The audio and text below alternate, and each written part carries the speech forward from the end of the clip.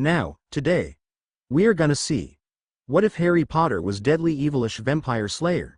Join Patreon for early ACESS of Super Op stories, also adult and steamy Harry Potter stories too. Please subscribe this channel, because definitely I will try my best to provide a valuable content for you all.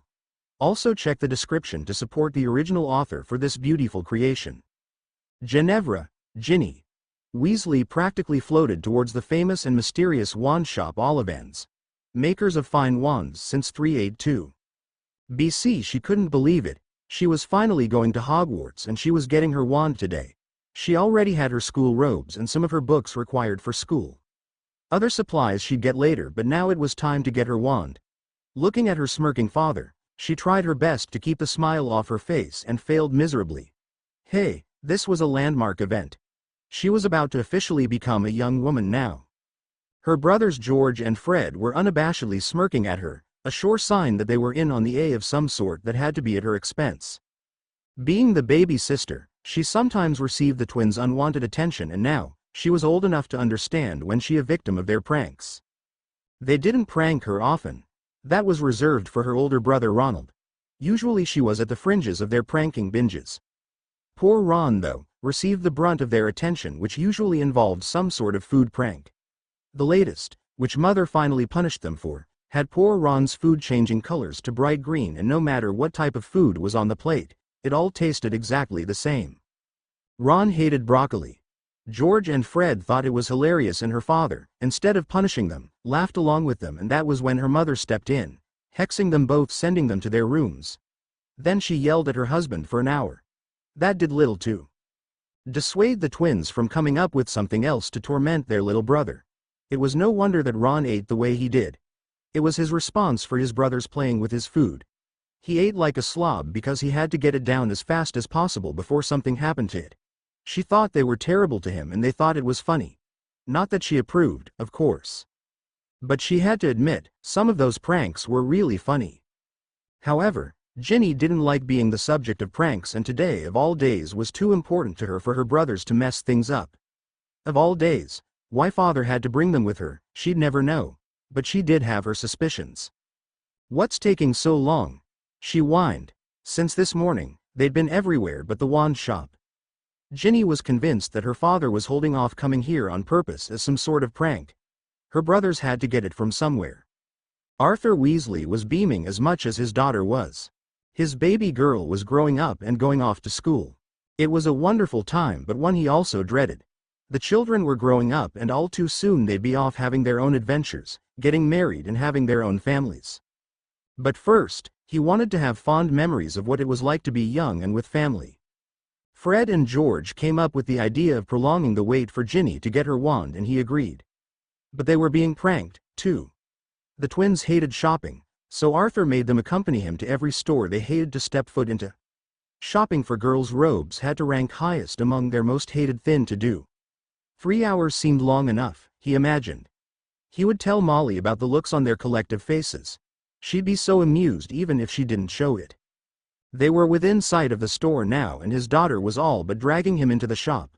Looking around, she saw beautifully crafted boxes and cases filled with every type of wand on display as one could imagine. Those wands were for display only and weren't real ones, but they simply helped to stir her imagination. The smells of different woods, exotic oils, and other things permeated the shop, making everything seem that much more real. It was amazing, and she couldn't wait. Her father couldn't help but smile as he saw the joy on his baby daughter's face. Moments later, her joy turned to disappointment. It's crowded, she wailed. It'll be nighttime before I can get my wand. The store will close, and I'll have to wait until tomorrow. Father, it's all your fault for putting this off. Grabbing his daughter, he tried placating her. There, it's only one customer in front of us and I'm sure he'll be done soon. Don't worry, Fred told her. It shouldn't take more than 2, maybe 3 hours, said George. Before you can get your wand, responded Fred. This mind-reading gift the twins shared was one thing that Ginny loved and hated about the twins. They were so close that they knew each other's thoughts to the point of finishing each other's sentences. Furthermore, they did it on purpose to confuse everyone. You'll have at least 20 minutes, continued George, before the store closes. That's plenty of time, spoke Fred. Oh, Yes. Plenty of time, finished George without missing a beat. Ginny responded the only way she could.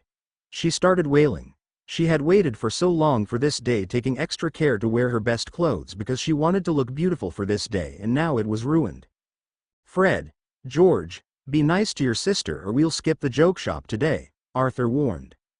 Both brothers immediately lowered their heads after a moment's shock. No way could they miss going to the joke shop. That was the reason why they came along in the first place. Yes, sir, both said in unison. Ginny still felt miserable. This was turning out to be a most interesting day for the owner of the wand shop. Garrick Ollivander's shop was busy today. Almost a dozen first years had come for their wands, and he smiled fondly as he dutifully repaired his shop over 24 times. All of the children were given fine wands, the best in the world if he did say so himself. That was the tradition, handed from father to son until the ownership passed to him. He loved his job because it was challenging creating works of art. Each wand was different and had to be matched to his or her owner. The art of wand making was not only in making the physical wand but matching it to the person. Becoming one with a wand wasn't as easy as he made it seem. There was an art to it, and he and his family were artists. Few and far in between were the complaints he'd received over the years. He was proud of his accomplishments. However, what the man before him asked for was as unusual as his appearance. It caused the elder wandmaker to take a moment to examine the man. He was in his early 40s with brown hair speckled with patches of gray. All about 6 feet in height, about 180 or so. He was tanned and had piercing brown eyes that complemented his almost lazy, relaxed smile. He looked healthy, and beneath his strange clothing he hinted of well-used muscles. He had the look of a foreigner, possibly a New World colonial. "Mr. Harris, you're a Yank, an American?" he asked as his curiosity got the better of him. "Yep, 100%, born and raised." "Most interesting," Ollivander said, as his eyes gleamed. "The wandmakers in the colonies are very good. Are you perhaps wanting a secondary wand for use? If that's true, then you've come to the right place."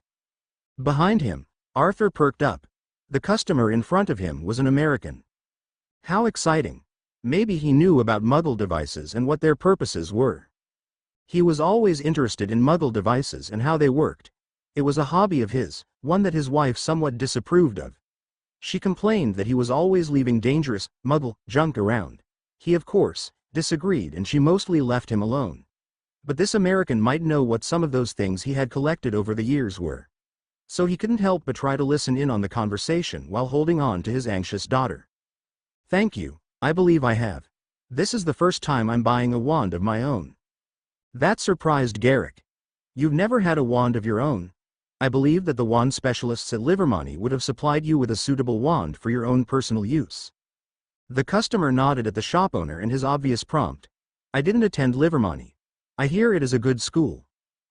I went to a private college in Southern California. It was very exclusive, and I received my training and degrees there. The wand I used was, you might say, a family heirloom, and I had to return it. I just moved here recently. I have a small magic shop a couple of blocks from here. It's not opened yet," he explained. "Most interesting," Garrick said, filing that away for future use. "Well, back to business. Which hand do you prefer?" Has asked as he prepared to make measurements to ensure a proper wand fit. Behind him, Ginny looked on with intense interest and excitement. Soon, she'd be the one being measured for a wand. "I prefer my right hand, sir. You can take the measurements, but I'm not here to buy a wand. I want you to make me one." The shop owner looked up in surprise. "You want a custom-made wand? I must inform you that all of my wands are custom-made." "I know. That's why I'm here," the man answered. "I have the design here," he said as he presented blueprints to the very interested shopkeeper. "This is a 13.5-inch, red oak and ash. And this," he pulled out a small wooden box and placed it on the counter, "is the core I want placed inside the wand." The wand maker looked intently as the man opened the box. Inside, there was a small tightly braided set of hairs. Intrigued, he pulled out his own wand and waved it over the braid. "What is this?" he asked. "I've never seen anything like this. It's human and something else." He waved his wand over it once more. "There is power here unlike anything I've seen before." The American waved his hand and the braid separated into 4 strands, each a different color. Behind him, Arthur raised his eyebrows at the demonstration of wandless magic. It's a braid consisting of 4 hairs, freely given. The blonde hair is from one of the longest living warriors of her kind. The brunette strand is from her sister warrior, heir to the line. The next strand is red and white, comes from their bond sister and my best friend when I was young. These are sister in all but blood. They strive together in friendship, adversity, though joy and sorrow. They are warriors against the darkness, and they are my friends. The last strand is from another bondmate, separate from me but never parted. She is a primal. Her strand was freely given to me. All are alphas, all are warriors, and all of them are my friends. The American waved his hand over the strands and the braid reformed itself. It's a primal, Ollivander whispered. I've heard of them, but never in my lifetime have I ever seen an example of one. I've had many cores to use in my wands, even phoenix feathers and vampire hair. I've created a wand made from the hair of a werewolf and scales of a dragon as cores, but never a mystical primal. I didn't believe they existed. They don't, not on this world. The man said it in a way that made Ollivander look at him in a new light. 6 inches, yes, yes. I see, he muttered. Not of this world. Can you do it? The man asked. I think I can rise to the challenge, the older man answered. It will take 24 days. Excellent, the man said as he clapped his hands. Here is a down payment of 30 galleons, the rest upon delivery. Excellent, is there anything else? I think that's it, he answered as the shopkeeper completed his measurements. Oh, here is my card. My shop will be opened in a few days. It's called Xander's Magic Shop and Curiosities. I'll also serve American-style foods. I look forward to visiting your store one day. Thank you again. Now, I have to get out of the way before that young girl bursts open at the seams. There was a gleam in his eye as he glanced at the young lady about to shove the American out of the way. Quite so, agreed the shopkeeper. A grinning Alexander Harris moved out of the way before he could be shoved by the young, petite red-haired girl. Thank you, sir, she said to him, as she stepped up to speak to the shopkeeper. Turning to the American, she said brightly, I am getting my wand today, and she promptly forgot he existed as Ollivander started to measure her. Good for Chapter 2. Chapter 2. Ginny had forgotten all about the stranger that had been in front of her, interfering with the most important day of her life, but Arthur and the twins hadn't. To Arthur, he was a fascinating individual. The man was dressed strangely, wearing a shirt that he believed that Dumbledore might have liked. It was full of color and light and somehow reminded him of some distant tropical island. And he was wearing strange slacks, jeans he believed they were called. Those pants had pegged him as an American from the start. People from the colonies coming to Diagon Alley was a rare event indeed, but what captured his attention was his request to have a wand made, not merely selecting one from what was considered the best wand maker in the world. The man turned to Arthur and with a lazy smile, he glanced at the youngster who was all but bouncing off of the walls while the shopkeeper tried to complete his measurement. She must be a handful, he said as the young one acted like she was being tickled each time Ollivander came near her to measure her wand arm. Oh, yes, she is, Arthur responded gaily.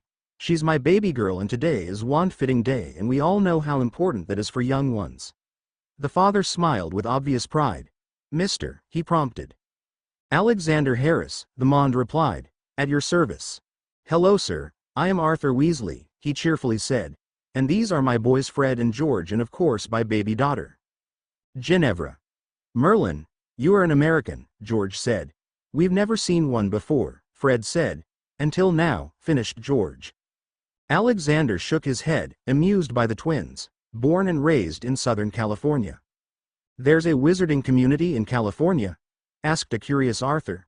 There are a lot of things in Southern Cali, but I grew up in a non-wizarding community. Arthur perked up. You grew up in Muggle territory? He asked excitedly. Behind them, part of the store caught fire which was quickly put out by the who was muttering that that wasn't the correct wand. Yes, I grew up in I can't say non-magical community, but where both magical and non-magical people lived together. But the statute of secrecy.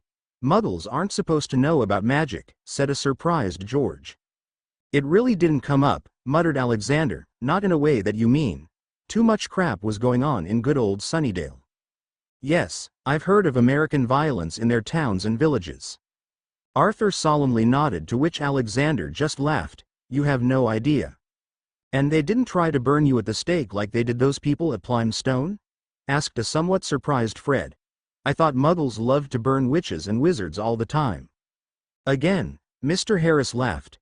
Those days are long, long gone. For the most part, once more remembering good old Sunnydale. But I think you are referring to Plymouth Rock, and that wasn't where the burnings occurred. That happened somewhere else, and those who were burned weren't witches or wizards, although many were accused of it by unscrupulous people interested in power, not to mention playing off on others' fear for personal gain, and let's not forget general insanity. Sorry, George responded, being somewhat confused and embarrassed. We don't know that much about American colonial history. I can tell, Harris answered, but not unkindly. Arthur jumped in. He didn't want the twins to unintentionally insult Mr. Harris. I've taught them as much as I knew, which I admit isn't very much. But I am ecstatic to know that magical and muggles can live together in peace. I've always believed in the equality of both, although I confess that I'm in the minority among my peers. He smiled at his understated comment. The ministry didn't even think of muggles other than by some abstract concept. In truth, many in the ministry and in the community wished they could just go away and never come back. But he wasn't one of them, which wasn't to say that he wasn't somewhat afraid of them. I do, however, have a question, if you would be so kind to answer. Now, the red-haired father looked hesitant. Do you know much about muggle technology? I mean, did you ever use things like the more modern-looking automobiles they seem so fond of, or the telly with those amazing black and white moving pictures? Black and white moving pictures, mouthed Alexander. He was about to give a sarcastic retort when he stopped. The man looked so excited and sincerely innocent that Harris couldn't get the cutting remark out of his mouth. Yes. I use it all of the time, all of my life. Behind him a small counter was blown to bits. Seconds later it was repaired by the nonchalant shopkeeper, who was muttering about the wrong wand again. Why do you ask? Arthur puffed up with obvious pride. I have an automobile myself, he announced proudly. With his wand, he produced an image of a vintage car that looked like it was built in the late 40s, early 50s. The family and me have wonderful Sunday drives. Had it for about 6 years now. A magically enhanced car, assumed Harris. It looked a lot older than he was. Naturally. It's registered and everything. All legal. Strict ministry rules and all that rot, he laughed. Do you, perhaps, own a car? I hear that most muggles have one. Which I expect you have, coming from a muggle village as such. Yes, Mr. Weasley, I have a one at my home just outside of London. It's a modified Lexus 520T built to European specifications. It was built by non-magicals. The elder Weasley started beaming. I would love to see it one day, he said wispily. And do you use the tellies sometimes to talk to your muggle friends? To his surprise, Alexander's demeanor changed just enough so that he'd noticed. Mr. Weasley, I have to correct you on something. You should say non-magical, or no mags, when you speak about non-magical people. The word, muggle, may not seem an insult to you, but it is a derogatory that many of my friends would not react well to. Harris's tone was polite, but it carried a sternness that Arthur didn't fail to catch. I'm sorry, he said, and Harris saw that he really meant it. It was just that he hadn't thought of it that way. We always use the term. I didn't think it to be insulting to no mags. If it is, then I am dreadfully sorry. You don't speak to non-magical people, so you would not know it as a form of insult. The very word sounds derogatory. But you should tell your friends. If you think about it, it makes you sound like a different species, and I don't know if that's a good thing. It separates us more. Arthur hadn't thought about it in those terms before. Now, however, as he did, he could see the sense of it. I will tell them, but I don't believe that they'll listen, he muttered. But I will. Do you know lots of no mags, Mr. Harris? Asked Fred, while all of the duck from flying pieces shrapnel from the latest explosion from his wand-waving sister. Standing up, the American smiled. GNNY was just like Dawn's baby girl. Thinking about that, something else came to him. He used to hate being called Mr. Harris. Now that he was older, it didn't bother him at all. He wasn't his father. Good grief, he was getting old. But to answer the boy's question, quite a few, Fred. Most of my friends don't have any magical abilities, as you understand, said. Abilities. George perked up as it hit him. You can tell us apart. Yep, it's obvious, Alexander responded while quirking an eyebrow. How? Asked George. It's obvious, once you know how, Alex smirked, which the twins to mean that he wasn't about to tell them. Both of them glanced at each other in excitement. Our mother has trouble telling us apart. That means this is a challenge, both twins said. We shouldn't disturb Mr. Harris anymore, Arthur said. He was still feeling a little uncomfortable about the Muggle comment. He didn't know the man and he didn't want to insult him any more than he thought he'd already had. Alexander noticed his change. That's okay, boys, I will enjoy the challenge. You've thrown the gauntlet. I can only pick it up. Both the boys looked at each other. Challenge accepted. Now, boys, said a worried Arthur Weasley. Alexander struggled not to roll his eyes. Arthur hadn't done anything wrong and now he exhibited all the signs that a puppy being yelled at would. Arthur, I want to show you something, Alexander said as he pulled out a small rectangular box. This is my cell phone, or telly as you would call it. He handed a small thin box-like piece of no-mag technology to Arthur, who gingerly grabbed it from Harris's hand. It's a Samsung J12 Perks. It's one of the latest phones in communications technology. But it's not the most expensive, couldn't afford that, he muttered. That's the S-series, little too expensive for my taste. Some of the explanation went over Arthur's head, but he got the gist of it. The patriarch handled the small box carefully, flipping it over a few times trying to understand exactly what he was looking at. This is how it works. If you turn it over so that the black glass is facing you and you move your hand over to the edge, you will feel a series of 3 buttons. Press the top button. Arthur's curiosity getting the better of him as it so often did, pressed the small thin button. Immediately, the glass lit up into a crystal clear image of Alexander's name and his title. Alexander, with his finger, then moved in it a series of unusual patterns on with his finger across the screen. The image then changed into a series of round, multicolored symbols with small identifiers underneath suspended on a blue background. What is this? Gasped the man. The images were so clear despite his small size, that he could barely believe it. This can't be a phone. It must be an American magical device. It's too small and has no wire connections and has pictures on it.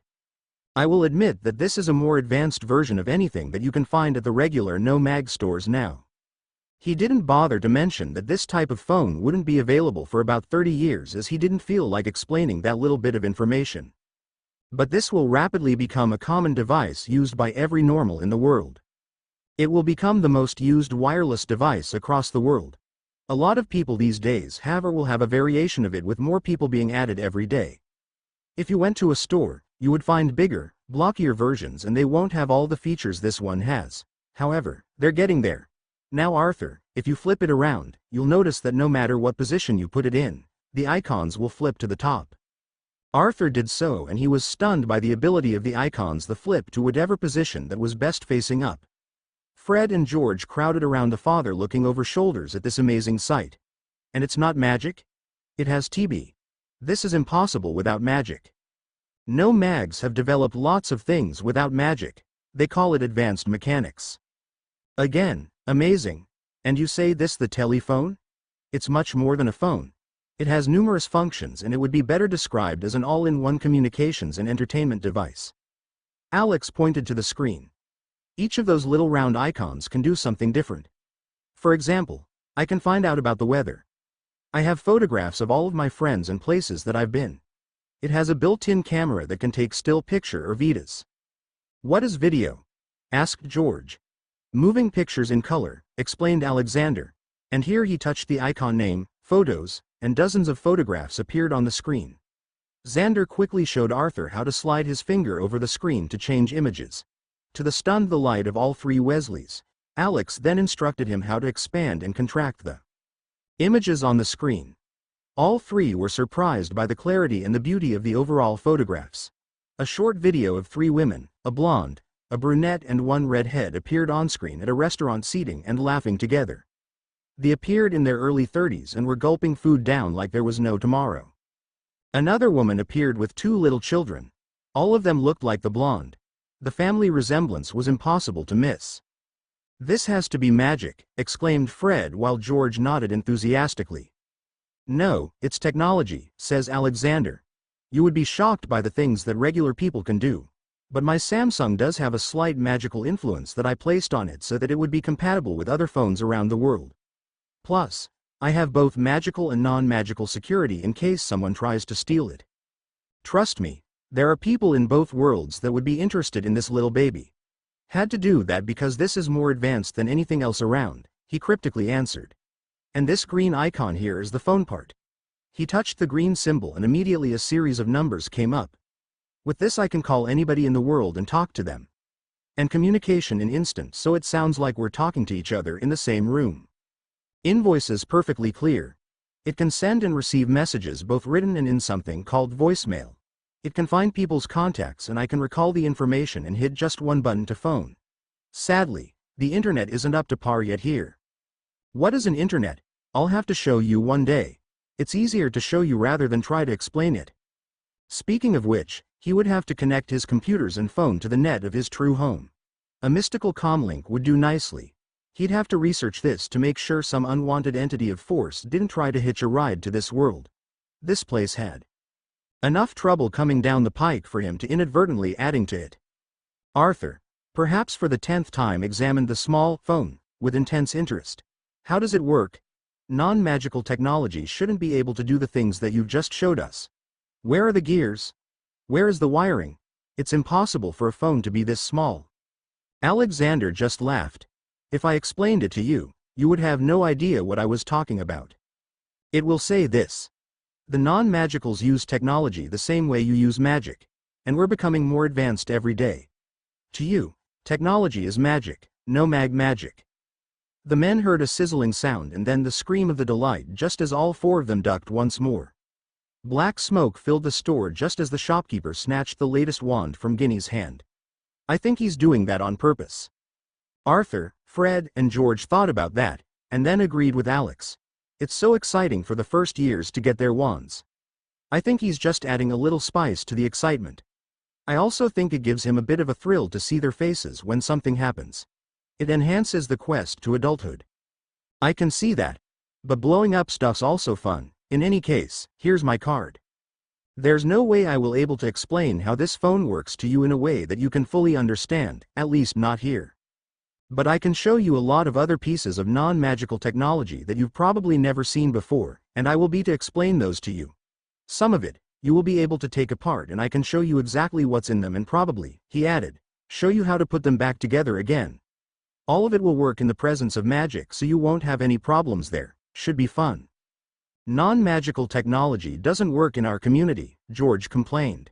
It's been proven that magic interferes with no-mag science, said Fred. Harris stared at them both as he tried to decide if he should share his secret. Boys, Mr. Weasley, I'll tell you a secret. Magic, or rather bio-magic, that you use does have what is called an electromagnetic effect on non-magical technology. But it's minimal and most products today aren't affected. But here in your communities, there are wards and spells in place to make sure that it doesn't work. I think it's done to keep our two worlds separate and to continually prove that magic is superior to anything non-magicals could possibly create. As for myself, well, I've gotten around those wards. He looked knowingly at Arthur. Why are they doing that? He wondered out loud. Something you should think about. Arthur looked as if he had just received the greatest Christmas gift in the world ever. At the same time he looked pensive. Why would the ministry do that? It was a foolish thought. He knew exactly why the old fogies would do such a thing. He couldn't help it. The thought of them doing such a thing hurt him. I would be delighted to come to your shop one day, as soon as it's open. I look forward to seeing you there, Alexander responded. I have to go now. Things to do, places to be. I'll see you again, he said, nodding to all three men. Please tell Ginny that I hope she truly enjoys her new wand, when she finally finds one, that is. Goodbye, waved Arthur as the American left the store. He glanced at the card. Xander's Magic Shop and Curiosities. Proprietor Alexander Harris, Arts Master. A few seconds later, he heard Ginny's squeal of delight and he smiled. I found my wand, she yelled. With the utmost decorum that she could muster, she commanded, pay the nice man please. Father. Chapter 3 Diagon Alley. It took a while living in Wizarding London for Alexander Lavelle Harris to force himself get used to such a quaint little community. It wasn't as bad as Africa had been with the trials of being with the mini-slayers, and some of the food, and the weather, and some of the animals like the very dangerous hippos, the hyenas who liked him and insisted that he join their packs, which he kinda understood due to his connection with Primal Girl, who had never fully left him. And some of the people he'd met while over there. The far majority of the people were wonderful, and he made many friends there. But almost all of the warlords and seriously crazy witch doctors who had access to the old ways were a true pain. All of them had power but possessed none of the wisdom that went with it, forcing him to fight them with as much ferocity as he had the vampires and other dark entities inhabiting the part of Africa where he was stationed. But that was a long time ago, and there were worse things in the world that he and his friends had to contend with in those days. For example, the wolf, ram and hart on one side and the powers that be on the other, were major pains. Their problems were that they both assumed they had authority above their station, and they acted as such. This attitude and the lack of common sense due to that arrogance was what almost set the world on fire. Alexander was lost to his thoughts thinking of the good old days as he slowly walked towards the Gringotts Bank about 3 blocks away. Most of the people that passed him gave him strange looks which he ignored. That wasn't unusual in small tight-knit communities. Strangers were always seen as someone to be wary of, but it wasn't that bad. Some of the locals had seen him around and were comfortable enough to speak to him in somewhat friendly acknowledge your existence kind of way, and had nicknamed him and his associate the American Colonials. He didn't mind as he kind of encouraged it, plus it was good for his soon-to-be open business. He maintained that lazy, relaxed attitude needed to establish himself and allow people to get used to him without being overly threatened. Diagon was a quaint little place and everything he'd imagined a 19th century village would be. It was like a lot of the small English villages in some of the outskirts of Bristol he'd visited in the last few months. More importantly though, it provided him with a secondary base of operations to do what he needed to do to help save the world. To any of the old Scoobies, this was like stepping into a Victorian imagined past mixed with knowledge of the early 1900s and a touch of the 1920s. If Faith was here, she would have been nuts. Dawn, her husband and her kids would probably have collectively died by now due to lack of internet access. He could imagine Dawn screaming now. It's the 1990s. What's wrong with these people? He was so glad that Willow wasn't here. It would be a disaster. There was little doubt in his mind that these magical community were some of the most isolationist people he'd ever seen, and he honestly worried about their future. There was nothing wrong with being isolated to some extent, and Alexander admitted that these people had a legitimate fear of non-magical people coming to exploit, control and kill them.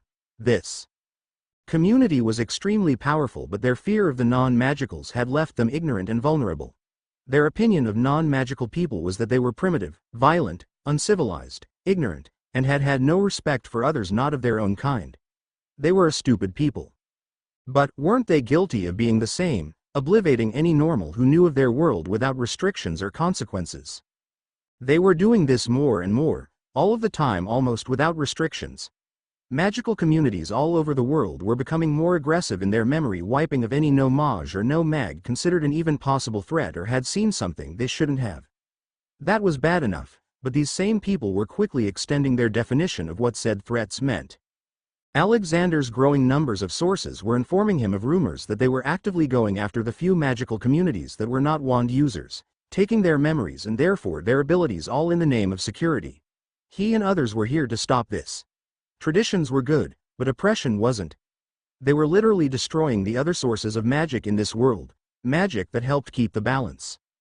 It was a concern that needed to be addressed sooner rather than later, but that wasn't his first worry. The consequences that happened because of Glory, the moron goddess, and what she unleashed into the multiverse in her quest to get home was the stuff of nightmare. The Scoobies had closed the rift, but the cracks had allowed things to get through and for other things to become aware of opportunities that they were once denied. No one had known of the damage at the time. Those dimensional fractures that ran across time and space allowed entities that should not have been allowed in this world to gain access. Whether it was from the past or the distant future, it didn't matter. The world had been seen and there were entities that lusted for such fresh meat. Those all-wise morons, the PTB, didn't see that coming, although it was so obvious that they probably tripped over it a couple of times. The evil law firm's CEOs didn't think past next week if it didn't interfere with their plans or bottom line. Both sides missed it and the enemies that they feared crushed them in a matter of months. Fortunately, The powers above the powers that be stepped in and contained the threat, but not everywhere, which was in part why he was here. "I'm spoiled," he whispered. "Give me good old London any day." Looking towards the clouded sky, he muttered ironically, "Giles, I take back everything I said about the land of Tweed." People who heard him muttering paid him no attention. After all, it was just the American doing what Americans did. Those colonials were strange. Sometimes, it was good to walk in order to get the layout of the land. It gave him a feel of the place. He could sense the wards and spells cast upon the entire area. The place was filled with magic, old and powerful. But the basics were all the same, all originating from the same source. Still lost in his musings, he nearly bumped into a young couple exiting the bank. Looking up, he mentally slapped himself. He needed to work on his awareness of his surroundings more often.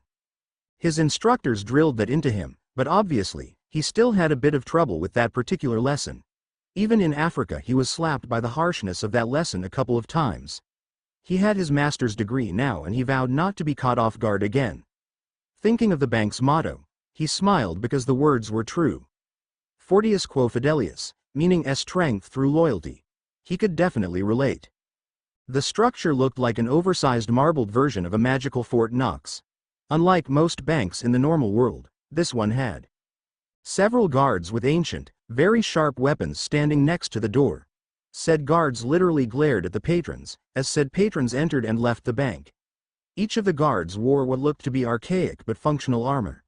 Alexander assumed that both the weapons and the armor were magically enhanced.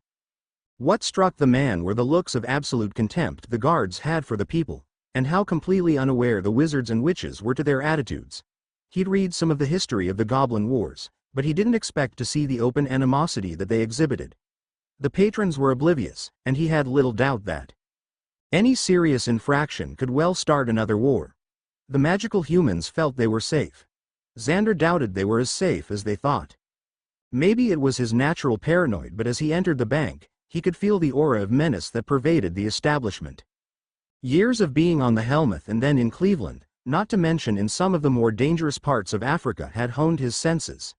Sometimes it wasn't the fast-vanishing jungles you had to worry about, it was the sprawling cities which hid a significant number of vampires.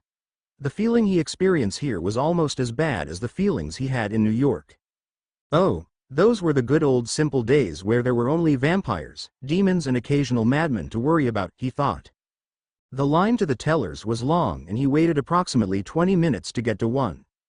These may have been the most civilized of the goblin species that Xander knew of, but there was no doubt that they were of the same family, just less overtly savage. Most of the goblin species were savage animals bearing a hatred of anything not their own that was truly frightening. For many of them, it was kill, or be killed if you were human, elf, or anything else. Here, they were just annoying unless you screwed with them. This was expected, so he was prepared.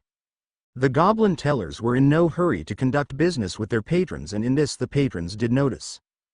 Being the only bank in town other than the Gnome Federated Savings and Loans whom few people trusted with their money, the people gritted their teeth at the disrespect and waited their turns. The goblins obviously enjoyed their influence and the ability to stick it to the wizards and witches in every way possible legally, of course. Alexander was also that the people here were so used to it, they likely didn't even realize what the goblin were doing it anymore. After a seeming eternity of waiting, he stepped up to the booth. The name of the goblin teller who was sneering at him was on a placard. Xander had no intentions of trying to pronounce it. As was custom, this goblin barely glanced up at him, however when he did so, his eyes widened for an instant. Normally wizards didn't wear capes, and this cape somehow impossibly looked threatening. Furthermore, rarely did Americans come to the British branch to do business. "What do you want?" the unnamed teller growled as he tried to intimidate Alexander and show his disdain at the same time. "I want to do business with thus sorry excuse of a bank," he growled back. "Correction, I mean to do business with a sorry excuse for a minor bank employee. I want to open an account here, but looking at such incompetence, I wonder if I've made a mistake," he said. And then he whispered something that made the goblin teller blanch. His eyes flared in surprise and anger. That was the old tongue, No Name gasped. Other than a few words, that language was lost to time and only a few knew how to speak it. But every goblin knew the intonation and a few insults of that lost language. Then he stood still in shock as the caped American proceeded to further insult him and his family in the old tongue. Most of the words went over his head, but he got the point most eloquently. The teller was enraged. He was also intrigued. "How do you know our language? How do you know of the old tongue?" he demanded. "One of the old tongues," Harris corrected. "I know several, but it doesn't matter to you, does it? What I want is to open a bank account at this sorry establishment. If you can get off your behind and help me or get someone more competent, get someone else." The goblin looked at him for a long moment. "Wait over there," he said, pointing towards a small chair off to the side. The teller disappeared though one of the many back doors behind him. The people behind him sighed in frustration. Their wait was about to get longer. After a few minutes another goblin opened a small door off to the side and motioned Xander to come with him. They walked through several corridors before they got to the goblin's office. The man was unsurprised that the office was larger than most. His introduction using one of the old languages was more than enough to capture their interests. As Xander sat, the old goblin did the same. Immediately the goblin started speaking. "I am the manager of this fine establishment," the male said in the same old tongue that Xander had used. "You wish to open an account?" Xander didn't miss a beat. "Yes, I seek to create an account at this bank. But I'm here for a second reason which I will discuss with your head manager later." The old goblin almost sneered and would have, if it weren't for the almost flawless way the human spoke the goblin language. "How did you learn to speak the old tongue?" he finally asked in English. "Only a few souls on Earth know of that language." Alexander snarled it nicely. "That is the second reason why I'm here. But first, I want to open an account starting with £3,000, normal currency." "That's all?" The goblin grumbled. "I expected more." "Guess what?" Alex said, matching the ferocity that the old goblin used. "My account is priceless to your bank. Money is good, but it's far from everything of value." For the first time, the goblin's stare wasn't filled with the contempt that pervaded the other goblins he'd seen so far. "We shall see," the goblin with no name allowed. This wizard interested him as far as humans could. "My associate said that you want to open with 3,000 British pounds. Normally I would have one of my underlings prepare the papers, but I will do this personally. Your introduction demands this. I am curious why you're here, and it's not just opening an account with our illustrious institution, is it?" "Good," said Xander, giving off a sinister smile. "Now, continuing the introduction, would you be interested in completing this application in the old tongue, just for practice? I have no desire to use words like sorry and incompetent when I speak of this institution. I want to know what it's like to work with a first-rate establishment without first having to insult those who work for it. Then we will discuss the real reason I am here." "I accept the challenge," the goblin growled amiability. This human was intriguing and had offered honorable challenge using words instead of weapons. The aged goblin rarely had the opportunity to speak in the ancient language, so wouldn't waste the opportunity. Besides, he wanted to see how fluent this American was. For the next half hour, the goblin found himself pleasantly surprised, and he learned a bit in the process. This, of course, irritated him somewhat, knowing that the human knew more than he did about the obscure language. However, he was never one to ignore new knowledge. And learned he did. Chapter 4 Gringotts Bank. Your blood work is completed. Sign here, here, and here, the bank's co-owner ordered impatiently. Use this pen to sign your name, Mr. Harris, he said as he handed Alexander an ink pen. The human's eyes lit up in surprise. A real ink pen, he mused. It was magical, of course, but that wasn't the point. I thought you'd prefer a quill. Now, the goblin smiled a toothy grin, pleased that he surprised the human. We keep up with the times, he explained. These English wizards like quills, so we accommodate them. The pen has already extracted a small amount of your blood without the irritation the quill usually causes, of course. I expected nothing less from such a notable bank. A few moments he had finished signing and couldn't help but sigh with relief. Is there anything else? The goblin asked in his most bored tone. The fact of the matter was, he was far from bored. Actually, there is, Alexander said. Carefully he reached into his shirt pocket and pulled out a tiny book. The goblin was curious as to what it was as Xander waved his hands gently at the book and it expanded into a huge volume covering most of the desk. The book had a very thick, intricate cover, being brown in color inlaid with gold. The edges of the pages were gold-plated, The goblin's eyebrows reached into its forehead as he looked at the book in front of him with undisguised greed and curiosity. The title was written in an unknown language, however, it was a definitely goblin-based dialect. "What is this?" the goblin asked somewhat suspiciously. He had to forcibly move his hand away from the book, which seemed to draw him closer to it, making him want to touch it. "This is the fulfillment of a promise passed from generation to generation until this book reached the proper owners. That day is today. This book represents the history of the Ulick people who lived and died many tens of thousands of years ago. Ollivander, the author of this book, was the last of his people, of his clan, of that tribe. Your species is a direct descendant to that tribe. You're aware of some of the other goblin species, I see," the old goblin hissed. He paused for a few moments as he tried to remember something of the tribe that the human had mentioned. Finally, he gave up. "I've never heard of the Ulick tribe," the goblin snarled, "but not in hostility. We have no history of such a tribe." "No doubt. This was before your time. In fact, it was long before your goblin species settled the lands you now occupy, and you've been here for at least 2,000 years. This book is almost 8,000 years old, before the Great Fall. My ancestors made a promise to Ollivander that this book would be protected and given to the true goblin ancestors when they were found, so that the promise could be fulfilled." 8,000 years? Impossible, the old goblin grinned, amused by such a prospect. Alexander stared at the goblin intently. "I can give you a short history of those people who lived long ago. Interested?" "Of course I am, human." "Proceed." Without hesitation, Alexander proceeded to tell his story. There was great war against a goblin queen who was the Dark Lord of that time. So brutal and vicious was her reign and lust for power that humans, the elves of that kind, and the goblins came together to battle against her forces.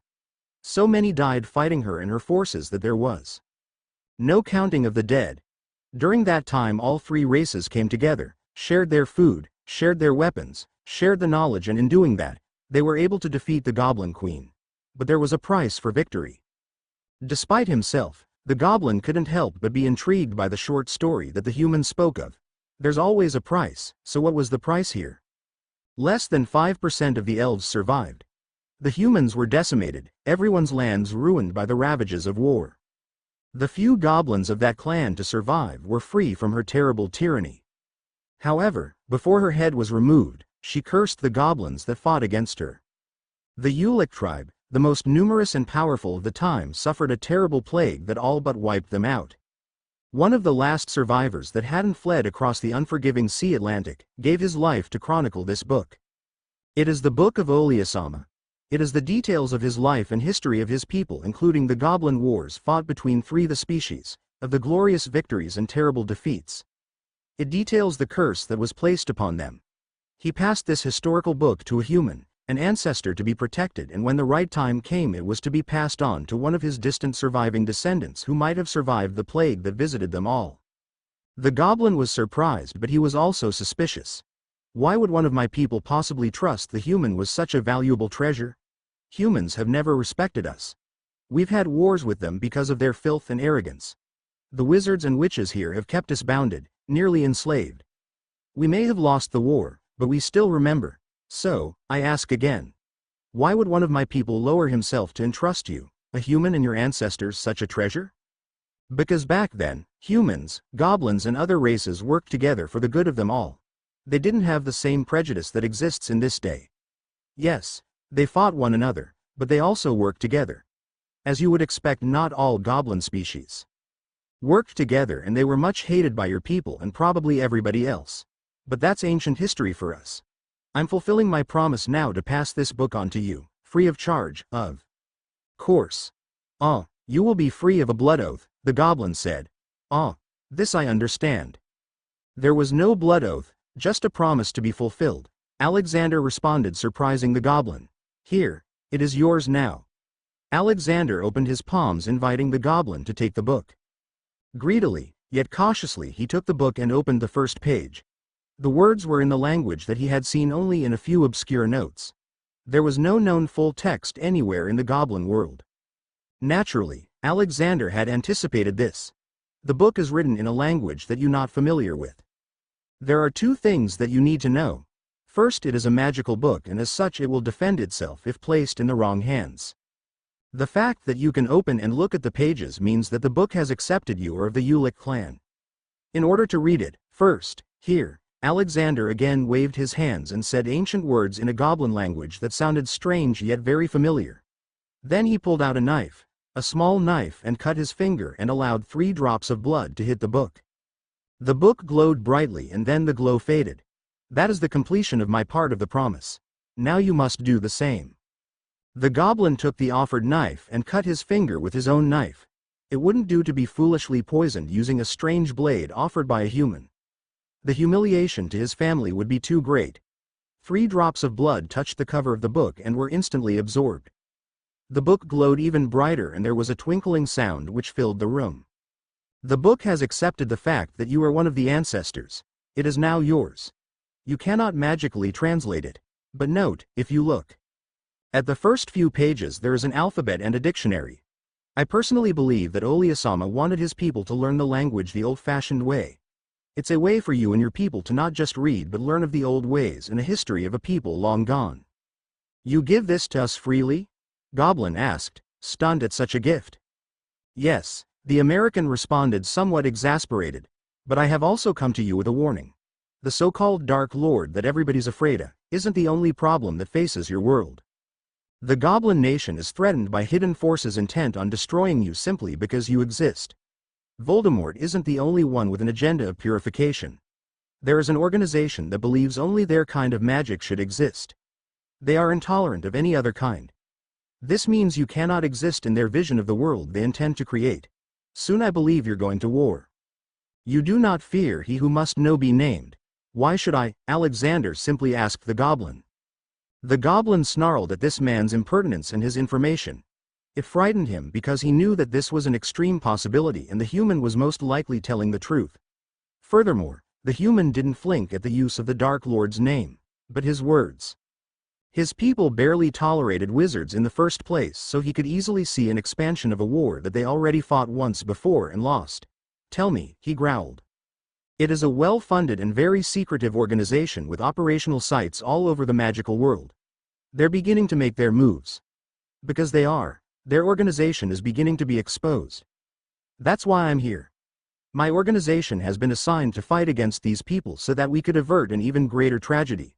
I'm hoping that my people can come together with you and yours to deal with this threat.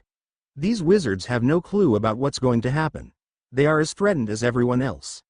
This organization wants magical domination. They plan on absolute rule and your people are not part of the equation. Alexander's 2 eyes fairly glowed with arcane power. Staring at the goblin and then glancing at the book, he continued. The book is a gift and the fulfillment of a promise, but I hope that it can be a bridge gate for us working together. Goblins don't trust humans, but tell me more. I will, Alexander promised. But now is not the time. There's too much to tell and you need to talk to your people and let them know what I've told you. And then you must test the veracity of my words. Alexander smiled at him. Never trust a human. True, the goblin smiled, and it was a genuine one this time. Know that the Goblin Nation appreciates this gift in which you have given us. It will not be forgotten. We will contact you soon. Alexander smiled. We'll contact each other. Getting up, he handed the goblin a card. On it was his address in London, England. Diagon Alley, England, year 1992. 24 days later. 10 minutes before Ollivander's was normally set to close, Garrick flipped the open sign in the window to closed. The day had been busy, but not as much as earlier in the week. Several people had come in with cracked or broken wands. As his specialty was in repair as well as wand making, he did a brisk business, enough to pay the bills and make a small profit. Lately, some of the younger wizards were coming on for repairs, mostly cracks and in a few cases, broken wands. Unlike their parents and older siblings, the younger ones didn't take care of their wands as well as they should, especially when the excitement of having one began to fade. It was something to be expected. Everyone was excited about receiving their first wands, and many of the young ones even slept with them, or unintentionally slammed their wands onto tables or slammed them into walls or stepped on them accidentally. You name it, he had seen it. Those were incidents that always occurred among the young ones and drunks. He wished they took care of such a precious gift, but accidents did happen, and unlike the reparo spells used to repair other items broken or smashed, it was impossible to use that spell on wands. Wands were too finely a crafted instrument, one bonded to its user. Simple repair using Reparo didn't work. Even he couldn't use it to repair wands. It required a human touch. Naturally, he used variations of the spell all the time in his store. Many of the children receiving new wands caused significant damage, but never so much that he couldn't fix the damage. Pureblood children, the rich ones, were especially destructive. Sadly, there were a number of children who broke their wands in their first year. Fortunately, their parents were rich enough to buy their little gits new ones, and Ollivander was glad to be of service. But when a core was misaligned, damaged or destroyed, it was his wisdom, expertise, knowledge, and hands that were needed to save the day or replace the wand. Rarely could a damaged core be used again. And a purposely snapped wand? Forget it. Nevertheless, it must be acknowledged that his first love was wand creation, as it was for his father, and his father before him. The men and women of the Ollivander clan dating back generations were masters of their craft. He loved his work, and never so much as now. He had labored and created his first quad-cord wand. The oak and ash wand was somewhat thicker than most of his more traditional designs. It reminded him more of a weapon than a simple wand. Here, he shook his head. There was nothing normal about this wand. It took him days to select the right woods. The inner ashwood sheath contained the quad core. That was the second challenge. He spent hours preparing to properly encase the core into the ash. Using secrets developed by his descendants, he gently placed the quad core on top of the wood. The prepared ashwood slowly absorbed the core into itself. The process took several hours, and when it was done, he performed several diagnostics. The ashwood glowed brightly, confirming to the master maker that not only was the core magical but also very powerful. In fact, only a phoenix core came close to showing such latent power. Next, he spent several days selecting and preparing the oak outer sheath. After the 15th day, he placed the ashwood core on top the oak casing. Within seconds, the integration process began as the ash core was absorbed into the oak sheath. That process took 5 days to complete. He was intrigued by the entire process. He could feel the magic of all three parts combining and integrating with one another. Occasionally, he saw sparks form and dissipate as the proto-wand, for a lack of a better word, gestated. In and of itself, the energy discharges were unusual, as wands rarely showed their power while they formed. One could naturally feel it, but not see it as he saw it then. The fact that it did so intrigued and frightened him. He could feel the savageness and determination boiling inside the wand. But he also felt its protectiveness and its desire to defend not just its owner but others as well, so much so that he found himself talking to it. Normally he muttered to himself as he worked, but never did he actually speak to the wand itself.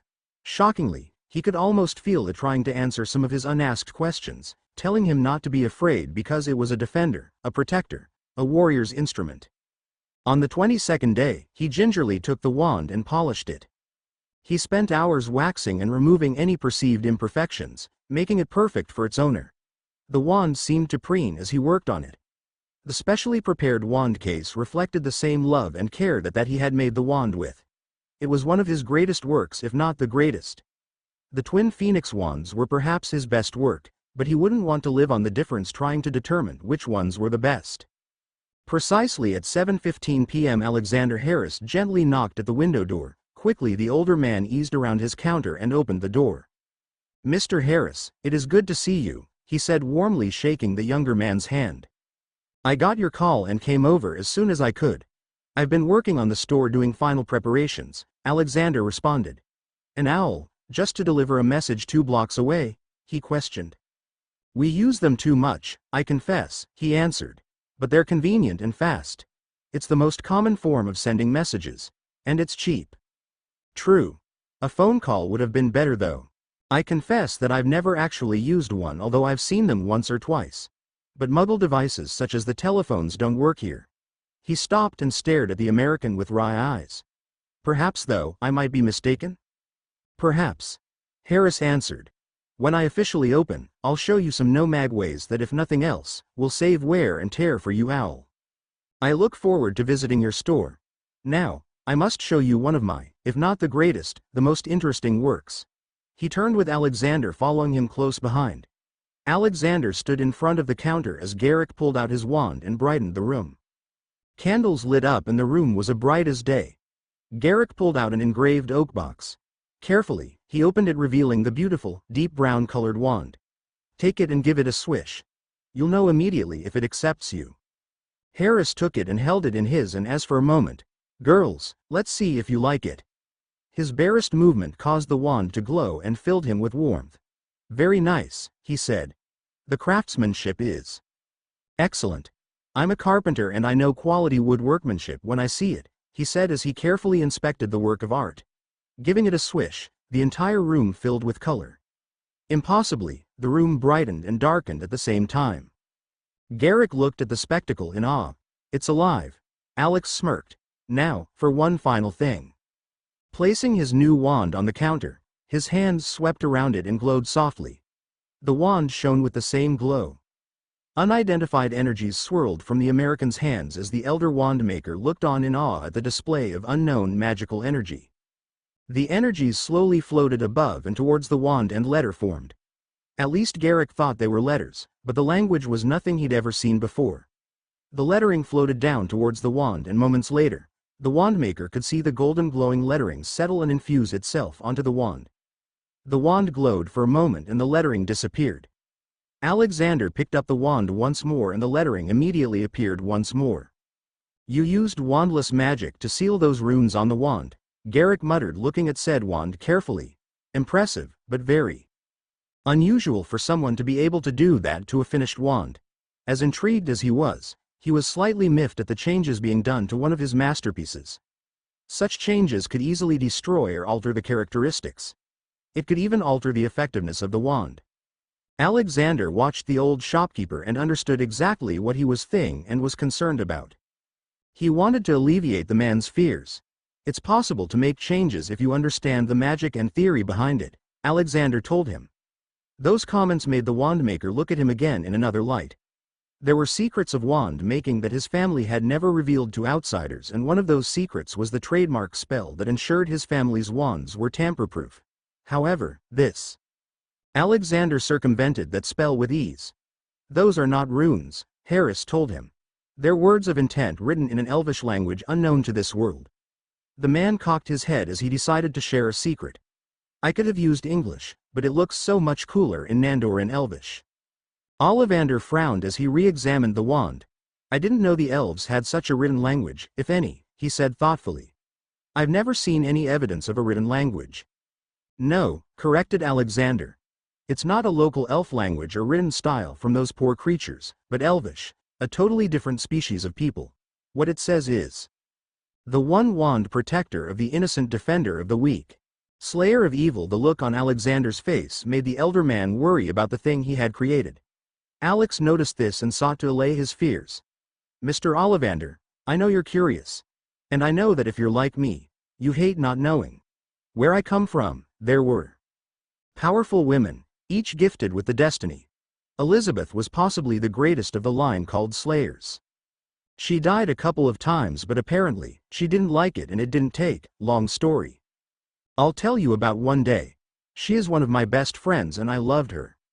The second slayer, sometimes called the Dark Slayer by vampires and forces of darkness everywhere, which doesn't mean Dark Lord as you know the term, was Faith. The line of slayers passed through her and she is my friend as well. The third was my best friend Willow. She's a witch, both light and dark. But, like the others, she is a protector of the world.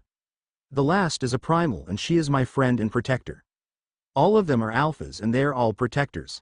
This wand will protect this world from the forces of darkness and evil. That's all I will say right now, other than this."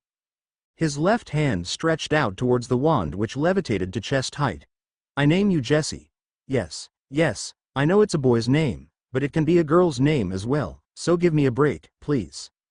Mr. Ollivander felt a chill go down his spine. He wasn't sure who this man was speaking to. There was something about him that he couldn't place, which in itself was unusual, as he was very perceptive. At this point, he couldn't quite lock onto this Alexander. He felt this man wasn't a threat, but he couldn't quite determine what he was. Immediately, the wand glowed brighter than before and the shop shook slightly before everything returning to normal. Garrick was no fool, nor was he inexperienced. He felt the magical power in both the wand and the man standing next to him. What he didn't recognize was the magical signature surrounding the American. It was different and unlike any wizards he'd seen before. Your wandless magic felt different, almost ancient, noted a very interested Ollivander. Who are you really? He asked. I am the one who sees. I am called the protector of man. I am a master of the arts. I am a man with a lot of pompous titles, he said, smiling at the curious shopkeeper. Jokes aside, Ollivander could sense the truth emanating from him. What kind of arts exactly, may I ask? The good kind, I promise, smiled the cryptic American. I'll tell you one day when we know each other better. I have a few more projects that you may be interested in after I get established. Opening a store in Diagon Alley is a pain. You've got more regulations than a store on Fifth Avenue. Now, I believe I owe you the remainder of your payment? Alexander Harris closed the door to his not-quite-ready store and pulled down the window shade. The protective wards activated, and he conjured up a comfortable chair, placed the packages on the table and pulled out its contents. These days, he ate healthier, but every once in a while, pizza called to him, and most of these people here have never even heard of the delicacy. It was a good thing that this New York and Chicago had identical foods that he was used to from home. It was also good that the pocket dimension that he stored his personal stock of food items was available with a gesture of his fingers. Sighing, he placed his pan-style pizza into the stove and turned the setting on pizza. The stove was one of the super expensive kind that had so many knobs and control settings that he still wasn't sure what everything did. The convection oven started up and his quickie meal was cooking. It was amazing to him that after being here for 5 months, he could find few people in this magical community that even know what a gas stove was, much less how it worked. Of course, for his use, electric power and gas was magically connected to his home outside of London because there were no such connections here. These people still used candles, magical ones, but still they were candles. It was a fascinating world, with fascinating people rushing headlong into extinction. Glory, nicknamed the Moron, really screwed things up.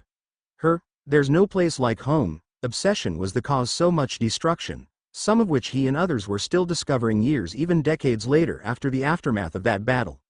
The collateral damage she brought was still being felt across several worlds.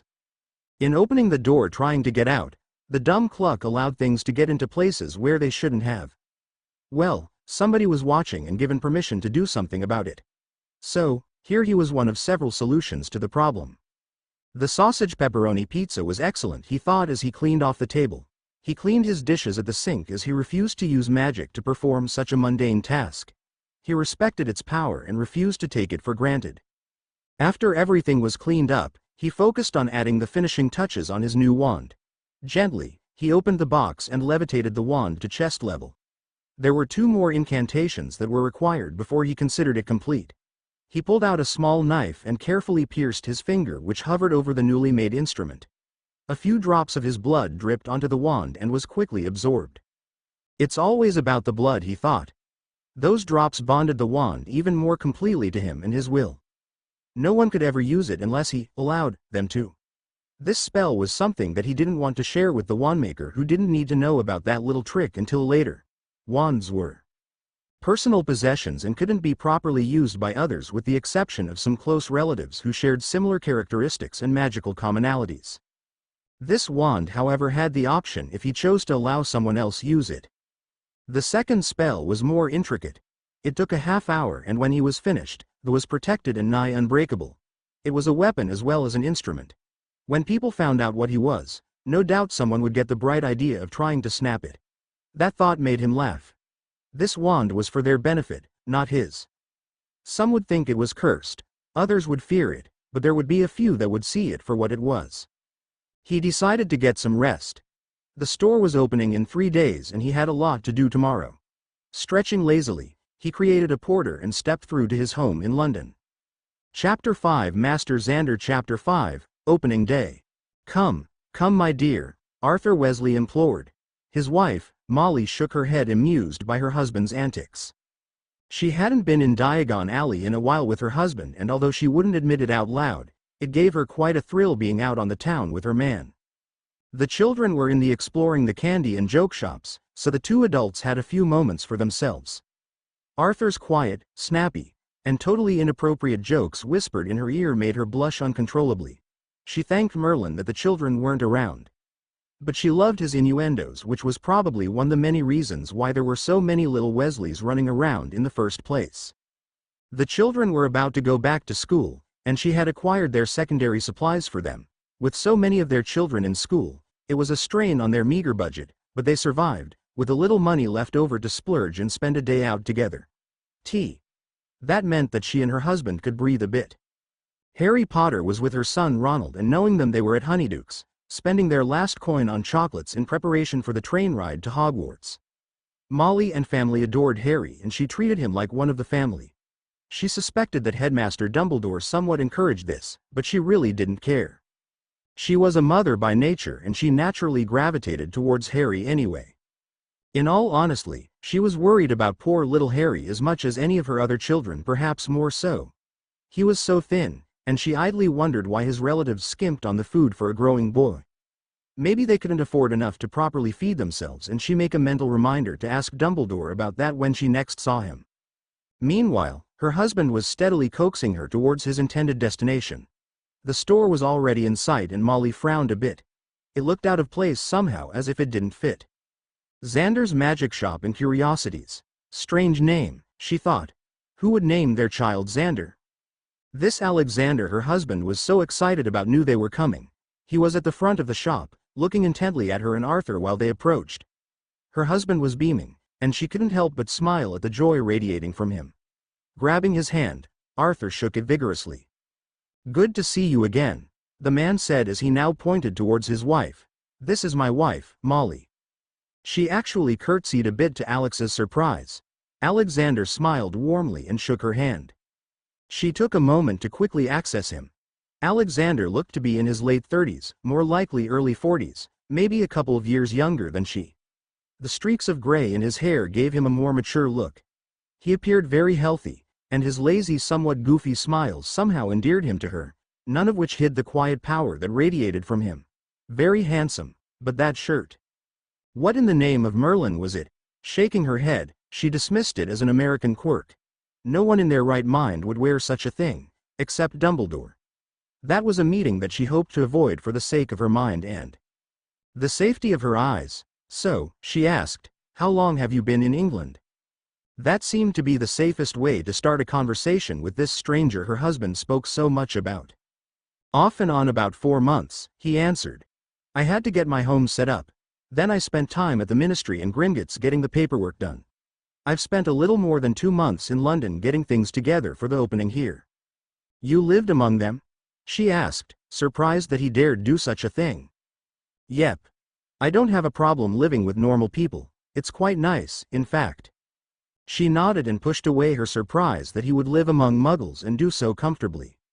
She did understand his challenges with the ministry, having an idea of how much went into opening a store in Diagon Alley. She wondered how he managed to do it at all, considering the competition and the ministry's antics.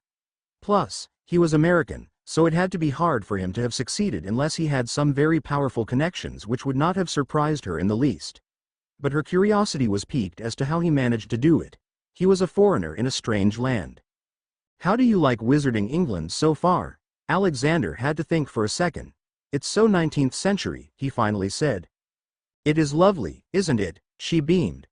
Alex prompted gently, and she and Arthur entered the shop. To her utter surprise, the twins, Ron and Harry, were already there, trying to examine everything. How they got there first, she couldn't figure out. Probably, it was her husband's fault she didn't notice them heading towards the store because he kept whispering naughty little nothings in her ear. Harris half closed his eyes. "Yeah, lovely. Real state-of-the-art," he muttered in a somewhat perky manner as he followed them into his store. "What is this?"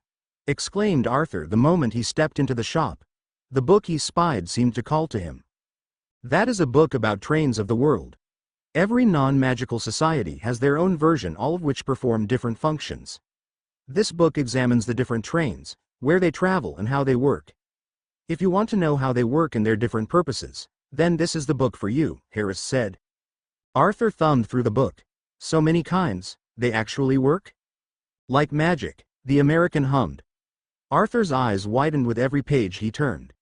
The paper fascinated him, it being glossy and having such a strange and exotic feel when compared to the parchment he was used to. And the images weren't detailed paintings. They were so lifelike and in superb color. It seemed like he could almost able to reach through and touch it. And it was a non-magical item. He turned a page and saw a set of schematics of the internal workings of a diesel engine train. How did the no-mags create such beautiful images and such complex machinery without magic of any sort? It's more complicated, he whispered. Much more than I imagined. How can they understand, let alone build something like this? Years of experience, success and failures, like everything else, answered Alexander. This book shows how they work, why they work and their uses. Amazing, isn't it? Quite, answered the stunned Weasley. I thought they used wood or maybe petrol. I mean all of the smoke had to come from wood or petrol of some kind. But non-magical controlled lightning? Alexander refrained from trying to slam his head on the nearest countertop. The pain wouldn't have helped anyway. You should buy the book, he suggested. It has a lot of information you'll find very interesting and informative. If you have any trouble understating thing which you will, I can answer some of the question you will come up with, mostly. Mr. Harris, do you by chance have any books on aeroplanes and how they can fly and not fall to the ground? He asked hopefully. I still can't believe that those contraptions only use one pair of wings. I thought they needed two. He looked so earnest and hopeful that Harris couldn't help but to laugh his heart out. Haven't you looked in the sky? Planes are all over the place. Well, they can't see us through our wards, and we can't see them through the wards. Our magical community is self-sufficient and most of us have no need to interact with the outside world. There's no need to, mused Alexander. Isn't it like this in magical America? In some places, it is, admitted the thoughtful younger man. Change of any kind is hard. He quietly muttered too softly for Arthur to hear clearly. Sorry, I didn't hear you. I was just agreeing with you. America is in some ways as closed off as you English. But it's not important. Back to the subject at hand. Yes, I have some large bound books that shows you most of the modern planes as well as the older stuff. It'll help you catch up, and, call me Xander. All of my friends do. Arthur looked up in shock. Thank you, Xander. I would be honored to be your friend and please call me Arthur. Okay, Art. Arthur blanched and his demeanor changed as he looked at Alexander in utter horror. Please, please, don't call me Art in front of Molly, he begged looking in the direction of Molly who had wandered off to look at an item that had caught her attention. She hates that name. She says it makes me sound like I'm a child. Again, Xander laughed. It wasn't malicious, just a gentle acknowledgement. A friend of mine used to abuse names just for the fun of it. It got old when people did the same to her. I promised to never call you that in front of your wife. In fact, he promised himself no to do it at all. Buffy made a lot of enemies doing that very thing when they were younger. He vowed not to repeat that mistake, unless it served a purpose, like pissing someone off. By the by, how much are these two books? He asked. He wasn't the richest person in the world. He assumed that these books are very, very expensive. For my friend, these two books are 3 galleons each. Arthur looked at him, astonished and more than grateful. Such quality merchandise should cost 10 times as much just for the picture alone. I would prefer payment in British currency, but I don't think you have any of that kind of money. The family doesn't use it that much, he confessed. We don't interact much with the mug, sorry. Non-magical world, so we really don't have a need for it. But I know we have some somewhere in the house. If you want to wait, then when I return home, I'll see if we have some lying about. Alexander just smiled. Don't worry about it, he said. Your money's good here, whatever kind. I know that the goblins cast the coins, so I assume they're the ones who are responsible for keeping your money separated from the land of Tweed. But whatever works. You don't agree of our way of doing things? Asked the curious wizard. The American shook his head. I understand why the goblins do the things that they do. Their money is tamper-proof and copy-proof. But to rely on the goblins so much makes you dependent on them. The wizarding community are human.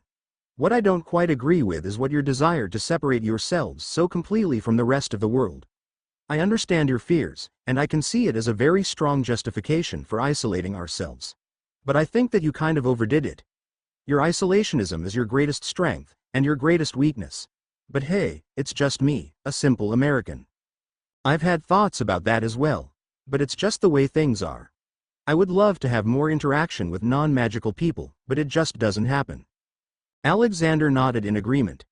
Too much isolation is a bad thing, at least in my personal opinion. There are forces in your community that are not helping the situation.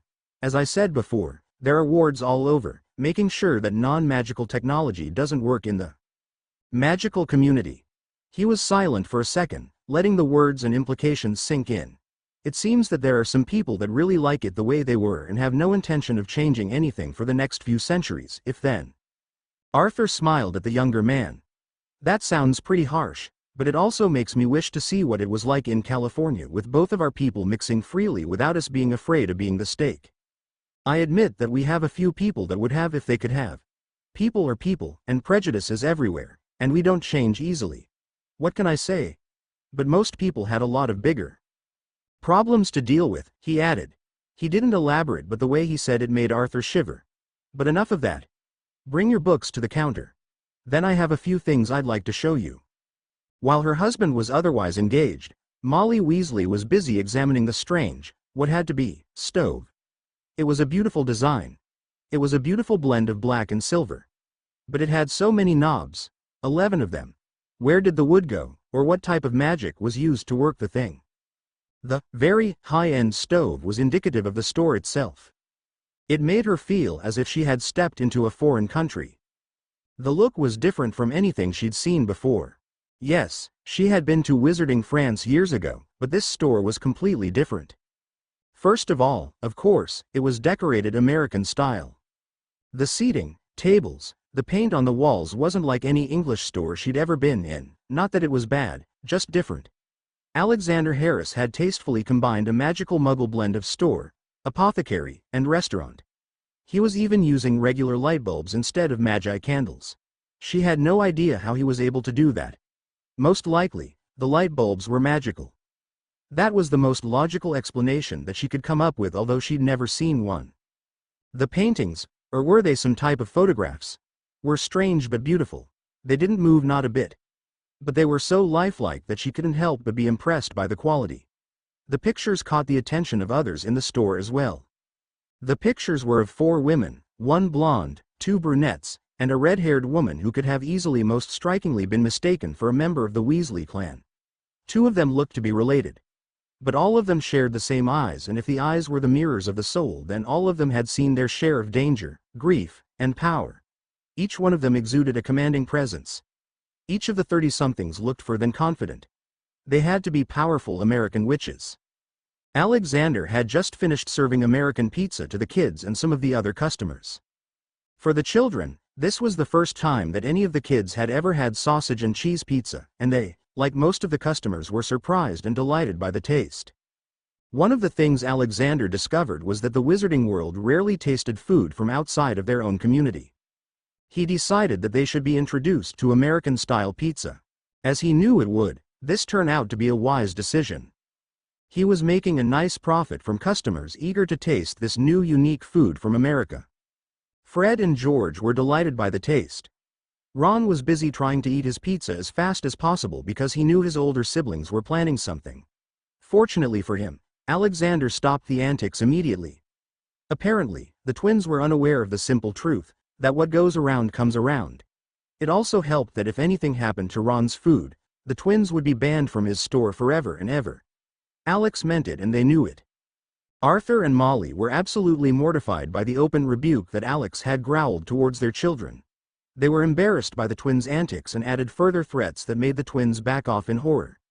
Needless to say, they never bothered Ron's food again. Other things were still fair game, though. "Hi, Mrs. Weasley. I see you looking at my girls." "Well, women now. Those were taken about 5 years ago." "They're very beautiful," she said. "Relatives? No, friends I grew up with. The blonde is Elizabeth Buffy Summers. Her sister, Dawn Summers Jackson, Faith Lehane Yanofsky, and Willow Rosenberg. I haven't seen them in a long time. I hope they're doing okay." Molly looked confused. "You can't portkey and visit? I assume they're in colonies." "Nope," he answered. "They're far away. Maybe one day, I'll go and visit when I'm able. For now, England is the place where I want to be. I have a store to run now and things to do." "Well, "I hope your store will be a success here," she warmly said. "I believe it will," he answered. "And it will give me a chance to see your husband more." He looked around at the store and the incoming customers and window shoppers. "I think we'll like this place, my cohort and partner that is." Molly rolled her eyes. "With all of these strange gadgets here, I may never see him anymore." She tried to look angry, however she wasn't very convincing due to the smirk that kept threatening to explode across her face. "Please don't corrupt him with muggle, or as you say, no magical contraptions. I'll never hear the end of it," she sniffed. Her smile made it clear that she wasn't really that annoyed. Alexander just took it in stride. There was something, however, that disturbed him, and he changed subjects as his curiosity got the better of him. "Can I ask you a question, Mrs. Weasley?" "Please call me Molly." "Molly, why is Harry so thin? He looks worn." She looked at him perplexed as she had noticed the same thing. "I don't know. I think his relatives were terrible cooks, or perhaps they're poor." "No, that makes no sense. The Potters were rich. They should have plenty of money." She made a mental note to ask Dumbledore the next time she saw him because she was certain that the headmaster had placed the boy around her children for a reason other than being the boy who lived. "I don't know much about them or know mag culture," she answered. "He really does look a bit thin. That's why I've been trying to fatten him up when he comes over. Hogwarts feeds him well. It'll do him no good if he's too thin at this age. And the medics there will make sure there are no serious problems since he is a growing boy. The school is very serious when it comes for the safety and care of its students. They'll feed them to death. Speaking of which, I would one day have you to dinner. All of us would love to have you come over one day." Alex nodded. "Thank you very much. I would be delighted," he said in his best English accent, which made the matron laugh at his antics. "You Americans are so terrible." "We try," he told her with an innocence no one with eyes would believe for an instant. What Molly didn't notice was the dark glance he gave Harry. Suspicion at what was happening to the boy triggered old memories. The one who sees had a good idea of what was happening at the boy's home. Maybe he would look into it later when things calmed down. There were quite a few customers coming into store's door, but Alex's head snapped around while he was still speaking to Molly. His smile lit the room as a woman walked in. Her very presence had caused everyone to momentarily stare at her. She was as tall as Alexander. Her hair was long and almost black. She was several shades darker, because of constant exposure to the sun, guessed Molly. She looked extremely exotic and Molly couldn't even begin to guess from what part of the world she came from. But it was her eyes and ears that really caught her attention. Her eyes were deep brown and her ears were almost pointed at the tips. Fred and George nearly had heart attacks just staring at her. As for Harry, he stole the occasional glance typical of any second year of that age. Ginny looked vaguely jealous. "Arthur," she yelled, "close your mouth." He promptly did and began staring at the military jets and history Alex had given him even harder than ever. "Serene," Alex said, moving to kiss her on the cheek. "You finally made it back. I was getting worried." "Hey Xander," she answered, smiling with those perfect teeth. "I got the package," she said, giving him the wrapped package. "The Onksanda tree trolls were very happy to sell it and promised to supply us with whatever we need within 48 hours, 24 or an extra fee." She pulled out a deep green wand and conjured a chair and immediately flopped down on it. Molly noticed that she even flopped with style. If Serene was an example how the women were in that part of the world wherever it was, this woman came from, she resolved to make sure that her husband never went there. Alexander smiled as Serene conjured the chair. She, like him, was a little stiff when it came to wand usage. But the illusion had to be maintained for as long as possible. Both of their weird movements were chalked up as the American way of doing things, a falsehood that worked well so far.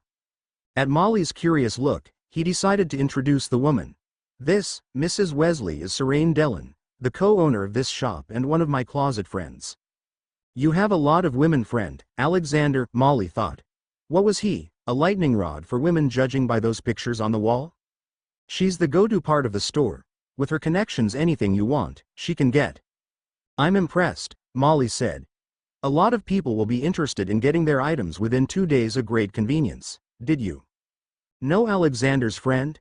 she asked as she glanced at the pictures on the wall, to Arthur's chagrin.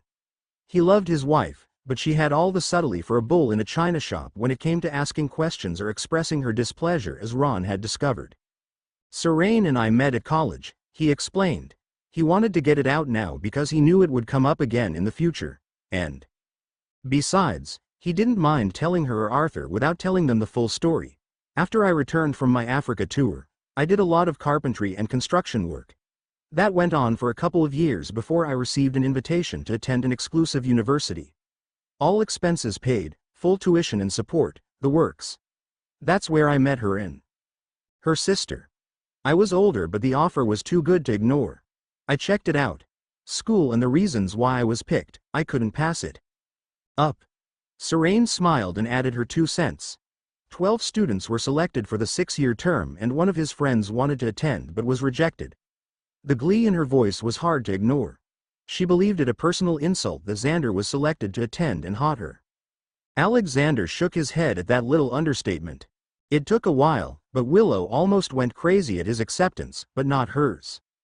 She wasn't invited as the board members rejected her because of her attitude and yes, the darkness she held under such tight control. Despite being his best friend, he knew that Willow had a selfish, vicious streak. He was young and he forgave her, but the fact was, she tried to end the world because she was hurt, she was mourning her loss. She didn't care about the world, only herself. She was the one who planned to kill everyone and everything so that she could stop hurting. Whether he liked it or not, that selfishness was always with her. No matter what good she did, it was always there lurking in the shadows, straining to get out. The board members weren't interested in cultivating one such as her. Her actions had come back to haunt her, and that decision and others made the board flat out reject her. It didn't help matters any when she tried to force the issue. As powerful as she was, the board members were in another class altogether. Alex remembered pleading with them not to strip her of all her power in her life. Out of what they considered mercy, they merely limited her ability to gain knowledge of their style of magic, and for daring to attack them, she was mystically crippled. Willow never fully learned her lesson. Her innate jealousy always compelled her to compete with Xander, always tried to get him to show her the secrets that she so desperately wanted to know. And Serene blocked her at every turn, doing what Xander could not until he matured. Needless to say, the two women outright hated each other. Even after a decade, they barely tolerated each other. Was this an American version of Hogwarts? Asked Fred as he was listening intently to their conversation as he was closest to the adults. In some ways, it's a small school and you would not have heard of it. What's the school called? Asked Fred. The Vishanti Southern California University of the Mystic Arts. That's where Serene and I received our masters in the Mystic Arts. Mystic Arts? Fred frowned. Shouldn't it be called the Magical Arts? Serene laughed gently. You can say that the powers that be board members liked that name better. What do they teach? I'll tell you later, but who knows, maybe you and your brother will receive an invitation to the school, and when you graduate, you'll receive the class emblem, if you are worth. Serene answered, touching Fred's hair. The boy almost swooned. Ignoring his male antics, she showed him a weird-looking pendant that she wore as a necklace. Alexander had one as well, which he used as a belt buckle. Serene thought that his doing so was fairly scandalous. Is it magical? Oh, yes, Serene answered. The Agamotto amulet is a gift for only those who complete the courses and are worthy. What does it do? The young man asked. It helps you to see the truth, she answered, among other things. Anyway, Alexander interrupted. It really didn't matter. These people didn't know what the Vishanti were, not on this world. But they'd find out later when he was ready to tell them. Back to our original conversation. If you need a magical ingredient for potions, she can get it. That's a guarantee. That's going to make some of the other stores around her dislike you, to say the least. He bowed extravagantly. I will enjoy their annoyance and subsequent competition. We'll have things they'll never ever have access to, so to keep the peace, I will have a catalog of the products for potions and the latest tools of the trade for making them. Traditional is nice, but sometimes people may want to make use of other instruments. Molly sniffed. We're very tradition. I don't believe your new instruments will make much of an impression to the shoppers. You may be right, but we'll see. Here, let me show you some of the non-magical seasonings we'll be selling. These are very popular in the US. Are they safe? She asked. She was weary of using them because non-magical ingredients might be toxic to normal people like her. Of course, and everything is described in detail in the catalog. He paused for a moment. You do know what a catalog is? It is a booklet that carries images of your different products for sale? Yes, ma'am, he confirmed. Right this way. Let's check them out and you can judge for yourself. He was half flirting with her, or so Molly believed. She smiled at the thought. She was too old for him, of course. And there was Arthur. Even so, it did warm her heart just a tiny bit. These Americans, their uncivilized disregard for their place in the natural order of things was probably the reason why he was surrounded by so many beautiful women friends. Thank Merlin Arthur didn't that gift, she'd be cursing him every other day. It was a beginning of a great friendship between Alexander and the Weasley family. Chapter 6 Master Xander Chapter 6 2 years later. Professor Albus Percival Wulfric Brian Dumbledore, the headmaster of Hogwarts School of Witchcraft and Wizardry, liked coming into Alexander's store. It had a strong magical feel to it that comforted him and the customers that walked through the door. There were so many magical artifacts that had captured his attention the first time he came that he was hooked. The store seemed to call to him, calling him back again and again. The proprietor, Mr. Alexander Harris, wouldn't allow him to examine them too closely other than to look at them. Some of those artifacts and Muggle-designed magical devices reminded him of some of the magical items he kept in his office. Like his office, the strange wards that protected these artifacts were quite formidable, like nothing he'd ever seen or encountered before, which seemed normal when it came to Mr. Harris. They were extremely exotic and powerful, so much so that Dumbledore initially worried about thieves trying to steal them. However, that worry turned out to be unnecessary. Apparently, some unsavory and unwise individuals had tried to acquire a couple of items a couple of times and were soundly rebuffed. Those poor would-be thieves still hadn't fully recovered several months post the attempted robberies. The prison Meadowitches hadn't been able to do much for them other than make them comfortable while they were imprisoned. Whatever the spell was that the wards projected onto them were still affecting their bodies. It wasn't an unforgivable, according to the authorities, but it acted like one against those poor men. As it was a defensive ward and what Mr. Harris called a family protection spell, the ministry left him alone, at least for now. But they were very interested, very much so. In his opinion, the punishment for violating the premises was quite horrible and reminded him of the protections used by the Black family. Their ancestral home was protected with some truly wicked wards, and no one in their right minds entered that home uninvited unless they wished to experience the consequences personally. The Black family protections were among the more powerful and dark spells in the British magical community, and many were the witches and wizards who suffered the consequences trying to violate that home. Dismemberment and death were the usual results of entering uninvited. These American wizards had magic that was much different than the normal ones found in England and the European countries he knew of, and it made him curious, and he was always interested in learning about new magic, but he was frustrated. Sometimes, the headmaster questioned the reasoning why Mr. Harris kept the artifacts in the open, so to speak. It seemed as if he was daring someone to come and try to take them. The one time he spoke to the American about it caused him to. Whatever the reasons, the word had spread among the rogues and thieves quickly. Leave the American store alone. People treated Xander's with the same respect as the other stores in Diagon Alley. The result that the wise had no intentions or desire to steal anything from here again. Mr. Harris and Miss Dellen were very tight-lipped about his magic so far, but he was an optimist. Someday he would discover some of their secrets, why they were really here, being one of them. When Albus crossed the threshold, he could feel the strange powerful magics examining him for intent and threats. Whatever they were, these wards recognized him and seemed almost to welcome him. They were some of the most intricate spells he'd ever felt. They almost rivaled the ones at Black Manor, and that was saying something. Miss Dellen as usual walked about with her Muggle paper and pad doing inventory and checking stock. She flashed that enigmatic smile of hers at him, and once more he wondered if she was completely human. The very first time he'd spoken to her, he could almost feel her protections shrouding her mind. He hadn't even considered trying to use legitimacy to find out a little more about the Americans, because he was absolutely convinced that either one of them would notice, and he needed to cultivate their friendship if his plans were to succeed. Dark times were coming, and he would need allies on his side. Sadly, his people seemed so far unprepared for the coming strife.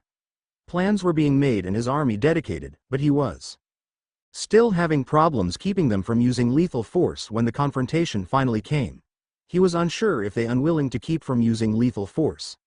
Some didn't understand that the death of one's enemy wasn't necessary for ultimate victory.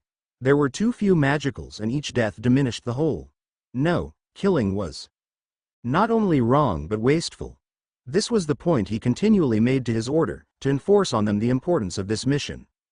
These Americans were just what he was looking for, so he spent the last year and a half cultivating them.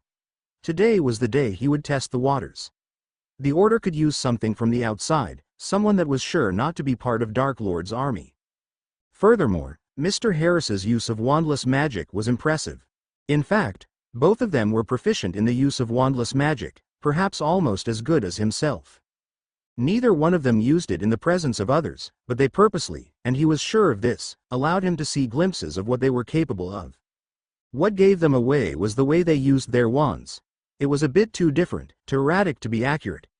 They were both very good, but he could tell, their skills were possibly similar, although not nearly as good as his but useful in a time of crisis, to his humble skills using wandless abilities, which he kept secret. That would be useful, too. They were Americans and as such were considered outsiders to most of the community. Here in Diagon Alley, they were liked but much of the wizarding community considered them as those strange colonials with their muggle ideas. So many in the community ignored them except when they came in to buy those exotic items that the other stores didn't carry. This, Albus knew, was their strength as well as their weakness. If things went wrong, he might be forced to lay the blame on them if they were part of the order. It would be a terrible waste of good resources, but if needed the sacrifice would be made and the loss acceptable, not that that would happen of course. The fact that they were accepted in the community and American made them stand out. They were the first to be suspected and the very last. Their status in the community caused them to be watched by everyone and their actions were exemplary. Even Professor Snape had wandered into this American wasteland of a store, as he called it, to purchase several very rare items for his potions. To Dumbledore's initial surprise, had found the services adequate. Severus never said anything directly, but the headmaster was convinced that he was somewhat impressed with the quantity as well as the quality of his purchases, and their guarantee of acquiring anything that he wanted within 48 hours had secretly pleased the man. As to be expected, other store owners were unhappy with the business that Mr. Harris's store was doing. The Slug and Jiggers apothecary had declared Mr. Harris' store their enemy, and had more than once called upon the ministry to try to close the store. Inspections were carried out and the store was found to be in substantial compliance, so much so, that members of the ministry could be found shopping there of some of the more exotic knickknacks found there. Their continued presence helped Dumbledore's overall plans and allowed him a measure of relief. The ministry could have caused problems and he was cautious of them.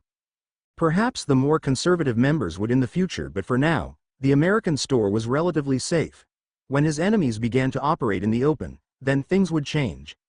The store would be considered a soft target in Diagon Alley for those who didn't know about the store's formidable protections, and there was another factor that didn't escape his notice but helped his plans. The store wasn't opened as much as one would have expected. Sometimes, it was opened only 2 to 3 times a week. Mr. Harris was out of town, perhaps in the Americas doing business, or Miss Dellen was absent, or maybe both. The store's hours were sometimes difficult to determine. However, their absence didn't deter would-be thieves from staying well enough away. "Ah, Miss Dellen, Mr. Harris, it is good to see you again. I half wondered if you would be in this evening." His eyes twinkled as he spoke. Each of the owners smiled and returned his greetings. Xander was dressed in a wonderfully colorful shirt that had a pattern of red and green flowers overlaying a green and white background. It was quite expressive, and he was going to ask where he acquired his clothes from. For casual wear, he felt it might suit him perfectly, needed a few stars, though. "Hey sir," Xander responded in a lazy manner. "What brings you to my humble store?" he asked. "Oh, a couple of things. First, I am still curious as to the origin of those magical artifacts you seem to have lying about for everyone to see." There, he'd said it, bringing up a subject he'd been preparing to do for months. He felt that now was the time to be direct because he suspected that time was running short. "As impressed as I am about them, I wanted to caution you. The Department of Mysteries has taken an interest in them and may come by to discuss them with you sometime in the future. They may want to acquire them from you." "So, you've come to warn us?" asked an unimpressed Alexander. "Yes. It's always wise to be cautious, and I confess that I am somewhat curious about them myself. Being kept in the open is a temptation to some unsavory characters. He sighed in a mild rebuke like Alexander's grandfather might have, if he had known him. Why do you keep such items in the open? It makes them an easy target. Alexander seemed remarkably calm considering what the headmaster had just told him. These items are not theirs and they are not for sale. And not to worry, your ministry can't break through those wards. Don't underestimate the power of the ministry's unspeakables, the old man countered in all seriousness. They're very good at what they do. I'm sure they are, Alexander said. But these items are part of the store's wards and are very powerful. If they are forcefully removed, the resulting energy release will destroy Diagon Alley and much of the local wizarding community.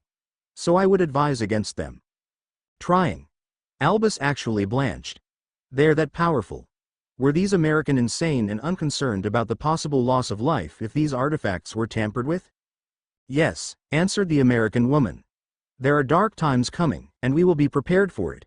Her brown eyes seemed to darken. We're not fools, Headmaster.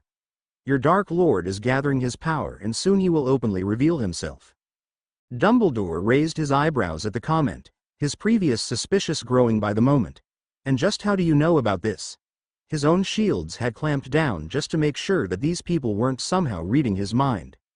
Neither one of the shop owners answered him at first. Instead, Xander's wand Jessie flew into his hand and he waved it. The entire room became muffled. The few other people shopping didn't need to hear this conversation. Headmaster, let's be straight with each other. First, he said, trying to calm the man's growing fears, I am not reading your mind. Second, we've been studying you as much as you've been studying us. Now Alexander turned somber. You are a lot more than you pretend to be. You're a manipulative man who likes to be in control. But I won't hold that against you because I believe you're trying to do something good. What I don't like is what you're doing to the Potter kid, he growled. Why did you put him with guardians that abused him and why are you continuing sending him back? He practically yelled. Dumbledore could see the anger in the younger man's voice. That makes me want to have nothing to do with you, or your precious order. They knew. Mr. Potter's position is complicated, he explained, not wanting to give away too much. I didn't know that his mother's sister and her husband were so abusive to the boy, but being with his relatives was the safest place for him to be outside of Hogwarts. You mean the blood wards on that house? Asked Serene. Those wards create a danger all its own. Forced spells like that always produce violence and anger the longer they are active. They may protect but they also destroy. They're vile spells, didn't you know? This?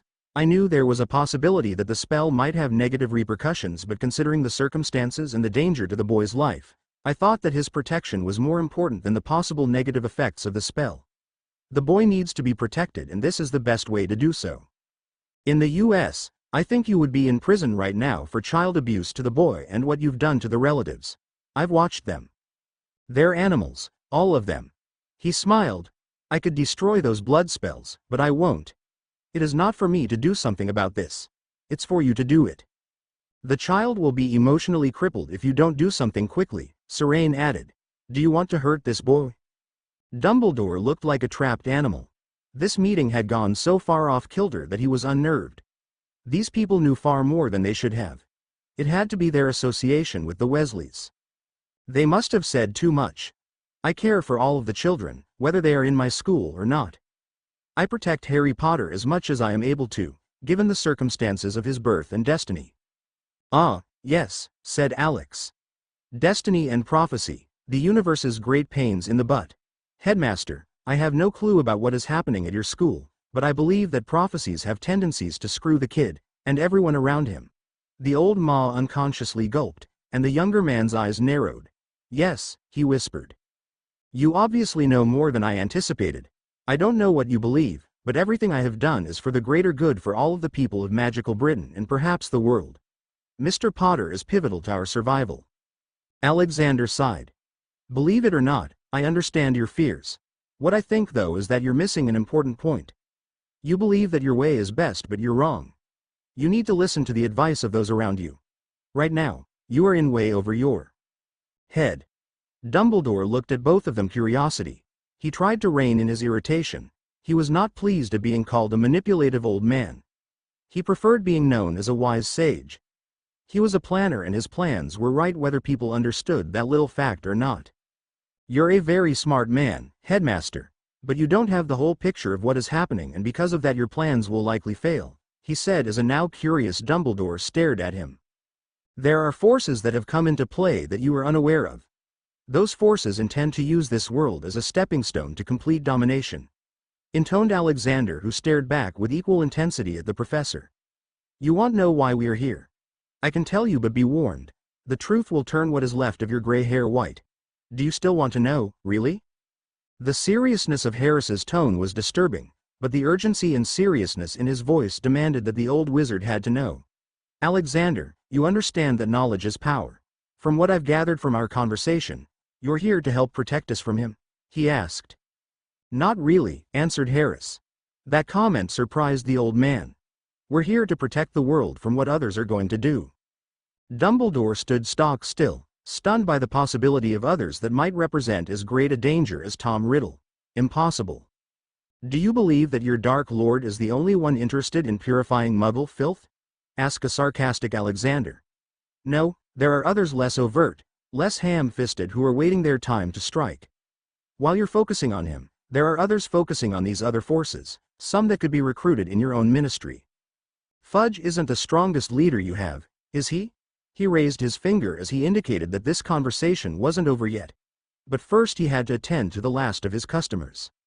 A few minutes later the last remaining customers were done with their shopping and had left the store. Dumbledore felt the wards snap shut, protecting the store once more. The wards were very strong but felt different from Hogwarts, and he attributed this to the American style of ward production. They were impressive and fueled by the presence of the artifacts. It was a strange way to defend one's property. First, let's go to my home because this is going to be a rather long conversation. Naturally, for security's sake, you won't be able to disclose what you discover to anyone. Dumbledore expected to be portkeyed or apparated to Alexander's home. Instead of swishing his wand, Xander spoke to it. Jesse, do your thing. Home, please. The wand glowed and a strange portal of white and gold opened up in the middle of the store. In the center of the portal, the headmaster could see parts of a large living room. Dellen stepped through and the Dumbledore followed after a moment's hesitation, with Alexander at the rear. It didn't escape Dumbledore's notice that Alexander called to his wand and it responded. Now, that was very interesting. There was no sensation of disorientation, no sense of time as they moved through the space between the space. Fascinating, he whispered. It was like stepping through a doorway from one room to another, the headmaster thought. It was a new kind of magic different from the usual methods. The small demonstrations of magic Alexander performed needed to be studied. He wanted to study them. Without hesitation, he moved deeper into the American's living room. Astounding, he whispered as the portal closed. He could feel the magic emanating thought the home, it being much larger than he expected. Alexander's wand took off and rested itself on one of the tables near a window. The headmaster took a moment to look out the window. London? He asked. A few miles outside of the city, Serene answered. We'll have a few refreshments later, said Alex, but I'll start now so that you can have time to ask questions. First, welcome to my home, my sanctum sanctorum de Harris. The wizard took a quick look around the room. It was filled with what had to be magical artifacts, some that he recognized from ancient books. Others he had no clue as to what they were or what they did. There were fairies and pixies in the room, small glowing human-looking creatures with wings flirting about doing odd jobs. Astoundingly, there were several different species each working together without conflict or irritation, two of which he had never seen before, not even in his extensive collection of books. All of them seemed happy to be the house. The house itself in some ways felt like Hogwarts. There was magic soaked into the very being of this place. This caused him to look at the two Americans once more, this time with a far more critical eye. Just who are you two? He asked with a bit of trepidation. He didn't feel threatened, but he was worried because he didn't feel in control, a feeling that he wasn't used to. Alexander smiled. Our intentions are honorable, sir. Don't worry. But you need to know why we are here and why you can't tell anyone other than a few who already know. Arthur is one of them, so far. He doesn't know the full extent and it would be best for him not to know everything. I don't want his family jeopardized. Please take a seat, offered Alexander. The old wizard did so. One of the tiny pixies carried a huge glass of iced fruit juice and placed it on the table next to him. Being a gracious visitor, he tasted and was delighted by the flavor. "What is this?" he asked. "I've never tasted anything like this." "It's a combination of papaya, orange, pineapple and half a squeezed lime and lemon. Add water and sugar to taste. Think of it as a modified lemonade." "It's wonderful," the man said. "Very exotic and flavorful, thank you. I call it a California blend. Now, let's begin. Where I came from, a little more than 22 years ago, a hell god, the real thing, tried to get home. In order for her to get home, she broke the barriers across all worlds and dimensions, causing untold havoc. She was powerful, but we stopped her, but not in time. She created a crack in the fabric of the multiverse, and things that should not have able to breach into other dimensions saw that crack and squeezed through to other worlds. I don't think you know the concept of multi-dimensional universe and dimensions. I'll explain that later. The problem is that some of those entities came to this world. Many of them are what you would know as minor demons and entities. We have fought and defeated many of them, either killing them or sending them back in bonds to their place of origin. We are keeping them from infesting the world. But while we are dealing with this, we've discovered another problem. Your primary enemy isn't the only one that threatens the wizarding world and the world in general. There's an organization of wizards from all over the planet that believe that only one type of magic should exist. To them, all other forms are impure and should be purged to keep from infecting real magic. This is what I meant when I said that your Dark Lord isn't the only problem. Sitting back in his chair, he took a sip of his drink. Trust is a two-way street. I'm telling you this because you need to know. You're the type of man who keeps everything close to your vest. I haven't heard that phrase before, but I understand its meaning, so things are better kept secret. I agree, Alexander said. But not if the lack of information will get you killed. Knowledge is power, but hoarding it is a fool's gambit. Serene Dellen continued where Alexander had left off. Your adversary believes in purity. These people, however, are taking it a step further. They are obliviating or murdering all other magic users different from their own, and should they succeed, there will be only one kind of magic left. They want to turn this world back to the 15th century. No advanced technology, no medical advances, nothing that will rise up to challenge their power. We strongly believe that they want to remove the memories and existence of all forms of magic known to non-magical people. This means eventually religions will be targeted and destroyed. For example, in the Bible there are miracles and mentions of what could be considered magic. They would ban and remove all mention of that from the Bible and obliviate anyone who has a memory of said miracles or even the mention of them. The other religions would be attacked. In Egypt, several groups of magic users were attacked and wiped out. The few survivors were completely mind-wiped. The wand users were untouched. This organization is powerful and getting bolder. They're taking purity to a new level, and the most dangerous part of this is, like so many in power, they don't know when to stop. Someone must stand up and deal with them. This is where we come in, to protect those who cannot protect themselves. Dumbledore was completely floored listening to Alex's and Serene's story. The implications of what these two was telling him were enormous, and the battle for his home had just gotten far more complicated.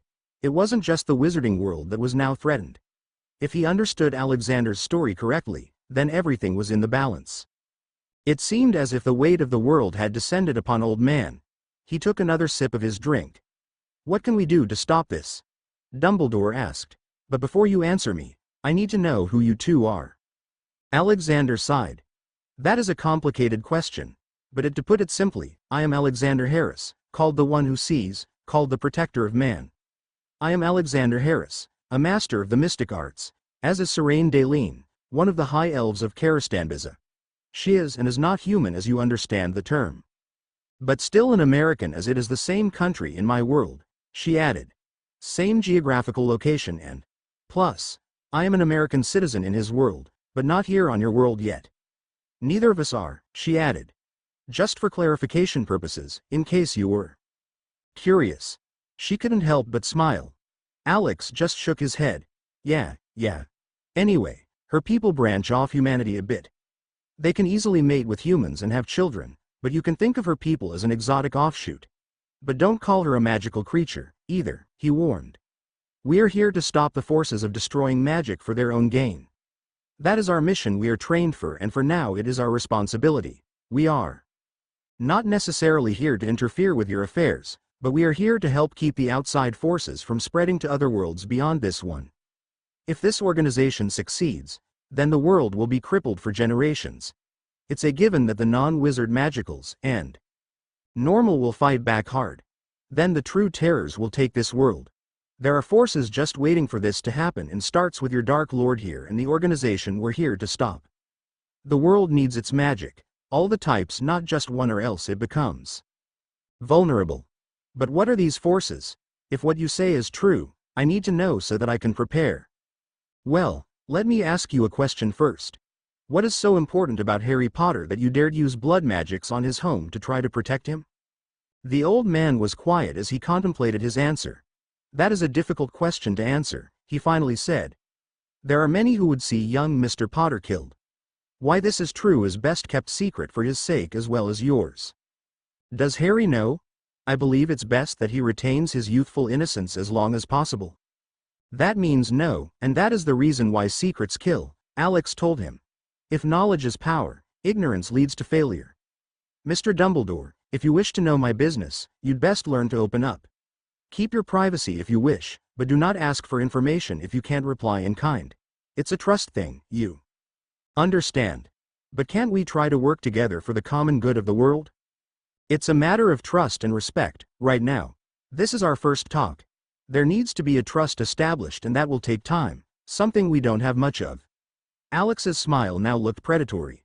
So in order to establish this trust, what do you propose? Getting to know one another may well be a good start. Excellent. I agree, you first. 2 hours later, Dumbledore was still reeling from his conversation. If what was told to him was true, then both Mr. Harris and Miss Daleen were some kind of specialized hit wizards with significant resources to do the job given to them by unknown sources. It was very disturbing, and he would have to take time to understand it all. Plus, the two Americans hadn't told him everything, and he hated not having that information, but he had enough for now. And to be honest, he hadn't revealed everything to them, as what Alexander Harris said was true. Trust came with time. There was so much information that Dumbledore needed time to process it, and he almost forgot the reason why he wanted to speak to Alexander in the first place. Because of this conversation, he had a change of plans. His original reason why he had come to see Alexander in the first place had taken a new urgent significance. As he thought about it, he knew it was the right thing to do. He needed allies, and both of these American wizards could be very useful in the war, no wars, to come. However, there was a small niggle of doubt irritating the back of his mind. They were not to be trifled with, and their responsibilities were formidable. They were needed elsewhere other than in the war against the Dark Lord. Their focus would be split, and this was a concern, as he needed to have some measure of control over those that followed him. He required obedience, and Alexander might not approve of some things that were required in the quest for victory. Still, his original plan could benefit everyone and serve as a useful tool of the school. His mind set, he asked the question. Mr. Harris, as you know, the new year is about to begin at Hogwarts, and I would love to have a man with your expertise on my staff. I thought about asking you to teach a basic economics class.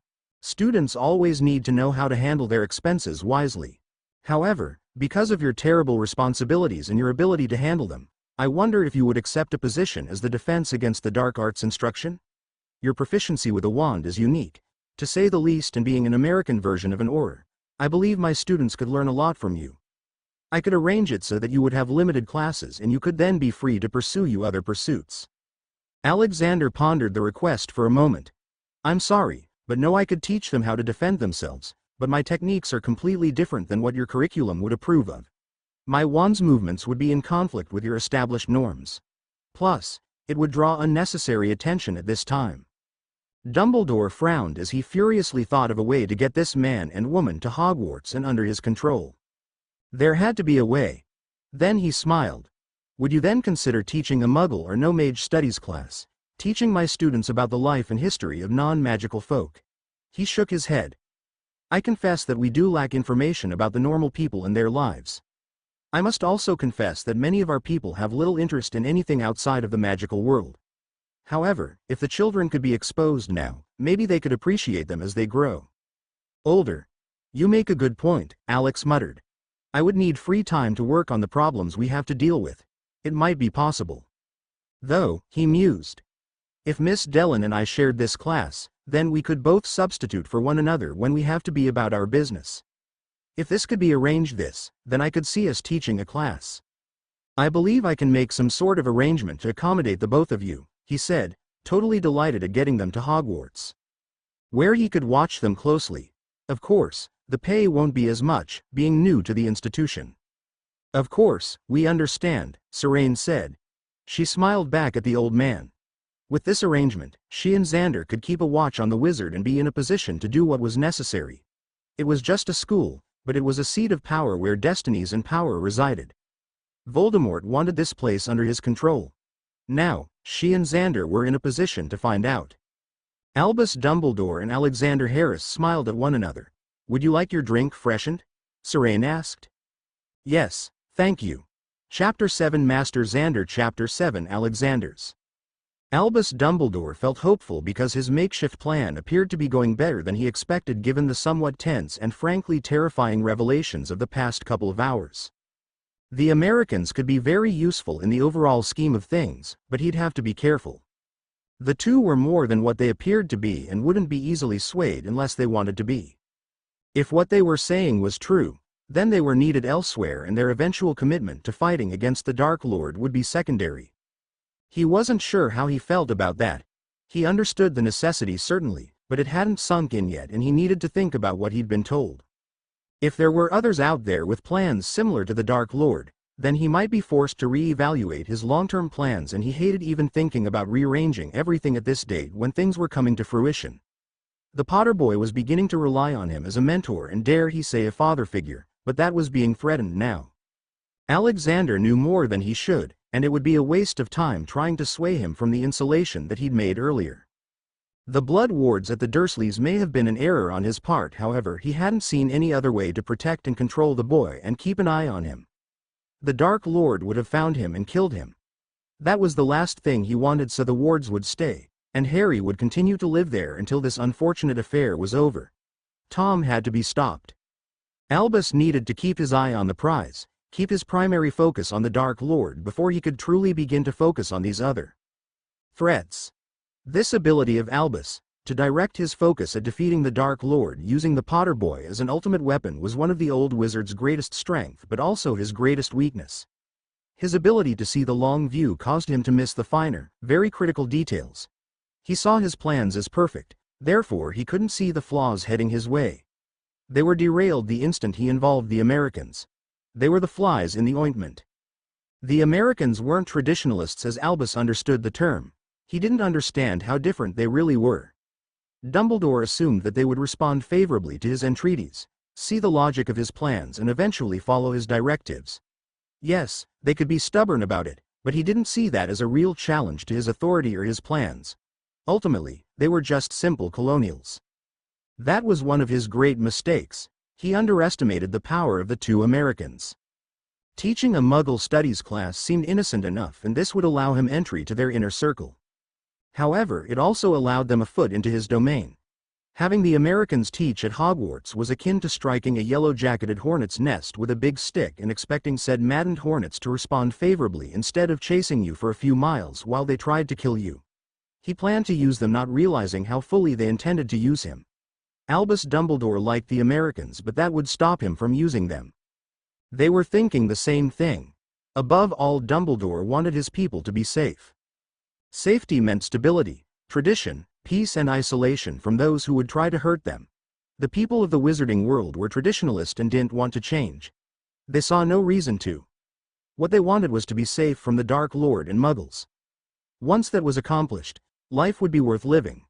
There was safety being isolated community, being surrounded in its own little bubble, just as the non-magicals felt safe in theirs. However, things were changing. Whether either side wanted it to or not, in real life on both sides were about to clash violently. Given the history of the magical community, it was more than understandable why separation had become a way of life for the magicals. Part of the reason was fear of what the normal were capable of. The witch burnings and persecutions of old throughout Europe, in America, and in other parts of the world had left its mark on the magical community, with it lasted for generations. It didn't matter that the far majority were innocent non-magical victims. Their ancestors were frightened and wanted nothing to do with a much larger, hostile community that tended to burn their captives alive and use other horrendous actions to kill and maim innocent people who were different from them. The separation of the two culture was the best solution either side could come up with. Alexander understood the reasoning as well and the consequences. In the hundreds of years that followed, the fear and anger of the magical community had given way to a collective superiority complex. The magical community had very powerful members that non-magicals weren't equipped to handle or understand. He did agree that their ability to use magic made them more capable, but not to the point where the non-magicals could be considered a waste of flesh as many of the community now believed, even if they didn't say it out loud. This belief was especially true among the purebloods and those who followed the Dark Lord. People didn't understand that they weren't better, just different. But then, people were people as the headmaster reflected on the superiority of the magical race. He knew that the ministry leadership couldn't be depended on to do what was right. They were infiltrated with many who carried the dark mark and the ministry was not to be trusted. Many were compromised and several of the openly corrupt and the minister Fudge did nothing to stop it. Most others were simply afraid. The Muggle-born magicals were being discriminated against with increasing frequency. The squibs, those born with no accessible magic, were either cast out, ignored, or in some cases, quietly killed. That was the ongoing rumor and was something the ministry never officially acknowledged for fear of losing their jobs or becoming the target of pure blood retribution. Scandals were frowned upon. Dumbledore expected that the two Americans would find it barbaric because he felt the same way. He sighed. There wasn't anything he could do at this time to change the minds of the people. He was only one man. Even the wise and understanding Dumbledore was somewhat affected by those prejudices, the man solemnly realized. Having grown up in the same community, he knew change was difficult, whether one was enlightened or not. He did want change, and the only way after the Dark Lord was defeated change would happen was with a new generation growing into their own. If they could really learn something about the non-magical world, it could help change the future. If nothing else, he wanted his students to be better than his generation.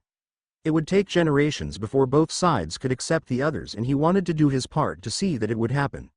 To do otherwise was to invite disaster. When he looked at the big picture, he could see that the magicals was slowly shrinking as fewer children were being born in each generation. New blood was not being introduced, and sadly that meant Muggle blood. It was happening in every magical community. Some slower than others, but the increase in pace was noticeable to those who took the time to see it. In India, their community was the strongest as they had less prejudices against non-magicals becoming part of the family. It was more important that they were of the correct caste. Strange people, he thought. The European and American communities suffered more as little new blood was introduced to regenerate the community.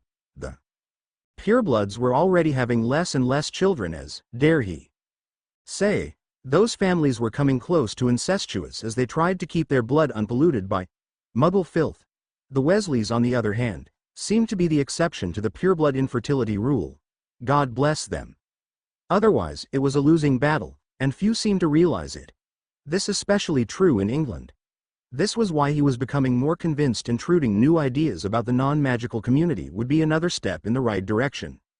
I might consider that position, Alex responded slowly as he thought more about it. I think a modern no-mag class would be more relevant to your students. For example, we've had people go to the moon and come back. They've discovered new species of dinosaurs and developed technologies that the magical community needs to know about. People are people, magical or not. Each side has abilities and gifts that I think the other side could be blessed with, if they just knew about it. Optimist, Serene purred. Always hope for the best, said Alex, smiling at her, and make sure you have a good steak, he quietly added.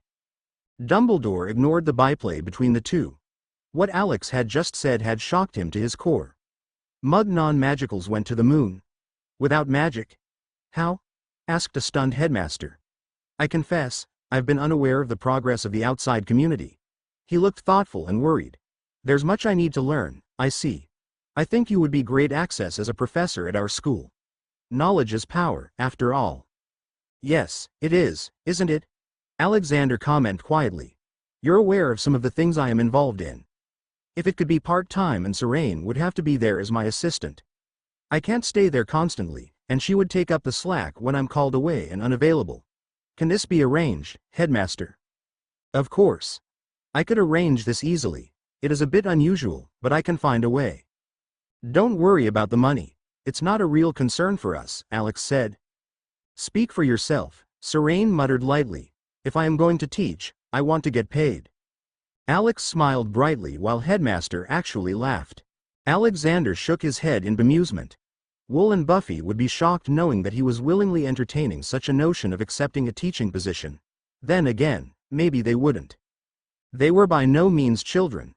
Gone their separate ways, still maintained that close friendship, a band of brothers and sisters bonded to each other in ways that only a select few could ever understand. Time, however, had a way of separating. Buffy, Faith, and Dawn married. Faith and Dawn had kids.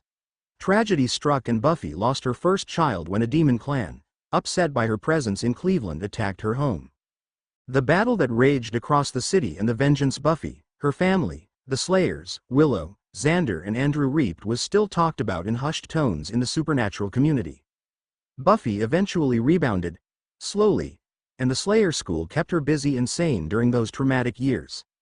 Her other two children were kept close by a group of overly protected superpowered family. He smiled because he knew what they were going through. When Alex came back to the States, of course everything had changed, and his personal calling had taken a different direction. The suppressed memories of Stephen Strange, MD PhD, had slowly been forcing its way into his conscious. The Halloween incident had an unforeseen effect on him. He had dressed as a soldier that chaotic night, gathering a few things from his uncle to fill out the costume. He only had a few dollars when he had visited Ethan's costume shop. He saw the Medal of Honor. The history was something that Ethan didn't have details of, only that Major Strange was a doctor and died in the service of his country in the late 60s. According to his biography, Strange was killed in the line of duty in Vietnam. By all accounts, the people who knew him expected him to become one of the greats. His specialty was neurosurgery and a gifted general surgeon. During one of the major offensives, the medical unit was overrun, and he was killed along with many of the U.S. forces defending the small base. He was personally commended for killing at least 9 enemy combatants defending his patients. The man was known to be egotistical and arrogant, and few of the people who knew him actually liked him, but he was respected by every one of those who knew him. Naturally, that was before Xander's time. How Ethan came into possession of the medal, he never found out. When he was possessed by the soldier on Halloween night, the medals he'd gotten from his uncle and from Ethan's combined to given him memories of a combat specialist and a genius medical professional. Eventually, the memories receded for the most part. What he didn't know at the time was that the surgeon's possession attracted the attention of ancient forces that marked him almost a decade and a half later for recruitment. Now he was here about to become a history teacher for magical students who knew little to nothing about normal human life. He really was a creature of chaos. If you can arrange it, then I will accept, Alexander said. I can develop a syllabus in a few days, and I already have several books and projects in mind, at no cost to the school, he added, that your student will find interesting. Splendid, Mr. Harris, beamed Albus. I will get started with the paperwork and look forward to greeting you as a fellow instructor of our youth. Alex's face was immobile, but inside he was a little dismayed by the headmaster's cavalier attitude when it came to his students. Education. Dumbledore had just given jobs to 2 people he barely knew and who had not so much as given him a hint that they were qualified to teach anything. Wait, Serene said. It was clear that she had picked up on the same thing. Aren't you curious about our actual qualifications? After all, we could have no qualifications whatsoever. The headmaster's eyes twinkled. The fact that I am in this place speaks volumes as to your qualifications. But, you're right, Miss Dellen. It would be wise to have a paper trail. True, Alexander said. Well, I have PhD in neurological science and psychology from the University of California, which is a non-magical school of higher learning. He turned to Serene. Yes, I did go to college when I was in my 30s, so sue me. He turned back to Dumbledore. I also spent 5 years teaching and training young women at the Joyce Summers School for Gifted Women in Cleveland, Ohio, USA. As for my magical training, I have equivalents of advanced NEWTs and OWL, plus several degrees in specialized magical arts and sciences, so your people can't complain there. But I was recruited and trained for 6 years at a very exclusive college located in California. It's a small school not well known outside of certain areas. The owners of the school search and chose which students they want to attend.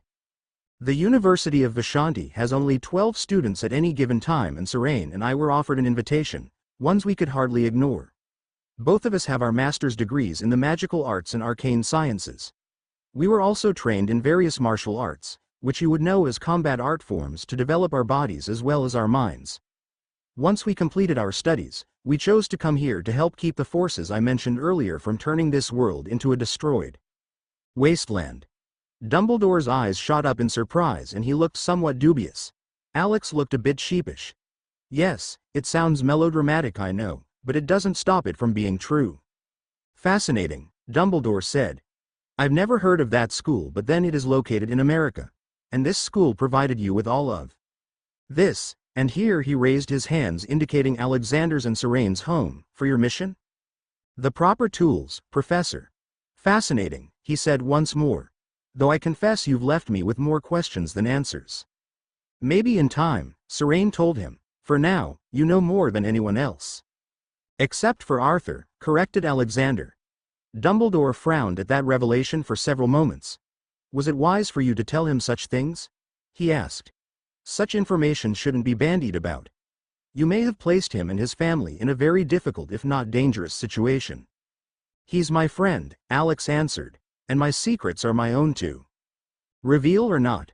I learned a long time ago, keeping too many secrets is just as dangerous as telling everything you know. But you have put him in danger. He's an adult with a family and wife, I trust him.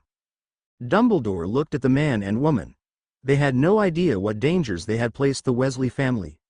Secrets were secret for reasons, and that is why he kept them close to his vest, but he couldn't do much about that at this time. In the near future though, he resolved to train Alexander on the need to keep secrets secret. I hope that your faith in him is well placed, was all he could say for the moment. Alexander was firm in his response. It is. Next to him, Serene looked equally confident. Americans were so reckless, the old man thought, not realizing that Serene wasn't American at all but something else entirely. For now, goodbyes were said. The ancient wizard promised to get back to him in the following days. One of the pixies presented him with a canister of Earl Grey tea, a blend he had never heard of before but intended to try as soon as he got back home. Alexander retrieved his wand and made an intricate pattern with it, allowing the professor to apparate away. The wards jumped back into place the moment he was gone. Dumbledore didn't need to. Note how expansive Alex's so-called wandless magic was. The man wasn't a fool and he'd figure it out soon enough. The jury was still out as to whether the man considered he and Serene as allies or threats to his plans, whatever they really were. He doesn't understand the threat yet. He's so wrapped up in his he who must not be named problem that he really doesn't understand what's happening. Serene sighed as one of the pixies placed a tall glass of iced tea on the table in front of her. She nodded her thanks. These people are so confident in their power, Serene said after a moment. They have a reason to be, as you know, Alexander responded. And let's not forget that their form of magic is mature and very powerful. They've managed to suppress every other type of magic on this world. They're robbing memories from normal people who had any inkling of magic, and they're increasing their actions. Again he shook his head. Such attitudes were going to be very hard to change, if at all. Self-regulation has stopped. Alexander looked thoughtful as he continued speaking. I know it resulted from fear, but now it's simply arrogance. They don't have any other experience to reference. It's like the native Hawaiian wildlife being overrun by America's imported wildlife. It's going to come back to hurt them with a vengeance. Well, all we can do is continue to prepare, and getting into Hogwarts is a major step. Well, it's time for me to start acting like a professor. He smiled. What would the old gang would say? Oh, stop it, Serene smirked. You humans are so strange. The tear in the fabric of space and time in a distant reality, something happened that hadn't occurred in almost an eon without the direct knowledge and permission of the dread Dormammu, absolute ruler of realm called by many the Dark Dimension. The domain comprised of several universes and dimensions subjected by a creature of pure magical energy called the Faultine, an entity whose mystical power almost defied description. His lust for power was all-consuming and he longed to acquire the planet Earth and its universe, to be added to this domain. But even he was subjected to rules that he couldn't violate, and Earth's universe remained protected from him. In other universes and in other realities, the Dread Lord had either absorbed Earth or he was continually frustrated by other earthly powers that defended the planet and in the process, their universes. In this reality, those rules were in effect. The resident powers that be would not have lifted a finger to stop him from taking over this reality's Earth because it wasn't part of their responsibility. Furthermore, they relied on those rules to keep him and such entities in check and away from Earth and them. If those rules were broken, those powers wouldn't lift a proverbial finger to stop it. They were beings of great power but with very little concept of responsibility. They were interested in balance, not in protection. And they were more frightened of those entities than they were of their boss. Therefore, things slipped by that shouldn't have. This lack of dedication and spine was the reason why they were replaced with another set of powers who understood the responsibilities that they were charged with. Those responsibilities included not only Alexander's Earth, but several others in the local multiverse. Each of these universes were unique and had different attributes. In some universes the gems of power, known as the Infinity Gems, existed. In others, such as the Earth Alexander had come to, they were never created. But this reality had its own dark dimension. Dormammu kept a tight rein on all under his control with the exception of another of the Faultine, like himself. It was his sister, magical energy made flesh, Umar the Unrelenting. She hated him and craved his power for herself, but she wasn't strong enough to take it. Her lack of power didn't stop her from trying. The two of them were at constant war with each other, with Umar managing to secure a small portion of the vastness of the dark dimension for herself. It was during one of the constant world-ending battles that the tear occurred. The tear itself occurred 3,000 years earlier, as time was defined in the dark dimension. From Alexander's point of view, the death of Glorificus, she of the small brain, had happened almost 25 years earlier. The tear transcended space and time as it ripped through the dimensions of the multiverse. In one universe, the tear appeared 3 minutes after Glorificus's minion drew Dawn's blood during the ritual intended to allow the blonde goddess Glory a way to get her hell dimension home. In another world it appeared 2,000 years in the future. Time and space underwent upheaval. Dawn Summers, younger sister of Buffy Summers, was in reality a mystical key. Her blood had the ability to open doors to any dimension through space and time. In her desire to get home, Glorificus was willing to rip apart reality. Never mind that it would have damaged her own dimension in the process. Glory was never a long-term thinker. In other realities affected by the multidimensional rupture, it appeared in the distant future or manifested in the ancient past. There was no rhyme or reason as to when the tear would occur, only that it did, and on some worlds and realities, it did so more than once. 3 Kazjanzeks, almost shapeless, multi-tentacle entities with dozens of eyes, saw the tear and immediately plunged through it in order to escape the dark dimension. They were just a few of many very dark entities who called the dark dimension home before and after Dormammu conquered and subjugated their realities. The Kazjanzeks fought back and were relentless enemies of the Dark Lord's minions, but ultimately were no match for the mystic power thrown against them. They fought, but now there were only a few of their species left, so the moment the portal appeared they sensed it. 3 of them managed to make it through before the portal closed. For 200 years they traveled through the portal, having no idea where they were going, only that it went. During their travels, they starved and the strongest one fed upon other 2. The survivor had no real connection to the others, other than the fact that they were the same species. It needed to survive, and in order to survive it fed on their blood and their innate magic. Without warning, the tear opened, revealing a new world. The entity and other things spilled out from it, rapidly spreading away from it and each other to see what they could find in this new world. The opening didn't go unnoticed. Dormammu saw and then screamed in frustration as the portal closed before he could access it. Turning, he vented his rage upon his sister, who happily returned the favor. Faultine fought Faultine and the portal was forgotten. But there were others who had seen into the rupture as well, entities not meant to do so. One particular foul being saw a virgin planet ripe for exploitation and conquest. It was fast enough to send a probe of magic and began surveying it with an old cruel eye. Was now aware of this planet and was coming for it when it was ready. The one that was here wouldn't be pleased if he violated his territory unannounced. Evil didn't like others taking over its territory. The Kazjanzeks wasn't concerned about the others as long as they didn't interfere. There was food enough for all on this world. It was ecstatic. Opening its bladders, it exuded gas jets to propel itself through the sky. Its instincts had it heading east towards what was called Bulgaria. There was a town there, filled with beings of magic. They were unaware of its presence and it reveled in the carnage and feeding that it would indulge in when it got there. The Kazjanzeks was a mystical vampiric entity, and its first targets would feed both its body and replenish his mystical energy's reserves. And when it grew strong enough after it finished feeding in this small isolated village, then it would spawn and would spread, feeding on all the living mystical sources and then gorge itself on these beings filled with such wonderful smelling nutrient liquids circulating in their bodies. But first it needed to gorge itself, become strong again. The non-magical things in the dwellings close by would do just fine for now. Chapter 8 Record Keeping. I made a few corrections that Rob 4133, Difty, and late VM Lover pointed out. Hopefully I straightened them out, so thank you for pointing them out to me. One of the things about the Serene character is that she is a variation of human, an elfin species, who has her own world and own California, US. Not to be confused with Xander's world. She is a modern version of the elves found in The Lord of the Rings without eternal youth. You may notice that Umar is mentioned here and there. She has a history with Xander. He can't stand her and she utterly hates his. However, as with Stephen Strange, she has an unhealthy attraction to him and can't help herself. In canon, this was one of her problems that produced Clea.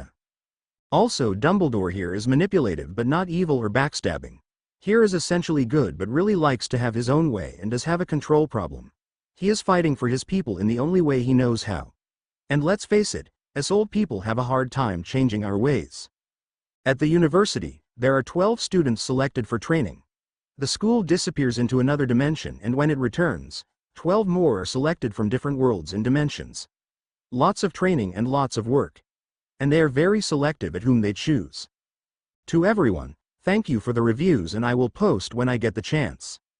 Albert G. Chapter 8 Hogwarts. True to his word, Albus Dumbledore secured 2 new professors of Muggle studies for Hogwarts School of Witchcraft and Wizardry. A few inquiries here and a couple of suggestions there, not to mention throwing around a small bit of his influence and everything fell into place. Not that he expected any real problems.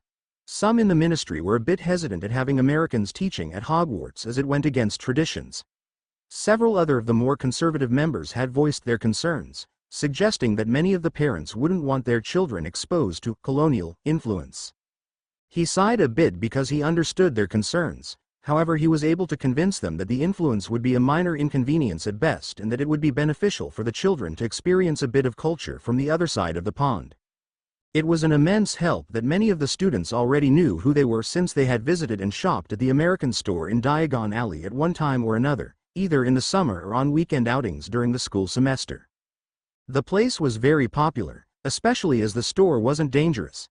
The students and their parents could actually touch stuff and not get pinched, slapped, poisoned, or screamed at, as long as they didn't break it. Naturally, things could be magically repaired, but that wasn't the point. Dumbledore found it instructive seeing how both of the shop owners gently guided the younger children in the ways of respecting others' property. Just because magic could be used to repair broken objects didn't mean that the property wasn't to be respected. The American electric lights were popular with the younger people, although the elders somewhat disdained them as being too Muggle-like. Dumbledore understood their fears of the unknown quite well. They couldn't understand how those things worked without magic. It was a difficult concept, once again showed him how little his people had progressed and much they had to learn. Not everything Muggle needed to be discarded as useless. It was another example why he thought that the Americans would be a positive influence on the students in the long run. Several pureblood families disdained the Americans and usually avoided the store, or they would sneak in when they believed they weren't seen and then quietly depart as they could. Several members of the Ministry of Magic had visited openly, subtly checking to see if everything was in order. Later, they'd come back to taste the foreign food or buy some knick-knack that they found of interest. Minister Fudge came in a couple of times along with his wife and seemed to enjoy the colonial ambiance, as he called it. Therefore, the Americans were fairly well known to many in the magical community. All in all, their addition to the faculty hadn't caused much of a stir that it could have, much to the headmaster's relief. Alexander Lavelle Harris drank in the ancients' magic that permeated the entirety of the school grounds. There was magic everywhere. Powerful and ancient. Serene stood next to him, following his example, not moving, simply examining the ambience. The magic is everywhere, Serene whispered. She was familiar with this style of magic native to this world, but it was still a wonder to experience it literally underneath her feet. It felt wonderfully strange comparing it to the magic of her Earth, her California, which felt different from Alex's Earth. Some of the students passing by saw the glow that surrounded her almost glowing. It was a somewhat unusual sight, but they were used to the unusual and simply walked past without comment. This was Hogwarts after all. It's so strong but so unlike home, she whispered. So alien. This world is alien for both us, he whispered back, although after all of this time, I am getting used to the feel of it. Staring at the huge castle for a moment, he smiled wispily and continued talking to his friend. I know we've been saying this since we got here. I still haven't gotten used to the magic being so widespread, yet. This castle is almost alive and rather beautiful. He was correct in his assertions of the castle. Monolithic, but beautiful. She smirked at him. It's very old school. Cute, Serene. The magic users in this country and around the world were too dependent in their abilities to keep the non-magical people ignorant of the magical world. On this world, the magic users went out of their way to make sure that the non-magical people here didn't have a clue and they had done their job too well. Although the sciences and technologies were fairly close to Alexander's world in his opinion, it was a little behind. He was 42 and to him it was 2022. From everything he observed, this world wouldn't reach the same technological equivalency until 2041, and it was due to Oblivator teams using their power without restriction on non-magicals. Science was progressing nicely here, however Oblivations were stifling creativity with their unrestricted actions. The magical's fear of being discovered had turned from a defensive measure into a preemptive arrogance. Once, it was done out of fear. Now, they did it because they could. It gave them a feeling of superiority and the consequences were being felt across the world. Not only were they stifling knowledge with the normal, but they had extended their activities all other magical branches. Other magical styles were frowned upon and extinguished with the same level of contempt as specialized Oblivator hit teams scoured the world, destroying the memories and artifacts not in the established wizarding community. In their zeal to keep their secret society from being discovered, they were ripping everything apart. These people have a certain arrogance here, Xander muttered loud enough for Serene to hear. If they continue to keep this up, religion will be next. The Bible mentions miracles throughout. I can see them trying to remove all hints of miracle acts or magic from their perspective and feeling an obligation to remove it. This attitude may trigger the very war they're so frightened of. Serene thought about that for a few moments, slowly nodding her head in agreement. Yes, Serene added. They're almost as bad as your people, she said as her hand cupped her chin, deep in thought. But yes, I can see them overdoing it. Most people tend to do that when they possess power enough to do so. Xander looked away, somewhat embarrassed. What happens if they decide to try to limit advanced science because it will have the appearance of magic to their eyes? She grimaced. It will be seen as a threat to their magic. They'll try to suppress it. Maybe. Probably, he answered after a few moments. This world could fall into a new dark age or a world war. Willow would hate it here and would not have restrained herself in making her displeasure plain. Serene said. She probably would start a war all on her own and gotten herself and other killed. That attitude is another one of the reasons why she wasn't accepted into the school. There was a quietness to him, but it only lasted a second. I love her, but her soul and her desire for power is dark gray at best. Serene rolled her eyes at his comment. Tell the truth, admonished the woman. Her aura was streaked more with black, not gray. She couldn't stand the fact that you were chosen and not her. She wanted this knowledge, the power. You know that was the reason you had to leave. She kept trying to challenge you and get you to teach her things you weren't allowed to. Sooner or later, you two would have come to blows. You almost did, remember? Xander really didn't want to talk about that day. He was loath to think about it, but his companion was right and Sho wasn't letting it go. He was older now, and not easily willing to hide from the truth about his once best friend. She felt the need to prove herself against me. I know, he admitted. I was picked, and she wasn't. That rejection grated on her for years. We all know that it was better for me to go rather than have to stop her. He told her. She would have confronted the Vishanti. They would have judged her and banished her, after stripping her of her power. He hated talking about that. With me gone, at least she has a chance. With her attitude, Serene questioned. It's good that you're gone. Sooner or later she will confront them just to prove that she can. It's who she is, the woman said as they began walking towards the huge doors that would allow them entrance to the castle. There was no love lost between the two women, and for basically the same reasons as she envied Alex. The women had gotten into a little magical spat. Willow didn't win, but the battle served only to increase her envy and jealousy. Celine was fully aware of the woman's dark streak. Beneath that cookie making because I'm really a good girl exterior was a soul at the edge of blackness. When everything went her way, she was all sweetness and goodness. When it wasn't, her white hair was streaked with black. The school has gone back to its native dimension for a while, and we both know she's still looking for it. I hope she can curtail her ambitions. If she pushes it, they will kill her. There's too much at stake. I know. I hope she listens. Maybe Buffy can finally get through to her. Maybe. Helplessly, he wrung his hands in disgust.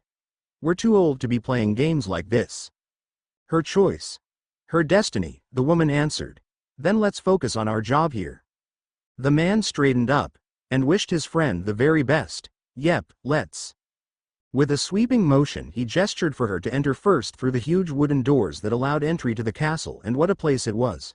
There were ghosts everywhere doing whatever ghosts trapped in a magic castle school did. But there was aura of gloom that both of them felt. It was still all over the magical newspapers. The attack on the Quidditch World Cup game had placed a damper on most of magical London.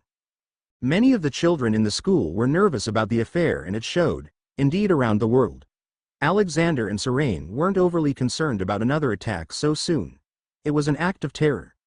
Most terrorists liked to allow things to fester a bit before crawling out from the cracks again. It was for the best for the two of them, as both were still recuperating from their battle with Hysidrax, bringer of plagues. The ancient foul entity had entered through the rupture Glory had created years ago. This was the third battle they had where the extra-dimensional beings were either killed or forced back to whatever hell dimension they had oozed out of. Glory was years dead and gone from Xander's perspective, however the rip was through space and time throughout most dimension. In some places the ruptures were just occurring or had occurred thousands and millions of years ago or would occur in the far distant future. The Hysidrax entered the world a few days ago, wiping out an entire town of 3,000 before the two warriors were able to confront and deal with blob-like creature. The entity was a plague demon whose essence killed everything near it. Without the right protection, nothing was spared, not plants, nor animals, or even viruses. Serene, who confronted the entity first, used every spell at her disposal to contain the eldritch creature, while Alexander fought to neutralize its destructive power. Sealing it in a mystic trap, both attacked it, binding and then killing the creature before sending the remains where it came from, in this case the purple dimension. The magical community was unaware of the battle, and the few in the magical community that did sense hadn't bothered to follow up, as it might have been Death Eater activity and didn't want to get involved. There were others that had noticed, but their investigations came up with nothing concrete to indicate what happened with certainty. They were aware that a battle had occurred. There were magical traces, unidentified ones at that. The organization added this incident. However, the battle hadn't gone unnoticed by the Russian government. The satellites hadn't captured the battle but did show the results of the plague entity's effect on Soviet soil. The Russians had recorded the frantic, almost incoherent calls for help from the local military, the government and civilian authorities. The newly developed satellites placed in orbit did image the thousands of dead and rotting bodies, both animals and people. They did record the skeletons and dead trees and dying farmlands. The officials were badly frightened, and rightly so. The leaders reacted in the only manner they knew of. Taking no chances, they acted swiftly. 2 nuclear devices were detonated in the heart of the small city in hopes of keeping the unknown, very aggressive, and deadly plague from spreading. They gave no warning to the survivors or anyone within a 30-mile radius of the blast.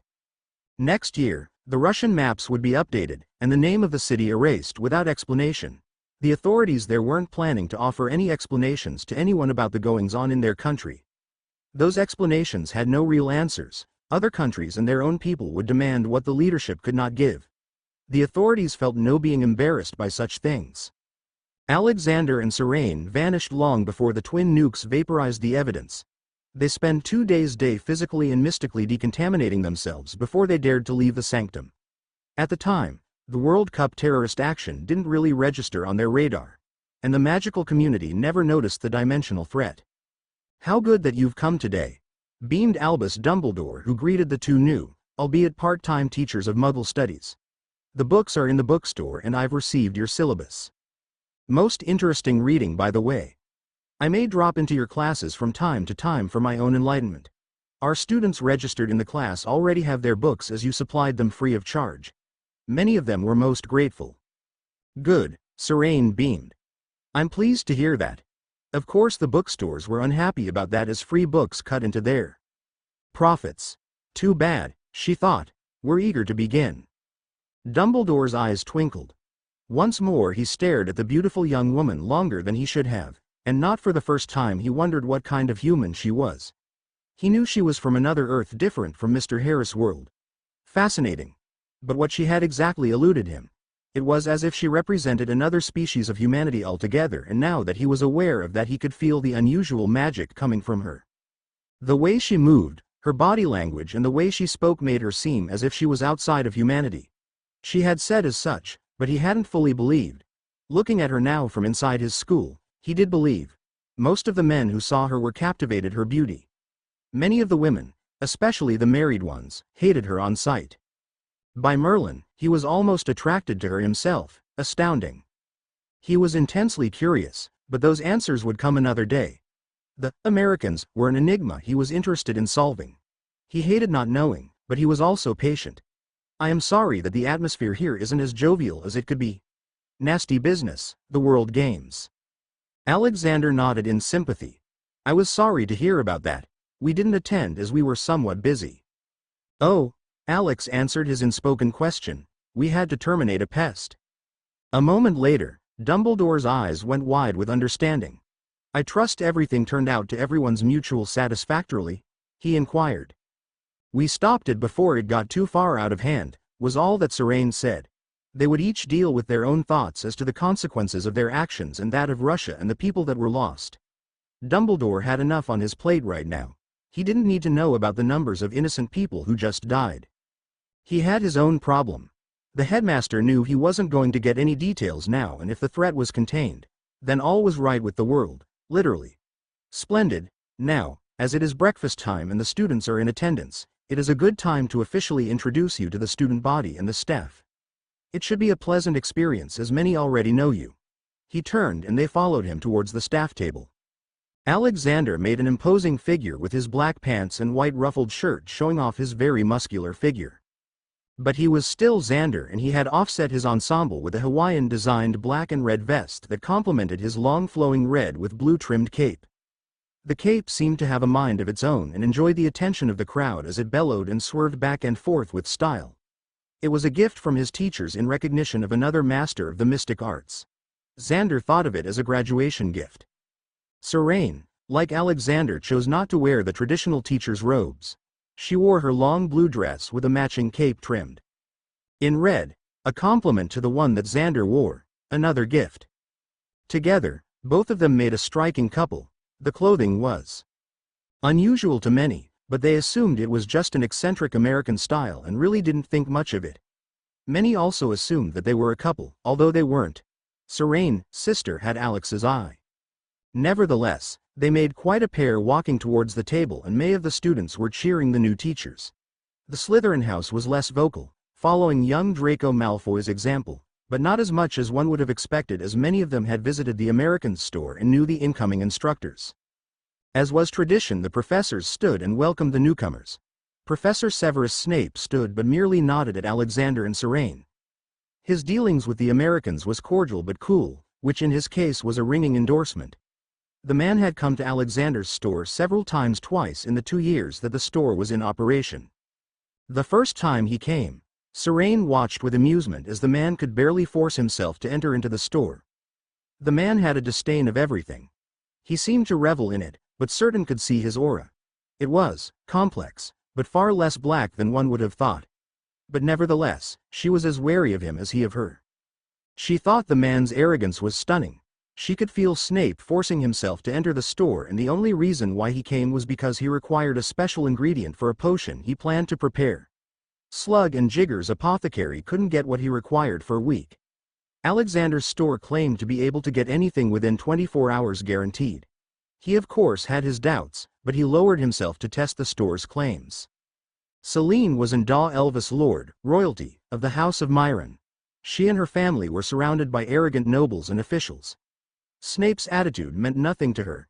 Instead of meeting him with equal disdain, something he expected in return, she responded with gentleness without appearing weak. It had thrown him off balance for a moment. She was an aura empath and she read him like a book. She was respectful but didn't coddle him as he all but demanded a specialty order. He honestly didn't expect to get the iris of a 2-month-old Hydrocinus Goliath packed in immature mandrake oil. Smiling, she made him pay up front and escorted him out of the store. From his fluctuating aura, she knew that aggravated him because she knew he was interested in the everything you could ever possibly want for magical potions and ingredients catalog, and she kicked him out before he could glance at it in detail.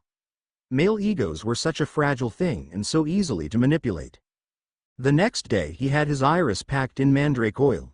He almost snatched the package from her, but not quite, and inspected the contents. Satisfied, he nodded and left without a word. A month later, he returned and met Alexander and asked to browse the catalog. When Serene found out, she laughed the night away. Snape returned a few more times and was almost civil, to her non-surprise. Following Dumbledore, Alexander and Serene were ushered to their seats. They didn't get far. Professor Sybil Trelawney, watching them closely, abruptly froze while staring at the two of them in a state of shock. In turn, Alexander stared back as his magic flared within him. The spindly woman's mouth was opened. Alex's first thought was that poor woman needed a much better pair of glasses rather than the binoculars she was currently wearing. If she had vision difficulties that their magical medicines couldn't correct, then maybe he could do something about it. The Vishanti had replaced his gouged-out eye, and he had the same magics. His instructors had a thing for eyes.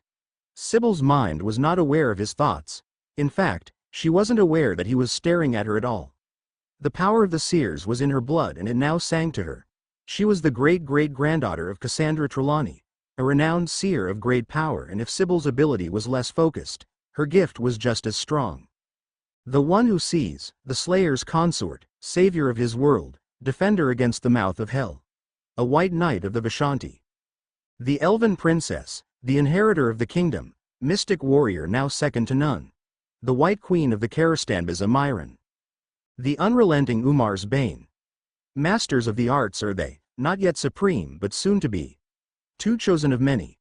Theirs is the power this world knows not. Restoration is their purpose. Resistance is their mantle. The first of restorers of this world.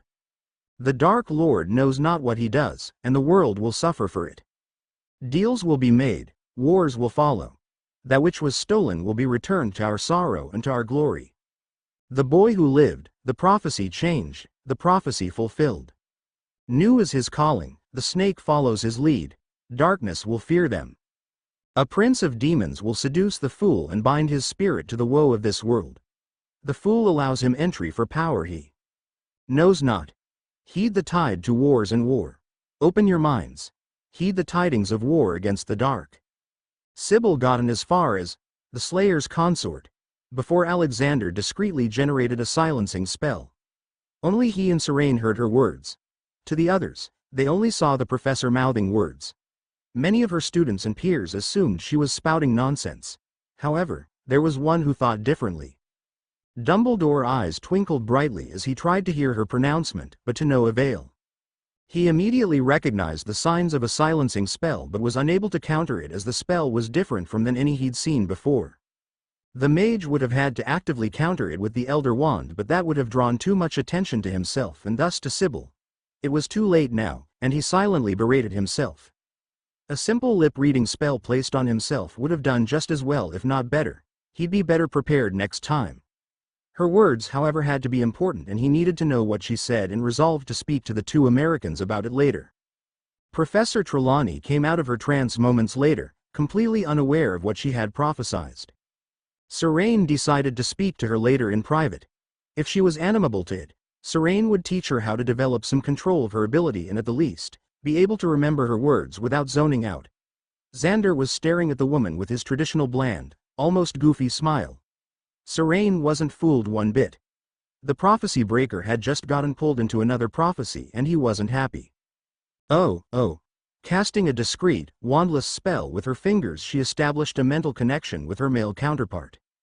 Stop what? He responded mentally. I haven't done anything. I know you. Stop being mean to her. It isn't her fault. Harry Potter has just become a part of our lives. Deal with it. I am not being mean to her, he mentally protested. You're the last person who should be critiquing her style of dress.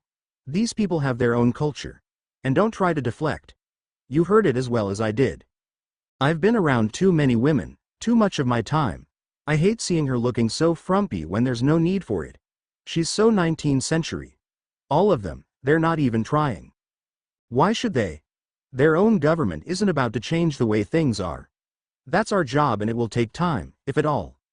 We need to focus on our own projects. The word's been sung. We deal with it and the boy and the snake, whoever that is. Why right. Change, in small steps. Small steps. She smiled openly at him. And you have had too many women friends.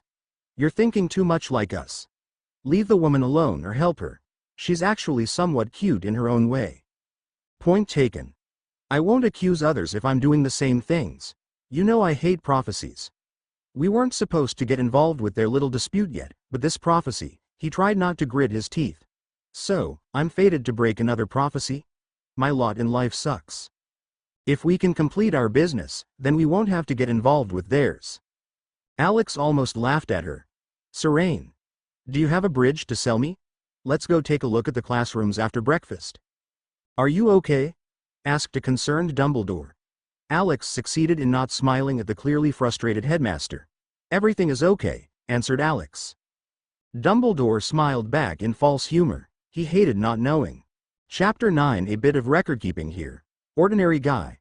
I can't believe it's been 17 years.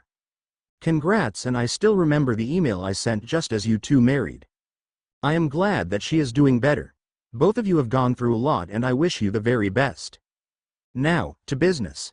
In this story, you've noticed that Harry is not one of the main characters as of yet. Xander and Serene have been in magical Britain for a few years, establishing their identities, and dealing with minor crap that has slowly increased, etc. So far everything that has happened to Harry has happened. Right now, we are at the beginning of the Triwizard tournament. Starting with this chapter, things are about to change. You haven't missed anything.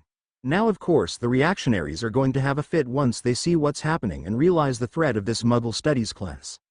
The Ministry won't like it, but this is bait for something much more sinister. The Death Eaters aren't the only threats. There are those in the Ministry who are perfect recruits. Dumbledore is not bad in this FIC. He is his usual self but will have a few moments of clarity slapping him in the face in the near future. Meanwhile, the Magicals are about to experience a shock that will turn their world upside down as their kids start talking about that Muggle studies. I mean no mage studies class and the two Americans. Lady in Pink, beware the Harris, had Tayo make a name correction. How I got Ivanova instead of Minerva, wrong story. Sorry about that. Master Xander Chapter 9. Albus Dumbledore's eyes twinkled as he began introductions of the staff. Many of his colleagues knew the two Americans and had visited their store, but formalities must always be observed, he announced while smiling broadly. Allow me to officially introduce you to the staff of Hogwarts School of Witchcraft and Wizardry. I'll start with Madame Poppy Pomfrey, Chief Magical Healer of the Medical Wing. She is responsible for the care and treatment of our students here at Hogwarts. I believe you've met before? Yes, we have, the healer said as she smiled graciously at the two new professors. It is good to see you again and I bid you welcome. She nodded her head in respect and excitement. With them being here, especially the Dellen woman, she could finally have some quality time to discuss some of the unusually healing arts that the American possessed. There were several unique healing spells that didn't require the usual potions Pomfrey knew of. She was most interested. And of course, you've met Madame Sprout, our plant specialists and local biology instructor. It is good to see you outside of the store, professors. She was also smiling. In fact, she was very excited having them as additions to the school. Those West African mandrake seeds are most delightful. I've been studying them carefully, and although they are very similar to the plants I'm used to working with, these have some very unique properties which I find utterly fascinating. I am considering writing a paper on these plants. I wonder if it's possible that you could order me a few more seeds? Of course, Professor, Alexander responded as he nodded his head at her. In fact, I have access to a few mandrake species which you probably never seen before or believed to be extinct, like the Samoan brown leaf screamer. The woman looked at him in surprise. How are you finding these plants? She asked. Some of the best herpetologists I know didn't. Believe me when I told of the seeds you've given me access to. They were astonished when I showed them. Alex X smiled. My procurers are very good at tracking down things that I request. Which was absolutely true, even if the items were located in other dimensions. There was no need to tell her that, though. Serene took a moment to interrupt. He smiled back. Expect a lot more business in the near future, Mr. Harris. Professor Dellin took a moment to interrupt. I had the precautions you will need to know to safely grow this particular species of plant typed for you. You will want to read about before you plant the seeds. They're very fussy. I also have some detailed information on those particular plants which may come in very useful. Their characteristics are little more expressive than the mandrakes that you're used to. Indeed, she answered, as her eyes looked lit up in excitement. I'll keep that in mind. So many varieties. I'm looking forward to seeing what you have available. Mandrake plants were so useful, yet so potentially.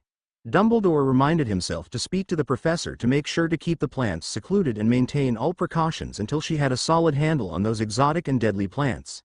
He wanted his students and his professor to be safe. Dumbledore smiled at the positive response the two newcomers were receiving from the staff.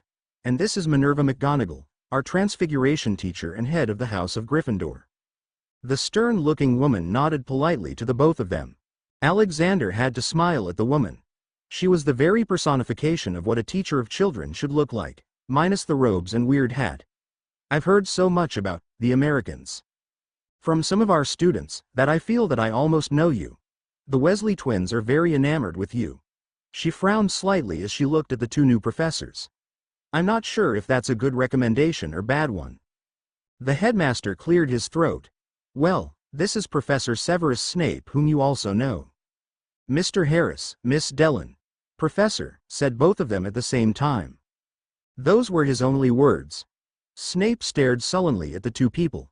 Then he looked away, ignoring them. The other professors seated at the table hid their smiles. That was one of the warmest greetings they'd seen from him. But Serene merely glanced at him. The woman wasn't having it. I trust that you found the latest delivery satisfactory? She asked. In response, the potion's master raised one of his eyebrows and glared at her indifferently.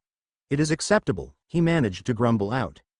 She merely smiled at him and raised one of her own, surprising him. She alone noticed he didn't seem as hostile as his demeanor implied. After Dumbledore finished his introductions to the others seated, he raised his wand, and a globe slightly. His voice was magnified throughout the great hallway.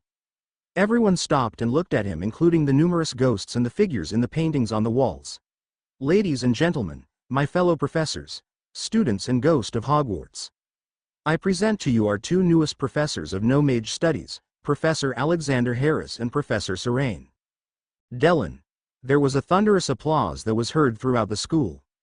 That is just the first of many surprises coming to our schools this year. I will have a very special announcement that will affect the entirety of the school. I expect every student to be present at that momentous occasion. I expect you all to be on your very best behavior. I will give you more details. But for now, let the celebration continue. He raised his wand and a magnificent display of fireworks erupted throughout the great hall's ceiling. The children again erupted in applause. Xander couldn't help the somewhat goofy look that appeared on his face at their response. These kids were so proud about their school, and it made him wish that good old Sunnydale High could have had a tenth of that school spirit. Of course, the school spirit might have eaten them. A couple of hours later, both of the professors of No Mage Studies were sitting in the classroom where they would teach many of the second, third, and fourth-year students about the intricacies and complexities about the lives of no mages and how they got along in the world. The classroom itself was a typical room found in any normal run-of-the-mill castle. There were seats and desks for about 25 students. Magical candles gave light to the rather gloomy room. There were ink bottles and extra quills lying around. The black board, although magical along with the chalk, looked typical for a school. No windows, of course. By the Vishanti's crusty old eyeballs, this is the most depressing, unimaginative classroom I've ever seen. Don't let that know-it-all hear you say that again. You know how he hates that phrase. He hated Twinkies, too, but he got used to them, Alex smirked. And I know he's started eating them regularly. I also know he's pilfering them from other dimensions because they aren't available in mine anymore. Yes, they are, admonished Serene. But they're rare and hard to find. Your funeral. You know how they are. True. Alex looked at his counterpart. You know that they had a ghost from God knows what century, teaching this class. She nodded. This room is a subliminal testament to the summation of their ideas of what normal non-magical life is like, he said, shaking his head. I have some ideas. As do I, Serene commented. This color, for example, simply will not do. I'm thinking peach. Let's go for it. I'll start with the lightning and electrical transmitting wards when you're done. Serene Dellin, a master of the mystic arts, spread her fingers and gathered power. She began her incantations slowly in her native language. Power began to spread and the room expanded to 3 times its size. The dark green paint on the walls changed to a bright color peach. Several illusional windows appeared along the sides of walls, giving the impression that they weren't deep in the castle lower levels. Those windows were connected to the real windows located in the castle, giving a real-time visual of what was happening outside of the school. The dull floors changed into beautiful wood oak planks. 5 minutes later, she stopped her incantations and lowered her arms. Her cape surrounded her like a protected blanket. Your turn. Alexander Lavelle Harris, a master of the mystic arts, began his own incantations. His hands and fingers weaved in intricate movement as power left him and filled the room with a multitude of colored lights, an indication of the power being used through him. Wards appeared on the walls, allowing access to electricity from his home, bypassing the ancient wards in place at Hogwarts. 12 sets of electrical sockets materialized along the lower sections of the walls. Overhead lighting appeared from beautiful crystalline chandeliers of gold and silver. 3 of them were sufficient to light the entire room. Light switches appeared on the walls. His carpenter's critical eyes made a couple of alterations as the wards and systems set in place. While he was doing that, Serene took from her dimensional briefcase 2 55-inch ultra-high-resolution televisions and floated them to the front of the room. Alexander opened his own briefcase and pulled out several computers, a host of tablets, state-of-the-art digital and audio players and recorders, and magically placed them strategically around the room and on the desks. I love dimensionally transcendental physics and magic. The things you can store in your pockets these days, he said.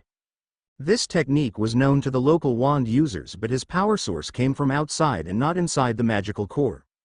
Using outside energies allowed for more efficient use of the technique. It made transfiguration easier, as well. Serene, meanwhile, carefully checked to make sure that the magically transmitted electrical power was being channeled properly. The televisions, handheld tablets and computers were not from this earth. Alex and Serene brought them from more than 30 years in the future of another world. Those electrically powered instruments were modified to work in magical Britain and against the wards put up by the Ministry to cripple so-called Muggle devices from operating. The wards placed on them didn't counter the wards as much as bypassed them. The lightning protection spells performed to protect from lightning strikes had the added effect of countering electrical devices from operating. Those in the Ministry realized the problem, and instead of modifying the wards and spells, they added to the problem to further separate the no-mages from the magical community. Those devices wouldn't work, giving further credence to the Ministry's claims that no-mags and magicals were incompatible, further separating the two societies. Magic-infused light bulbs not only guaranteed to work in magical environments but also eco-friendly, smirked Alexander. The desks were modernized, each with their own computer access inputs and ports. There was a book placed on the desks, Typing for Wizards. It laid out a basic but intensive 1-week course for basic typing and tablet use. Plus, there were updated Webster's dictionaries which were going to be put to very good use. There were ink pens and pencils and notebook paper for each student located on each desk. Parchment was not going to be used in this class if Alex could help it. Naturally, this wasn't going to go over well with the reactionaries, but by the time they realized what was happening, it would be too late and the young ones contaminated with no-mag knowledge. Alex loved the fact that the parents appreciated the savings that they were getting since they didn't have to pay for the extra books being used in the class. Books were expensive and most of the parents weren't rich. Saving small amounts of needed money here and there was a blessing to a lot of them. To the right and front of the classroom, there a large globe of the planet Earth off on a side desk. In the back of the room there were advanced video recording devices as well as video and audio players which dotted the room. Those were things that students from the No Mag would almost recognize, but that the magical community would not know about and not understand. Alex turned to Serene and looked her dead in her eyes. He began breathing ominously.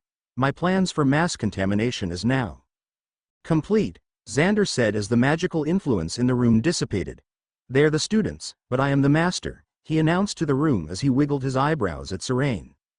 Serene just looked back at him. You are so weird sometimes, she muttered, not understanding the cultural reference unique to his Earth. Let's start. As you wish, my dear, he responded in a very low voice as he continued the strange breathing for a few moments. Both of them stood up, their capes fluttered in a non-existent wind. And each of them lifted a few feet above the floor. All traces of amusement disappeared as they began to call on dimensional energies derived from beings most people could barely conceive of. Otherworldly filled the room as each weaved their spells, creating a barrier and sanctuary within the room. Their power blended with the natural magics of Hogwarts, creating a place not unlike the Room of Requirement. However, this room could be used as a portal and conduit to other places, other dimensions. Protective barriers sprung into place, invisible to wizards unless called upon by the two masters. This room had become a fortress within a fortress.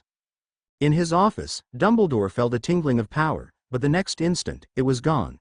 He dismissed it, knowing, and rightly so, that the two new professors had asked to make a couple of changes to the Muggle, No Mag Studies classroom. He would look into it later to see what they had done, mostly minor changes he assumed.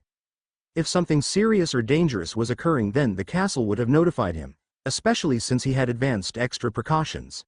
The other schools were coming soon for an extended stay and he needed to make sure nothing went wrong. Unnoticed by him, his perched phoenix cocked his head in curiosity. The next morning, first day of the class. Both teachers were standing at the front on either side of the main desk smiling at the shocked students who were slowly filing into the strange classroom. The students who lived in the non-magical world had some ideas of what they were seeing, but even they were lost as they examined the strange computers in strange thin rectangular boxes with glass covers. When a curious student asked what those things were, Professor Harris said that they were microcomputers called tablets. That answer didn't help much and left more questions for the student to ponder. The absolutely huge televisions, if that was what they were placed prominent at the front of the classroom, dominating everything else in the room. There was no way that a television could be that huge and so impossibly thin. TVs were large bulky things, not thin like this. Quickly, the students claimed desks for themselves. Many pure blood had never seen light bulbs before this close-up. Some of the students who had visited Alexander's shop at Diagon Alley had seen them, so they had an idea what they actually were since they had asked when they had visited the store. However, most of the purebred students hadn't come to the store, so this was the first time seeing electric lights and they stared at them in amazement. Hermione Granger looked around the classroom in awe and frustration. She sat down in a daze and stared at Harry Potter, who took a seat next to her. He was also shocked and confused by what he was seeing. This isn't right, the bushy-haired girl said hostilely. None of this should be working. How can we have a class with things that won't work? It will be most distracting. Harry and Ron looked unsure. Some of this looks familiar. I've seen these at their store. Maybe they are props to show us what they look like. If they are real, then they're no doubt magical, she answered. Yes, I think that's a magical TV, most likely from the American Magical Society. I've heard that they like inventing things. These devices must be magical. But what are they? Whispered Ron. Some of the unknown things he'd seen at Mr. Harris' store, but the rest were completely alien.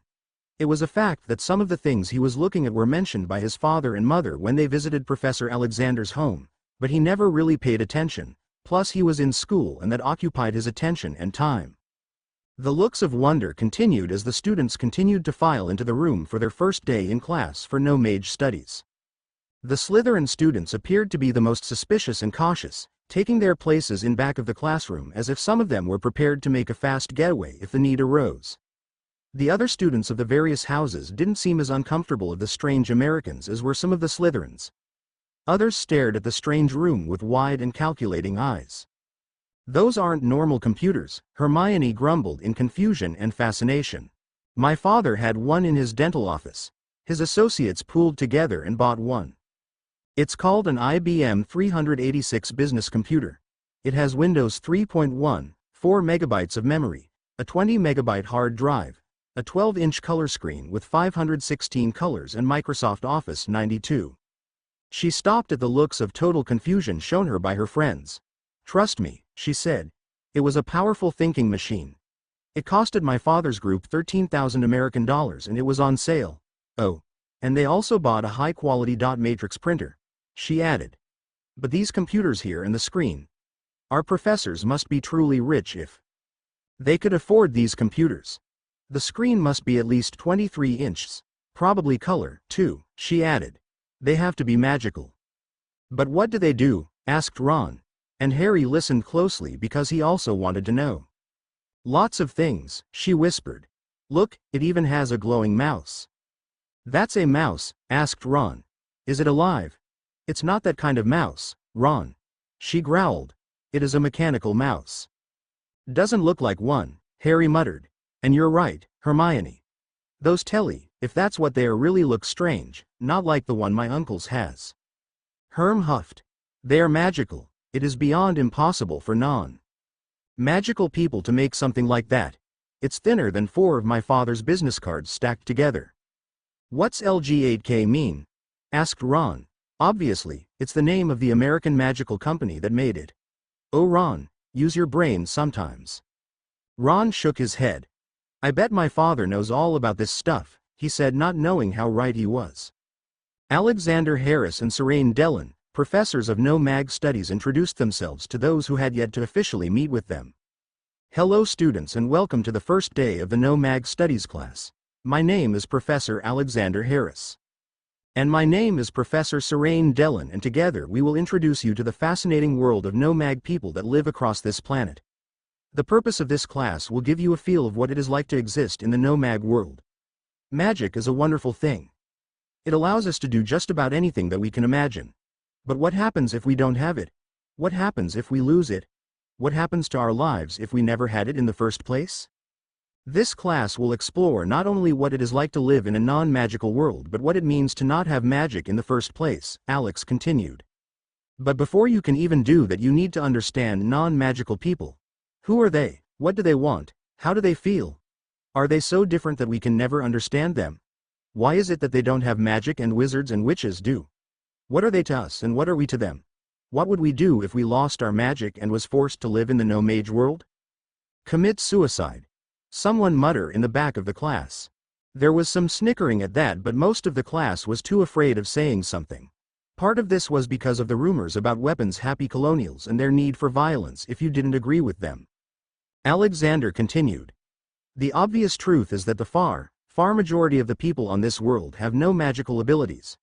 They can't create spells, they can't apparate, they can't use Patronus as a way of communication. They're unable to create potions such as polyjuice. They can't get on a broom and fly away.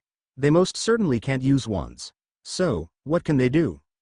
Nothing but walk around, sleep and eat," laughed Theodore, not one as Slytherin students. Several of the other students also laughed at the comment. "Without magic, how can they do anything?" Alexander folded his arms and smiled. "People who agree with his comments, please raise your hands, and don't worry, your opinions are not being held against you in class, so speak freely." About half the students in the class raised their hands. It looked as if another third wanted to raise theirs. "Students, I have a question that I want you to answer, but not right away," said Professor Dellon. "Life, no matter where it is or in what form, finds a way. Therefore, since magic is a part of life, does this mean that magic is present in everything, including non-magicals?" Hermione raised her hand. "Didn't you hear what Professor Dellon said?" snapped Professor Harris. "Do not answer now." Granger's hand quickly lowered. It was somewhat amusing at how quickly she was cowed, but nobody was laughing. Draco gulped as he felt the power of that command. Alexander smiled inwardly. She's so much like Willow. TBC. Now I can finally start working on WW. For a while. Peace and tranquility, people. Chapter 10 Master Xander Chapter 10 Professor Harris, wand in hand, touched the center of the desk with it. There was a soft glow at the wand's tip, characteristic of magic flowing through it, and the desk's color changed from a dark brown to a lighter almost cream color. It was a simple charm, one that any of the young students were capable of. Naturally, the students were unimpressed, but it did confirm that the professor could use a wand properly even though the way he performed his wand movements seemed somewhat erratic when compared to the way most people usually performed magic with wands. There was some question about his magical competence as many of the students that had visited his store never really actually saw him using his wand. There was a rumor that the professor was barely magical, and was closer to a squib actually than anything else. That and other rumors were pushed by the Daily Prophet in a series of articles written by the reporter Rita Skeeter. The articles from their ace reporter were particularly vicious. Her series of articles about the 6 Americans and their unfair competition practiced against the innocent stores and shop owners of Diagon Alley, suffering the degradation of those American immigrants who were taking jobs away from the upright citizens of magical Britain was yellow journalism of the lowest sort. This small burst of magic helped dispel the rumors circulating through some of the houses. Okay, we don't deny that the ability to use magic makes life easier. It gives us a sense of power. Magic is power. It is something that certain people are born with. It is an ability that helps in the survival in the human race. Now, having said that, I want you to think about this, he continued, looking at a somewhat confused group of children. Is magic a survival trait? A show of hands please, if you agree to this. Most of the students raised their hands. Alex nodded to the class. Does the ability to use magic make us stronger or superior to the non-magical people that live on Earth? Agree or disagree? This time, almost all of the students raised their hands. Okay. Then why is it that the magical community is so afraid of people who have no magical power? Daphne Greengrass quickly raised her hand. Alex nodded and the girl stood up. To his amusement he saw Hermione's look of disappointment at not being able to answer the question. The magical community is very powerful, we can all agree to that, she said succinctly, but the muggles.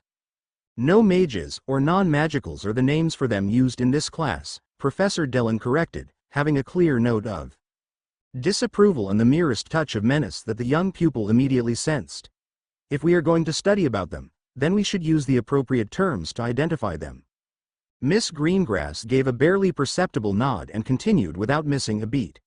No mages breed too quickly and their populations have exploded. Much like the Weasley clan, snickered Draco. Several of the students laughed. Class, said Professor Dillon. We don't usually give or take point arbitrarily.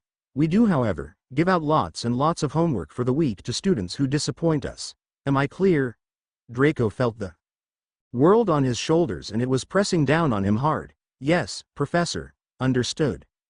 Ron couldn't help smiling somewhat hysterically. Please continue, Miss Greengrass. They fear us and our power. That is why we keep our communities secret from the no mages. If they found out about us in our communities, then they will burn us all at the stake or torture us too. Try to gain our power. A quick point and something to think about, students, interrupted Professor Harris. If the statute of secrecy is so effective, then non-magical people should not know anything about magic in the first place. But they do, so what does this imply?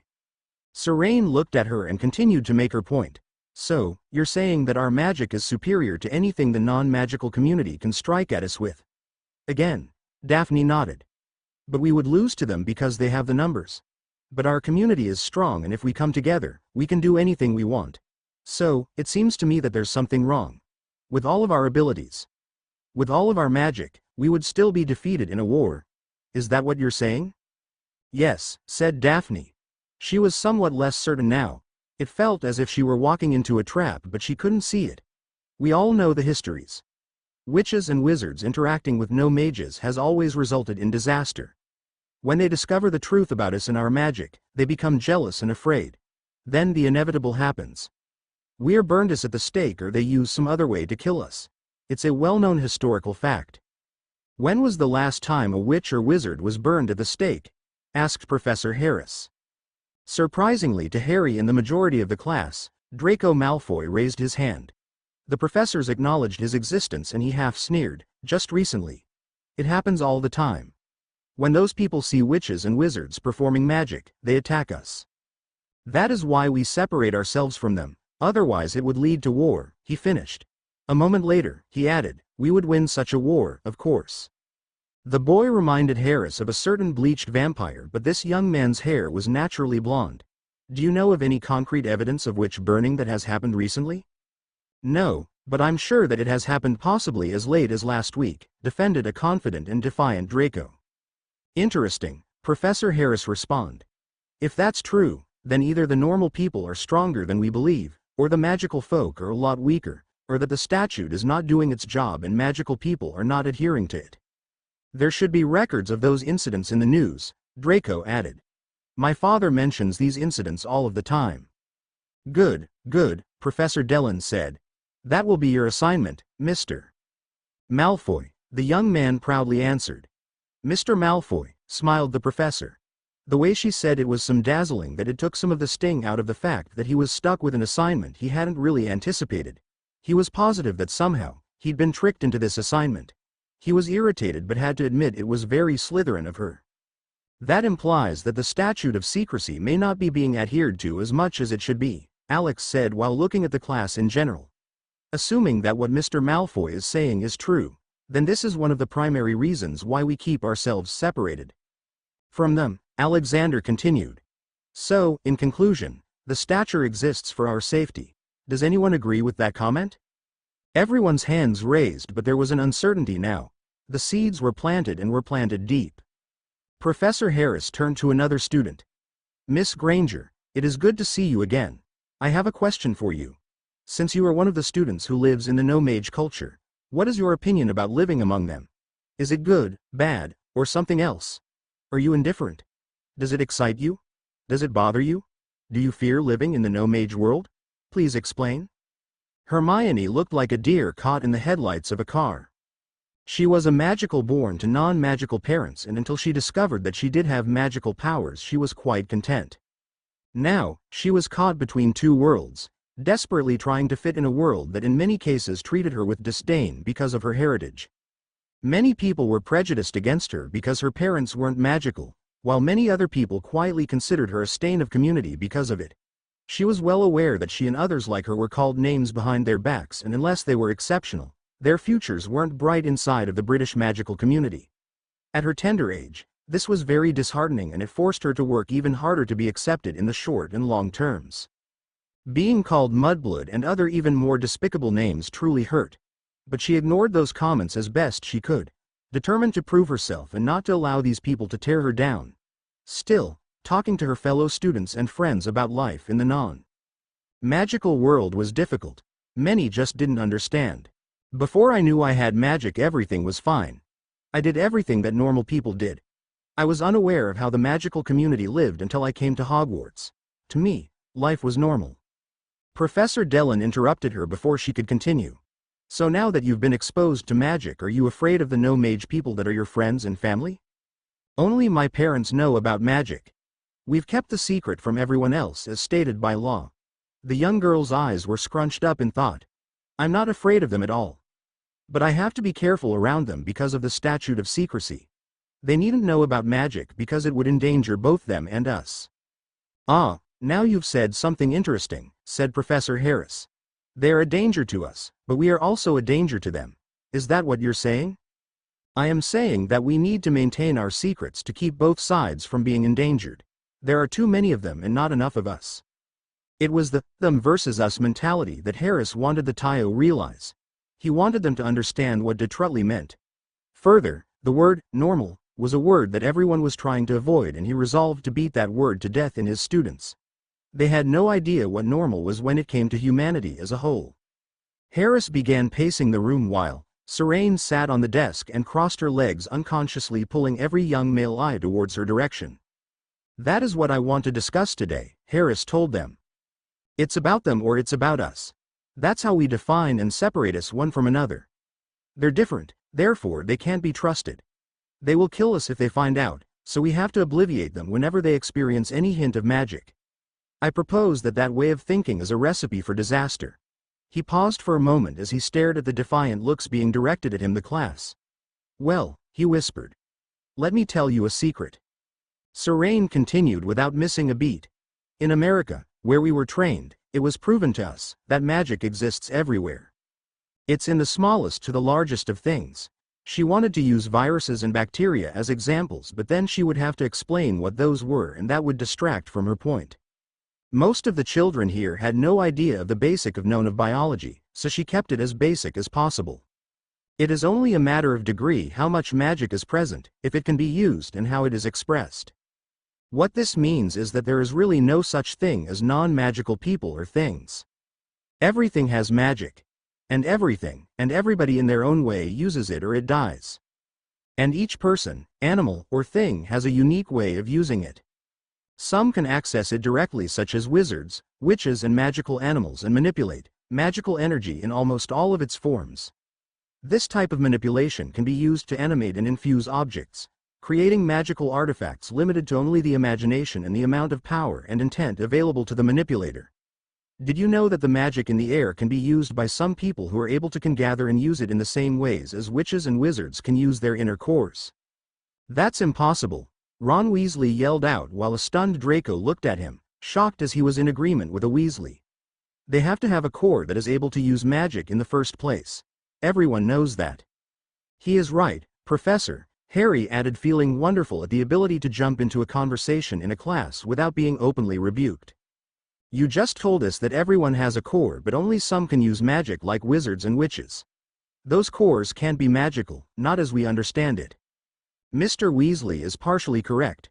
Both of you are, Harris told them. Think about this. Every living human on Earth has a magical core. It can be active, such as in witches and wizards, or it can be inactive. The inactive cores in people, for example, cannot access magic like a witch or wizard. Or, can they? A so-called squib cannot use magic. Not because they don't have a core, but that the core is unable to access the needed requirements to manipulate magic. But is it really inactive, or is not being used for the manipulation of magical energy? What if those cores could be changed? Would they become magical, or would those cores express themselves in another form? And as I said, some people who have inactive cores, can use magic just as effectively as the magical community. Professor, Hermione said as she raised her hand, all but demanding to be heard, if what you have told us is correct, then magical cores must be active so that a person or magical creature can use magic. It is impossible for those who have no active cores to use magic. Active cores allow magic to be used. But those beings that don't have active cores who use magic use something outside their cores, and it works. In some cases it is called mutation. That is a concept we will discuss later.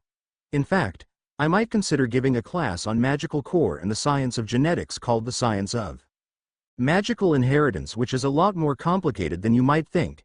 The question we should be asking is, what really defines a magical core, and how many variations there are of said cores?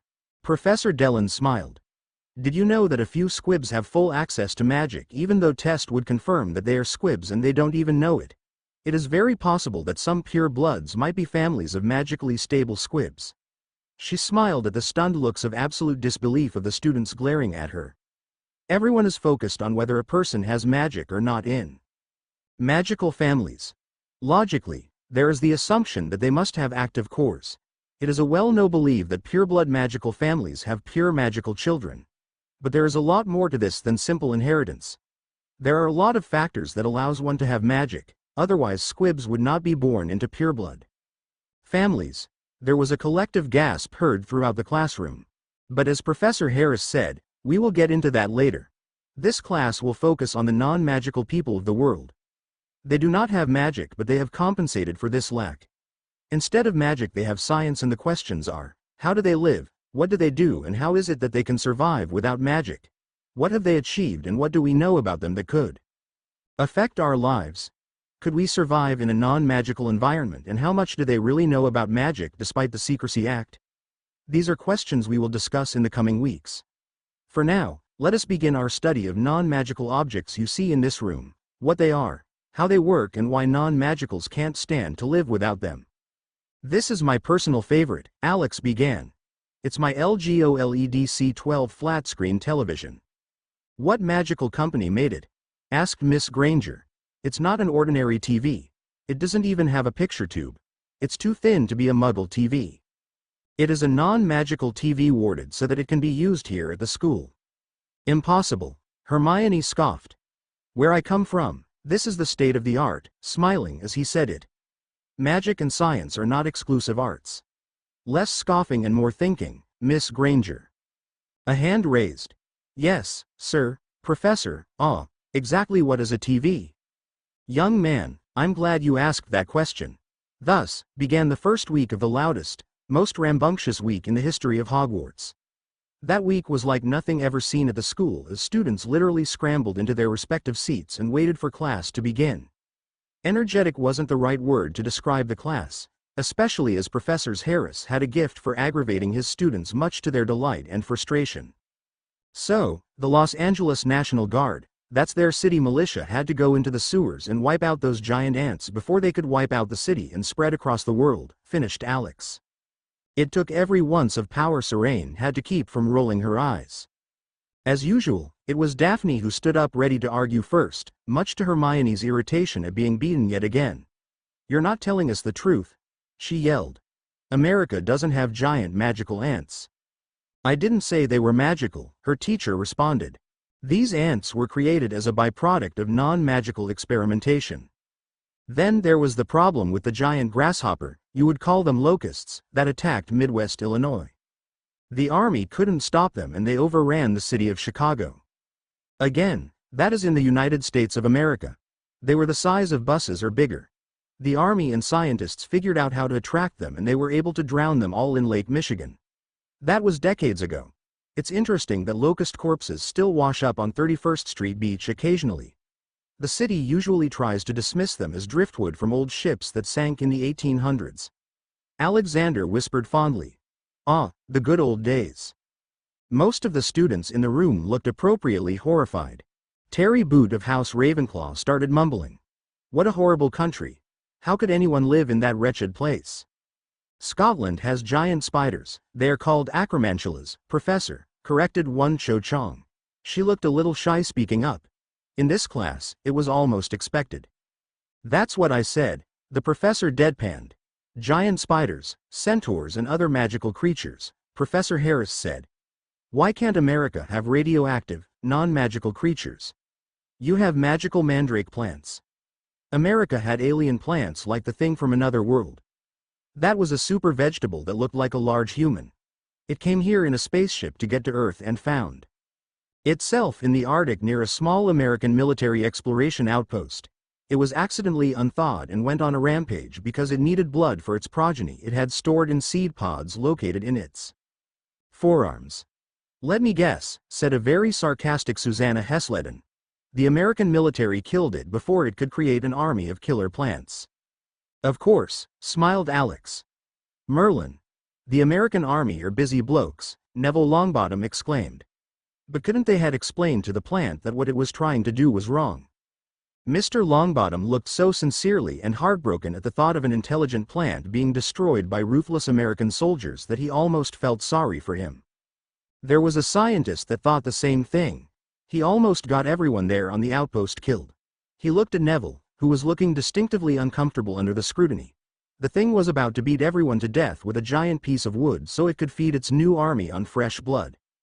Mr. Longbottom, they were scheduled to be used as plant fertilizer. Would that have been better? Neville gulped. I guess not, sir. Then there was Audrey too. That was a telepathic man-eating plant that also needed fresh blood to thrive. As an adult, it ate people that its master fed to it.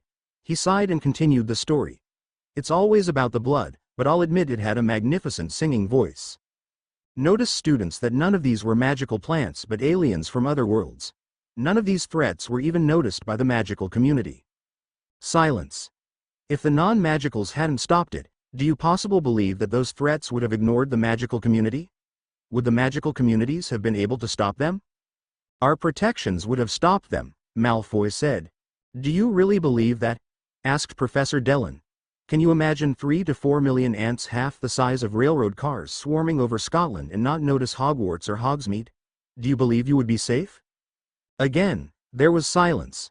Most of the girls in the classroom looked pale and the boys didn't look any better. Professor Harris tapped his wand on the desk, regaining everyone's attention. He smiled widely. Of course, I could be lying.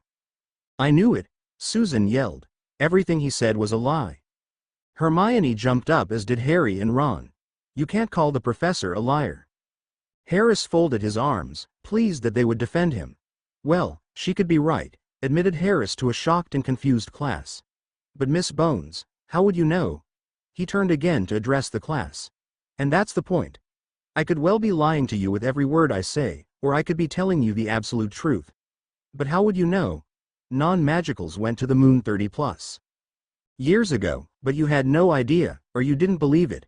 My students, I will tell you many, many things about no mages, and I could be lying. However, it is up to you to prove or disprove it. I just told you that mankind went to the moon. You are the ones to prove that I am lying or telling the truth. How? Asked Neville.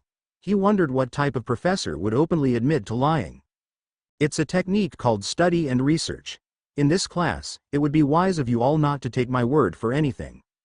In this class, you will have to study your little hearts out to prove me right or to prove me wrong. There will be a lot of things that we will learn about. Some of these observations will be unbelievable but true. Others will seem absolutely true but are false. You need to know what is true and what isn't. Don't take my word for it in this classroom. But make no mistake, he said softly. There was a dangerous glint in his eyes. Outside this classroom, I will tell you the truth, and I expect you to do the same. In real life, and I don't mean this place, he said as he stretched his arms to encompass the school. Your word is your reputation. Tell the truth and always verify. It will keep you safe, he finished, as he glanced at Hermione for a quick instant. Professor, asked an anxious Harry Potter, were the things you spoke of about the giant ants and locust true? Professor looked as serious as he'd ever been. Research time, Mr. Potter.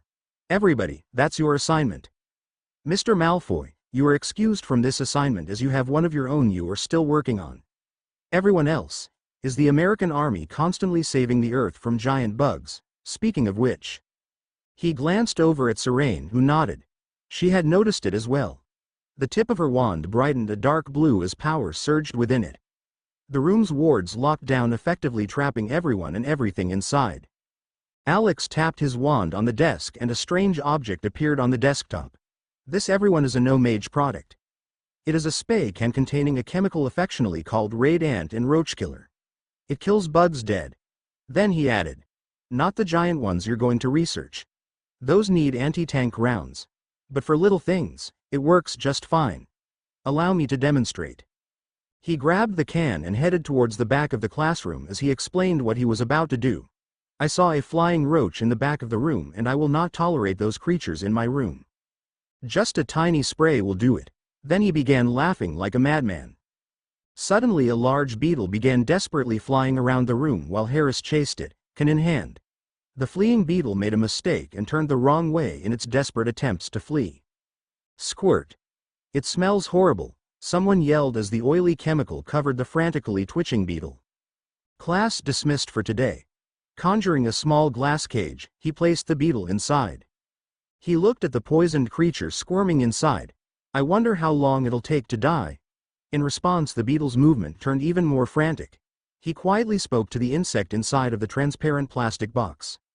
Rita Animagus, I warned you, Skeeter. You didn't listen. So, listen now, Roach. You won't die, but for the next few days, you will wish you had. Don't worry. I'll keep you safe in this glass cage until you get better. I wouldn't try to change back if I were you. That's cruel, Granger snapped as she exited the class and saw the professor staring at his squirming, obviously in distress, captive beetle. Harris stopped her and she froze at Harris's intense glare. Weren't you listening in class, young lady?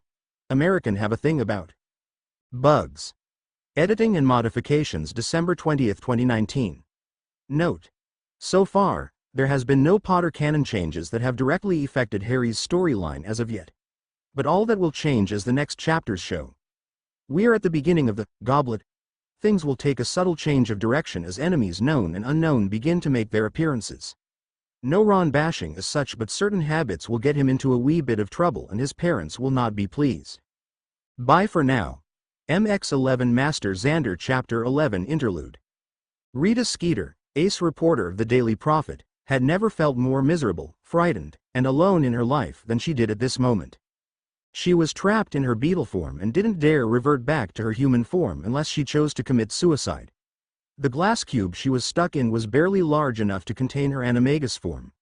And the few air holes which allowed her to breathe were too small to allow for her escape. The cube was her prison for the last few days, and the person she had come to loathe and fear continually glared at her through her prison. But that wasn't the worst of it. She felt horrible. That man had sprayed her with some type of poison, and whatever it was played havoc on her nervous system and had caused a form of respiratory distress which made her breathing erratic. Furthermore, every time she took a labored breath, she could smell and taste that vile, oily liquid, which made her want to gag, which she would have if she had anything on her stomach. Rita hadn't noticed the eyeballs staring at her, but when she did, she tried to scream, something she couldn't do in her present form.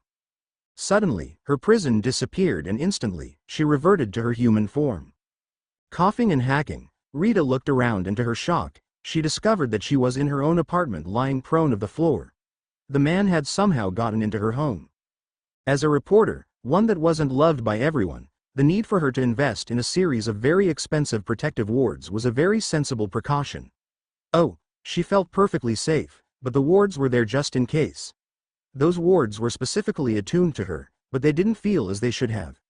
The wards felt somehow muted, as if they were being suppressed or maybe reflected. This wasn't right, and the feeling only served to increase her fear. Then, she saw him, the American, sitting in her favorite chair, just as casually as you pleased, as if he owned the place. He was smiling and there was nothing friendly about it. "Hello, Miss Skeeter." Her terror increased. "If you think that you will get away with this, you are very much Ms. Please," the man dismissed before she could finish. "Have some dignity, stand up," he ordered. "You look foolish sitting on your butt like that." Rita found herself standing up. She assumed that he had used magic on her to force her up like this. Rita swooned as her body was still adjusting to becoming human once again. She looked and felt a crumpled mess. Her glasses smeared by that oily spray, her hair a sticky mess, and her days-old makeup made her look like some crazed clown. And to make matters even worse, her wand was on the table too far for her to reach. All of those magical defense classes were effectively useless. She was in a terrible spot and she knew it. 2 years ago, when you came to visit my store with your snotty attitude, you were condescending to Serene and myself. Then you wrote several articles, trying to start controversy between me and my fellow store owners in Diagon Alley. Of course, you didn't stop and tried to get the purebloods to push us out. There was an instant when he glared at her and she could literally read what he was thinking. The look on his face was the same as someone who had stepped in something in the street. It didn't work. "The community had a right to know why you were here and not back in your country where you belonged," she countered, albeit weakly. "The people had a right to know what you were trying to hide, or what you were running from." Alex shook his head. "You make me wish Cordelia was here." Cordelia would give given this woman a tongue lashing that would have burned his ears off. He could only dream. Shaking his head gently, he looked past her, deep in thought. Even after all of these years, her death still affected him. The vampire with his soul exacted suitable vengeance, though. He owed Angel for that one. "Who is she?" "Doesn't matter," he dismissed. "What does matter is this. I politely warned you to back off. I even submitted to an interview with you, which you twisted to your own views. That really pissed me off. If you want to know the truth, it pissed both of us off." He smiled at her and she shivered. "You should be thankful that I stopped Serene from sending you to a hell dimension for a few years." What was he talking about? Was that a threat on her life? She asked herself. "I'm a journalist," she coughed. "So, you say," Alex whispered in her ear. She hadn't realized that he was next to her until she felt his breath on her ear. "You know, if it wasn't for your ugly-looking hair, and your lousy taste in makeup, not to mention your cruddy taste in clothes, and your pathetically rotten to the core personality, you might be cute," he told her, much to her irritation and confusion. "Then there's that smell. That is not my fault. You sprayed me with that horrid stuff." It was a rare thing for her to be thrown off her game, however this man was confusing her. Was this man attempting to make a pass at her after what he'd done? Well, she never expected something like that. Alex had confused her and he knew it. Just to let you know that what I sprayed with is a poison.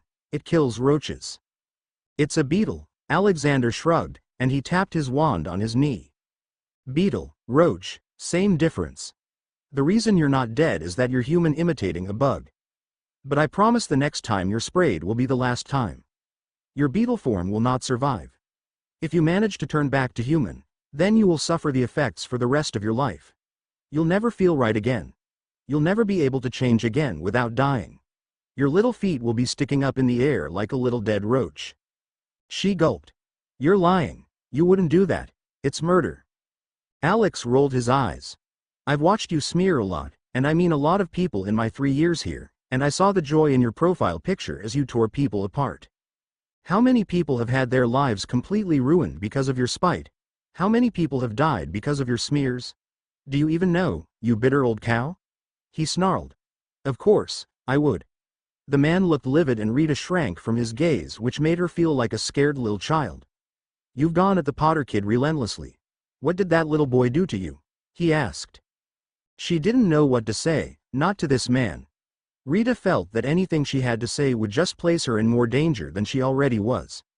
Her instincts were screaming at her to keep her mouth shut. Wait, don't answer that, he growled, letting her off the hook for the moment. Answer this. How did you get by Hogwarts wards? That is privileged information, she answered before she could stop herself. The woman barely got the words out when her eyes started bulging outwards as a can of Raid ant and roach spray appeared next to Alex's wand on the table. He casually picked up the can and looked at her. Okay, your choice. No. He began carefully examining the can. He turned the spray nozzle in her direction. Good grief, I can't even pronounce some of the ingredients in this potion, but they all seem bad. Rita nearly fainted in terror. Miss Skeeter, I want you to understand that I am not your friend. You are an unregistered animagus, but you won't have to worry about that because you will never use it again if you value your life once I hit you with this spray a second time. Naturally, your human form will suffer physical agony for the rest of your life because of your alternative form. The taste and smell will remain with you until you die. No matter what you do, people will always notice the smell when you are around. No one will ever want to be around you. Ever. He waved his wand, and it glowed a bit as he sent a wave of magical energy which slammed into her. Don't worry, that's just insurance. You will never be able to tell anyone what happened to you. You cannot obliviate me, it's illegal to do that to a member of the press. Who said anything about obliviating you? He asked her. Tell me, how did you get into the school undetected? Don't lie. I will know and the consequences will be severe, he told her as he played with the spray nozzle once more. Rita hesitated, but only for a moment. It was someone in the ministry who showed me how to slip through the wards. Who? He demanded. She told him everything. Wise decision, Skeeter. He smiled at her and walked towards her apartment door. Thank you ever so much, he said mockingly. You're evil, she screamed. I'm not evil. I'm just bad, he smirked. And that's better than being a low-level gossiper, he retorted. Remember what I said. I am not your friend. Write your next articles carefully. With that, he stepped through her door, and to her surprise, she never saw he enter the hallway. He hadn't apparated as far as she could tell. What just happened? He was so intense. Her poisoning, being trapped in a cage, the threats, it was all too much for her. She grabbed her wand and held it close as she cried. Falling on her bed, she checked her now functioning wards and fell into a fitful sleep and unconsciously dreamed about a man who was so bad, he was good. An hour later, Alexander sat in his chair in his apartment, going through everything Rita had told him. It wasn't much, but it was enough to confirm that he was being watched by not one but two elements in the ministry. The first he expected. It was the second that was most interesting and the one he'd have to watch.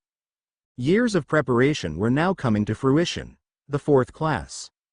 We've had a couple of classes now, and Professor Harris. We have let you think about what we've talked about concerning magical cores. And I just want to touch on this a little more before we move on to more interesting things. What we've discussed so far will be on your first upcoming exam. I'll have a firm date on said exam at next class. Professor Dellon said, to the moans of the class. The reaction made her smile. The students were so typical. What was pleasant, however, was that those same students weren't exactly unhappy, either. They appeared to be anticipating this exam, preparing for the opportunity to test themselves on this new and very interesting subject. To sum up our discussion, I use the term life core as a general term for the cores that are found in every living creature. This term can include magical cores as defined by this class. The term magical core will be used to define any living creature that has the ability to access magic in any form. Are there any questions before we continue? None of the students raised objections. A few said that they understood the terms. Good, Serene continued. At my old research institute, we are still learning about life cores. What has been discovered is that our cores function in a variety of ways we are still learning about. This brings out my point. It's not magical or non-magical, not active or inactive cores, or how large that core is that matters. It is the amount of reserve and what type of energy reserve that the core stores. A small core can store a huge amount of magical reserves. Conversely, a so-called large core may be incapable of storing huge amounts. We have also learned that everyone has some level of magical reserve. I repeat, every core uses magic in some way and at some level.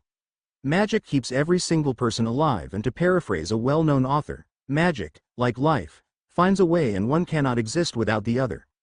So, one of my obvious questions on the test will be are non-magical people really non-magical? I want you to argue for or against my supposition. Think carefully as you prepare your arguments or rush to judgment. The next question on the exam will be this. We obliviate non-magicals to make sure that memories of what they've seen of us and our magic is removed. They have no choice in the matter. I postulate that we are as much a danger to them as they are to us. As magicals, is this the correct way to proceed? Answer yes or no and then present your arguments accordingly. Also, just because that is my opinion doesn't make me right, so simply agreeing with me will not necessarily give you a high score. Yes, Professor Harris added. We are giving you the questions before the exam. It is because we don't want you to parrot us. We want you to think and argue your points to us. You will be graded accordingly. Here are some rules. The answers must be written on the paper provided in your desks. You must use the ink pens provided, not quills. All answers will be no less than 1 page and no more than 1.5 pages. We demand that your penmanship or handwriting skills be at their best. We want legibility. Anything less will result in a student failing the exam. The students were quiet. Some were already preparing their arguments for the exam. Nearly all the students now understood and agreed about the danger and the methods used, but it seemed in the best interests for all involved. But now, some were questioning the frequency of use. They could need data to see just how many people were being obliviated.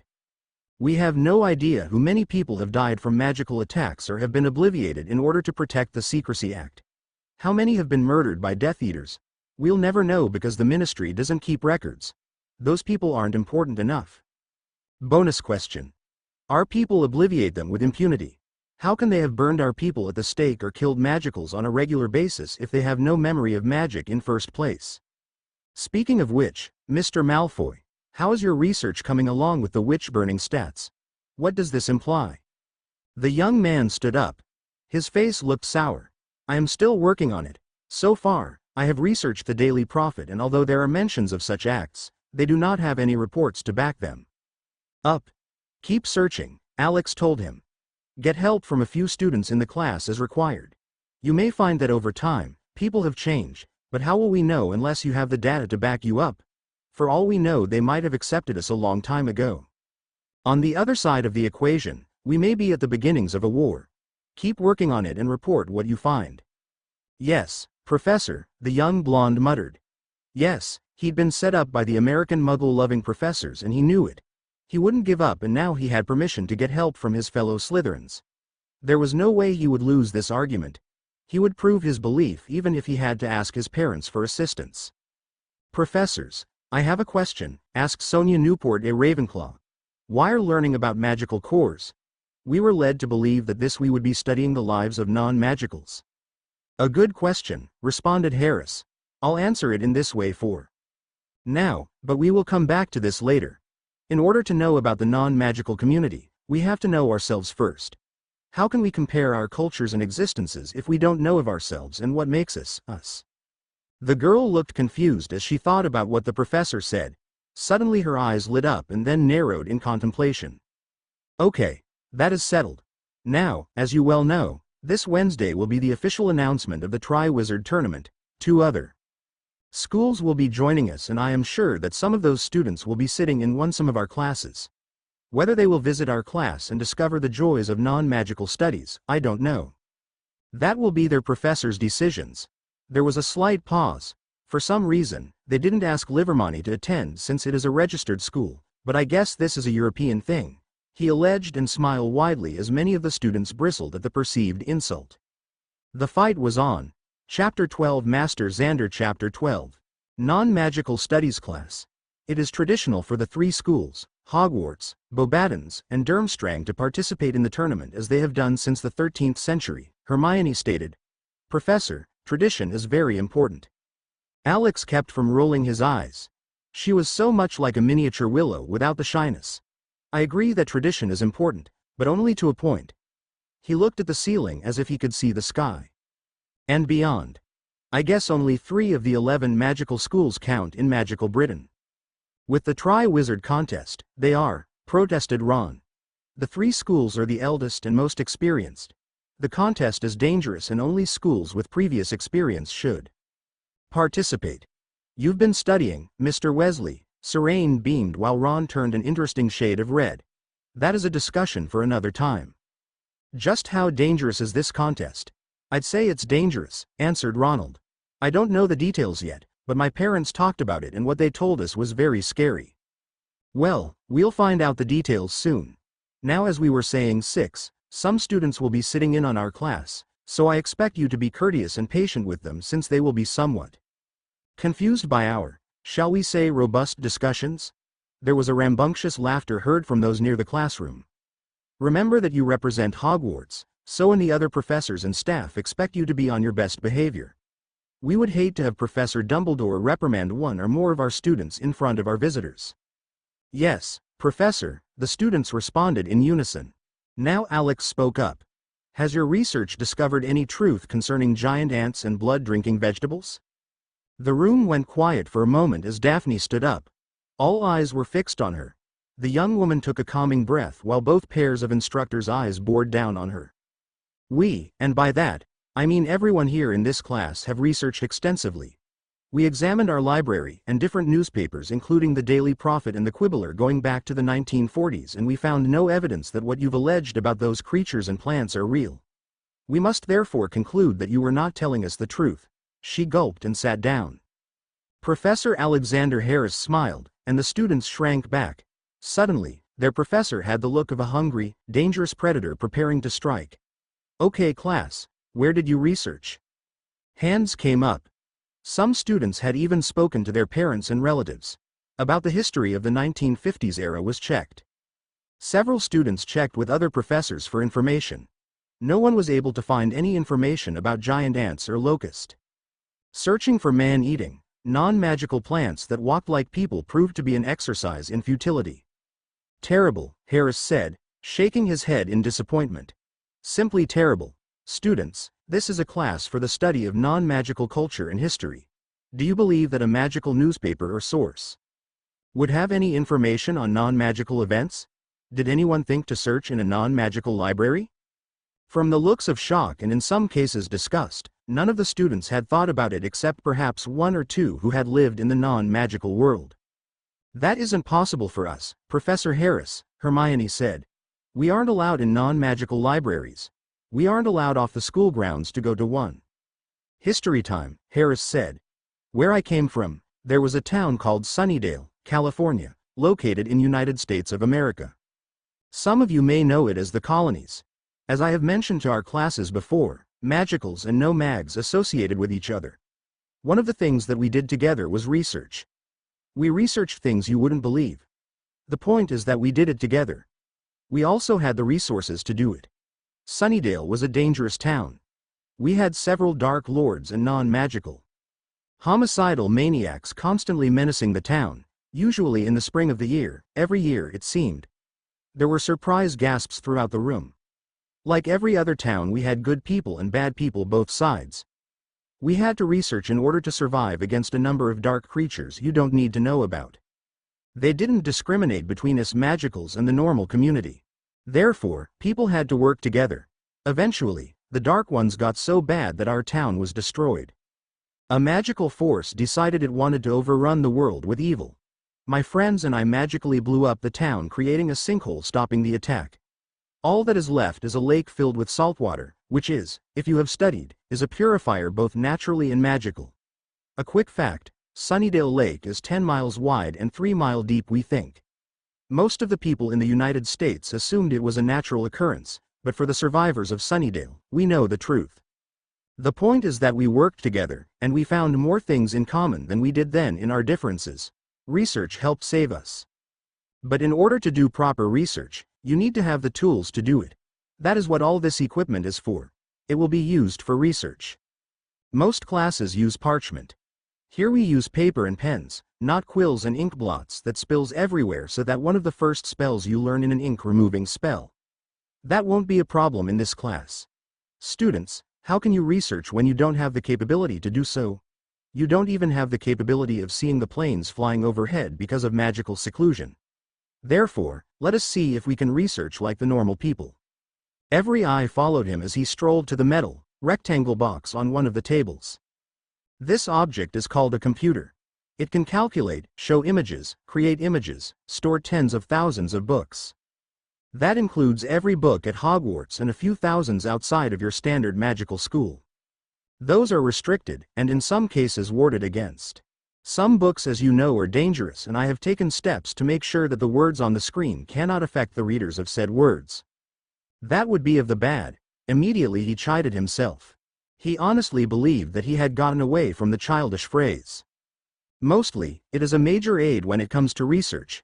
This computer is not magical, but it is magically connected to my server, which is connected to my main server located in a secured place. He didn't elaborate that the main server drew its data from a dimensional junction connected to his home dimension. A server is basically a larger computer that can send information to smaller computers upon request. It has a lot more information. These smaller rectangular boxes are called tablets. They can perform the same function. All of them are connected to the large screen television, which I will demonstrate. He sat down on the chair and told the students to crow around. He typed in the words, images of ant, on the thing he called a keyboard. What unhinged person created a thing where the letters are all over the place and in such a crazy format? I'll tell you later.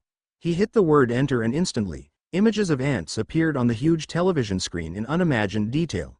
The pictures kept coming and were in excruciating detail. The images were breathtaking. Professor, please type in mandrake, Neville asked excitedly. He was terrified of those plants, but his curiosity was getting the better of him. I want you to try it, Mr. Longbottom, offering the young man the seat.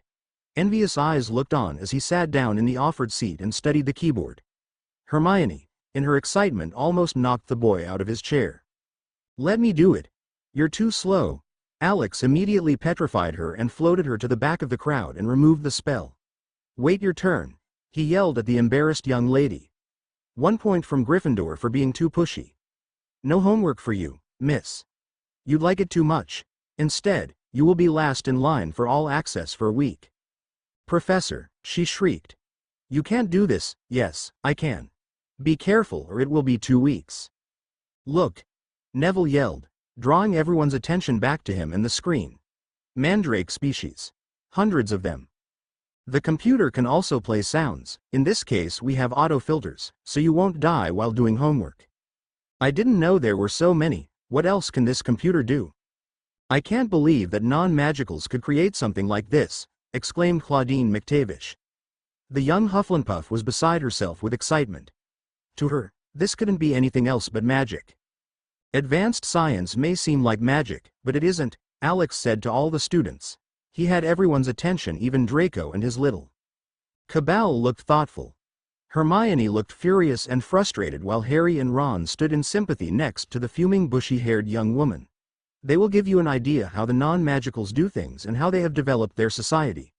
The books on your desk, Computers for Wizards, is especially modified for magical so that you can understand the basics of these devices, ones which will become very handy as we continue our classes. Welcome to the internet, students, Serene said. Now everyone, grab your tablets on your desks and we will show you how to turn them on and how to use them. Sybil Trelawney, professor of divination, found herself a little more fearful than she expected.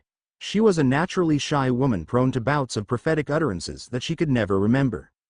Most people in the magical world recognized her gifts, but at the same time many of those same people derided her gifts. Those same people expected her to use her prophetic ability like one could operate a faucet, turning it on and off at will, and when she couldn't, they laughed behind her back. She couldn't control her ability, and that caused her difficulties and, in many ways, ruined her social life. Albus was kind enough, and she was eternally grateful to him, to bring her in and have her teach divination theory. In the school she made friends. In many ways, these same professors became like family to her, which was a blessing because she honestly had no place to go. Hogwarts was her home. The new professors had invited her to their office for a spot of tea. It was a meet and greet as Professors Dellon and Harris had described it. They were a strange but friendly sort, and she found that she was comfortable whenever she was around them. Today was the day that they all had decided that they would meet and get to know one another. However, navigating this part of the castle trying to find their office was difficult. The reason was because she couldn't see well. Her magic glasses helped, but only to a certain extent. Anything 30 feet more or further was simply a blur. The castle helped her move around, but it was still a challenge getting to her destinations. What she never suspected was that her gift was active enough to allow her to get around despite her weak eyesight. Finally, she reached the office. The door opened for her. Nervous but excited, she walked through the doorway. Interestingly, they allowed her in without specifically inviting her. What did they think she was, a vampire or something? Harris gently grabbed her hand, keeping his shields up this time, and escorted the blushing woman inside. Alex, being a typical man, did a quick survey of the woman. If you could get past the fizzed, uncontrolled hair, her horrid taste in clothing and her binocular class eyewear, the woman was quite pretty. She didn't have anyone to teach her how to take care of herself and bring out her natural beauty. In the old days, Buffy Dawn and the others would have grabbed her, and she would have never been the same again. The same thing would have happened with Serene and her sisters. That thought roughed forth a moment's sadness. Serene's sister ascended as the family head and as such was required to marry. As close as she was with Alex, the laws of her people were clear. Mystical clan politics and family was complex. "Hello, Professor, welcome to our office," Alex said, releasing her hand, thereby causing her to cease blushing. His mere touch was an intimacy she was unused to and really didn't know how to respond. "Please call me Sybil," she responded. The short time together was nice. Sybil loved the tea and the company. Alex had coffee and Serene hot chocolate, which Sybil tried and discovered that she liked it. "Sybil," Serene said as she sat on the very comfortable, in Sybil's opinion, couch. "I wanted to ask you to consider a proposal. We know that you have a problem with your eyesight. Our instructors were very good at sight correction and we wanted to offer our help, if you wanted it." The woman started fidgeting. Her eyesight was something that she was very sensitive about. "I've gone to the best healers." She smiled sadly. "They all said the same thing. They could fix my sight, but they would have to replace my eyes with magical ones.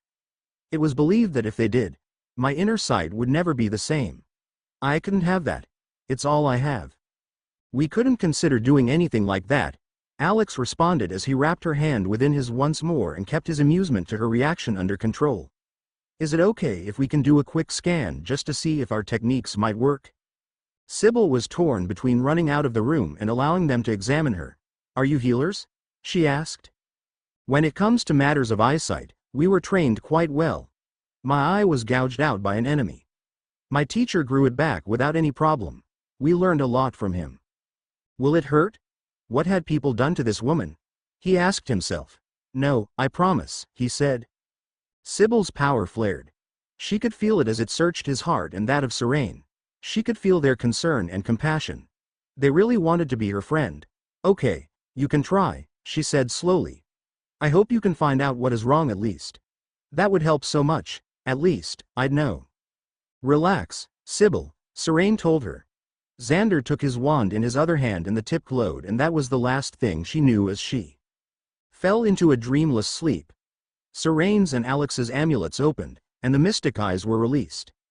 The eyes glowed with power, saturating the room as both eyes rose up and attached themselves to each of their foreheads. The eyes of Agamotto peered deep into the ocular systems of the seer. Cataracts, Alex exclaimed in surprise. I thought they had a cure for this. She also has an inflammation of the optical nerves as well, added Serene. She had a bacterial infection when she was young. The infection is over, but there was damage done. I can heal and rebuild the nerves. Will you do the cataracts? Got it, he answered as he sat place his wand on the desk and channeled his mystic powers for the procedure. Having Stephen Strange's memories after images were very convenient. She'll be out for a couple of hours. Let's do it. What about her hair? That's a lady's prerogative, chided Serene. We'll ask her later. We will offer our help. Let us build up our mutual trust first. That's what friends are for, after all. Abindraz, Bulgaria. The small magical town hadn't known it was under siege for several days, didn't know it until last night. The people would have known if they had looked in the direction of the closest town less than 10 miles from their warded protectorate. There was something there, something unnatural that killed people and animals indiscriminately. The warnings had gone out, the people alerted that something was terribly wrong. Whatever it was that was killing the people was unnatural. They didn't bother with the authorities, they got out of town. The magical community would have been warned of the danger, but they were isolationists. They cared little for the affairs of the non-magical folks, and so, they never received the warnings. Now, it was far too late. Nicolan Sindelic couldn't apparate. There was a force that stopped him and every other witch and wizard in the town, effectively trapping them. No one knew who died first. But that second night was the stuff of every nightmare he'd ever imagined. When he finally saw what was killing them, he almost went mad. It was like nothing he could imagine. It had no definitive shape, but he did know it had a mass of tentacle-like extensions that latched on and killed. The older wizard was the last survivor. To his credit, he had grabbed the only survivor, his son, and ran as fast as he could, blasting the creature with every lethal spell he had ever learned. It didn't seem to affect the monster that quickly overtook him. The monster snatched his son from his arms and fed on the screaming baby. To his horror, he stood, frozen at the sight. The bloated abomination finished its tiny victim quickly and dropped his son like a piece of garbage. Then it looked at him. It had no eyes, but he knew it, saw him, and it hungered. Then it moved towards him. To his shame, he never looked back as he ran for his life. The monster overtook him just before Nicolan fired off his killing curse. The monster stopped for an instant as if tasting the magic. Then it moved for the man could turn to run. Tentacles latched onto the screaming man's arms, torso and legs. Other appendages latched onto his back and neck. Suction cup-like organelles ripped into the man's body, excreting powerful anticoagulants while draining the man of his blood and lymph fluids. More appendages tore into his body, attaching themselves to his liver, lungs and heart, and greedily sucked every bit of fluid that its victim had. A minute later of slow feasting, it crushed the corpse in its efforts to get the last drops of fluid. Finished, the creature discarded the dried corpse and moved to an abandoned barn where it could rest after its feeding and escape the burning star of this world. The Kazjanzeks had fed well. There was nothing left alive in the village. The magical energies and fluids of the people here were satisfying, not as good as the prey in the dark dimension, but it was nourishment enough.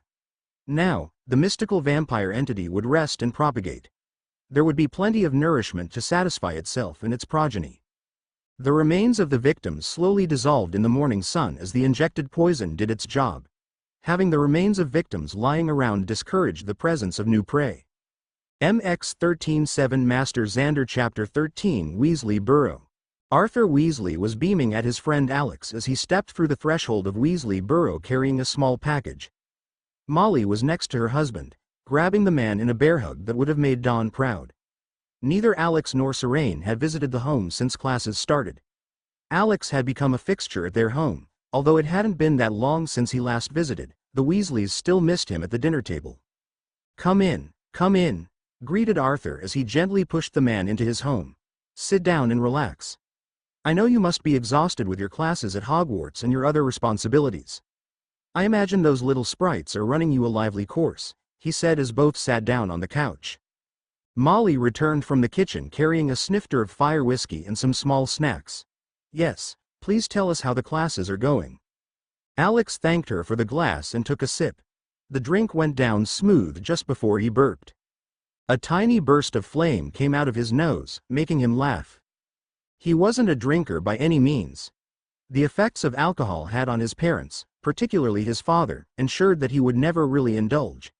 That didn't mean he wouldn't touch the stuff, just that he was careful.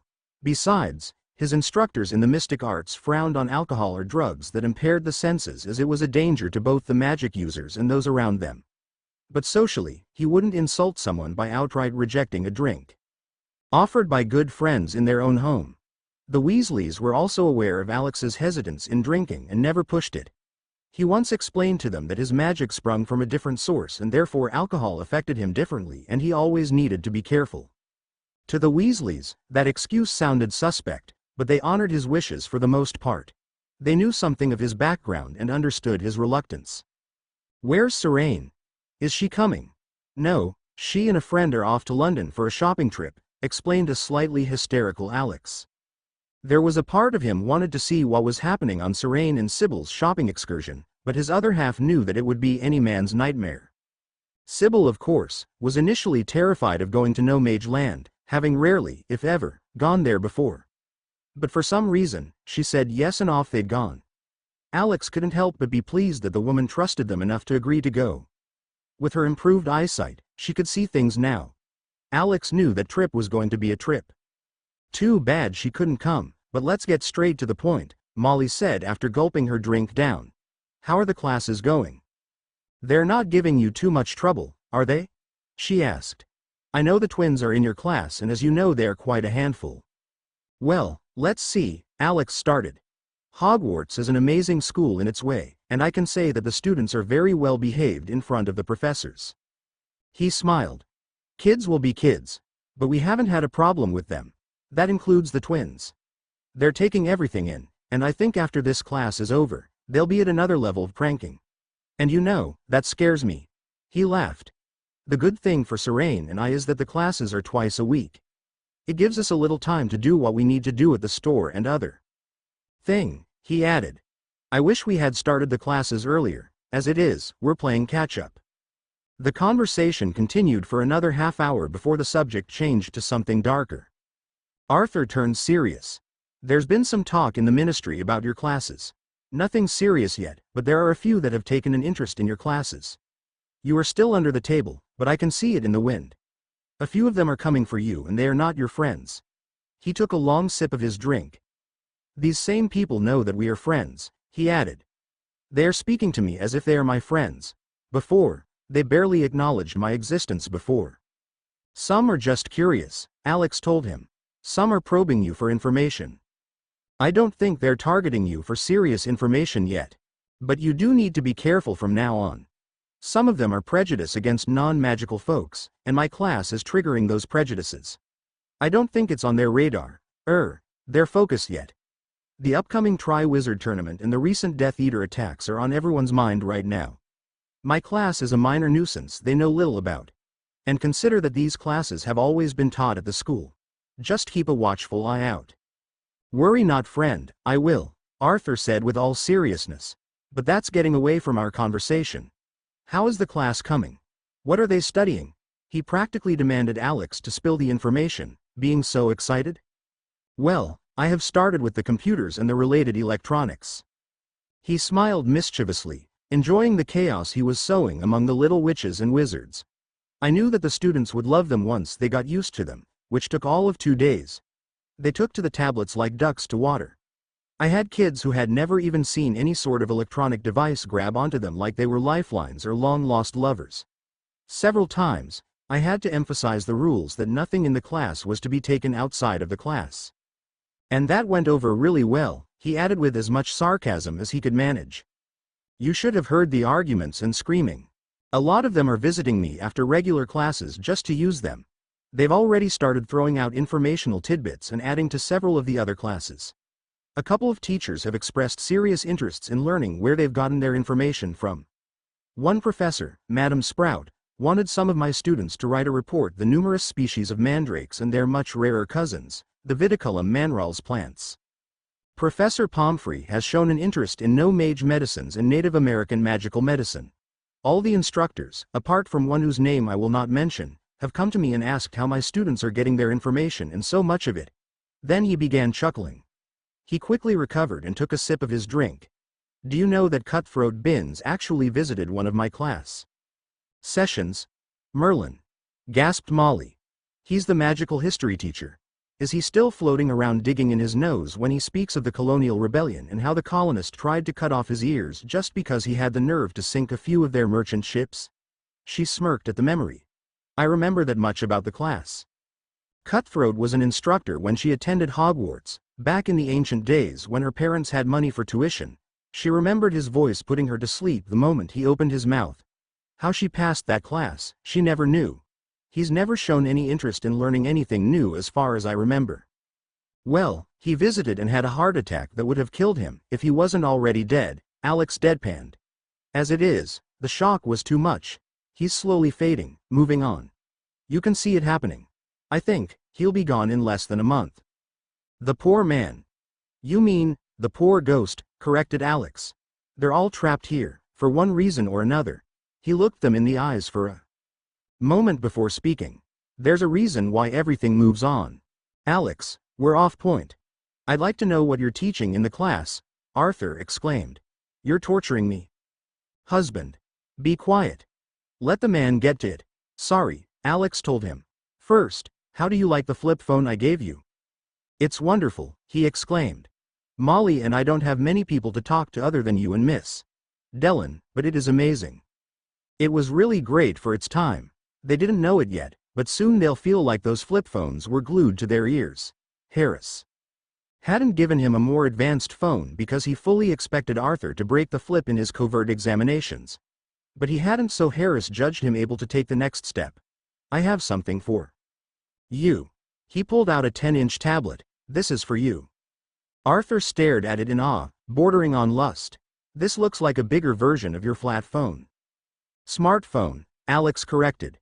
But this is a warded computer tablet. Portable, so you can carry it around with you, but I strongly recommend you keep it in the house. Arthur looked at the flat device and found the button and turned it on. What can it do? Call it an information center, a small version of what you've seen at my home. Everything you want to know about, you can find it on this device. It does everything that your phones can do, but a lot more. It has information gained from 2 worlds in the future by about 40+ years that this world will never know. It is connected to my home system. It holds information both non-magical and magical, and it's yours and Molly's only. The tablet will not work for anyone else. Unless I change the security mode. It is run like your phone, so it needs to be recharged. The recharge unit that your phone uses is the same that your phone uses. The charger is magically connected to my home since you don't have electricity here. We will have it one day, Arthur retorted, one day. Good. The booklet will give you the basics, and from there you're off. All you will have to do is speak to it and learn how to type a little. Thank you, he whispered. I will treat this as the treasure it is. Oh no, what have you done? I'll never see my husband again, Molly lamented. You can use it, too, Molly, smiled Alex. I want you to bring it when you come to my next meeting at my house. There are some developments you need to know about and a few people you'll want to meet. We'll be there, they promised. This is serious, isn't it? Yes. It has to do with the portals that are opening. Something new came through. We don't know where it or them are, but we're closing in on its location. My people will be there, and the goblin representatives as well. Both Weasleys paled. Goblins? Alex nodded. There is a lot to tell you. This will affect your world and you need to know what's happening. Both looked worried. We're only one family with children. Why are we the ones picked for this? Alex smiled, but it was a sad, sorry about this kind of smile.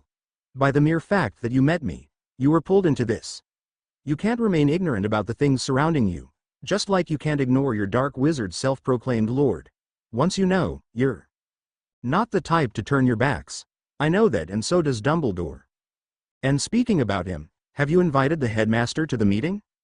Alex shook his head. There were some things the old wizard didn't need to know, and Alex had to filter out information. He respected the old man, but Albus reminded him too much of the mayor, just without the evil intent. Albus was at heart a controlling, manipulative individual, and this made Alex cautious. He judged Dumbledore to be an ally, but an ally with a few too many hidden agendas that smacked of desperation. If they were to work together, they'd need more time to develop a working relationship. And the way he seemed to manipulate the Potter kid irked him. There was something about the boy that Dumbledore needed from him, and it smacked too much of the old council's way to suit him. It was almost like he was shaping the boy to become a future weapon. Dumbledore also had his own problems to deal with. The terrorists in the tournament and his secrets were enough for him to deal with right now. "No, I will talk to him," responded Alex. "Changing the subject now, let's talk about Ronald and his friends." "You mean Hermione and Harry? How are they doing?" "They're doing fine for the most part. I think I am going to work with them a little. Ron has a temper problem that I am asking you permission to help break. He's smarter than he lets on, but his temper at this age will interfere with his common sense. Hermione is very smart but has little control when it comes to acquiring knowledge. Her need to know is overwhelming her, especially now as she matures. Knowledge without wisdom is very dangerous, and Serene will work on her, and so will I. Then there is Harry and his challenges. All of them are becoming young men and women with all that entails, and I don't want them to go through some of the crap I went through when I was their age. Except for Mrs. Summers, my friend's mother, our parents weren't there for us. In Herm's case, she's not been able to speak to her parents about her magical life.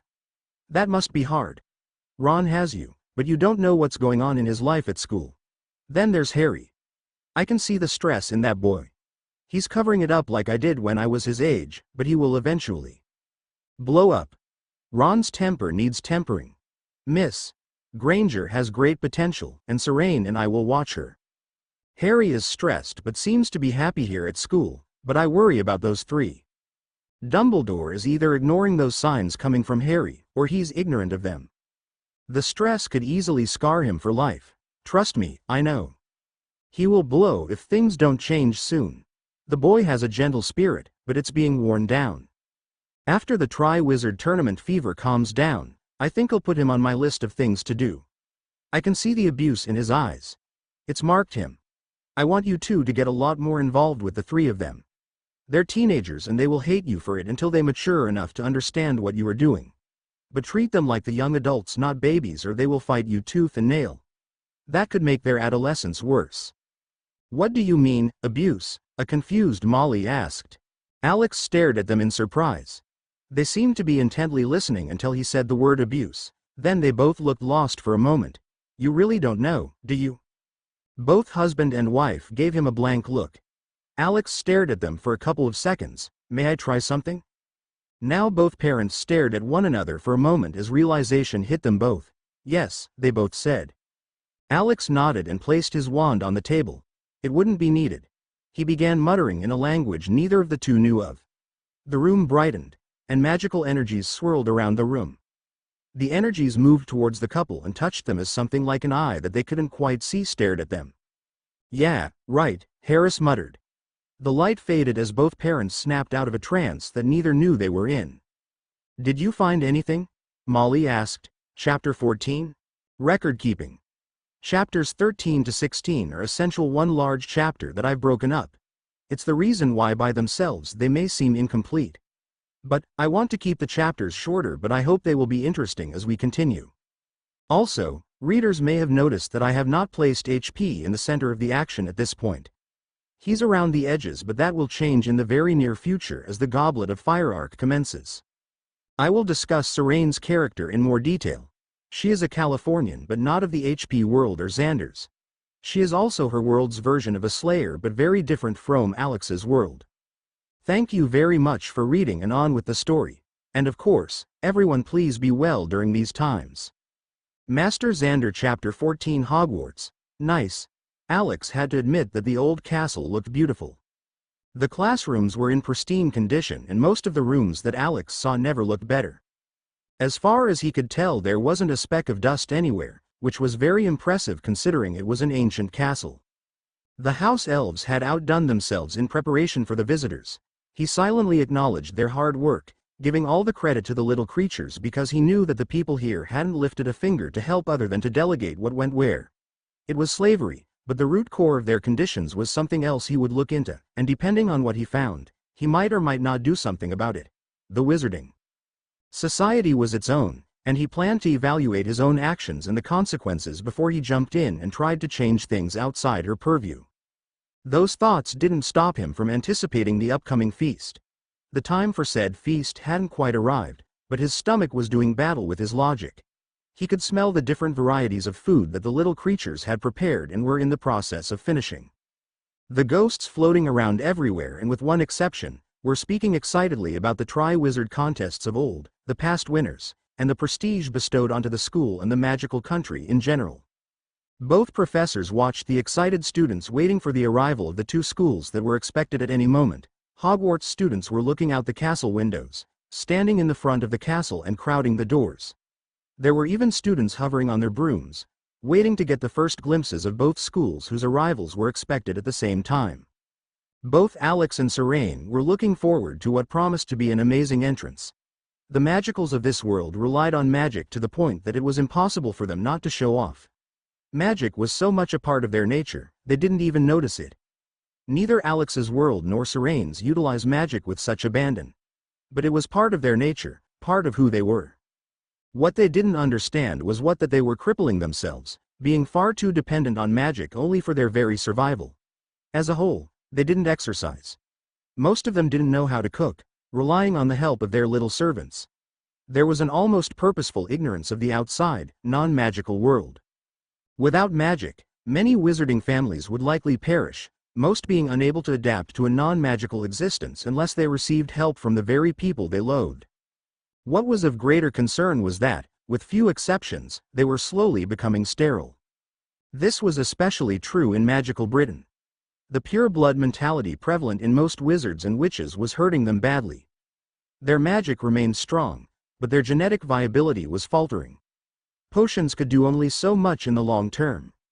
Even with the potions, overall fertility decreased every generation. New blood was not being introduced and inbreeding increased as magicals kept it in the families. Voldemort's blood purity agenda was self-destructive and ultimately headed towards extinction, and both Americans suspected he knew it and didn't care. But the organization Alex and Serene were most concerned about was worse. This organization knew exactly what would happen and had factored into their agenda. They planned to protect a small group of magicals, specifically wand users, and create a ruling class that would ultimately rule this world with an iron fist. The Vishanti would not have it. The entities Agamotto, Hoggoth, and Oshter, the new powers that be, replaced the old powers that were, or as Alexander C. labeled them, the useless ones. Their incompetence and lack of concern for their champions and Earth in general, all in the name of balance, got them sacked by an even greater power. The Vishanti took their responsibilities very seriously, and Alex and dozens of others couldn't be happier. Alex watched as Dumbledore almost danced around the main entrance to the school. The man was excited, happy, but if one knew what to look for, one could see the aura of tension surrounding him. It was obvious that he was worried about something going wrong, and Alex understood his reasons. The Death Eater's terrorist actions had soured most of the people of magical Britain.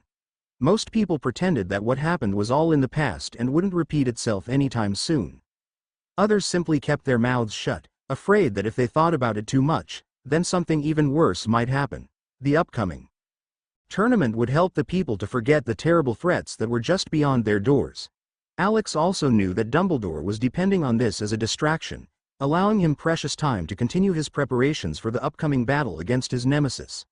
What he hadn't taken into account was that the one called Murphy always had plans of its own. Alex understood this as well because he would and was doing the same. Planning was critical in war. However, what Alex didn't approve of was the lengths the headmaster was willing to take his fight.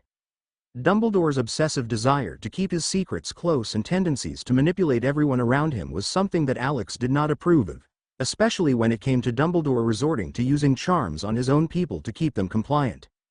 Alex told Serene what was going on, and she was understandably livid.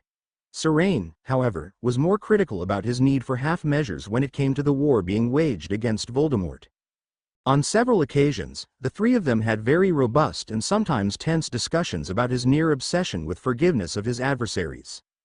All three agreed that forgiveness was important, but expecting these terrorists to see the errors of their ways and turn away from the darkness simply because it was the right thing to do was ludicrous thinking.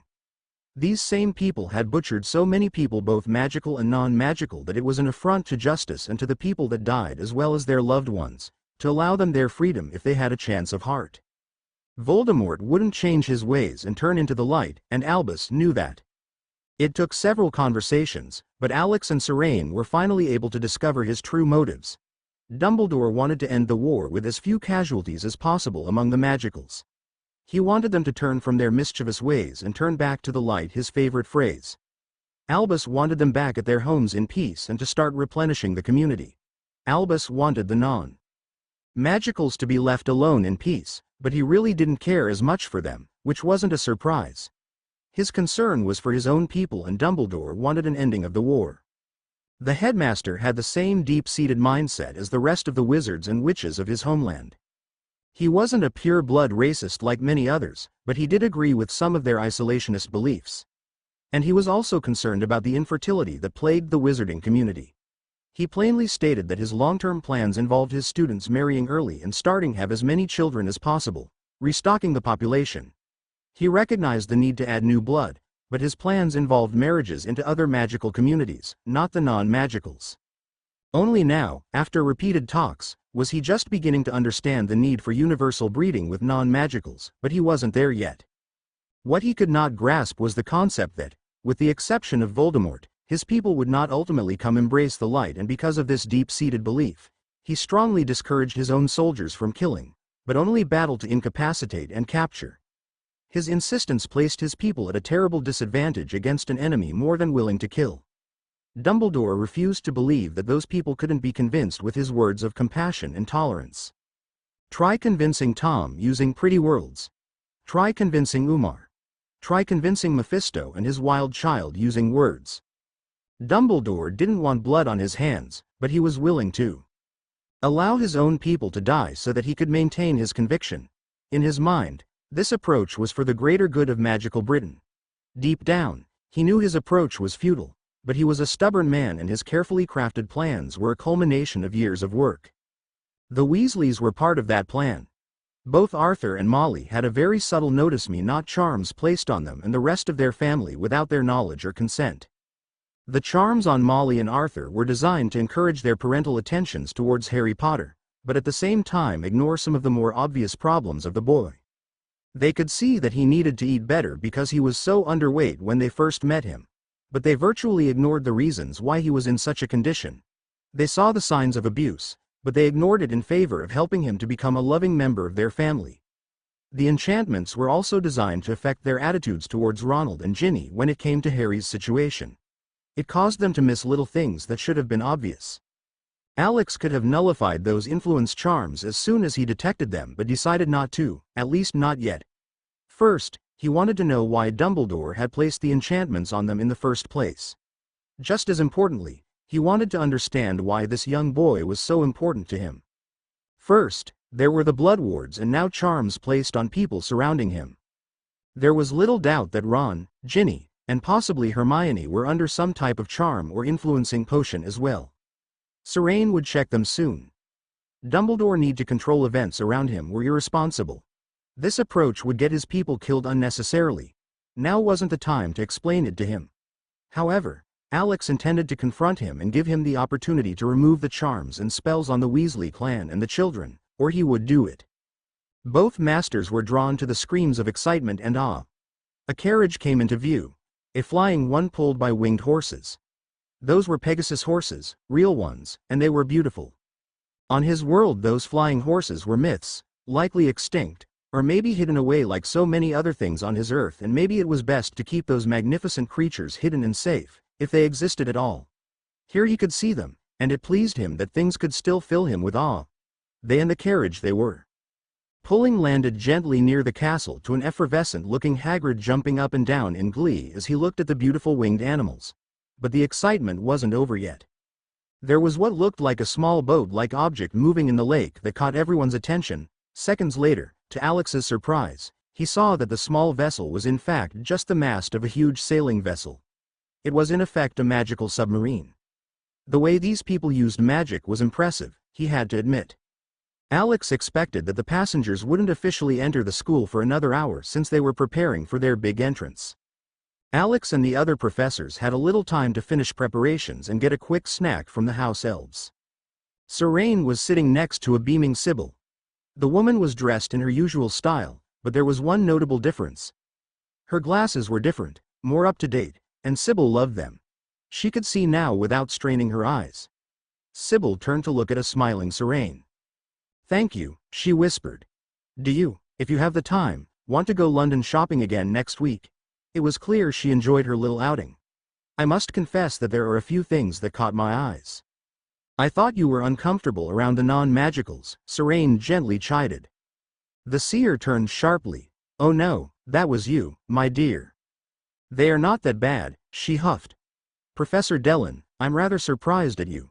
You didn't seem to have prejudice against the Muggle," she responded in an airy tone that reminded Serene of an upper-class Brit dismissing something they had said less than a week earlier. "I felt very comfortable around them, but if you can, I would like to wear some Muggle clothing so that I won't stand out that much like last time. Will you help me find something more Muggle? I mean no. Mage. Everyone kept looking at my style of dress. It looks fine to me, but, you know how they are. They notice every little thing." "Of course, I'll help." Serene sat back in her chair, struggling to close her mouth. "I created a monster in only 4 hours," she muttered to herself.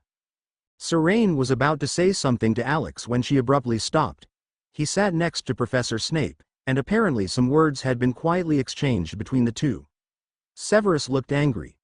No, the man looked pissed. Alex said something else and Snape prepared to issue a blistering retort when Dumbledore quickly intervened. There were quiet, intense words exchanged and the potions professor closed his mouth and glared daggers at both Alex and Albus. Whatever was said between the two, she was sure it was just the beginning of a very big blow-up. She'd find out soon enough. Seeing her staring at him, Snape turned and glared at her in contempt. She smiled darkly. Her eyes went dark brown and Snape quickly looked away. "That's right, little man. Be careful who you glare at." She wasn't as tolerant as Alex was. And it was a shame, too. Severus was almost tolerable lately. There was no more time for reflection as the event began. The students and their teacher had arrived. The students of Hogwarts, dressed in their best robes and sitting according to their respective houses, were besides themselves with excitement, as was to be expected. The headmaster was announcing the first of the schools to enter the halls of Hogwarts. It was the Beauxbatons Academy. School of Magic. All the students were young ladies of various ages dressed in identical, very elegant blue-gray suits with lovely matching berets. As they walked towards the front of the room, they threw magical flower petals and other items into the room as they moved and petals were floating everywhere. Their headmaster was tall, very tall, almost Hagrid's height. Serene was under the impression that this school had both female and male students. But these were all girls.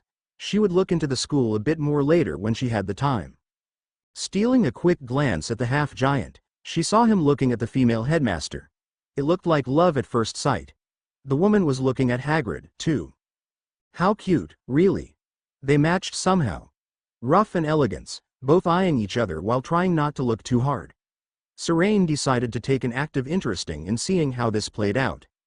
The entrance by the Durmstrang Institute was as different from the Beauxbatons students as night from day. First, they were all male, carrying an air of manly pride which was almost overwhelming as they generated magical sparks and flame from their staffs which they pounded on the floor with synchronous perfection. This was a proud school steeped in old European tradition.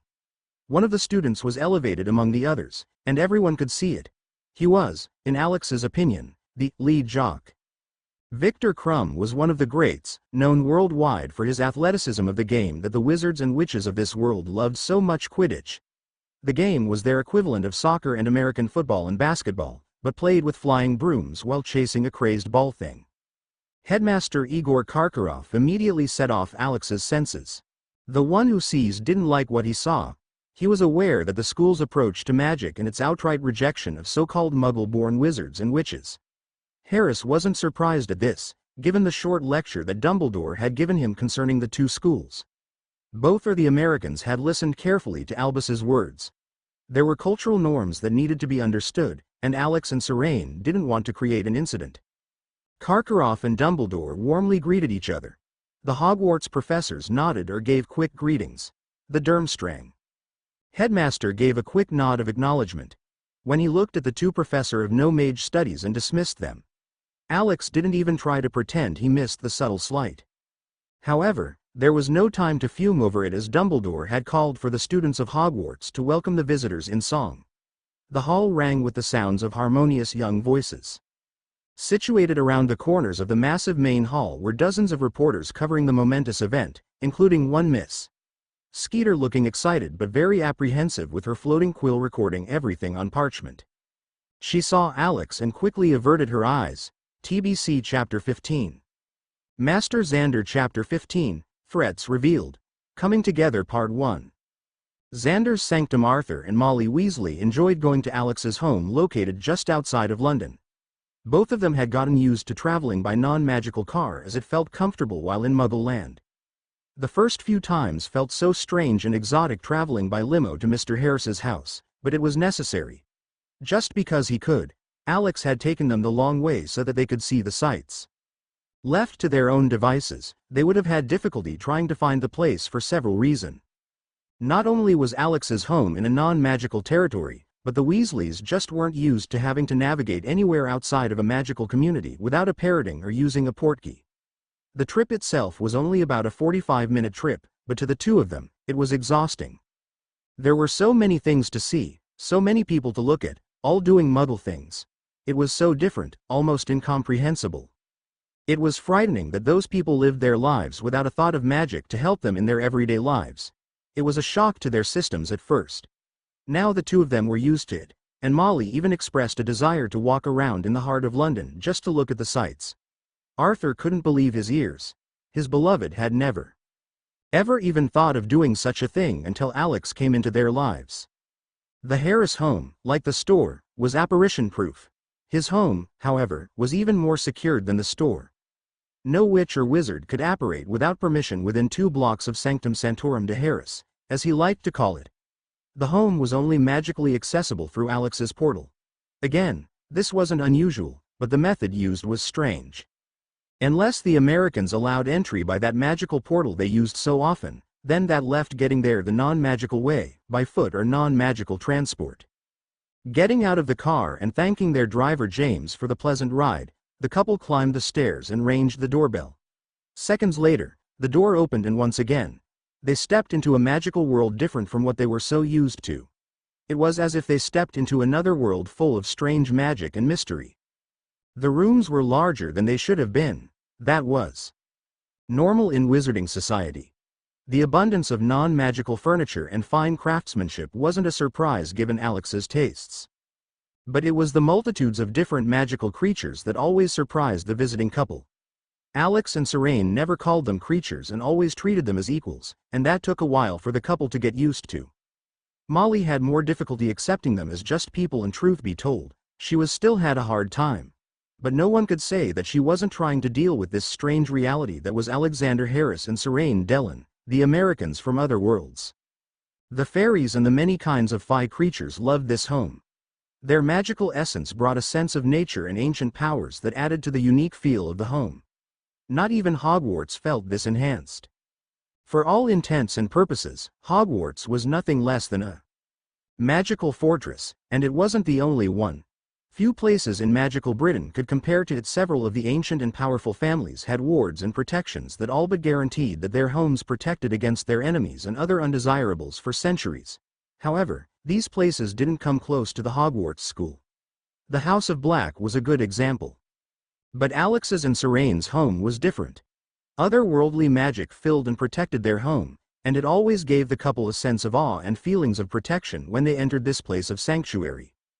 These same magical creatures were not found anywhere in magical England, not anymore, and the other fair folk, Arthur couldn't even imagine what their names might be. They were of different sizes and shape, with most of them looking humanoid in form. The average witch or wizard, unless they read about them in some obscure or ancient book, wouldn't have imagined such creatures could exist, which was ironic considering the numbers of magical creatures running about. It was shameful how the fae were forced to flee Europe. But if they hadn't left, a magical war worse than the Great Goblin War would have erupted. Arthur didn't want to imagine the resulting devastation, and if the fae had joined the goblins against the witches and wizards. Speaking of which, if their eyes didn't deceive them, There were 2 goblins speaking to 2 of the fairies, and they weren't alone. There were people here, likely no mages, or no mags depending on which part of the world you lived in, freely moving among the normally shy-fi, all eating and drinking and having a good time. And there was Serene moving among the guests. Seeing Molly and Arthur, she hugged them and began introducing them to the others in the room. "I'm glad you could make it." She ushered them towards the food trays that the fairies were serving. "The Lycanfi love serving and insisted, so we couldn't refuse. But a warning. If you try forcing them, then be prepared for a fight." In that they differed from the elves that bounded themselves to wizarding families. "This is an important gathering. Is Dumbledore coming?" Molly asked. "No, he has other things to concern him, plus there are things you need to know.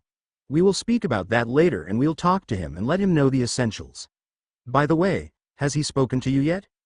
"No, he hasn't," Arthur told her. "What should he talk to us about?" "We'll talk after this is over," Serene promised. Everyone turned their attention to Alex, who had just entered the room. Everyone quickly took their seats in the semicircle. Many of the fairies simply hovered or took seats next to those 5 who were already sitting, including one very uncomfortable male trying his best to blend in with the other more seemingly non-magical people in the room. Anthony Stokes was uncomfortable, surrounded by people and creatures of myth. Her Majesty's government had intercepted rumors of unusual happenstances occurring in a suburb just outside London and began investigating. Dozens of murders and terrorist activities in the last 2 years occurred without any discernible patterns or reason had caught their attention. Extensive interview with eyewitnesses turned out to be an exercise in futility. None of them remembered anything. It was frustrating to all concerned, including the witness who seemed to have a piece of their memories erased by unknown means. The mounting evidence strongly suggested that an unknown organization with an unknown agenda was preparing for something big. Discreet references about the presence of advanced cell phones was very little to go on, but his people were thorough when running down leads, and one of those leads led to one Alexander Harris and one Serene Dellon, recent American immigrants. Upon further investigation, their bank accounts were impressive, but they lived in a more than modest home in a rather affluent neighborhood.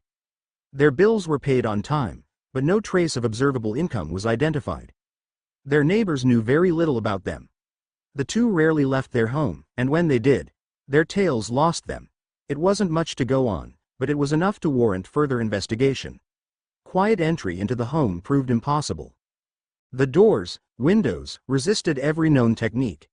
The inability to gain entry into the home was something that the research division had taken an interest in. That in and of itself raised their suspicions. A break came when agents noted that the Americans were preparing for some type of party. Michigan 6 decided to crash the engagement. Hence Stokes' predicament. There were 15 agents ready to storm the home with heavy weapons if things went sour. Being Stokes, he went up the stairs and rang the bell.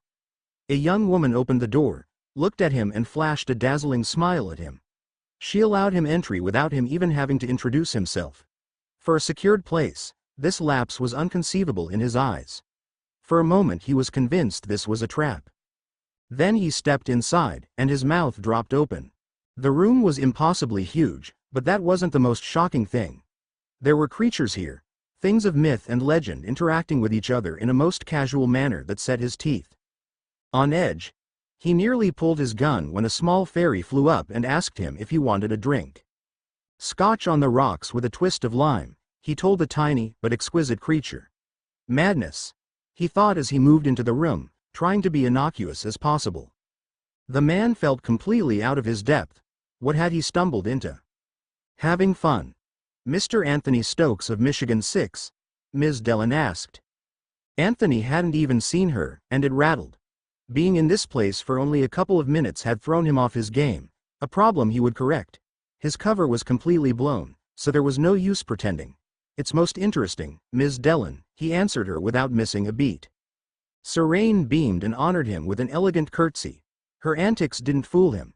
He looked as delicate as a flower, had the grace of a ballerina, and the strength of a tank, all in a very attractive package. In short, she was a very dangerous woman. "I'm very glad you made it," she told him in no uncertain terms. "We've dropped hints in your direction almost 7 months now. I almost believe that we should have called your people. Maybe we should have made an appointment with your boss." Again, she'd surprised him. This woman knew she was being watched and who was doing it and had planted clues for them to follow. That might have been easier on our agents, the man deadpanned. We had a devil of a time keeping track of you. He paused. Can I use the word devil in this place? She waved him off. That's an entirely different group, she answered with all due seriousness.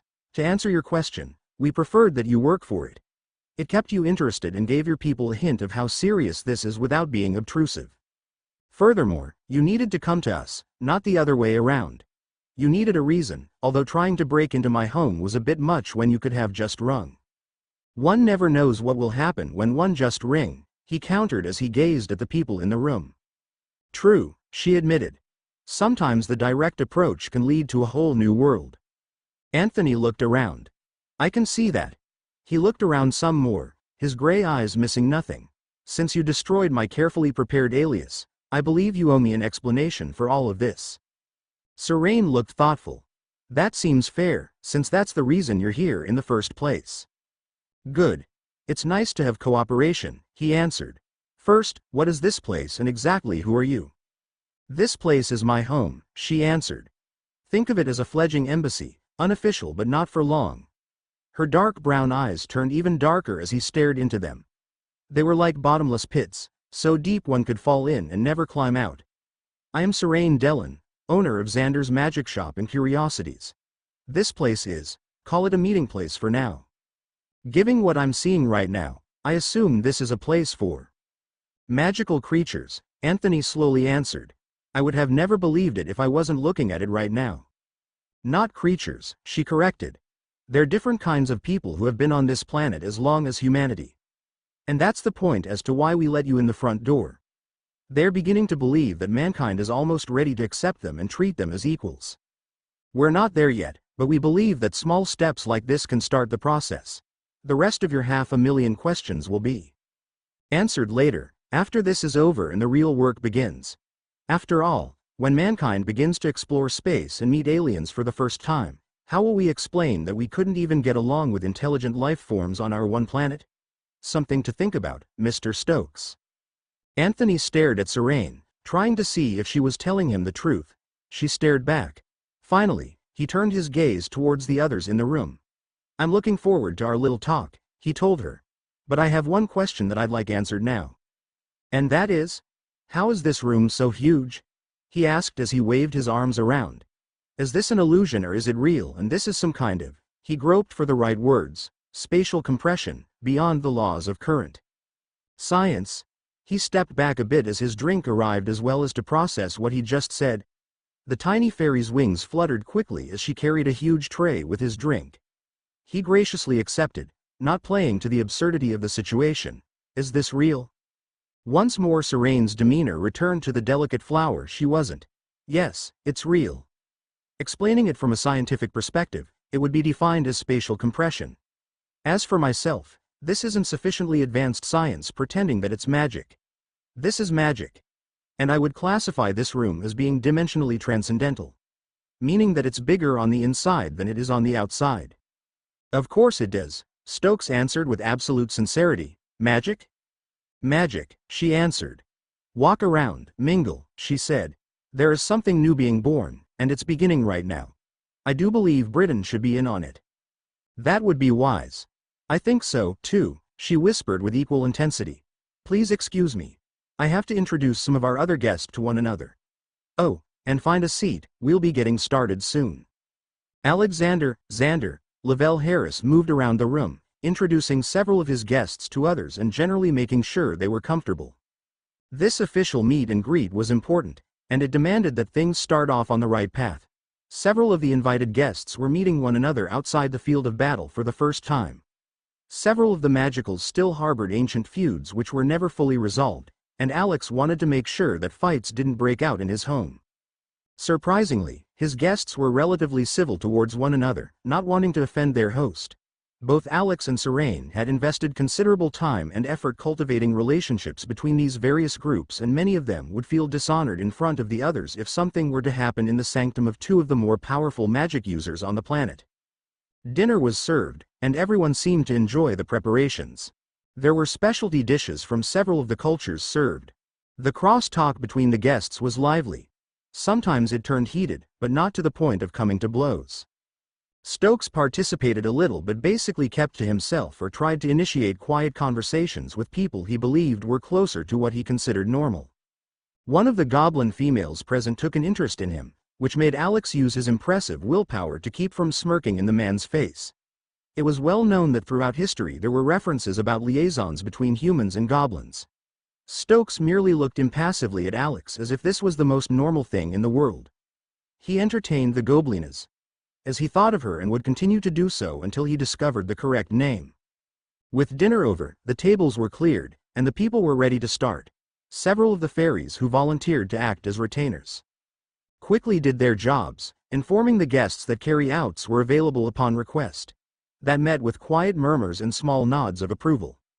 Once the room cleared, Alex and Serene pulled out their wands and transfigured the hall from a dining room into a massive conference center, much to the surprise of several of the guests, much to the surprise of several of them who weren't used to such displays of magic at that level. Stokes silently acknowledged that he was out of his depth, watching chairs being transfigured for the various guests, from the smallest 4-inch fairy to the regular-sized humans, was suitably impressive as the man mentally catalogued everything he witnessed. Serene looked at a discombobulated Stokes and mouthed the word, magic.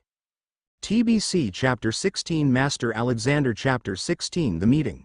Part 1 Sanctum Sanctorum de Harris sitting at the head of the table, an immaculately dressed Harris, his cape draping itself on the chair of its own volition as it got comfortable, began his opening statements. To my friends and guests, thank you honoring us and taking the time to come my home. I understand that some of you are suspicious and feel uncomfortable sitting next to those who are your traditional enemies. I know that several nations represented here have come to blows in the past and that these disagreements cannot be dismissed or solved at this meeting. That isn't our intention. That is something you have to do yourselves, and if you are willing, I and others will offer our services to become mediators of your disputes if we are successful today. However, our primary reason for this gathering is to discuss the future of the magical peoples, clans, and cultures of the world and decide if we want to unite to deal with the threat the enemy represents. I asked all of you here so that we can discuss and share our knowledge about what is happening in the world today. I know that trust has to be earned, and even the simple act of sharing knowledge can be difficult between adversaries. Respect has to be earned and someone has to be the first to step up. Therefore, Miss Dellen and I intend to do so now. No lies, no half-truths, and yes, a few secrets kept, but always the truths. I recognize that we humans haven't been kind to those different from us. But none of us are perfect. None of us in this room can claim to be righteous when dealing with our own kind, or with others we don't like us. I'm not asking you to become friends, but I ask that we start with small steps. We will learn to respect each other. If we can do this, then we can start to form alliances. I'm saying this because the simple is that we need each other. We need to find common ground because we are fighting common enemies, planning to ruin this world and remake it into their own images. We can't allow them to continue unchallenged. Time is short, and our enemies, both from within and from without, are organized, well prepared and becoming bolder. The evidence we all have is pointing that fact out for all of us to see. Alex's tone remained somber as he continued speaking. I want to introduce you to good two friends of mine, Molly and Arthur Weasley. They're just a wizard family who heard what was happening and chose to step up of their own free will. Serene and I shared some of the information you're about to hear. They are aware of some of the dangers we face and are still willing to step up and will do what needs done to protect their family and friends. Are they afraid? Yes, they're like everyone in this room. I know because you are all here, listening to me. For those who are confused and need clarification, well, that's why we're here. Using his wand Jesse, he conjured a detailed 3-dimensional image above the table of Earth. He didn't need to use his girl, but she became irritated if he didn't use her occasionally. Jessie was like that. Besides, she served another purpose as a cover. Most people assumed he was a wizard and he didn't see a reason not to encourage this assumption. Everyone stared intently at the image, including the British agent. Stokes was impressed by the quality of the image and at the same time curious and alarmed at the abilities shown by Alex and others in the room. As you look at the globe, it reveals locations of 3-dimensional breaches that occurred within the last 2 years. There were quick images of horrifying, utterly alien entities, the same ones killed by the 2 sorcerers.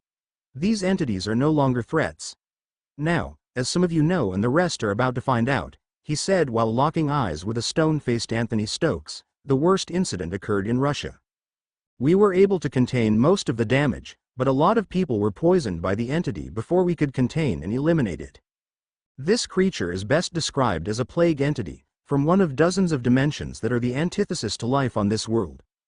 The beings of this dimension are not mindless beasts. They are intelligent entities whose purpose is to kill anything they come into contact with. They were bred for this purpose, being used as infiltrators to soften up their master's enemies.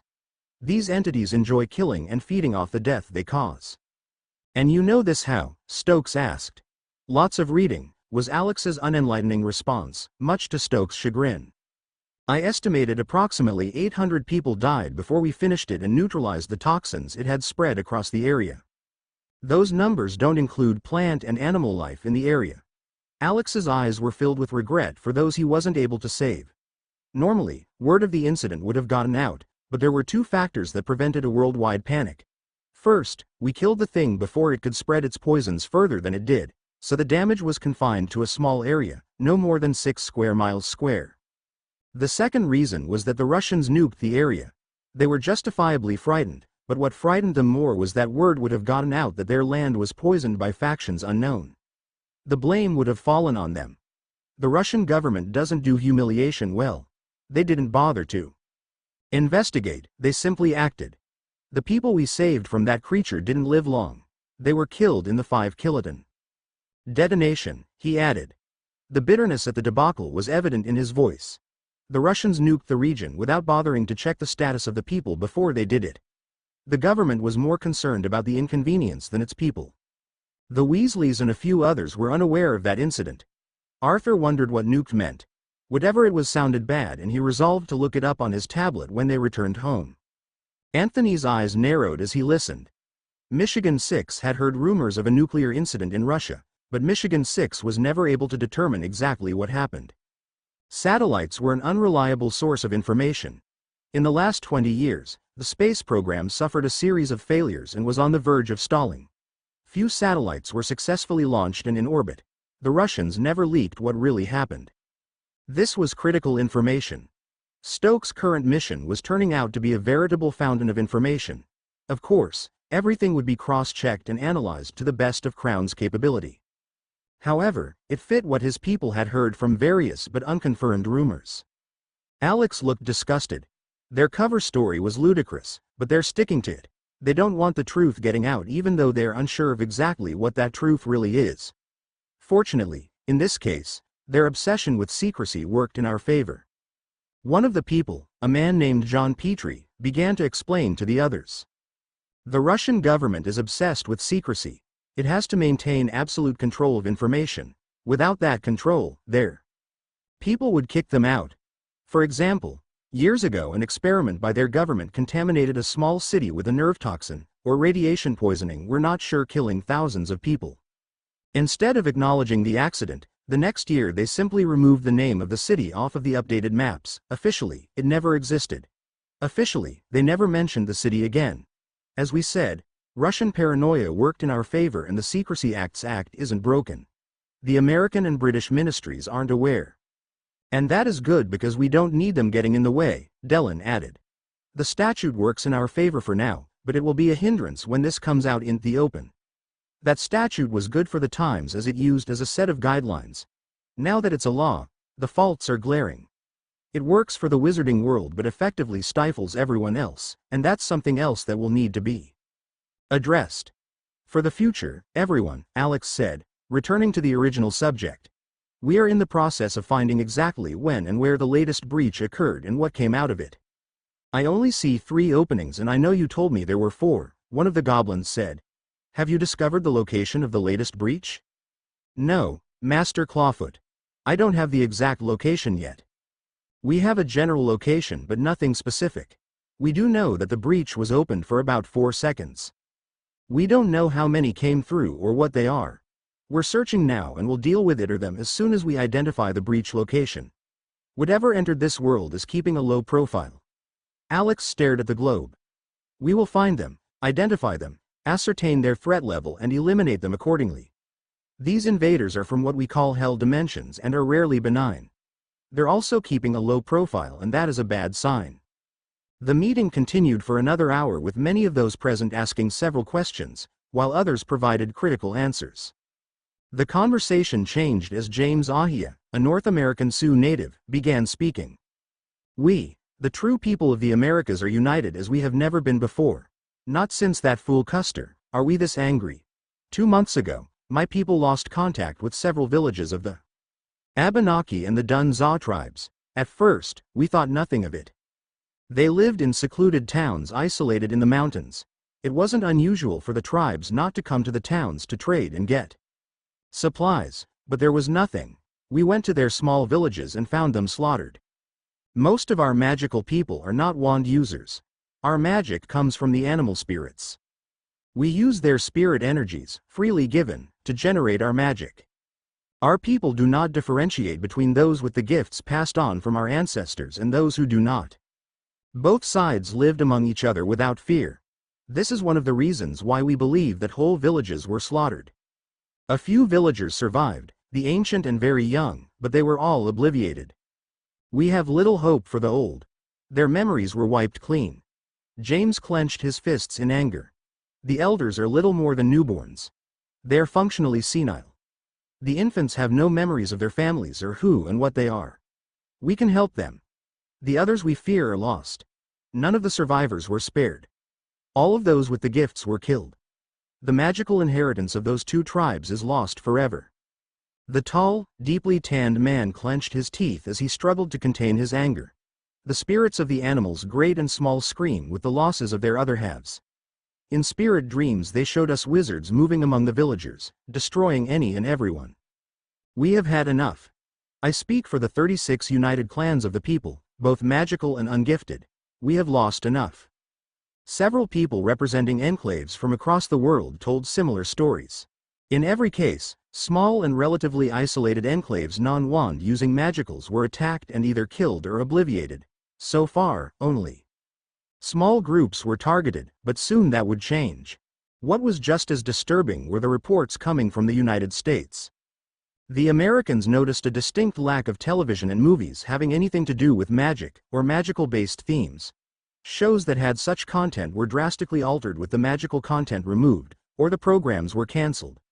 Shows and movies in production suggesting such themes were halted and shut down and their money shunted to other more acceptable programming. Supernatural-based horror movies were removed from public viewership and older movies suddenly disappeared. Christian programming was curtailed, with broadcast stations refusing to broadcast and sponsors suddenly withdrawing their support.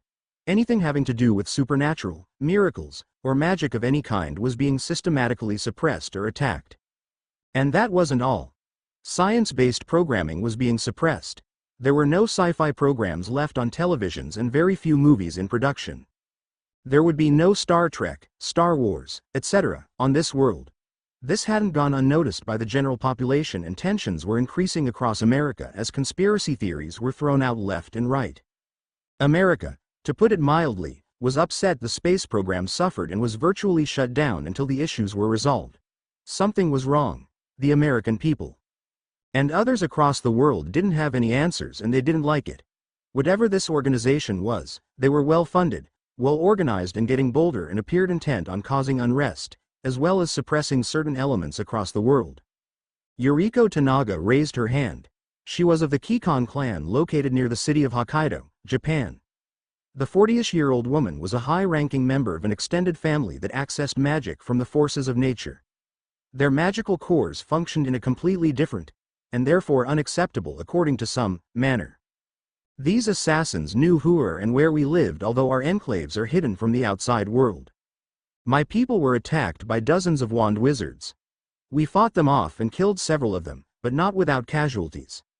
The dead carried no identification, nothing that could lead back to their origin. Their wands were made in such a way that we could not trace them back to their creators. But this enemy made a mistake, Yuriko snarled. Our 2 magics are similar, but there are differences in application. These differences allowed us to identify them and find their general location given time. We know that the organization bases are located in America and England. But our attackers were Japanese, so we Know that there are enemy forces established in our country. How many bases there are, we do not know, but we have discovered their names. They call themselves the Inhertors. They now had a name to go with their faceless enemies. The Jaish Phi clan originated in Germany. These small beings' average size, about 1 inch in height, looked less human than many others. They possessed long, curved antennae, very angular faces and 3 pairs of curved wings. They were shy creatures with the ability to compress their sizes to less than 1/8 of an inch and possessed the ability to become transparent. During this world's Second World War, thousands of their kind were killed by a wizard. Cabal from Bulgaria who used their remains as a source for potions and life-extending power enhancements. They were hunted by wizards and others and came close to extinction. Refining their talents, the Jerish used their abilities to remain unseen for decades. Until recently, they were safe. T of the Jerish clan was the next to speak. The female fairy had enlarged herself to the size of about 4 feet and the strain was obvious. She couldn't maintain that size for long. In an act of generosity, 2 other Phi of different species added a bit of power to her, and she smiled gratefully at them for the generosity. The gesture was a small one, but one that would be remembered. Her black hair sparkled in the room's light and her triple pairs of wings, characteristic of her species, were folded around her body. Like many of her kind, she had antennae which moved in response to her mood. Arthur thought she was one of the most beautiful female creatures he had ever seen. When she spoke, musical tone filled the air. The evil wizards came after us. They discovered a way to detect us but could not see through our transparency magic. In spite, they burned much of the forest that was our home. They cursed the forest for our kind, they claimed us to be an affront to nature. We fled the forests of our births. The pixies of our land, our wayward friends, were killed. The pixies fled but could not understand what was happening and were hunted down. The young Phi began to cry. The magic in their bodies is coveted by many magic users. We were forced to flee to the foreign land of our cousins for safety. We have no home. But now we must fight so that we may live. Several of the Phi of different species rose into the air, all of them glowing with power. Beware. They said in unison. When we find them, there will be war. We will kill them all. The United Phi have spoken. TBC Mix 17 Mazer Xander Chapter 17, The Meeting Part 2. Sanctum Sanctorum de Harris. The aged goblin lifted his head, calling everyone's attention to him. Arthur Weasley knew that the creature was older than any goblin he had seen. Goblins lived longer than humans and wizards weren't really concerned about them as living beings as much as they were concerned about their magic and their money. The Goblin War was a bitter, brutal affair and was something neither side had forgotten. Hostility was prominent on both sides, but the wizards had won the war. History was written by the victor and the wizards were content. The goblins were put in their place and all was right with the world. That didn't stop both sides from monitoring one another for signs of treachery. In Alex's experience and training, the goblins of this world were a far cry from the savages he knew on his world. Those creatures were little more than murderous brutes, barbarians by any definition. In comparison, the goblins in this reality were downright civilized. The younger goblin, Clawfoot, bowed his head as he helped his master stand. The aged goblin leader scoffed at being helped but didn't reject the assistance. A single female goblin bowed as the elder stood. Arthur noted that their females were rarely seen and for one to be here meant that she was royalty and someone to be respected. Everyone's attention was now focused on him. I am Fanir Gringott, the 12th to carry the name of the Great One. I carry his blood to this place in peace. May the blood of our enemies boil on the coals in the land of Aptau the Unclean. Having said his somewhat disturbing greetings, his body snapped to attention. I am the beating heart of the clan Gringottasir. As I stand here, I am witness to one-time enemies of the goblin people, he said, staring at the various Phi in the room. All of them looked uncomfortable, but none of them drew their weapons. Long have our clans and the Phi been traditional enemies. We goblins are a proud people, a warrior race, passionate and dangerous. But we are not fools. Dangers from both within and without are all too real. The Dark Lord, the things coming through the breaches and these Inhertors, are threats we will not ignore. The humans know almost nothing of the struggle. Because of their ignorance, they are mostly useless. The wizards are less than useless. They cannot see what is in front of them and when they do, their leaders hide their heads in the mud to keep from seeing the Truth, he spat. I and my clan have listened and spoken to one another of the things you have told us. Master Alexander Harris. 3 of the 5 great goblin clans will end our feud and aid the Phi, the wandless mages, and the humans. He sneered when using the word human, but that attitude was expected. It was better than him spitting every time he mentioned the word wizard. T looked at her goblin counterpart, surprised at his words. She had only one question on her mind. After thousands of years of conflict, why? The old goblin glared at the small Phi, but his anger wasn't directed at her. However, for the moment, he ignored her inquiry. There was another matter that needed addressing and it couldn't wait. Alexander Harris, what you do not know is that Gringoid, the true gnomes hierarchy, and the dwarf convention which we only suspected still existed, were contacted by extra-dimensional powers. Several human financial institutions were approached by a group representing a powerful legal organization looking for fresh markets, and they were interested in acquiring clients. Alex's face flushed as he realized what Fenrir had just revealed. Everyone around him felt his anger and concern as he fought to regain control. Serene was little better as the very air around her grew colder. Her fists were clenched, and her eyes shone with suppressed power. Stokes looked wary as he stared at both her and Alex. The brief flare of power was unmistakable. If he hadn't been looking at them, he would have missed it. That law firm, began Alex. We know who they are, Master Harris, hissed Fenrir Gringot. We all felt the invasion by this foreign entity. The goblin clans, the gnomes, and even the human banking and legal institutions came together. The old goblin smiled, and it was a hideous one. Even the wild clans joined us, and we fought, slaughtering those barristers and their protectors. It was a glorious battle. His eyes locked onto Alexander and then shifted to the Weasleys. The statute of secrecy. Huh. We sealed their entranceway. Our magics are powerful and we hate foreign invaders, he told everyone. There is a reason why we are warriors. We also protect against invaders such as the evil that tried to gain access to this world. To all those here, listen well. There are rules and there are those who are not allowed to enter. One of these is the wolf, the ram and the hart. The Wolfram and Hart Legal Agency, Serene explained to those who didn't know. It is a very evil demonic multidimensional law firm. They are powerful, conceded Fenrir. But there are rules they cannot violate without the pain of death. Keeping them out is one of our purposes for existence. He glared at Alex in dark amusement. You are not the only one who can detect breaches in this world, and you cannot do it alone. We goblins are warriors for a reason, Fenrir told him. As for these other breaches, that's why we're here, said Alex. Arthur and Molly heard everything. They were horrified. Dumbledore's order was nothing like this. Does the ministry know any of this? Molly blurted out as she started at Arthur. He shrugged. If the ministry knew, they wouldn't tell him anything. He knew the ministry wouldn't tell him. He was too low in the hierarchy. Molly turned to the senior goblin. Does the ministry know about this? Gringot responded with a truly magnificent sneer. Your minister is still trying to figure out ways to steal my bank from us. What do you wizards care about the fate of the world? Molly stifled a tear. She felt the humiliation of the wizarding world fall onto her shoulders. Fenrir turned his attention back to T, who continued waiting patiently to hear his answer to her question. T of Jerish, we do this because of enlightened self-interests. Better to work with you all than to fall prey to these wizards, the goblin spat. 2 hours later, most of the guests had left Alex's and Serene's home. There were promises made and oaths of cooperation sworn and pledges of information exchange. Another meeting was scheduled for next week and planning would begin to counter the Inhertors.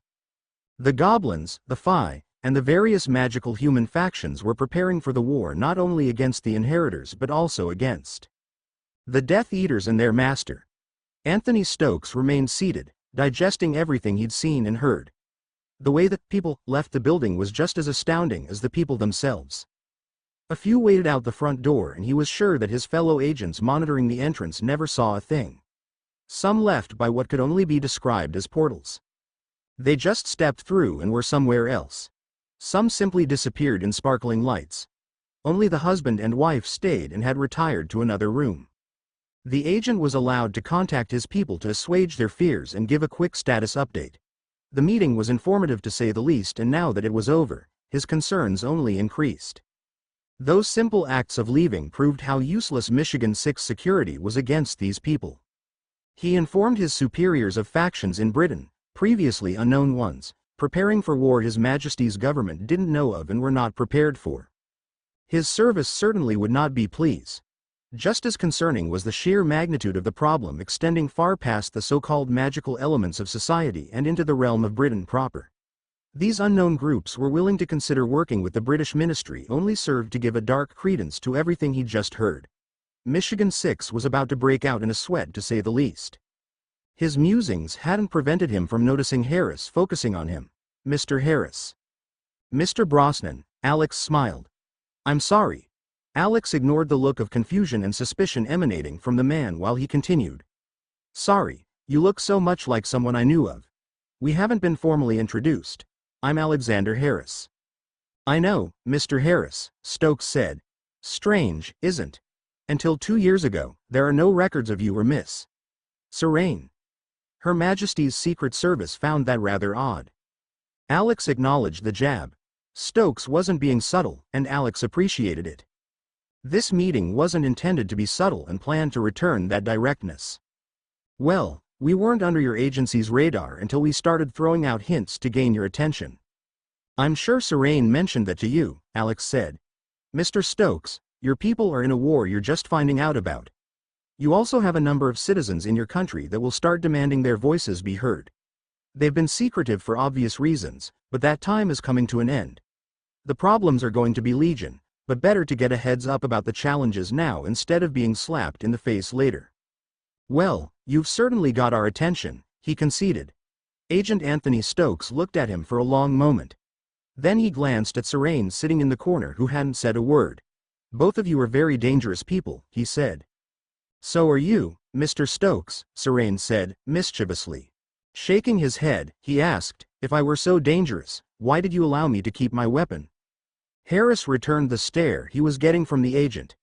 Everyone in this room had weapons on their person. If everybody at the meeting was weaponized, why should we have taken your gun away?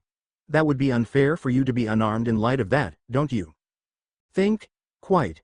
Well, Mr. Harris, what do you get from this? Anthony didn't expect an answer. Surprisingly, he got one. To put it bluntly, I don't want this world to go down the drain. Great Britain is at a boiling point. And you're the tip of the spear. The world is about to change, Alex told him. What happens here will be the blueprint for the rest of the world. Your government has to start preparing, Alex said. There are 3 issues that you need to address. The first is, and this is in no particular order, the Statute of Secrecy. And what is that? Interrupted Stokes. It was mentioned, but I would like some clarification. Alex nodded.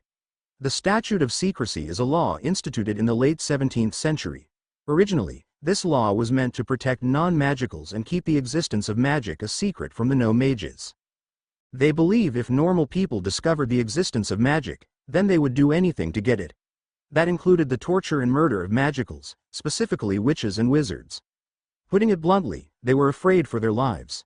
It's understandable when you think about it. Yes, and how did they enforce this law? Using non-lethal methods, they use spells that can erase memories. I don't like the sound of that, Stokes said. It was easy to see where this was going.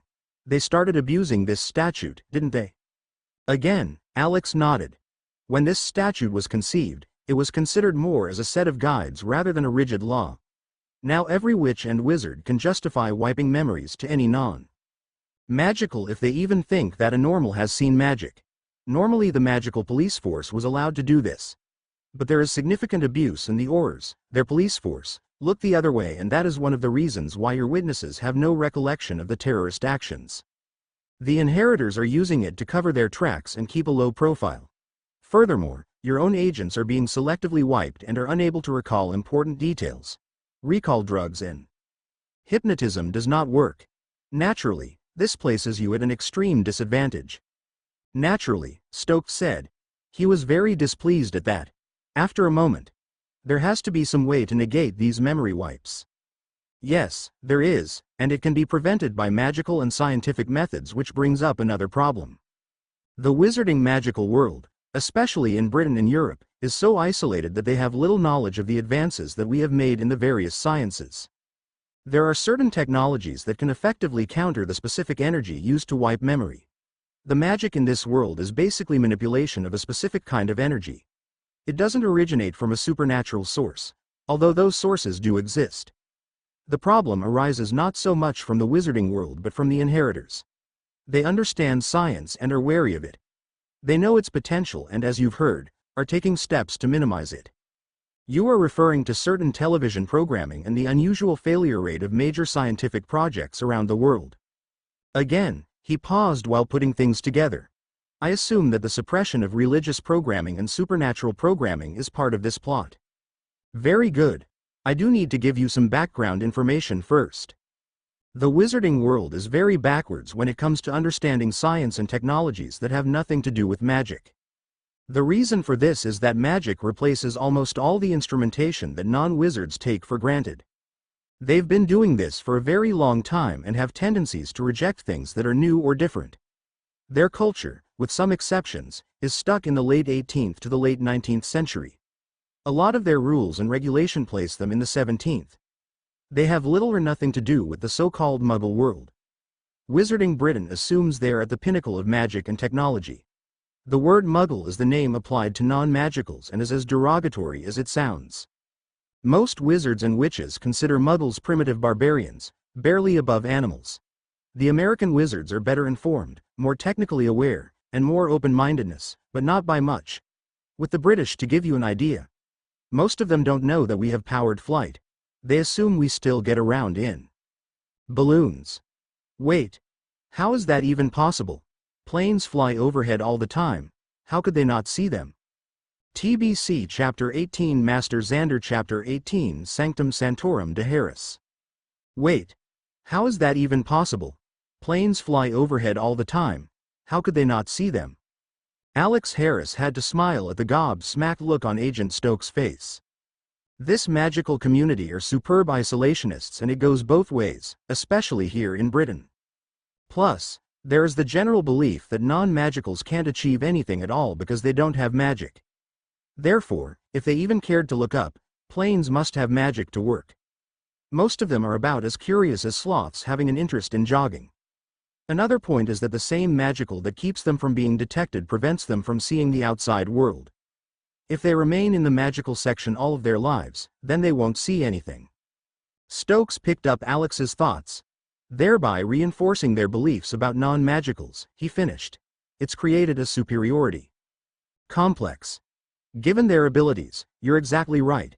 Now getting back to your original comment, from what we were told, there appears to be an attack on free thinking, speculative fiction, as well as creating tension among the religious communities. If they can suppress and fracture nations, it serves their agendas. Stifling imagination, research, and faith in higher things than themselves can cripple a person. That's what they want. These Inhertors are wary of science, and they should be. The regular wizarding world's terrorists haven't figured that out yet. MI6 and other agencies were about to be put on notice. I'm sure that our people will be taking a very close look into this, he promised. I know you will, and that brings us to the next set of problems. Until you can devise a way to keep your people from being wiped, I have several gifts. Alex gave the man several nondescript rings. These rings will keep your memories from being wiped until you develop counters of your own. I have the frequencies and wavelengths used to wipe memories, and it will be made available to you for study. Next is your security problem. Let's assume that you have moles in your service. And they need to be routed out. I suggest closed circuit cameras everywhere in your buildings will be your friend. Also, electromagnet jammers will prevent teleportation called an apparition. Don't worry, I have all this info prepared for you to access. Bioenergy manipulation is easier to counter than the supernatural. I dare say your R&D will be very busy in the coming days, and that brings me to my next point. Your organization isn't ready to handle these Inhertors. Not only are they wizards, but they have a massive organization that will overwhelm you. You need to step up your game, and for that I have a few gifts for you to help do that. Opening a small cart, he pulled out two items. One was a small black rectangular object and what looked to be a larger version. Ah, the famous communications device we've heard of, Stokes said. I know a lot of people who are salivating to get a good look at these. Good to confirm you're the source of these devices. Well, first, it's more than a communications device. It's what we call a smartphone. And its larger cousin is a tablet that be used as a phone and live video comms, although that isn't its primary function.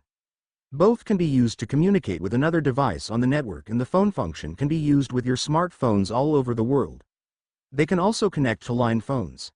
They have text capability, can store information, and have access to a vast Sybil, Serene said as she sat on the very comfortable, in Sybil's opinion, couch. I wanted to ask you to consider a proposal. We know that you have a problem with your eyesight.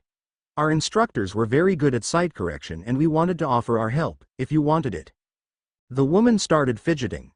Her eyesight was something that she was very sensitive about. I've gone to the best healers. She smiled sadly. They all said the same thing. They could fix my sight, but they would have to replace my eyes with magical ones. It was believed that if they did, my inner sight would never be the same. I couldn't have that. It's all I have. We couldn't consider doing anything like that, Alex responded as he wrapped her hand within his once more and kept his amusement to her reaction under control. Is it okay if we can do a quick scan just to see if our techniques might work? Sybil was torn between running out of the room and allowing them to examine her. Are you healers? She asked. When it comes to matters of eyesight, we were trained quite well. My eye was gouged out by an enemy. My teacher grew it back without any problem. We learned a lot from him. Will it hurt? What had people done to this woman? He asked himself. No, I promise, he said. Sybil's power flared. She could feel it as it searched his heart and that of Serene. She could feel their concern and compassion. They really wanted to be her friend. Okay, you can try, she said slowly. I hope you can find out what is wrong at least. That would help so much. At least, I'd know. Relax, Sybil, Serene told her. Xander took his wand in his other hand and the tip glowed, and that was the last thing she knew as she fell into a dreamless sleep. Serene's and Alex's amulets opened, and the mystic eyes were released. The eyes glowed with power, saturating the room as both eyes rose up and attached themselves to each of their foreheads. The eyes of Agamotto peered deep into the ocular systems of the seer. Cataracts, Alex exclaimed in surprise. I thought they had a cure for this. She also has an inflammation of the optical nerves as well, added Serene. She had a bacterial infection when she was young. The infection is over, but there was damage done.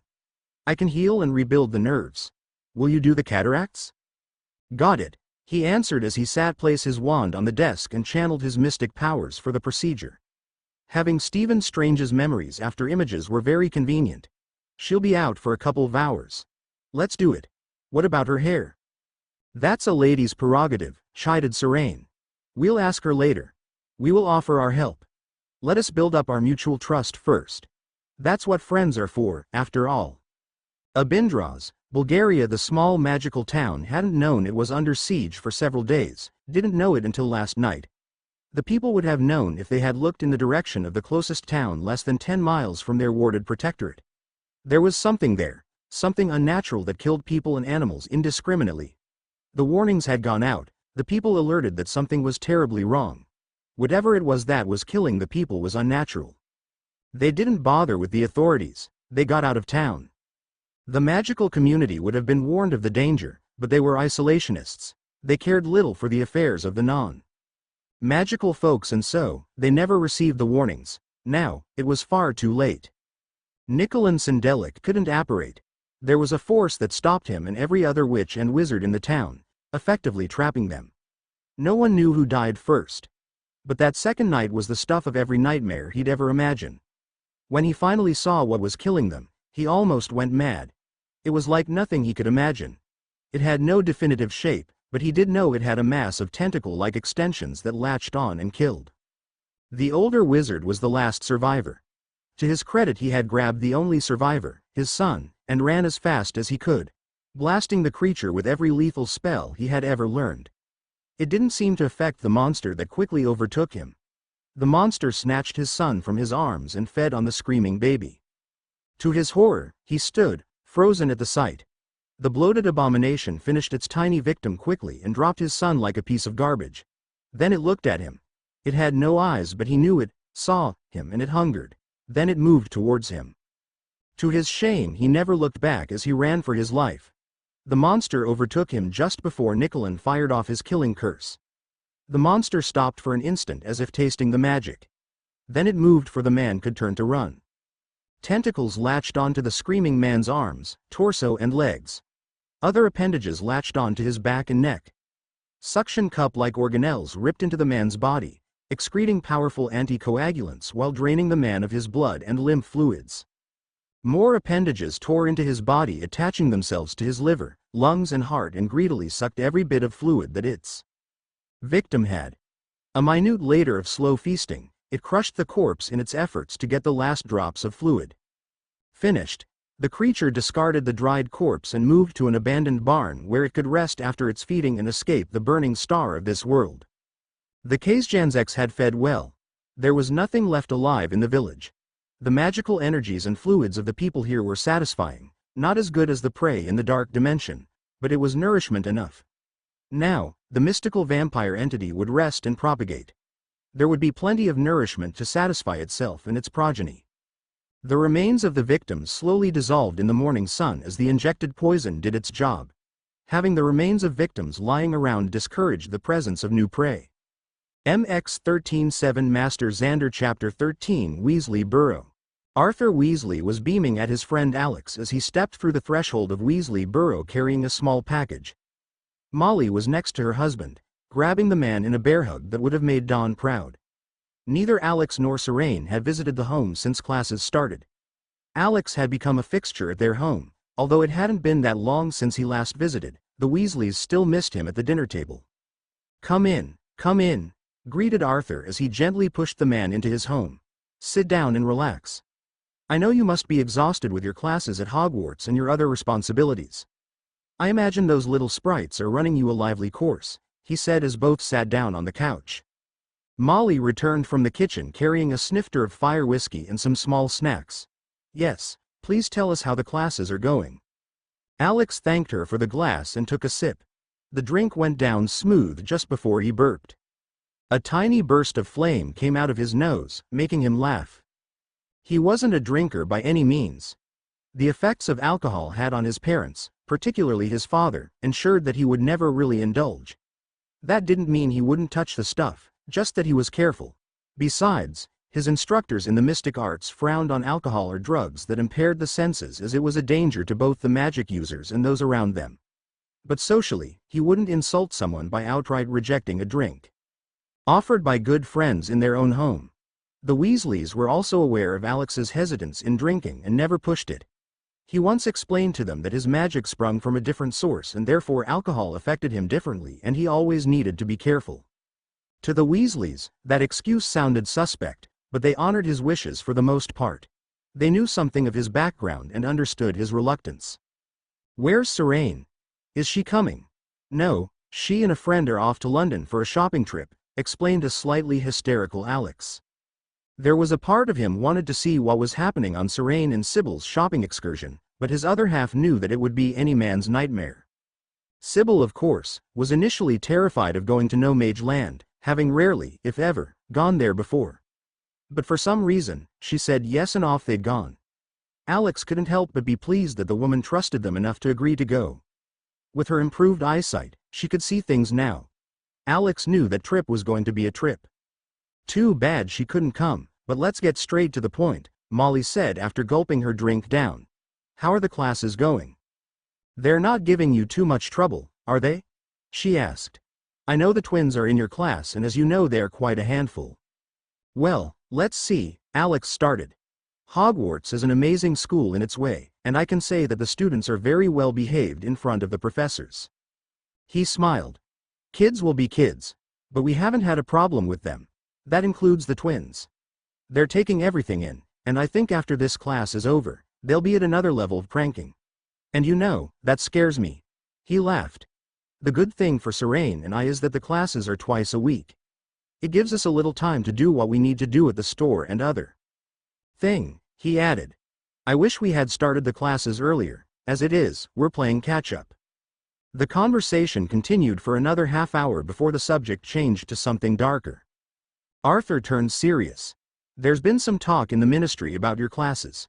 Nothing serious yet, but there are a few that have taken an interest in your classes. You are still under the table, but I can see it in the wind. A few of them are coming for you and they are not your friends. He took a long sip of his drink. These same people know that we are friends, he added. They are speaking to me as if they are my friends. Before, they barely acknowledged my existence before. Some are just curious, Alex told him. Some are probing you for information. I don't think they're targeting you for serious information yet. But you do need to be careful from now on. Some of them are prejudiced against non-magical folks, and my class is triggering those prejudices. I don't think it's on their radar, their focus yet. The upcoming Triwizard tournament and the recent Death Eater attacks are on everyone's mind right now. My class is a minor nuisance they know little about. And consider that these classes have always been taught at the school. Just keep a watchful eye out. Worry not, friend, I will, Arthur said with all seriousness. But that's getting away from our conversation. How is the class coming? What are they studying? He practically demanded Alex to spill the information, being so excited. Well, I have started with the computers and the related electronics. He smiled mischievously, enjoying the chaos he was sowing among the little witches and wizards. I knew that the students would love them once they got used to them, which took all of 2 days. They took to the tablets like ducks to water. I had kids who had never even seen any sort of electronic device grab onto them like they were lifelines or long-lost lovers. Several times, I had to emphasize the rules that nothing in the class was to be taken outside of the class. And that went over really well, he added with as much sarcasm as he could manage. You should have heard the arguments and screaming. A lot of them are visiting me after regular classes just to use them. They've already started throwing out informational tidbits and adding to several of the other classes. A couple of teachers have expressed serious interests in learning where they've gotten their information from. One professor, Madam Sprout, wanted some of my students to write a report the numerous species of mandrakes and their much rarer cousins, the Viticulum manrals plants. Professor Pomfrey has shown an interest in no-mage medicines and Native American magical medicine. All the instructors, apart from one whose name I will not mention, have come to me and asked how my students are getting their information and so much of it. Then he began chuckling. He quickly recovered and took a sip of his drink. Do you know that Cutthroat Binns actually visited one of my class sessions? Merlin, gasped Molly. He's the magical history teacher. Is he still floating around digging in his nose when he speaks of the colonial rebellion and how the colonists tried to cut off his ears just because he had the nerve to sink a few of their merchant ships? She smirked at the memory. I remember that much about the class. Cutthroat was an instructor when she attended Hogwarts, back in the ancient days when her parents had money for tuition. She remembered his voice putting her to sleep the moment he opened his mouth. How she passed that class, she never knew. He's never shown any interest in learning anything new as far as I remember. Well, he visited and had a heart attack that would have killed him if he wasn't already dead, Alex deadpanned. As it is, the shock was too much. He's slowly fading, moving on. You can see it happening. I think he'll be gone in less than a month. The poor man. You mean, the poor ghost, corrected Alex. They're all trapped here, for one reason or another. He looked them in the eyes for a moment before speaking. There's a reason why everything moves on. Alex, we're off point. I'd like to know what you're teaching in the class, Arthur exclaimed. You're torturing me. Husband. Be quiet. Let the man get to it. Sorry, Alex told him. First, how do you like the flip phone I gave you? It's wonderful, he exclaimed.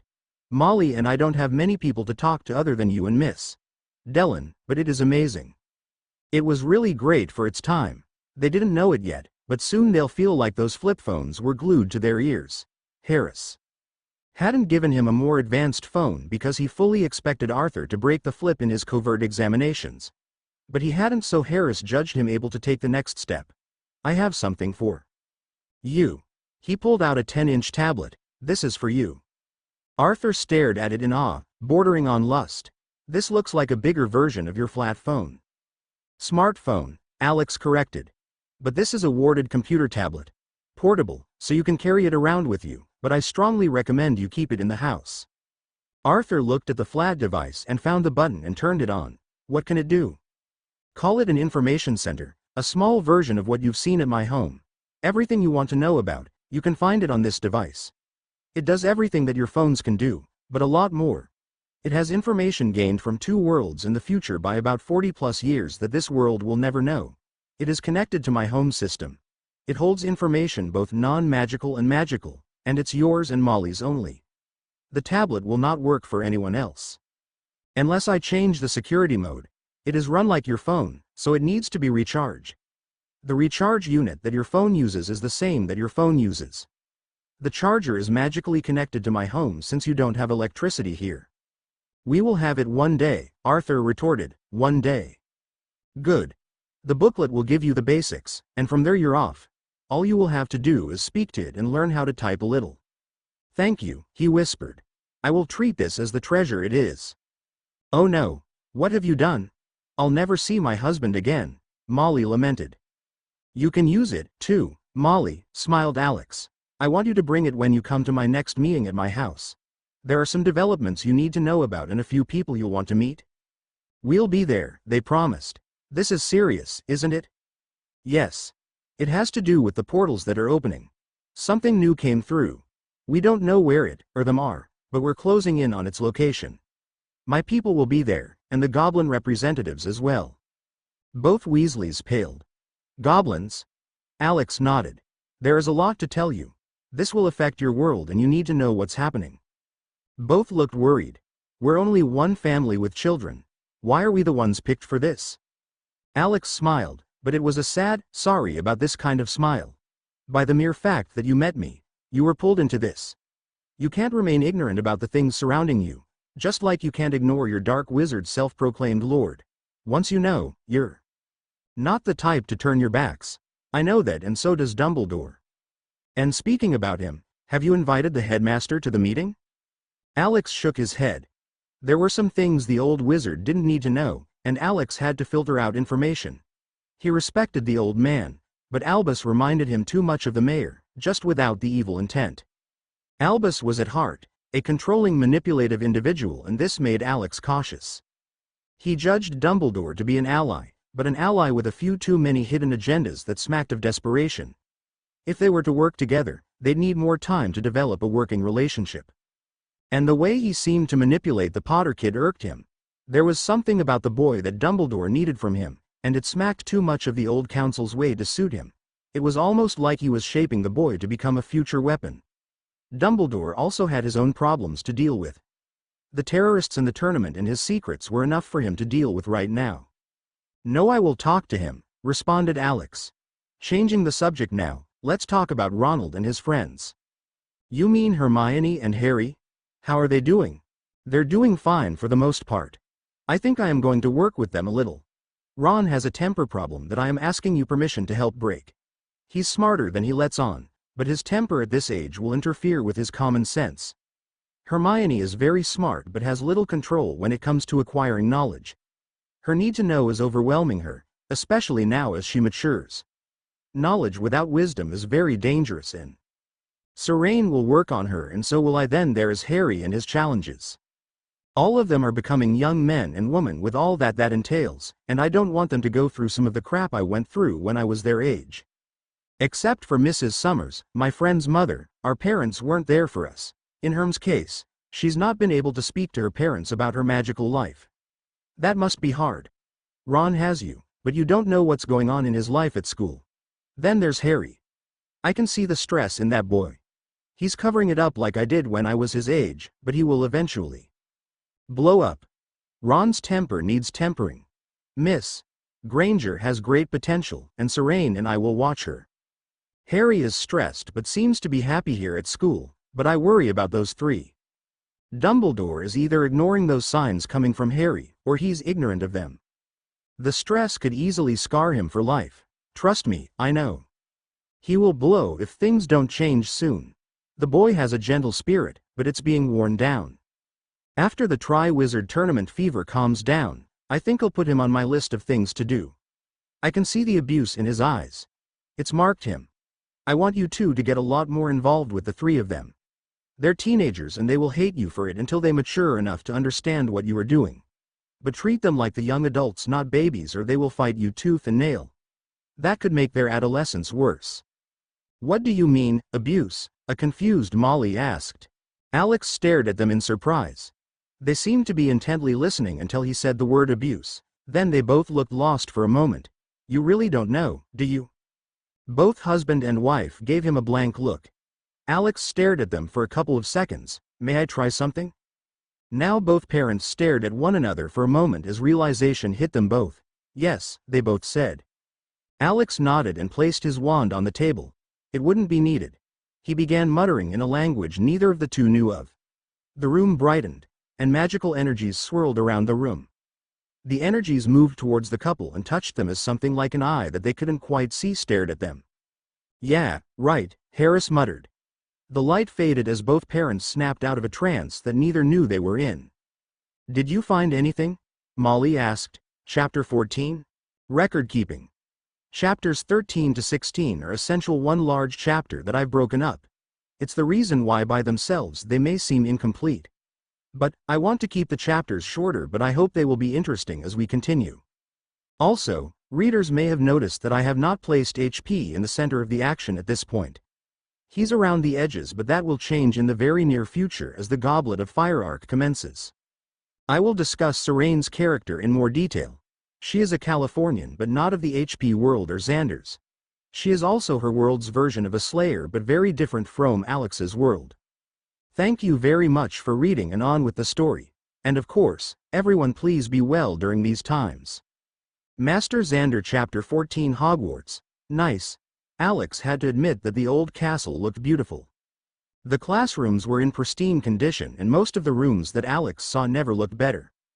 As far as he could tell there wasn't a speck of dust anywhere, which was very impressive considering it was an ancient castle. The house elves had outdone themselves in preparation for the visitors. He silently acknowledged their hard work, giving all the credit to the little creatures because he knew that the people here hadn't lifted a finger to help other than to delegate what went where. It was slavery, but the root core of their conditions was something else he would look into, and depending on what he found, he might or might not do something about it. The wizarding society was its own, and he planned to evaluate his own actions and the consequences before he jumped in and tried to change things outside her purview. Those thoughts didn't stop him from anticipating the upcoming feast. The time for said feast hadn't quite arrived, but his stomach was doing battle with his logic.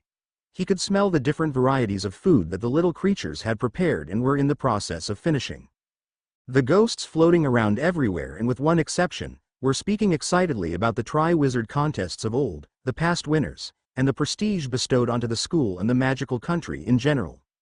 Both professors watched the excited students waiting for the arrival of the two schools that were expected at any moment. Hogwarts students were looking out the castle windows, standing in the front of the castle and crowding the doors. There were even students hovering on their brooms, waiting to get the first glimpses of both schools whose arrivals were expected at the same time. Both Alex and Serene were looking forward to what promised to be an amazing entrance. The magicals of this world relied on magic to the point that it was impossible for them not to show off. Magic was so much a part of their nature, they didn't even notice it.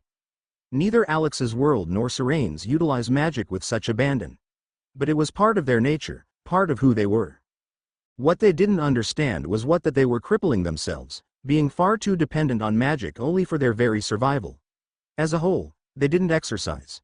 Most of them didn't know how to cook, relying on the help of their little servants. There was an almost purposeful ignorance of the outside, non-magical world. Without magic, many wizarding families would likely perish, most being unable to adapt to a non-magical existence unless they received help from the very people they loathed. What was of greater concern was that, with few exceptions, they were slowly becoming sterile. This was especially true in magical Britain. The pure blood mentality prevalent in most wizards and witches was hurting them badly. Their magic remained strong, but their genetic viability was faltering. Potions could do only so much in the long term. Even with the potions, overall fertility decreased every generation. New blood was not being introduced and inbreeding increased as magicals kept it in the families. Voldemort's blood purity agenda was self-destructive and ultimately headed towards extinction, and both Americans suspected he knew it and didn't care. But the organization Alex and Serene were most concerned about was worse. This organization knew exactly what would happen and had factored into their agenda. They planned to protect a small group of magicals, specifically wand users, and create a ruling class that would ultimately rule this world with an iron fist. The Vishanti would not have it. The entities Agamotto, Hoggoth, and Oshter, the new powers that be, replaced the old powers that were, or as Alexander C. labeled them, the useless ones. Their incompetence and lack of concern for their champions and Earth in general, all in the name of balance, got them sacked by an even greater power. The Vishanti took their responsibilities very seriously, and Alex and dozens of others couldn't be happier. Alex watched as Dumbledore almost danced around the main entrance to the school. The man was excited, happy, but if one knew what to look for, one could see the aura of tension surrounding him. It was obvious that he was worried about something going wrong, and Alex understood his reasons. The Death Eater's terrorist actions had soured most of the people of magical Britain. Most people pretended that what happened was all in the past and wouldn't repeat itself anytime soon. Others simply kept their mouths shut, afraid that if they thought about it too much, then something even worse might happen. The upcoming tournament would help the people to forget the terrible threats that were just beyond their doors. Alex also knew that Dumbledore was depending on this as a distraction, allowing him precious time to continue his preparations for the upcoming battle against his nemesis. What he hadn't taken into account was that the one called Murphy always had plans of its own. Alex understood this as well because he would and was doing the same. Planning was critical in war. However, what Alex didn't approve of was the lengths the headmaster was willing to take his fight. Dumbledore's obsessive desire to keep his secrets close and tendencies to manipulate everyone around him was something that Alex did not approve of, especially when it came to Dumbledore resorting to using charms on his own people to keep them compliant. Alex told Serene what was going on, and she was understandably livid. Serene, however, was more critical about his need for half measures when it came to the war being waged against Voldemort. On several occasions, the three of them had very robust and sometimes tense discussions about his near obsession with forgiveness of his adversaries. All three agreed that forgiveness was important, but expecting these terrorists to see the errors of their ways and turn away from the darkness simply because it was the right thing to do was ludicrous thinking. These same people had butchered so many people, both magical and non-magical, that it was an affront to justice and to the people that died as well as their loved ones, to allow them their freedom if they had a chance of heart. Voldemort wouldn't change his ways and turn into the light, and Albus knew that. It took several conversations, but Alex and Serene were finally able to discover his true motives. Dumbledore wanted to end the war with as few casualties as possible among the magicals. He wanted them to turn from their mischievous ways and turn back to the light, his favorite phrase. Albus wanted them back at their homes in peace and to start replenishing the community. Albus wanted the non-magicals to be left alone in peace, but he really didn't care as much for them, which wasn't a surprise. His concern was for his own people, and Dumbledore wanted an ending of the war. The headmaster had the same deep-seated mindset as the rest of the wizards and witches of his homeland. He wasn't a pure-blood racist like many others, but he did agree with some of their isolationist beliefs. And he was also concerned about the infertility that plagued the wizarding community. He plainly stated that his long-term plans involved his students marrying early and starting to have as many children as possible, restocking the population. He recognized the need to add new blood, but his plans involved marriages into other magical communities, not the non-magicals. Only now, after repeated talks, was he just beginning to understand the need for universal breeding with non-magicals, but he wasn't there yet. What he could not grasp was the concept that, with the exception of Voldemort, his people would not ultimately come embrace the light, and because of this deep-seated belief, he strongly discouraged his own soldiers from killing, but only battled to incapacitate and capture. His insistence placed his people at a terrible disadvantage against an enemy more than willing to kill. Dumbledore refused to believe that those people couldn't be convinced with his words of compassion and tolerance. Try convincing Tom using pretty words. Try convincing Umar. Try convincing Mephisto and his wild child using words. Dumbledore didn't want blood on his hands, but he was willing to allow his own people to die so that he could maintain his conviction. In his mind, this approach was for the greater good of magical Britain. Deep down, he knew his approach was futile, but he was a stubborn man and his carefully crafted plans were a culmination of years of work. The Weasleys were part of that plan. Both Arthur and Molly had a very subtle notice-me-not charms placed on them and the rest of their family without their knowledge or consent. The charms on Molly and Arthur were designed to encourage their parental attentions towards Harry Potter, but at the same time ignore some of the more obvious problems of the boy. They could see that he needed to eat better because he was so underweight when they first met him. but they virtually ignored the reasons why he was in such a condition. They saw the signs of abuse, but they ignored it in favor of helping him to become a loving member of their family. The enchantments were also designed to affect their attitudes towards Ronald and Ginny when it came to Harry's situation. It caused them to miss little things that should have been obvious. Alex could have nullified those influence charms as soon as he detected them, but decided not to, at least not yet. First, he wanted to know why Dumbledore had placed the enchantments on them in the first place. Just as importantly, he wanted to understand why this young boy was so important to him. First, there were the blood wards and now charms placed on people surrounding him. There was little doubt that Ron, Ginny, and possibly Hermione were under some type of charm or influencing potion as well. Serene would check them soon. Dumbledore need to control events around him were irresponsible. This approach would get his people killed unnecessarily. Now wasn't the time to explain it to him. However, Alex intended to confront him and give him the opportunity to remove the charms and spells on the Weasley clan and the children, or he would do it. Both masters were drawn to the screams of excitement and awe. A carriage came into view, a flying one pulled by winged horses. Those were Pegasus horses, real ones, and they were beautiful. On his world those flying horses were myths, likely extinct, or maybe hidden away like so many other things on his earth, and maybe it was best to keep those magnificent creatures hidden and safe, if they existed at all. Here he could see them, and it pleased him that things could still fill him with awe. They and the carriage they were.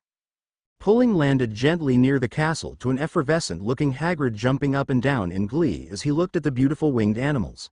But the excitement wasn't over yet. There was what looked like a small boat-like object moving in the lake that caught everyone's attention. Seconds later, to Alex's surprise, he saw that the small vessel was in fact just the mast of a huge sailing vessel. It was in effect a magical submarine. The way these people used magic was impressive, he had to admit. Alex expected that the passengers wouldn't officially enter the school for another hour since they were preparing for their big entrance. Alex and the other professors had a little time to finish preparations and get a quick snack from the house elves. Serene was sitting next to a beaming Sybil. The woman was dressed in her usual style, but there was one notable difference. Her glasses were different, more up-to-date, and Sybil loved them. She could see now without straining her eyes. Sybil turned to look at a smiling Serene. "Thank you," she whispered. "Do you, if you have the time, want to go London shopping again next week?" It was clear she enjoyed her little outing. "I must confess that there are a few things that caught my eyes." "I thought you were uncomfortable around the non-magicals," Serene gently chided. The seer turned sharply. "Oh no, that was you, my dear." "They are not that bad," she huffed. "Professor Dellon, I'm rather surprised at you. You didn't seem to have prejudice against the Muggle," she responded in an airy tone that reminded Serene of an upper-class Brit dismissing something they had said less than a week earlier. "I felt very comfortable around them, but if you can, I would like to wear some Muggle clothing so that I won't stand out that much like last time. Will you help me find something more Muggle? I mean no. Mage." Everyone kept looking at my style of dress. "It looks fine to me, but, you know how they are. They notice every little thing." "Of course, I'll help." Serene sat back in her chair, struggling to close her mouth. "I created a monster in only 4 hours," she muttered to herself. Serene was about to say something to Alex when she abruptly stopped. He sat next to Professor Snape, and apparently some words had been quietly exchanged between the two. Severus looked angry. No, the man looked pissed. Alex said something else and Snape prepared to issue a blistering retort when Dumbledore quickly intervened. There were quiet, intense words exchanged and the potions professor closed his mouth and glared daggers at both Alex and Albus. Whatever was said between the two, she was sure it was just the beginning of a very big blow-up. She'd find out soon enough. Seeing her staring at him, Snape turned and glared at her in contempt. She smiled darkly. Her eyes went dark brown and Snape quickly looked away. "That's right, little man. Be careful who you glare at." She wasn't as tolerant as Alex was. And it was a shame, too. Severus was almost tolerable lately. There was no more time for reflection as the event began. The students and their teacher had arrived. The students of Hogwarts, dressed in their best robes and sitting according to their respective houses, were besides themselves with excitement, as was to be expected. The headmaster was announcing the first of the schools to enter the halls of Hogwarts. It was the Beauxbatons Academy. School of Magic. All the students were young ladies of various ages dressed in identical, very elegant blue-gray suits with lovely matching berets. As they walked towards the front of the room, they threw magical flower petals and other items into the room as they moved, and petals were floating everywhere. Their headmaster was tall, very tall, almost Hagrid's height. Serene was under the impression that this school had both female and male students. But these were all girls. She would look into the school a bit more later when she had the time. Stealing a quick glance at the half-giant, she saw him looking at the female headmaster. It looked like love at first sight. The woman was looking at Hagrid, too. How cute, really. They matched somehow. Rough and elegance, both eyeing each other while trying not to look too hard. Serene decided to take an active interest in seeing how this played out. The entrance by the Durmstrang Institute was as different from the Bobaton students as night from day. First, they were all male, carrying an air of manly pride which was almost overwhelming as they generated magical sparks and flame from their staffs which they pounded on the floor with synchronous perfection. This was a proud school steeped in old European tradition. One of the students was elevated among the others, and everyone could see it. He was, in Alex's opinion, the lead jock. Victor Crumb was one of the greats, known worldwide for his athleticism of the game that the wizards and witches of this world loved so much, Quidditch. The game was their equivalent of soccer and American football and basketball, but played with flying brooms while chasing a crazed ball thing. Headmaster Igor Karkaroff immediately set off Alex's senses. The one who sees didn't like what he saw. He was aware that the school's approach to magic and its outright rejection of so-called Muggle-born wizards and witches. Harris wasn't surprised at this, given the short lecture that Dumbledore had given him concerning the two schools. Both the Americans had listened carefully to Albus's words. There were cultural norms that needed to be understood, and Alex and Serene didn't want to create an incident. Karkaroff and Dumbledore warmly greeted each other. The Hogwarts professors nodded or gave quick greetings. The Durmstrang Headmaster gave a quick nod of acknowledgement. When he looked at the two professor of no mage studies and dismissed them. Alex didn't even try to pretend he missed the subtle slight. However, there was no time to fume over it as Dumbledore had called for the students of Hogwarts to welcome the visitors in song. The hall rang with the sounds of harmonious young voices. Situated around the corners of the massive main hall were dozens of reporters covering the momentous event, including one Miss Skeeter looking excited but very apprehensive with her floating quill recording everything on parchment. She saw Alex and quickly averted her eyes. TBC Chapter 15. Master Xander Chapter 15, Threats Revealed. Coming Together Part 1. Xander's Sanctum. Arthur and Molly Weasley enjoyed going to Alex's home located just outside of London. Both of them had gotten used to traveling by non-magical car as it felt comfortable while in Muggle land. The first few times felt so strange and exotic traveling by limo to Mr. Harris's house, but it was necessary. Just because he could, Alex had taken them the long way so that they could see the sights. Left to their own devices, they would have had difficulty trying to find the place for several reasons. Not only was Alex's home in a non-magical territory, but the Weasleys just weren't used to having to navigate anywhere outside of a magical community without a parroting or using a portkey.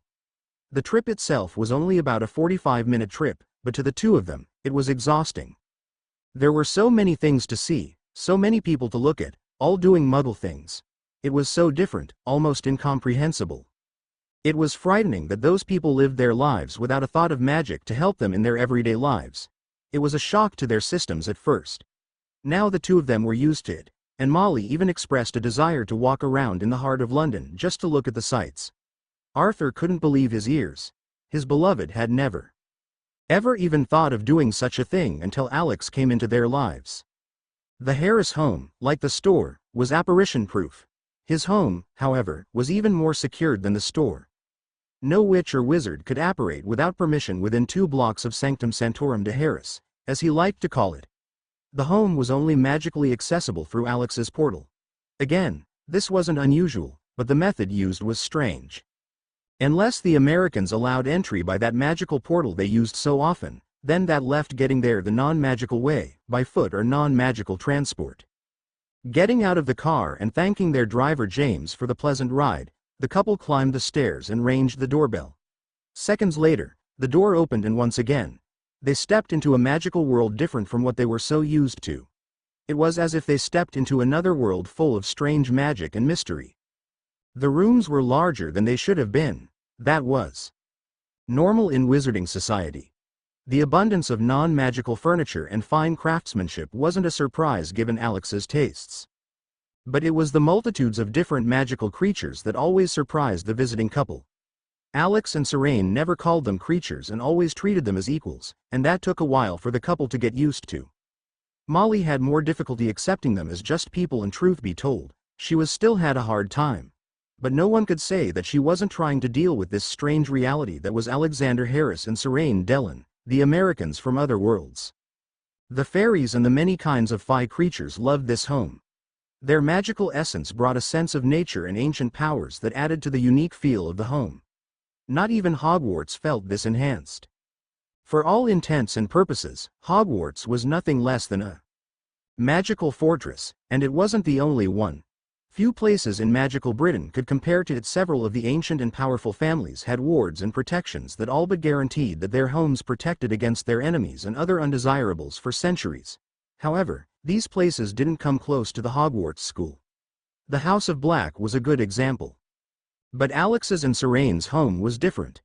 Otherworldly magic filled and protected their home, and it always gave the couple a sense of awe and feelings of protection when they entered this place of sanctuary.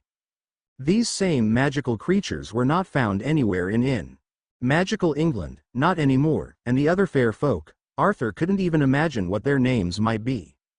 They were of different sizes and shape, with most of them looking humanoid in form.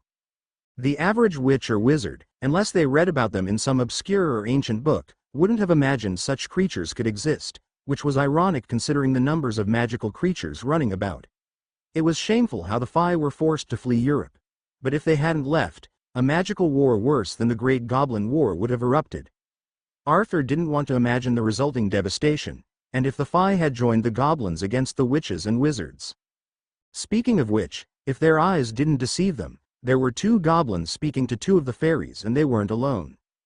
There were people here, likely no mages, or no mags depending on which part of the world you lived in, freely moving among the normally shy fae, all eating and drinking and having a good time. And there was Serene moving among the guests. Seeing Molly and Arthur, she hugged them and began introducing them to the others in the room. "I'm glad you could make it." She ushered them towards the food trays that the fairies were serving. The Lycan fae loved serving and insisted, so we couldn't refuse. But a warning. If you try forcing them, then be prepared for a fight. In that they differed from the elves that bounded themselves to wizarding families. "This is an important gathering. Is Dumbledore coming?" Molly asked. "No, he has other things to concern him, plus there are things you need to know. We will speak about that later, and we'll talk to him and let him know the essentials. By the way, has he spoken to you yet?" "No, he hasn't," Arthur told her. "What should he talk to us about?" "We'll talk after this is over," Serene promised. Everyone turned their attention to Alex, who had just entered the room. Everyone quickly took their seats in the semicircle. Many of the fairies simply hovered or took seats next to those fae who were already sitting, including one very uncomfortable male trying his best to blend in with the other more seemingly non-magical people in the room. Anthony Stokes was uncomfortable, surrounded by people and creatures of myth. Her Majesty's government had intercepted rumors of unusual happenstances occurring in a suburb just outside London and began investigating. Dozens of murders and terrorist activities in the last 2 years occurred without any discernible patterns or reason had caught their attention. Extensive interview with eyewitnesses turned out to be an exercise in futility. None of them remembered anything. It was frustrating to all concerned, including the witness, who seemed to have a piece of their memories erased by unknown means. The mounting evidence strongly suggested that an unknown organization with an unknown agenda was preparing for something big. Discreet references about the presence of advanced cell phones was very little to go on, but his people were thorough when running down leads, and one of those leads led to one Alexander Harris and one Serene Dellon, recent American immigrants. Upon further investigation, their bank accounts were impressive, but they lived in a more than modest home in a rather affluent neighborhood. Their bills were paid on time, but no trace of observable income was identified. Their neighbors knew very little about them. The two rarely left their home, and when they did, their tales lost them. It wasn't much to go on, but it was enough to warrant further investigation. Quiet entry into the home proved impossible. The doors, windows, resisted every known technique. The inability to gain entry into the home was something that the research division had taken an interest in. That in and of itself raised their suspicions. A break came when agents noted that the Americans were preparing for some type of party. Michigan 6 decided to crash the engagement. Hence Stokes' predicament. There were 15 agents ready to storm the home with heavy weapons if things went sour. Being Stokes, he went up the stairs and rang the bell. A young woman opened the door, looked at him and flashed a dazzling smile at him. She allowed him entry without him even having to introduce himself. For a secured place, this lapse was inconceivable in his eyes. For a moment he was convinced this was a trap. Then he stepped inside, and his mouth dropped open. The room was impossibly huge, but that wasn't the most shocking thing. There were creatures here, things of myth and legend interacting with each other in a most casual manner that set his teeth. On edge, he nearly pulled his gun when a small fairy flew up and asked him if he wanted a drink. Scotch on the rocks with a twist of lime, he told the tiny but exquisite creature. Madness, he thought as he moved into the room, trying to be innocuous as possible. The man felt completely out of his depth. What had he stumbled into? Having fun. Mr. Anthony Stokes of Michigan 6, Ms. Dellon asked. Anthony hadn't even seen her, and it rattled. Being in this place for only a couple of minutes had thrown him off his game, a problem he would correct. His cover was completely blown, so there was no use pretending. It's most interesting, Ms. Dellon, he answered her without missing a beat. Serene beamed and honored him with an elegant curtsy. Her antics didn't fool him. He looked as delicate as a flower, had the grace of a ballerina, and the strength of a tank, all in a very attractive package. In short, she was a very dangerous woman. I'm very glad you made it, she told him in no uncertain terms. We've dropped hints in your direction almost 7 months now. I almost believe that we should have called your people.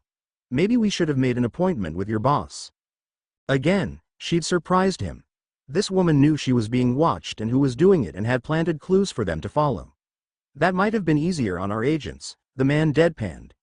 We had a devil of a time keeping track of you. He paused. Can I use the word devil in this place? She waved him off.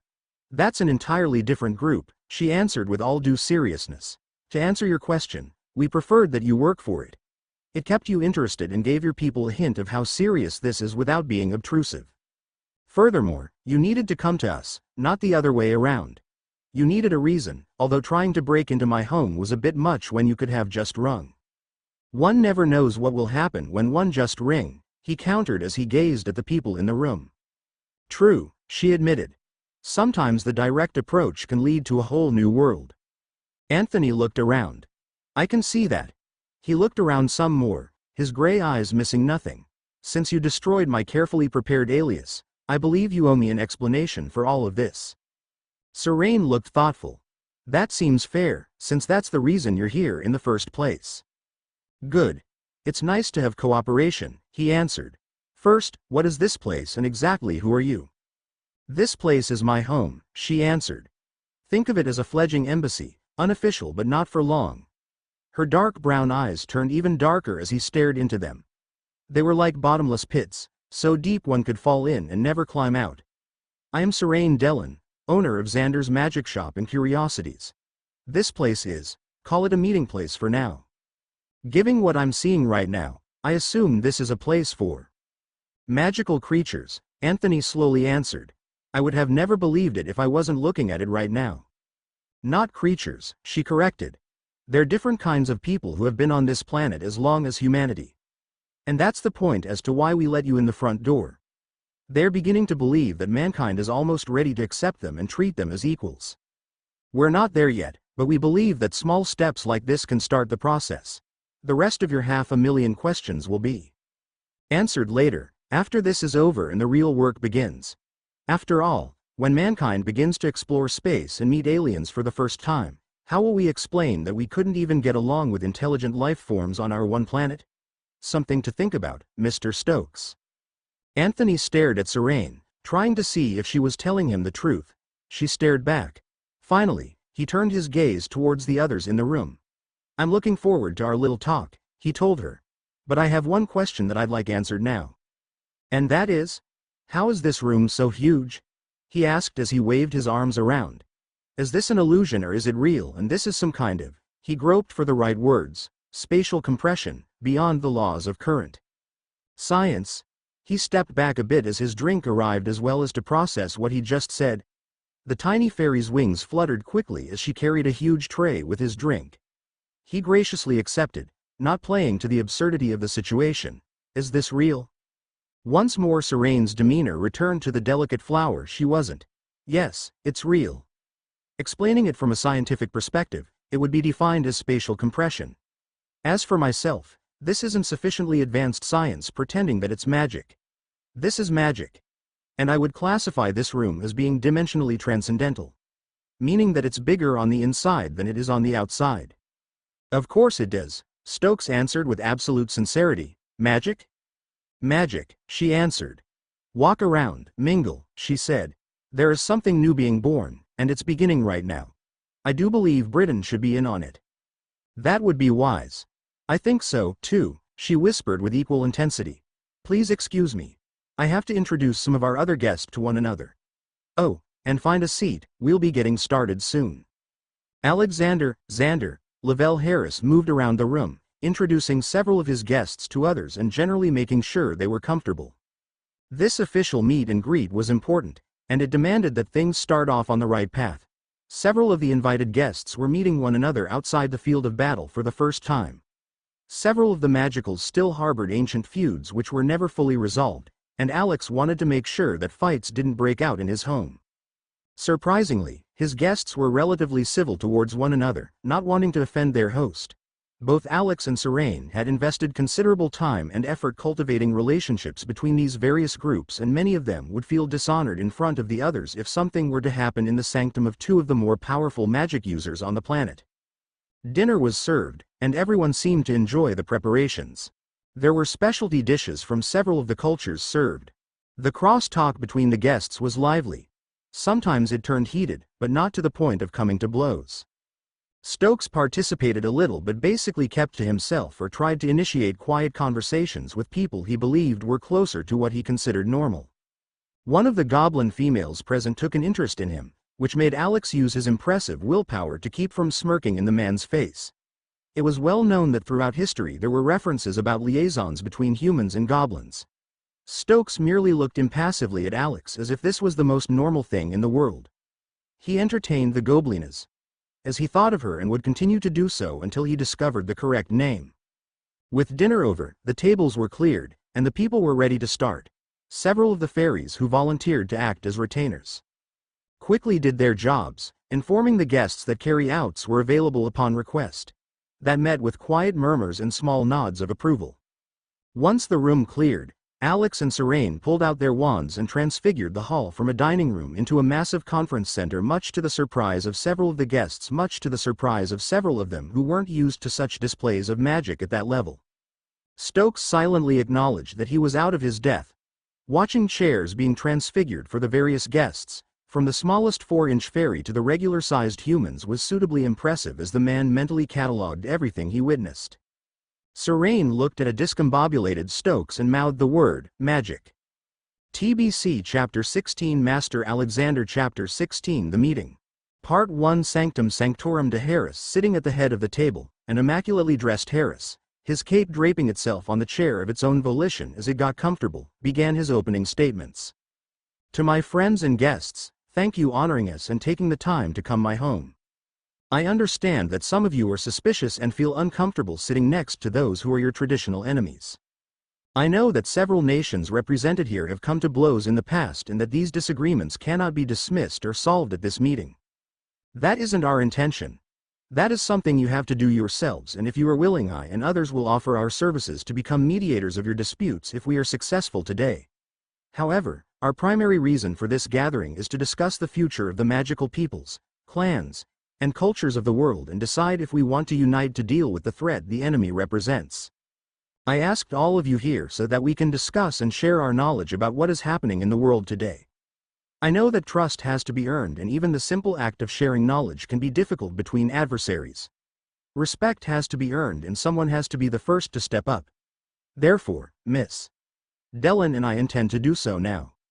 No lies, no half-truths, and yes, a few secrets kept, but always the truths. I recognize that we humans haven't been kind to those different from us. But none of us are perfect. None of us in this room can claim to be righteous when dealing with our own kind, or with others we don't like us. I'm not asking you to become friends, but I ask that we start with small steps. We will learn to respect each other. If we can do this, then we can start to form alliances. I'm saying this because the simple is that we need each other. We need to find common ground because we are fighting common enemies, planning to ruin this world and remake it into their own images. We can't allow them to continue unchallenged. Time is short, and our enemies, both from within and from without, are organized, well prepared and becoming bolder. The evidence we all have is pointing that fact out for all of us to see. Alex's tone remained somber as he continued speaking. I want to introduce you to good two friends of mine, Molly and Arthur Weasley. They're just a wizard family who heard what was happening and chose to step up of their own free will. Serene and I shared some of the information you're about to hear.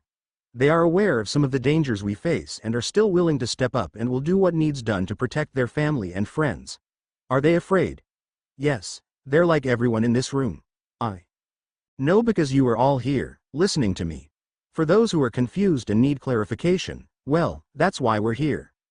Using his wand Jesse, he conjured a detailed three-dimensional image above the table of Earth. He didn't need to use his girl, but she became irritated if he didn't use her occasionally. Jessie was like that. Besides, she served another purpose as a cover. Most people assumed he was a wizard and he didn't see a reason not to encourage this assumption. Everyone stared intently at the image, including the British agent. Stokes was impressed by the quality of the image and at the same time curious and alarmed at the abilities shown by Alex and others in the room. As you look at the globe, it reveals locations of three-dimensional breaches that occurred within the last 2 years. There were quick images of horrifying, utterly alien entities, the same ones killed by the two sorcerers. These entities are no longer threats. Now, as some of you know and the rest are about to find out, he said while locking eyes with a stone-faced Anthony Stokes, the worst incident occurred in Russia. We were able to contain most of the damage, but a lot of people were poisoned by the entity before we could contain and eliminate it. This creature is best described as a plague entity, from one of dozens of dimensions that are the antithesis to life on this world. The beings of this dimension are not mindless beasts. They are intelligent entities whose purpose is to kill anything they come into contact with. They were bred for this purpose, being used as infiltrators to soften up their master's enemies. These entities enjoy killing and feeding off the death they cause. And you know this how? Stokes asked. Lots of reading, was Alex's unenlightening response, much to Stokes' chagrin. I estimated approximately 800 people died before we finished it and neutralized the toxins it had spread across the area. Those numbers don't include plant and animal life in the area. Alex's eyes were filled with regret for those he wasn't able to save. Normally, word of the incident would have gotten out, but there were two factors that prevented a worldwide panic. First, we killed the thing before it could spread its poisons further than it did, so the damage was confined to a small area, no more than 6 square miles square. The second reason was that the Russians nuked the area. They were justifiably frightened, but what frightened them more was that word would have gotten out that their land was poisoned by factions unknown. The blame would have fallen on them. The Russian government doesn't do humiliation well. They didn't bother to investigate, they simply acted. The people we saved from that creature didn't live long. They were killed in the 5 kiloton detonation, he added. The bitterness at the debacle was evident in his voice. The Russians nuked the region without bothering to check the status of the people before they did it. The government was more concerned about the inconvenience than its people. The Weasleys and a few others were unaware of that incident. Arthur wondered what nuked meant. Whatever it was sounded bad and he resolved to look it up on his tablet when they returned home. Anthony's eyes narrowed as he listened. Michigan 6 had heard rumors of a nuclear incident in Russia, but Michigan 6 was never able to determine exactly what happened. Satellites were an unreliable source of information. In the last 20 years, the space program suffered a series of failures and was on the verge of stalling. Few satellites were successfully launched and in orbit. The Russians never leaked what really happened. This was critical information. Stokes' current mission was turning out to be a veritable fountain of information. Of course, everything would be cross-checked and analyzed to the best of Crown's capability. However, it fit what his people had heard from various but unconfirmed rumors. Alex looked disgusted. Their cover story was ludicrous, but they're sticking to it. They don't want the truth getting out even though they're unsure of exactly what that truth really is. Fortunately, in this case, their obsession with secrecy worked in our favor. One of the people, a man named John Petrie, began to explain to the others. The Russian government is obsessed with secrecy. It has to maintain absolute control of information. Without that control, their people would kick them out. For example, years ago an experiment by their government contaminated a small city with a nerve toxin, or radiation poisoning we're not sure killing thousands of people. Instead of acknowledging the accident, the next year they simply removed the name of the city off of the updated maps. Officially, it never existed. Officially, they never mentioned the city again. As we said, Russian paranoia worked in our favor and the Secrecy Act isn't broken. The American and British ministries aren't aware. And that is good because we don't need them getting in the way, Dellen added. The statute works in our favor for now, but it will be a hindrance when this comes out in the open. That statute was good for the times as it used as a set of guidelines. Now that it's a law, the faults are glaring. It works for the wizarding world but effectively stifles everyone else, and that's something else that will need to be addressed. For the future, everyone, Alex said, returning to the original subject. We are in the process of finding exactly when and where the latest breach occurred and what came out of it. I only see 3 openings and I know you told me there were 4, one of the goblins said. Have you discovered the location of the latest breach? No, Master Clawfoot. I don't have the exact location yet. We have a general location but nothing specific. We do know that the breach was opened for about 4 seconds. We don't know how many came through or what they are. We're searching now and will deal with it or them as soon as we identify the breach location. Whatever entered this world is keeping a low profile. Alex stared at the globe. We will find them, identify them, ascertain their threat level and eliminate them accordingly. These invaders are from what we call hell dimensions and are rarely benign. They're also keeping a low profile and that is a bad sign. The meeting continued for another hour with many of those present asking several questions, while others provided critical answers. The conversation changed as James Ahia, a North American Sioux native, began speaking. We, the true people of the Americas, are united as we have never been before. Not since that fool Custer, are we this angry. 2 months ago, my people lost contact with several villages of the Abenaki and the Dun-Za tribes. At first, we thought nothing of it. They lived in secluded towns isolated in the mountains. It wasn't unusual for the tribes not to come to the towns to trade and get supplies, but there was nothing. We went to their small villages and found them slaughtered. Most of our magical people are not wand users. Our magic comes from the animal spirits.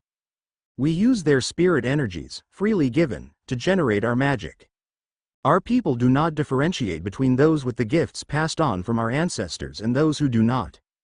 Both sides lived among each other without fear. This is one of the reasons why we believe that whole villages were slaughtered. A few villagers survived, the ancient and very young, but they were all obliterated. We have little hope for the old. Their memories were wiped clean. James clenched his fists in anger. The elders are little more than newborns. They are functionally senile. The infants have no memories of their families or who and what they are. We can help them. The others we fear are lost. None of the survivors were spared. All of those with the gifts were killed. The magical inheritance of those 2 tribes is lost forever. The tall, deeply tanned man clenched his teeth as he struggled to contain his anger. The spirits of the animals, great and small, scream with the losses of their other halves. In spirit dreams they showed us wizards moving among the villagers, destroying any and everyone. We have had enough. I speak for the 36 united clans of the people, both magical and ungifted. We have lost enough. Several people representing enclaves from across the world told similar stories. In every case, small and relatively isolated enclaves non-wand using magicals were attacked and either killed or obliterated. So far, only small groups were targeted, but soon that would change. What was just as disturbing were the reports coming from the United States. The Americans noticed a distinct lack of television and movies having anything to do with magic, or magical-based themes. Shows that had such content were drastically altered with the magical content removed, or the programs were cancelled. Shows and movies in production suggesting such themes were halted and shut down and their money shunted to other more acceptable programming. Supernatural-based horror movies were removed from public viewership and older movies suddenly disappeared. Christian programming was curtailed, with broadcast stations refusing to broadcast and sponsors suddenly withdrawing their support. Anything having to do with supernatural, miracles, or magic of any kind was being systematically suppressed or attacked. And that wasn't all. Science-based programming was being suppressed. There were no sci-fi programs left on televisions and very few movies in production. There would be no Star Trek, Star Wars, etc. on this world. This hadn't gone unnoticed by the general population, and tensions were increasing across America as conspiracy theories were thrown out left and right. America, to put it mildly, was upset the space program suffered and was virtually shut down until the issues were resolved. Something was wrong. The American people and others across the world didn't have any answers, and they didn't like it. Whatever this organization was, they were well funded, well organized, and getting bolder, and appeared intent on causing unrest, as well as suppressing certain elements across the world. Yuriko Tanaga raised her hand. She was of the Kikon clan located near the city of Hokkaido, Japan. The 40-ish-year-old woman was a high-ranking member of an extended family that accessed magic from the forces of nature. Their magical cores functioned in a completely different, and therefore unacceptable according to some, manner. These assassins knew who and where we lived, although our enclaves are hidden from the outside world. My people were attacked by dozens of wand wizards. We fought them off and killed several of them, but not without casualties. The dead carried no identification, nothing that could lead back to their origin. Their wands were made in such a way that we could not trace them back to their creators. But this enemy made a mistake, Yuriko snarled. Our two magics are similar, but there are differences in application. These differences allowed us to identify them and find their general location given time. We know that the organization bases are located in America and England. But our attackers were Japanese, so we know that there are enemy forces established in our country. How many bases there are, we do not know, but we have discovered their names. They call themselves the Inhertors. They now had a name to go with their faceless enemies. The Jaish clan originated in Germany. These small beings' average size, about 1 inch in height, looked less human than many others. They possessed long, curved antennae, very angular faces, and 3 pairs of curved wings. They were shy creatures with the ability to compress their sizes to less than 1/8 of an inch and possessed the ability to become transparent. During this world's Second World War, thousands of their kind were killed by a wizard. Cabal from Bulgaria, who used their remains as a source for potions and life-extending power enhancements. They were hunted by wizards and others and came close to extinction. Refining their talents, the Jerish used their abilities to remain unseen for decades. Until recently, they were safe. T of the Jerish clan was the next to speak. The female fairy had enlarged herself to the size of about 4 feet, and the strain was obvious. She couldn't maintain that size for long. In an act of generosity, 2 other Fae of different species added a bit of power to her, and she smiled gratefully at them for the generosity. The gesture was a small one, but one that would be remembered. Her black hair sparkled in the room's light, and her triple pairs of wings, characteristic of her species, were folded around her body. Like many of her kind, she had antennae which moved in response to her mood. Arthur thought she was one of the most beautiful female creatures he had ever seen. When she spoke, musical tone filled the air. The evil wizards came after us. They discovered a way to detect us but could not see through our transparency magic. In spite, they burned much of the forest that was our home. They cursed the forest for our kind. They claimed us to be an affront to nature. We fled the forests of our births. The pixies of our land, our wayward friends, were killed. The pixies fled but could not understand what was happening and were hunted down. The young Fae began to cry. The magic in their bodies is coveted by many magic users. We were forced to flee to the foreign land of our cousins for safety. We have no home. But now we must fight so that we may live. Several of the Fae of different species rose into the air, all of them glowing with power. Beware. They said in unison. When we find them, there will be war. We will kill them all.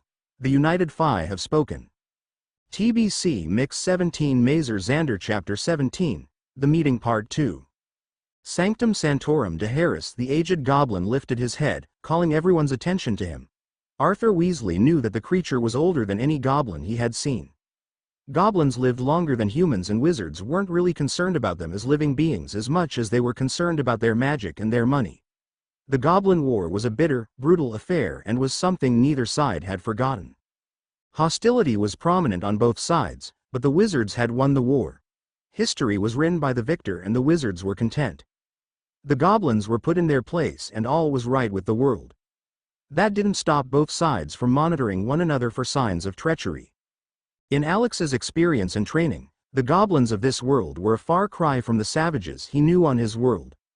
Those creatures were little more than murderous brutes, barbarians by any definition. In comparison, the goblins in this reality were downright civilized. The younger goblin, Clawfoot, bowed his head as he helped his master stand. The aged goblin leader scoffed at being helped but didn't reject the assistance. A single female goblin bowed as the elder stood.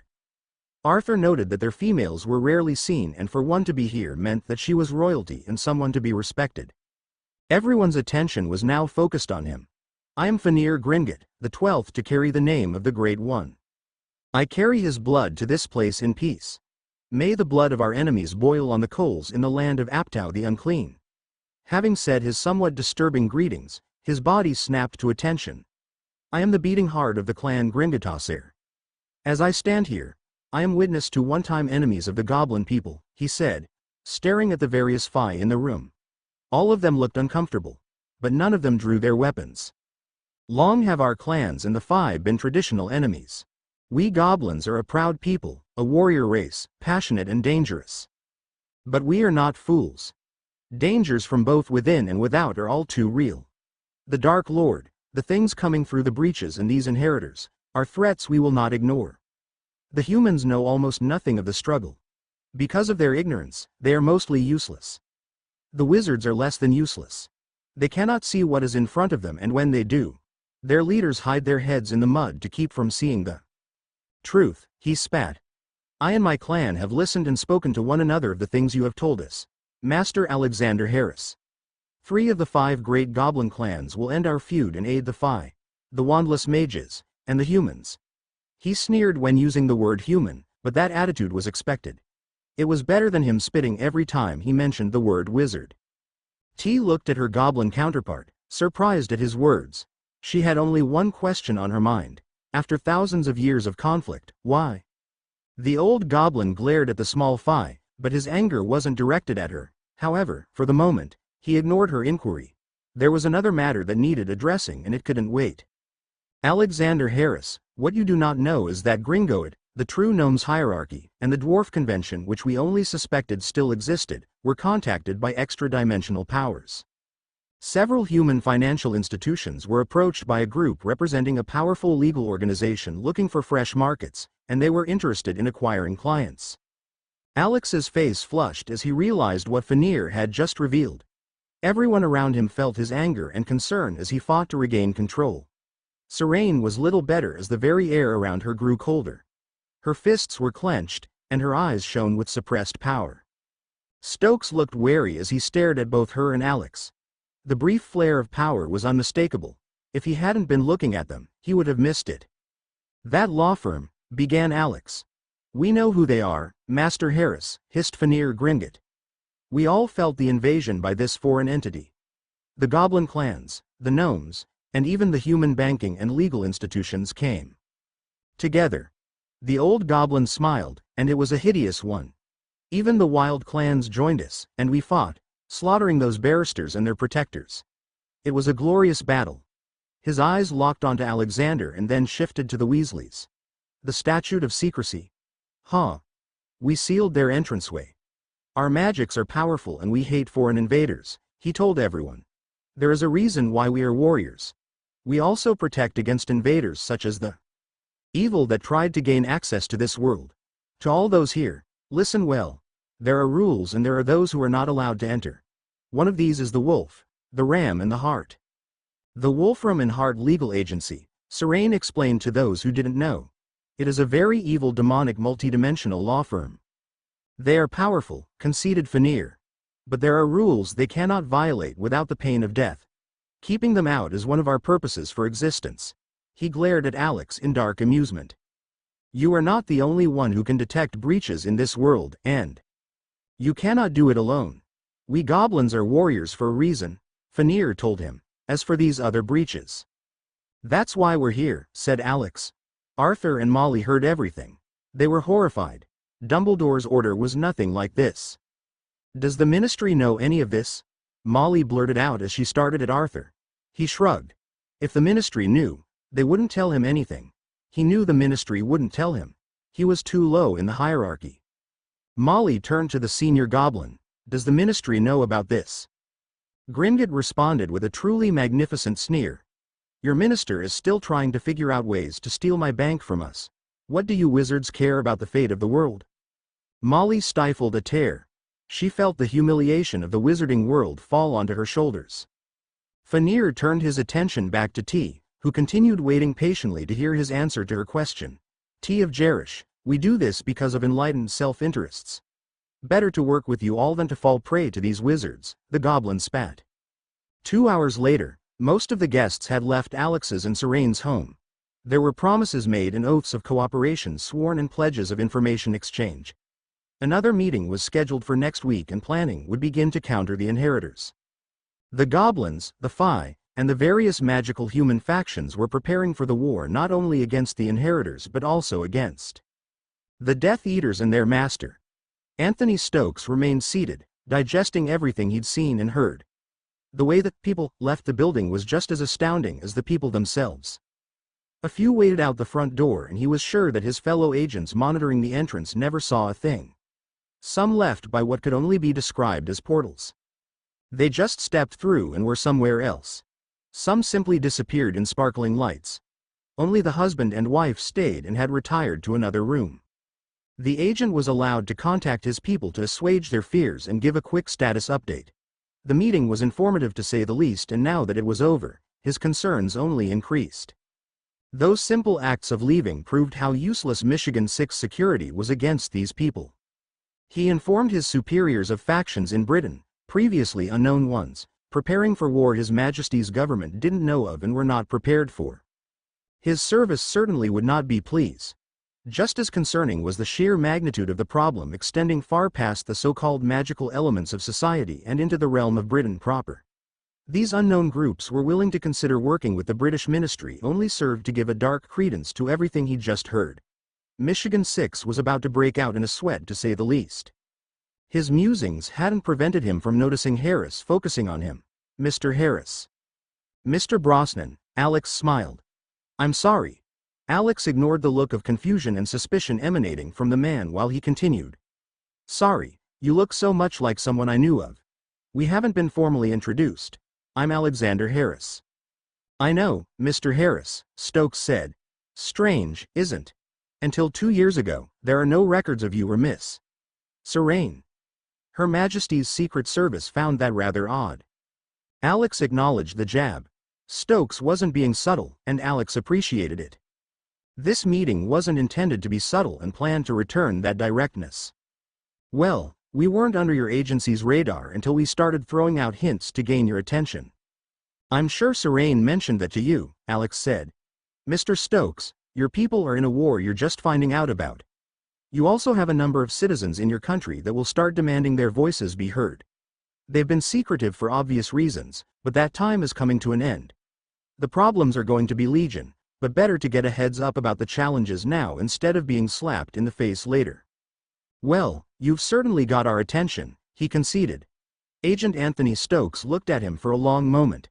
Then he glanced at Serene sitting in the corner who hadn't said a word. Both of you are very dangerous people, he said. So are you, Mr. Stokes, Serene said, mischievously. Shaking his head, he asked, if I were so dangerous, why did you allow me to keep my weapon? Harris returned the stare he was getting from the agent. Everyone in this room had weapons on their person. If everybody at the meeting was weaponized, why should we have taken your gun away? That would be unfair for you to be unarmed in light of that, don't you think? Quite. Well, Mr. Harris, what do you get from this? Anthony didn't expect an answer. Surprisingly, he got one. To put it bluntly, I don't want this world to go down the drain. Great Britain is at a boiling point.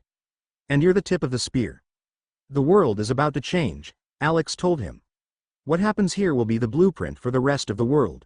Your government has to start preparing, Alex said. There are 3 issues that you need to address. The first is, and this is in no particular order, the Statute of Secrecy. And what is that? Interrupted Stokes. It was mentioned, but I would like some clarification. Alex nodded. The Statute of Secrecy is a law instituted in the late 17th century. Originally, this law was meant to protect non-magicals and keep the existence of magic a secret from the no-mages. They believe if normal people discovered the existence of magic, then they would do anything to get it. That included the torture and murder of magicals, specifically witches and wizards. Putting it bluntly, they were afraid for their lives. It's understandable when you think about it. Yes, and how did they enforce this law? Using non-lethal methods, they use spells that can erase memories.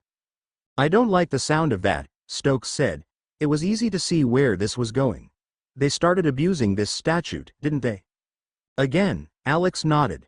When this statute was conceived, it was considered more as a set of guides rather than a rigid law. Now every witch and wizard can justify wiping memories to any non-magical if they even think that a normal has seen magic. Normally the magical police force was allowed to do this. But there is significant abuse and the Aurors, their police force, look the other way, and that is one of the reasons why your witnesses have no recollection of the terrorist actions. The Inhertors are using it to cover their tracks and keep a low profile. Furthermore, your own agents are being selectively wiped and are unable to recall important details. Recall drugs and hypnotism does not work. Naturally, this places you at an extreme disadvantage. Naturally, Stokes said. He was very displeased at that. After a moment, there has to be some way to negate these memory wipes. Yes, there is, and it can be prevented by magical and scientific methods, which brings up another problem. The wizarding magical world, especially in Britain and Europe, is so isolated that they have little knowledge of the advances that we have made in the various sciences. There are certain technologies that can effectively counter the specific energy used to wipe memory. The magic in this world is basically manipulation of a specific kind of energy. It doesn't originate from a supernatural source, although those sources do exist. The problem arises not so much from the wizarding world but from the Inheritors. They understand science and are wary of it. They know its potential and, as you've heard, are taking steps to minimize it. You are referring to certain television programming and the unusual failure rate of major scientific projects around the world. Again, he paused while putting things together. I assume that the suppression of religious programming and supernatural programming is part of this plot. Very good. I do need to give you some background information first. The wizarding world is very backwards when it comes to understanding science and technologies that have nothing to do with magic. The reason for this is that magic replaces almost all the instrumentation that non-wizards take for granted. They've been doing this for a very long time and have tendencies to reject things that are new or different. Their culture, with some exceptions, is stuck in the late 18th to the late 19th century. A lot of their rules and regulation place them in the 17th. They have little or nothing to do with the so-called Muggle world. Wizarding Britain assumes they are at the pinnacle of magic and technology. The word Muggle is the name applied to non-magicals and is as derogatory as it sounds. Most wizards and witches consider Muggles primitive barbarians, barely above animals. The American wizards are better informed, more technically aware, and more open-mindedness, but not by much. With the British, to give you an idea, most of them don't know that we have powered flight. They assume we still get around in balloons. Wait. How is that even possible? Planes fly overhead all the time. How could they not see them? TBC Chapter 18 Master Xander Chapter 18 Sanctum Sanctorum de Harris. Wait. How is that even possible? Planes fly overhead all the time. How could they not see them? Alex Harris had to smile at the gob-smacked look on Agent Stokes' face. This magical community are superb isolationists, and it goes both ways, especially here in Britain. Plus, there is the general belief that non-magicals can't achieve anything at all because they don't have magic. Therefore, if they even cared to look up, planes must have magic to work. Most of them are about as curious as sloths having an interest in jogging. Another point is that the same magical that keeps them from being detected prevents them from seeing the outside world. If they remain in the magical section all of their lives, then they won't see anything. Stokes picked up Alex's thoughts, thereby reinforcing their beliefs about non-magicals. He finished. It's created a superiority complex. Given their abilities, you're exactly right. Now getting back to your original comment, from what we were told, there appears to be an attack on free thinking, speculative fiction, as well as creating tension among the religious communities. If they can suppress and fracture nations, it serves their agendas. Stifling imagination, research, and faith in higher things than themselves can cripple a person. That's what they want. These inheritors are wary of science, and they should be. The regular Wizarding World's terrorists haven't figured that out yet. MI6 and other agencies were about to be put on notice. I'm sure that our people will be taking a very close look into this, he promised. I know you will, and that brings us to the next set of problems. Until you can devise a way to keep your people from being wiped, I have several gifts. Alex gave the man several nondescript rings. These rings will keep your memories from being wiped until you develop counters of your own. I have the frequencies and wavelengths used to wipe memories, and it will be made available to you for study. Next is your security problem. Let's assume that you have moles in your service. And they need to be routed out. I suggest closed circuit cameras everywhere in your buildings will be your friend. Also, electromagnet jammers will prevent teleportation called an apparition. Don't worry, I have all this info prepared for you to access. Bioenergy manipulation is easier to counter than the supernatural. I dare say your R&D will be very busy in the coming days, and that brings me to my next point. Your organization isn't ready to handle these inheritors. Not only are they wizards, but they have a massive organization that will overwhelm you. You need to step up your game, and for that I have a few gifts for you to help do that. Opening a small cart, he pulled out two items. One was a small black rectangular object and what looked to be a larger version. Ah, the famous communications device we've heard of, Stokes said. I know a lot of people who are salivating to get a good look at these. Good to confirm you're the source of these devices. Well, first, it's more than a communications device. It's what we call a smartphone. And its larger cousin is a tablet that be used as a phone and live video comms, although that isn't its primary function. Both can be used to communicate with another device on the network, and the phone function can be used with your smartphones all over the world. They can also connect to line phones. They have text capability, can store information, and have access to a vast. Those are all very good points, Alex responded. But the main point of this story is this. Have any of you ever heard it before? Heads in the classroom shook. One hand rose. Good old Hermione.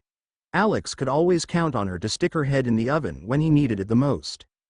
He nodded at her and she stood up, not content to sit and ask her question. She was showboating now. Professor, it could be that none of these things happened is the reason we can't find any proof. Yes, it's possible, Alex admitted. Or maybe the obviators have erased the memories of the people and worked to remove all records of what has happened. Could that be a possibility, Miss Granger? Everybody. Miss Granger sat. The thought of the ministry doing something like that disturbed her. The girl couldn't quite believe that the authorities would do such a thing unless they had a really good reason. I suppose so, Daphne Greengrass said, speaking for the first time, but that means that they are doing their jobs. Or does it mean that they are abusing their authority? Countered the professor. That is a no-mage story, having nothing to do with anything magical. The dragons were non-magical, just like the knight. The ministry should not interfere as it is not in their jurisdiction.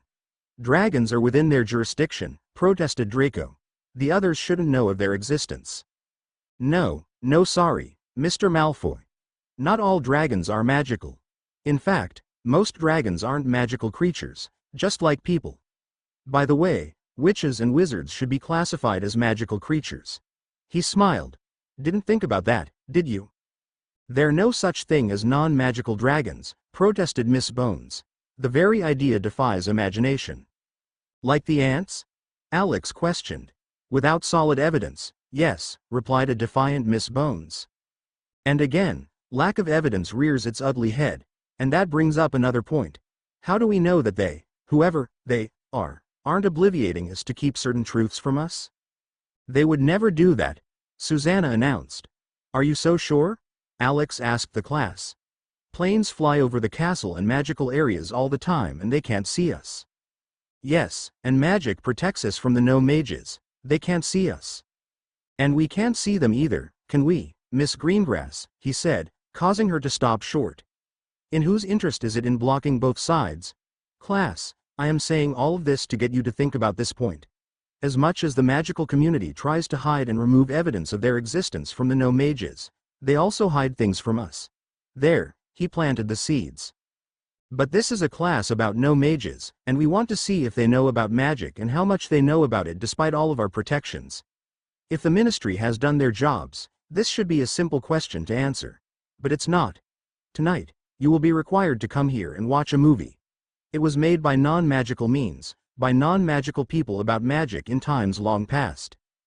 The children groaned as this was a Friday night. Alex smirked. This is a makeup class. You can thank the goblet for this, he announced. So be ready. There will be a quiz at the next class on this. More groans. I will promise you this. You will not be bored, and you will not fall asleep. The visiting students from France believed the professor insane. TBC. Chapter 24 Master Xander Chapter 24 That evening Alex Harris inspected the converted space into a theater room for any flaws that might take away from the experience for the kids. Gone were the desks and regular chairs, and in their place were movie seats. The smell of popcorn and nachos filled the air, along with several English snack foods popular among the crowd. He told the 35 students to arrive at 6:30. Serene looked on with approval. Gone were her usual dresses she was so fond of. Instead, she was going no-mag casual.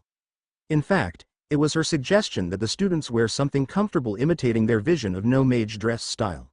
She was still smiling about that as her imagination ran wild. She was positive that their dress style would prove interesting, to say the least. The students arrived precisely on time. Several of them were upset at having to sacrifice their Friday night for what amounted to a classroom exercise, but they wisely said nothing. Things changed, however, when the smells of food assaulted their nostrils, which naturally made their stomachs growl. Before they entered the theater room, Alex suggested that they get whatever foods they wanted and use the restroom before they came in. 2 Hogwarts students were hired to dispense the food and collect payments. As their professor had said, to fully enjoy the theater experience you had to pay for your food. No money, no food, and don't try to sneak your own personal snacks. Then you will lose points and you will be ejected from the theater room. This means you will receive a failing grade and extra homework. Do you understand? Apparently they did. The students quickly selected seats and sat down and started eating. Many of them hadn't had the traditional soft drink of movies Coke, and the sounds of intense slurping filled the air along with the crunching. Some students from the United States knew what to expect, so they were happily munching while their counterparts cautiously tried it and attacked said snacks with a vengeance. After about 5 minutes, the huge TV screen turned on and images of scenery from around the world began playing. The students were very impressed by the imagery, as Alexander stepped in front of the screen. Hello students, and Professor McGonagall, who was dressed in her traditional clothing, explaining that she felt silly wearing muggle clothing in front of the students. She was curious about the movie, hadn't seen one since the Great War and they weren't in color, so this promised to be something she wanted to experience. Welcome class for the evening session of the No Mage Studies. I also welcome our visitors once more. I hope all of you will enjoy yourselves. Now, before we start, there were some questions concerning proof. I will not show you direct evidence because it is your responsibility to find it, if it exists. He smiled. However, I will show you this memory. When I was young, I was visiting my uncle. He showed me a memory of them. I will now show you that memory. Look at the screen. Mystic energy filled the room, and the energy pulled back and focused on Professor Alexander. Jesse. His wand jumped from out of its case and floated towards his head. There was a brief connection, like lightning coming from Alex's head into the wand. When it was over, the wand floated to the top of the LG and rested there. The professor explained. This technique I'm using is very similar to one that you will learn as you continue your classes. This variation allows a portion of my memory to be translated and transferred to my TV. Please observe. What they saw was a black and white image of 4 people in a desert speaking to each other. One was a young woman, another an old man. The third man was rather tall, wearing a no-mag suit, and the fourth was a shorter man in uniform, a constable. The wind was blowing, and they had protective glasses covering their eyes. The people were looking at what they decided was a footprint, in spite of the howling wind. The students could hear what they were saying clearly. "It's enormous," the old man was saying. "Over 8 feet, there might be more out and about now." The students were enraptured now. Several of them thought that the giant footprint came from a dragon or mystical creature of some sort. Meanwhile, the memory focused on the woman walking around looking for more prints when something over the hill appeared. The woman heard clicking and turned around and screamed. Draco jumped up and screamed, "It's ant!" Indeed it was. A giant ant appeared over the ridge. The no mages started using their weapons. The old man shouted instructions for them to hit the antennae. The marksman was very good, which surprised and disturbed the students. Then the man in uniform sprinted to his auto and pulled out another weapon. This weapon unleashed dozens of bullets which slammed into the body of the ant, who toppled over and died.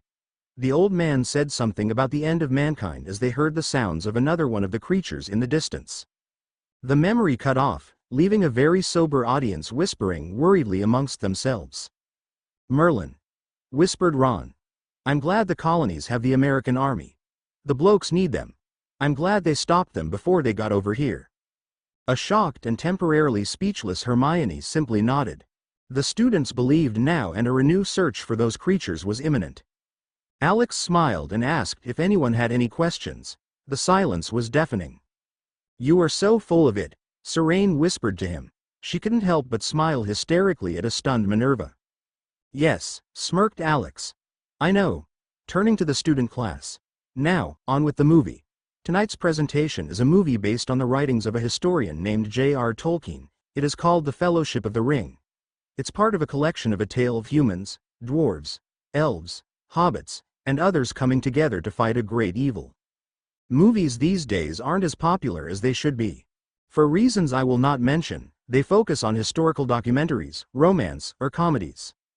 Speculative imagination such as space travel is almost non-existent. Portraying space travel in movies is discouraged as being too unrealistic. Of course, anything involving magic is practically banned. Therefore, going to the movies isn't popular if you're looking for rousing adventure that stimulates the imagination. This is not the case with my collection. Curiosity and imagination are mankind's trademarks. We're asking, what do no mages know about magic? Should they know anything about magic? And, what is it that they know that we don't? What histories do they have that the magical community doesn't have? He nodded at the students and the professor, who returned his intense gaze. With that we will begin our movie, and if you feel the need to hold hands because you are afraid, please be free to do so. This movie is in color and sound, just like the tablets and computers, except better, so please enjoy. With that, he stepped away from the screen and watched their faces as the movie started. The first thing that captured their attention were the unique races, especially the elves, and more than a few of them glanced at Professor Dillon, including one Transfiguration's professor. Next were the rings of power and the one ring to rule them all. The battle for Middle-earth began, and the audience was hooked. The first thing that assaulted Professor Minerva McGonagall was the smell of popcorn. She had some years ago, and its smell immediately brought back memories. She watched as the students from all 4 houses lined up to get their food snacks and was momentarily angered that they were being forced to pay for it. Instead of the elves distributing the food, students performed that duty and seemed to like it. Some of the food was definitely American style, and she remembered Alexander's store specialized in those delicacies along with the Coke and Pepsi, and normal drinks like butterbeer and bottles of water purchased. Most of it items being she understood, but why would they purchase water? Water was free, she thought, and the woman felt vaguely offended. However, she didn't say anything since Alex had explained to her that this was the no-mage experience, and that she should, as he termed it, go with the flow. So, she did, not with the water, of course, but with the other items that caught her attention. What amused her was that she got a 10% discount on her order. Harris was a rascal. Following the students into the converted home theater, as he named it, she was surprised by the room. It did remind her of the auditorium style, very similar to a miniature Hogwarts hall.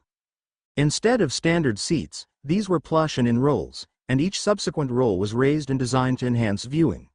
When she found her seat, she felt the seat move back and forth. She gave a hint of a smile as she adjusted her seat without the use of magic. Quickly she placed her cup of butterbeer in the cup holder, a nice touch, and simply enjoyed the beautiful scenery being shown on the large telly screen. The size of the device and the imagery were stunning, unlike anything she'd seen before. Furthermore, the images moved so smoothly that if she didn't know any better, it looked like the real thing. And these no mages had devices like these, an acceptable counter to their magical counterparts, and more beautiful. Professor Harris began talking about his class homework assignment. Something about giant ants. She smiled. Of course, there were giant ants. They were in the Forbidden Forest. Some of them were as large as 6 inches. They were tree dwellers and consumed plants and smaller insects. The children should have been aware of this, and she made a note to have the students review the magical creatures of the Forbidden Forest and why they should avoid that place if they didn't want to be injured or worse. Suddenly she froze. Professor Harris's wand, he named Jessie. Lots of wizards named their wands, but that wasn't what stunned her. The wand moved on its own, gently touching its master's head. It touched the professor and extracted energy, a memory extraction spell of some unknown kind. Then the wand floated up to the telly and balanced itself on the top of the device. The others didn't notice it, but she did. The wand moved as if it had a mind of its own, acting as if it were alive. This piqued her curiosity, and she resolved to speak to him later about this later. He didn't act like the kind of wizard she was used to. What was he? All thoughts about the wand disappeared when the memory started playing on the screen. Instantly, she saw the advantages of this magic, but what played on the telly thing again shocked her. It only lasted about 4 minutes, but she could barely believe what she saw. The ant had to be 8 feet. The muggles, no mages did battle with these things. And they weren't magical. Little wonder why his students were so intent on finding out about them. More importantly, why hadn't she known about those creatures and the other things she had heard the students talking about? Then it hit her. Harris had implied that the ministry was involved. If true, then they were endangering the magical community by keeping such secrets from the wizarding world. The woman was furious at their short-sightedness. Then the movie started, and she was lost in the story. If this was lost history, and she suspected it was, then there were many kinds of people living on Earth during those days, including some type of human-like creatures called elves. They weren't like the house elves, but something else entirely. One look at Professor Dillon confirmed her belief. Then there was the ring. That horrible, horrible ring. No mages and wizards lived and worked and played together along with others. Frightening but, at the same time, intriguing. The battle with the troll brought back memories, and the professor could well imagine what a certain young group of students were feeling just about now. The battle was intense, with so few against so many. Even Gandalf's power was different from what she was used to seeing. She smiled because the no mages had gotten it wrong, or had they? Magic was different and manifested itself accordingly, despite what she basically assumed to be true. But all thoughts of magical theory disappeared when she saw the light moving down the great hall coming towards the now abandoned group. The goblin-like creatures had fled, obviously terrified at what was coming. This was only a movie, once created by muggles, yet, the only reason why her hair hadn't stood up on its ends was because of the tightness of her bun. In the distance, something was coming, and she'd forgotten it wasn't real. The sound of heavy footsteps, the almost too deep growling. A demon of the ancient world, the wizard had said. Like everyone else in the room, what was coming frightened her, and she couldn't move from her seat. The students were whispering to each other, and she wanted to as well, but she had no one to talk with, and so continued watching as the group tried to escape. All of them needed brooms right about now, she thought somewhat hysterically. Then the Balrog appeared. It was a thing. A big flaming monster, and it moved so fast. Merlin's blood. She roared while the students screamed. Alex looked on, enjoying his students' immersion in the movie. Movie magic indeed. TBC Chapter 25 Master Xander Chapter 25 Hogwarts. Professor McGonagall was in what could only be described as a state of shock. She kept telling herself that what she just saw was only a muggle-colorized movie, but like nothing she'd ever seen before. The imagery was magnificent, and that disturbed her. Non-magicals, as Professor Alex called them, shouldn't be incapable of such things. But that was a secondary concern. It was only a fantasy, but that ring, even the idea of such an evil made her shiver. It was a Horcrux, but like none she had heard of before. Throughout the movie, one thing was obvious to her. The ring corrupted and seduced the wearer in order to make the bearer do its bidding, slow but inevitability. The ring wanted to reunite with its master, as its master wanted to be reunited with it. From what little she understood about such dark items, the safety of its master was of more concern rather than reuniting with him or her. Yes, this was something different. However, what surprised and intrigued her more was the Elvish Queen's reaction to it when that poor muggle no mage hobbit, offered it to her. The change was frightening on a visceral level, and it took everything she had not to pull out her wand in self-defense. It was only a movie, only the imagination of some mages who knew more than they should have about the existence of magic. Or was it? Her mind raced. This so-called movie looked more like an ancient history lesson than anything else, and the more she thought about it, the more it made sense. And that thought frightened her even more. If this was history, why didn't she know anything whatsoever about this? She had far too many questions about this spectacle that required answering after the children left. The lights were on, and the movie credits were showing. The audience was clapping and yelling. A small amount of popcorn flew through the air. The students were filling out now. Several were at the food stand, buying last-minute snacks and talking about what they'd seen. Harry was beside himself. He was having a great time, so much that he had almost forgotten the pickle he was in. For the moment, not one of his friends or his fellow students were thinking about the goblet of fire. He was happy and relieved for now. Hermione was standing next to him, waiting to get some popcorn and a couple of other snacks, when she began frowning. "What's wrong?" he asked her. She looked at him. "This is a class and we're going to have to take a test on what we've seen." Her words caught his attention, and those around her. "I've talked to several other students and we agree." She gulped. The young woman turned to Professor Harris. "We request to see the movie once again so we can get a better understanding of what we've seen, to get a better perspective for our class reports." Many of the students had stopped doing whatever it was they were doing and started listening to what Hermione was saying. Alex refrained from smirking. "So, they wanted to see the movie again. Class," he said, getting everyone's attention. "It has been brought to my attention that some of you want to see the movie again for educational purposes. How many of you want to see the movie again?" Almost everyone's hand rose. Alex looked stern, thinking about what his students had asked for a few moments. Finally, he spoke. "As you wish," he said, and the students cheered. "I will set up another day in the immediate future for a re-showing of the Fellowship of the Ring. But it may not be the same for you as this night appeared to have been. You won't be required to wear no mage clothing.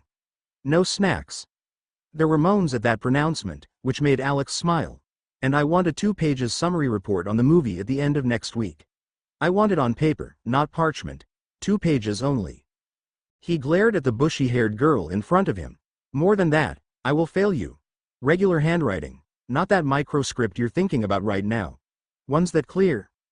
"Yes, sir." The students looked less than happy, and he relented. On second thought, he slowly told them while appearing deep in thought.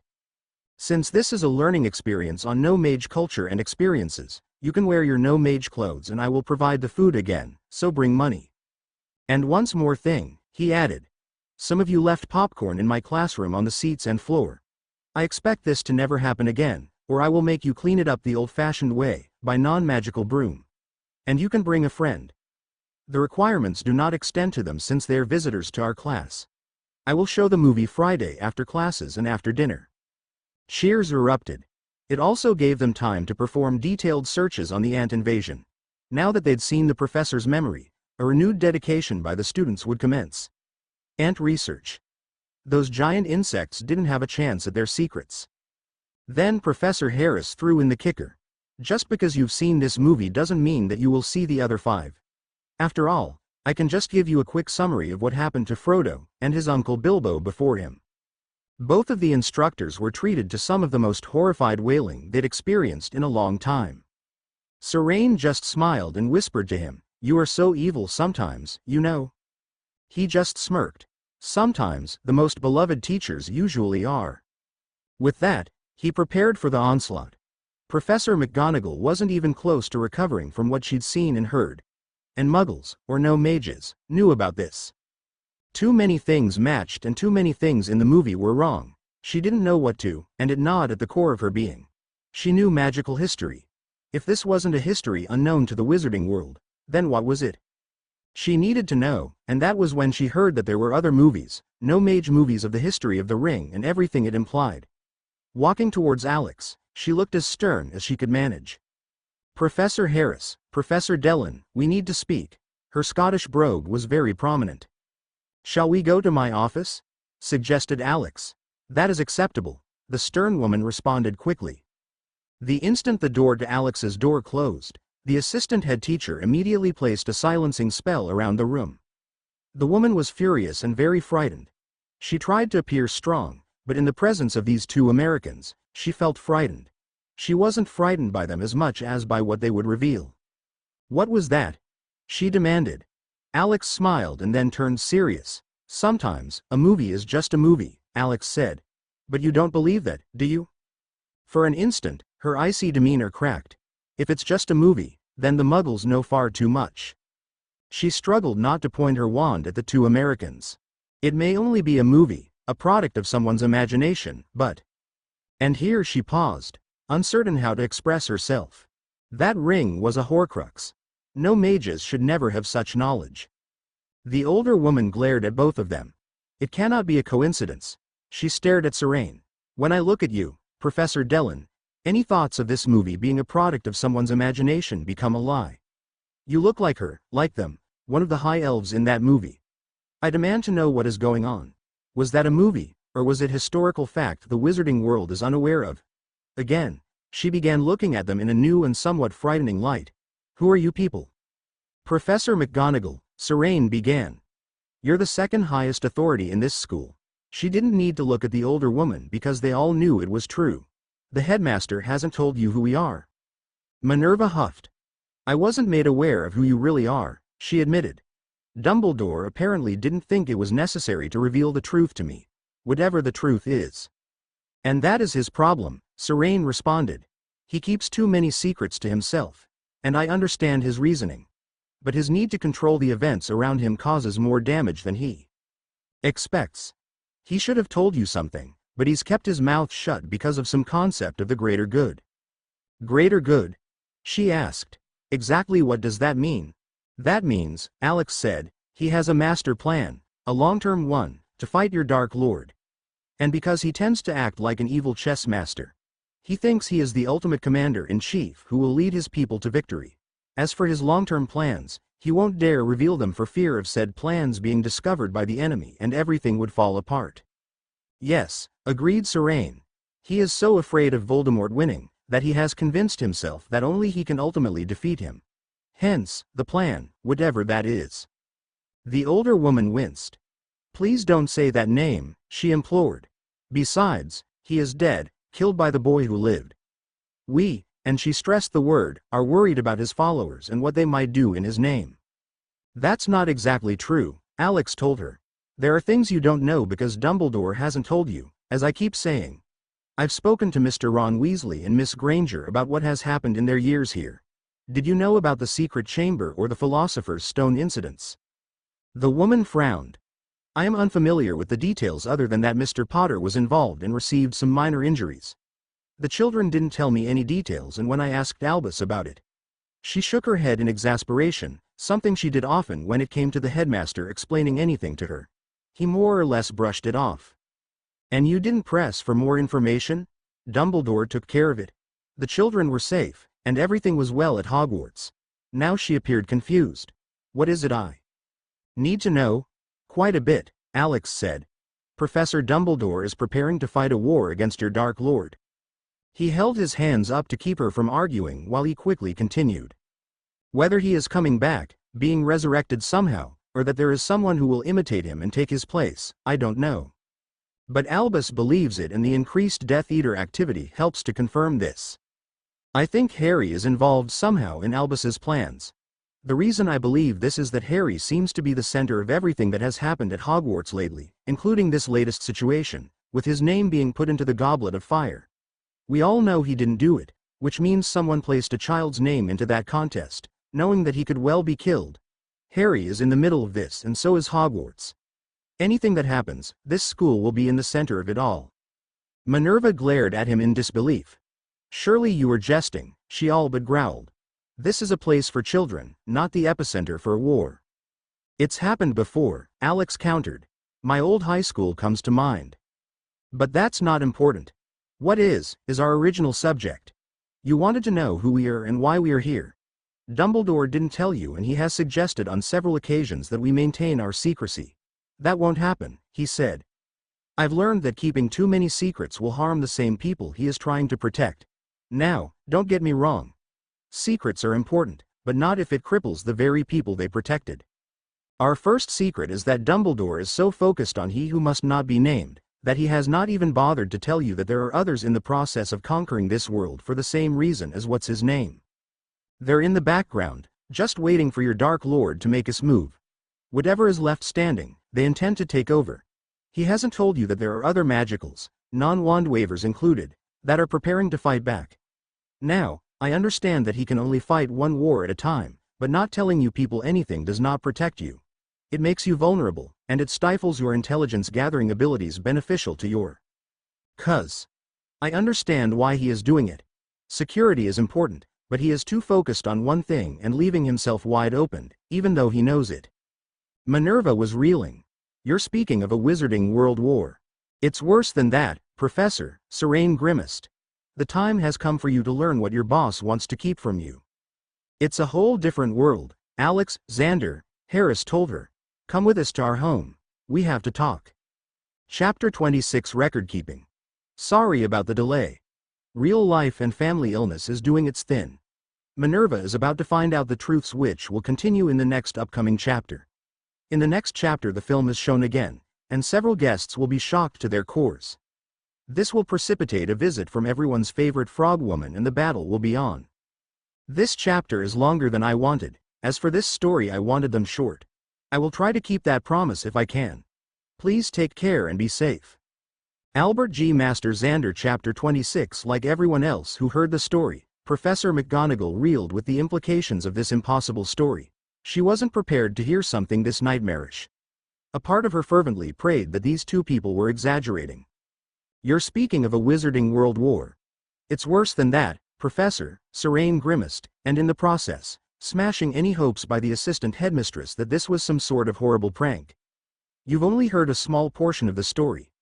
The way the older woman looked at her, Serene was sure that she didn't want to hear anymore but couldn't help Herschel.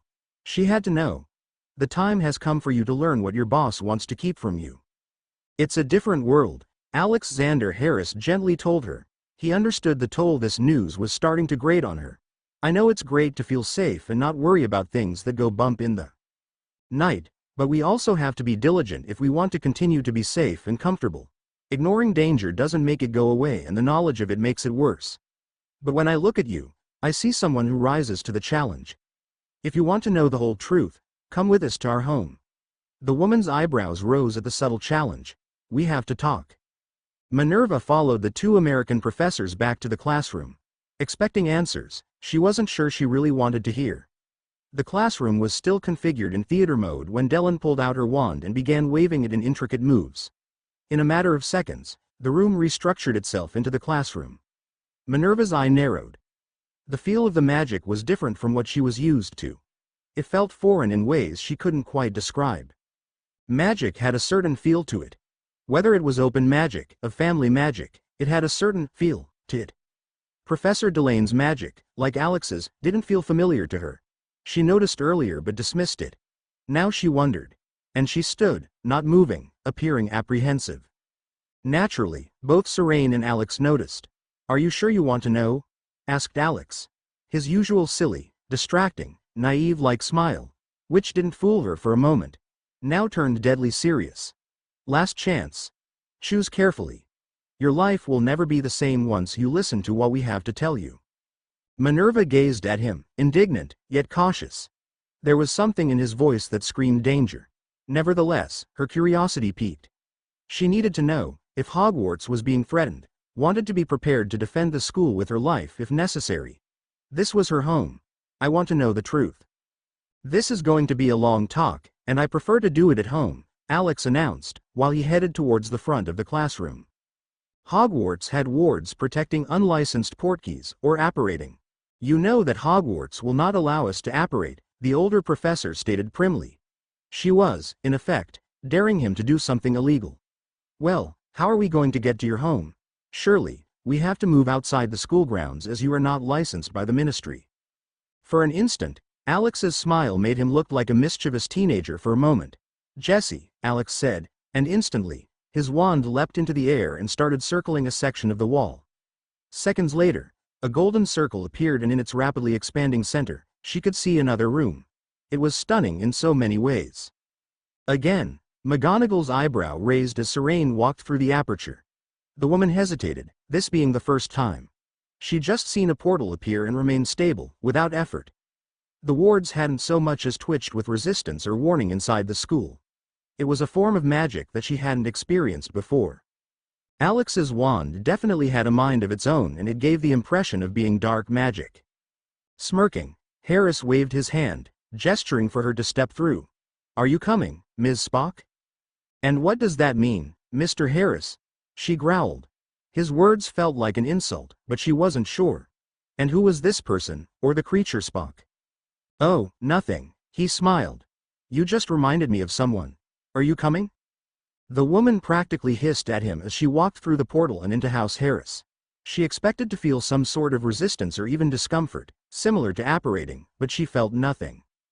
Harris quickly followed, while straining mightily to keep from calling her catty. She might have hexed him. Several minutes later, she was seated on one of the couches, refraining from whispering, "Oh, Merlin," for the fourth time. The magical aura that permeated the Harris home felt similar to Hogwarts. Yet, it was completely different. It wasn't unusual for magical signatures and wards protecting the family homes and properties to feel unique. In fact, her family home, the Black Home, and the Malfoy Manors, to name a few, were prime examples. Pureblood homes were steeped in magic. This, however, was different. The magic here felt different, and it threw her senses off. But she did notice that it felt the same as the Harris store, but stronger, and the wards made no attempt to hide themselves. They were powerful and meant to be noticed. Harris and Dellen were the perfect hosts, and that gave her some comfort. Another thing throwing her senses off were the pixies flying throughout the house. Most of the magical's creatures hid from her direct view.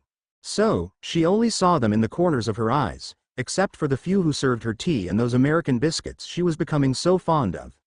The species of pixie were different from any species she recognized. They appeared to be more stable than the ones she knew of, and that sparked her curiosity. Surprisingly, they spoke to her, sparking her desire to have a real conversation with them. It was amazing and was another example of the differences with these two people. Magical objects dotted the room everywhere she looked, some of which called to her. The muggle or non-magical items were naturally far more numerous, but she had no idea what many of them were or what purpose they served. But she recognized the computer device and the monitor. They both were larger than the ones in the classroom at Hogwarts. "So, this is an American manor," she mused, while sipping her tea, so American blend she assumed. The flavor was different, but she thought she could get used to it as long as she didn't have to drink it all the time. "Where are your elves?" she asked before wincing. Professor Dellen was an elf if she was interpreting that movie correctly. She didn't want to offend the woman.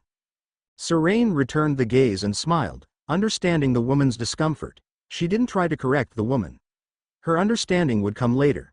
"No offense taken, Professor. Similar name, different species. But it does present the perfect opening for our discussion."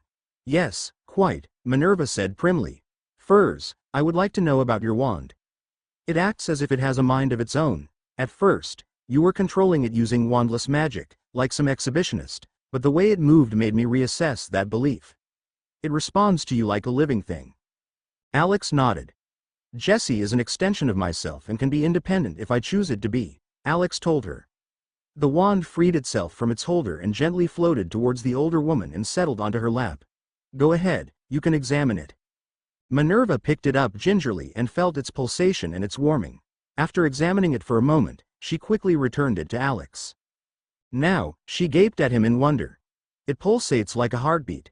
It can't be alive, but it feels like it. It's unheard of. It's not alive, but it is self-aware. It's bonded to me by my friends and by blood." "Blood magic," she gasped. "Yes, but not dark magic, as you understand it." Alex stared at her for a moment before speaking to her once more. "For good or ill, it's always about the blood. Speaking of which, You have no idea how many times I was tempted to destroy the blood wards at Hardy's family house. They were set up as protections, but sooner or later, probably sooner, they will draw evil and death. Headmaster Dumbledore hasn't told you what's going on. He hasn't told you what we're about to tell you, and he should have, Dellen said. We warned him some time ago, so he's aware of the situation, but he can only fight one battle at a time, and his obsession of keeping everything secret is endangering the very people he wants to protect. And what is the situation, exactly? She asked. He who must not be named because it irritates your eardrums, is alive and back. Exactly how, we're not sure because we've had other things to worry about. He is alive, Alex stressed again. We don't have the details of his existence, but he is alive. Minerva looked exasperated. Must you be so flippant about such matters? Alex, to his credit, looked a bit sheepish. Sorry. Force of habit when I deal with rulers of the world wannabes. Let's try this once more. Your Dark Lord is still alive, and we haven't had the time to hunt him down yet because of other pressing matters. Your Dark Lord is a problem, but there are others working towards the same end. They want this world, not only to take over the wizarding world, but the rest of it as well. The Ministry is involved and is being subtly influenced by those same forces who have infiltrated your government. We believe, continued Serene, that the statute of secrecy is being manipulated to keep you from seeing what is really going on. Yes, it protects you from the non-magicals discovering your existence. That was the point of the law, in the first place.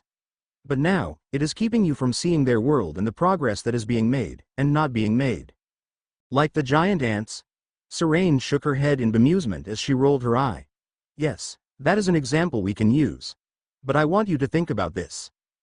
There are airplanes passing over the skies of Hogwarts and the magical community all the time.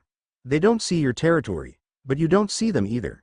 You do not know what they really are, and you don't care to find out because it isn't part of the wizarding world. Excuse me, before you continue. Is an airplane one of those non-magical contraptions that float in the sky by heated air? She asked. I've seen those before. Quite beautiful, actually. Alex was both amused and appalled. No, what you're referring to are balloons. Airplanes are something else. I refuse to believe that you're that far behind the times, he muttered. I'll explain later. Still, it does illustrate my point. You're just as blind to no magicals as they are to you. Not only are you not aware, but you are not interested, and are being encouraged not to be so. There are enchantments influencing you to keep from thinking about it. Think and ask yourself, why is that? These people are moving, putting things in place for their attacks. This other enemy will keep us both off balanced until they are ready to strike both worlds. Your Dark Lord wants control of the wizarding world with non-magicals as slaves at best, under his control. This other group wants total control, and a war between Voldemort and them is inevitable. Your Dark Lord will lose because of the vast array of resources you and he don't understand or not prepared to go up against. That is the reason why elements of the non-magical world and other magical people and what you call magical creatures are coming together to fight against them. Minerva's lips tightened to keep her mouth from hitting the floor. Muggles know about magic. That is a violation of the rules. Both Serene and Alex looked at her. Neither of them was surprised at her answer. We've just told you about an incoming war and all you can think of is to scream about the statue? Alex asked her. Doesn't that seem strange to you? But the statute. Which is more important to you? Asked Serene. The statute being violated, or a possible world war? She hesitated. And that's our problem, right there, Alex stated. The British wizarding world is being compromised without much of a fight. Your people are being cut off, isolated. The battle's begun and you don't know that you're in a fight and most of you don't want to know. We are not in a war. Your people are terrified of Voldemort, and no one has even seen him. Right now, he's just a rumor, an idea that frightens your people. Serene calmly told her, trying not to panic the already frightened matronly instructor. The statute is being manipulated to work both ways, to your detriment. Albus hasn't told you because he doesn't want to upset you, but that very attitude will get you killed. Professor, we are introducing the students to a bit of the non-magical world. We are giving them information, and information is power. The magicals all over the world are coming together and it's not just because of what's his name. The Fae and Goblins are talking, making plans. The non-wand waivers are coming together to keep from being slaughtered. The non-magical people are making deals with magicals from all over the world, and you don't have a clue. Because the statute protects you, Alex sneered. I am sorry. I don't mean to come off as rude, but I went through this before at my high school. You have no idea how many people died because they didn't know what was going on in the night, but my friends and I fought back. We couldn't stand by and ignore what was happening, and we couldn't stand by and watch people die, or worse. Minerva was aghast. You fought in American high school? Is that like the 5th and 6th year here? You should have never been involved in fighting? Sometimes, you don't have a choice. At Hogwarts, the ley line converges, making the school a powerful magical nexus, which is why it was built there in the first place. People are drawn to it because of its power. The Ministry wants to control it and influence everything in it. It's just a matter of time until they attempt a complete takeover. How? I don't want to blame the whole Ministry, but there are those in it that will do their best to take control. And those people are also being influenced by power, Voldemort and this other cabal, and the average person is stuck in the middle.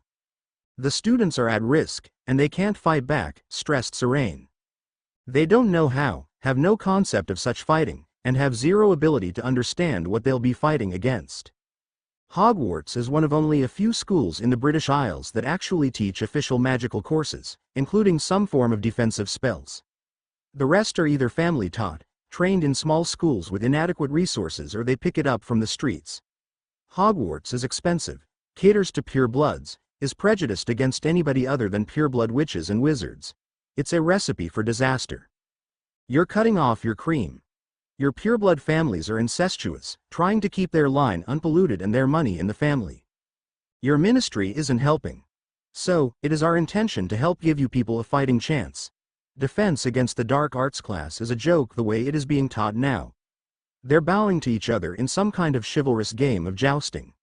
They learn just enough to get themselves killed going up against Death Earths who care nothing for such things. Professor, what we plan to do is to train a few selected students and train them to become protectors, and I don't mean Aurors. But they are children. They're too young to be aware of such things. I understand, said Serene sympathetically. But I can't go to the certain restrooms without moaning Myrtle's misery just breaking my ear. She's stuck here, unable to move on. I will do something about that later, she promised. We've heard about the troll. I heard about the giant snake. I am watching this Goblet of Fire tournament, Alex growled. This place is almost as bad as Sunnydale High. I am sorry to tell you this, but trying to keep kids safe by not telling them anything doesn't work. They will find out and someone will attempt to do something about it. Let me correct that. The dedicated ones will do something about it. They will likely get killed because they don't have any training, and no one is willing to tell them anything. I know you and Albus believe in keeping kids ignorant to protect them. Alex shook his head. That does not work. The Weasleys will try to fight back. So will some of the Gryffindors and a few of the others. You can't stop this. But you can mitigate the problems and train them to prepare for this. Your defense against the dark arts is little more than a class. It's not training, it's theory. Minerva didn't say anything, but her eye did twitch. How dare he compare Hogwarts to an American high school? Despite some incidents, Hogwarts is a highly respected and safe school. I consider it the best in the world. I will not dispute your claims, Ms. Dellen said, and to keep it safe is why we're telling you this. Please prepare yourself. After you hear this, your life will never be the same again. Serene did something and gestured with her hands, and an image appeared in front of them while the room darkened. Minerva watched carefully at the almost effortless demonstration of wandless magic being performed in front of her. Like Alex, the woman didn't need a wand to perform magic. Then she realized that the two of them didn't need wands at all. Another movement and the older woman felt a tingle as a spell hit her. She nearly panicked, pulling her own wand out in a defensive manner. What was that? She demanded. It was a mind protection spell, Serene said. It's a spell developed by my people. It allows you to speak of what you will see, if you choose, but no one can read your mind or force you to reveal any information, no matter what they do to you, she added. Minerva didn't like the implications of that little tidbit. The images, along with detailed explanations, were cast on another one of the large televisions. This is who we are here, and why we've come here, she started. This is why we use the words your world instead of our world. I know you noticed our word phrasing. The universe is darker than you know, Alex started. Think of the universe as a set of layers, one on top of another. There are several worlds that are almost exact copies of this one. In one world, your Dark Lord wins, and in doing so, he destroys everything because of his stupidity. In most others, he loses. These worlds are separate and should not interact with each other. But something happened. A hell god called Glorificus in her need to get back home. She ripped apart the dimensional walls. We repaired the tear, but it was too late. Other extra-dimensional beings escaped into certain realities, and we are here to stop those tears and stop the things coming in. That is our job. However, in this reality, in your world, there are other forces trying to take it over. This is an internal problem and not our primary concern. We could have left it alone, but we are preparing your people so that they can defend themselves. Personally, Serene and I have no interests in having your people pushed back to the 12th century. The magical and non-magical world has a common enemy, and we are here to offer some preparation. What you do with it will be your world's responsibility. So, you refuse to help us in this war with our Dark Lord? Stop calling him that, snapped Alex. He is not your lord. I am sorry to tell you this, but whether you like it or not, this is a war that you will have to fight. Your people will have help. Your different races are coming together for survival. What you make of your world will be for you to decide. We're here to make sure you have that chance. We will defend against the monsters who have pierced the barrier and keep this world from becoming a demon-infested planet. They weren't allowed in this reality. There are protections keeping this reality safe, but there are cracks we must deal with. Glory is dead, and whatever passes for a soul is being punished for an eternity, by powers far above my instructors. That power will not allow this abomination to go unchecked. 2 hours late, an exhausted Professor McGonagall returned to Hogwarts. Not surprisingly, she had trouble sleeping that night. Her thoughts refused to settle, and she refused to take anything to help her sleep. Her students were at risk. Dumbledore and the wizarding world were at risk at a level she hadn't imagined. But what could she do? She was a schoolteacher. But she was also a protector of the school. Her school. The headmaster had too much on his plate at the moment for her to confront him now. She'd do that later. And she would confront him about those lemon drops. How dare he potion her? In the morning, she resolved to owl the Weasleys about this. She needed someone to talk to. The Weasleys were going to do nicely. And she intended to ask the Americans to teach her a couple of their spells, like the portal creation and memory protection charm. There would be a use for them very soon, she expected. TBC Chapter 27 Master Xander Chapter 27 The next day. An hour previously, Narcissa Malfoy received the latest letter from her son, Draco. The Hogwarts owl bringing the letter, took the offered snack and flew off. Draco's mother lost interest in the animal as soon as it performed its duty. She did, however, looked forward to reading her son's latest letter concerning his classes and life at school. The woman secretly confessed each letter being more interesting than the last from her son. Yet, this one shocked her to the point that she found herself rereading it twice more, before she told her husband about it. Naturally, Narcissa was interested in the latest developments concerning the tournament.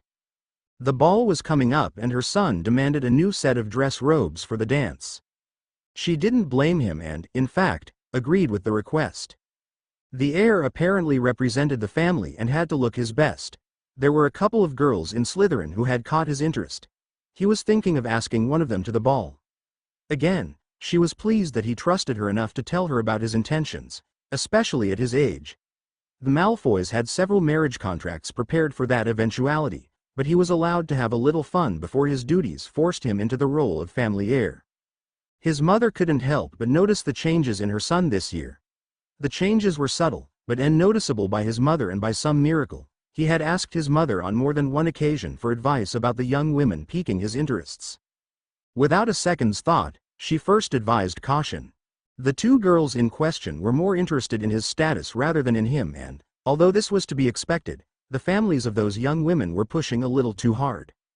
At his tender age, she didn't want him hurt, and she was also determined to be the counterweight to his father's sometimes crude advice. A potential dance invitation wasn't a marriage proposal.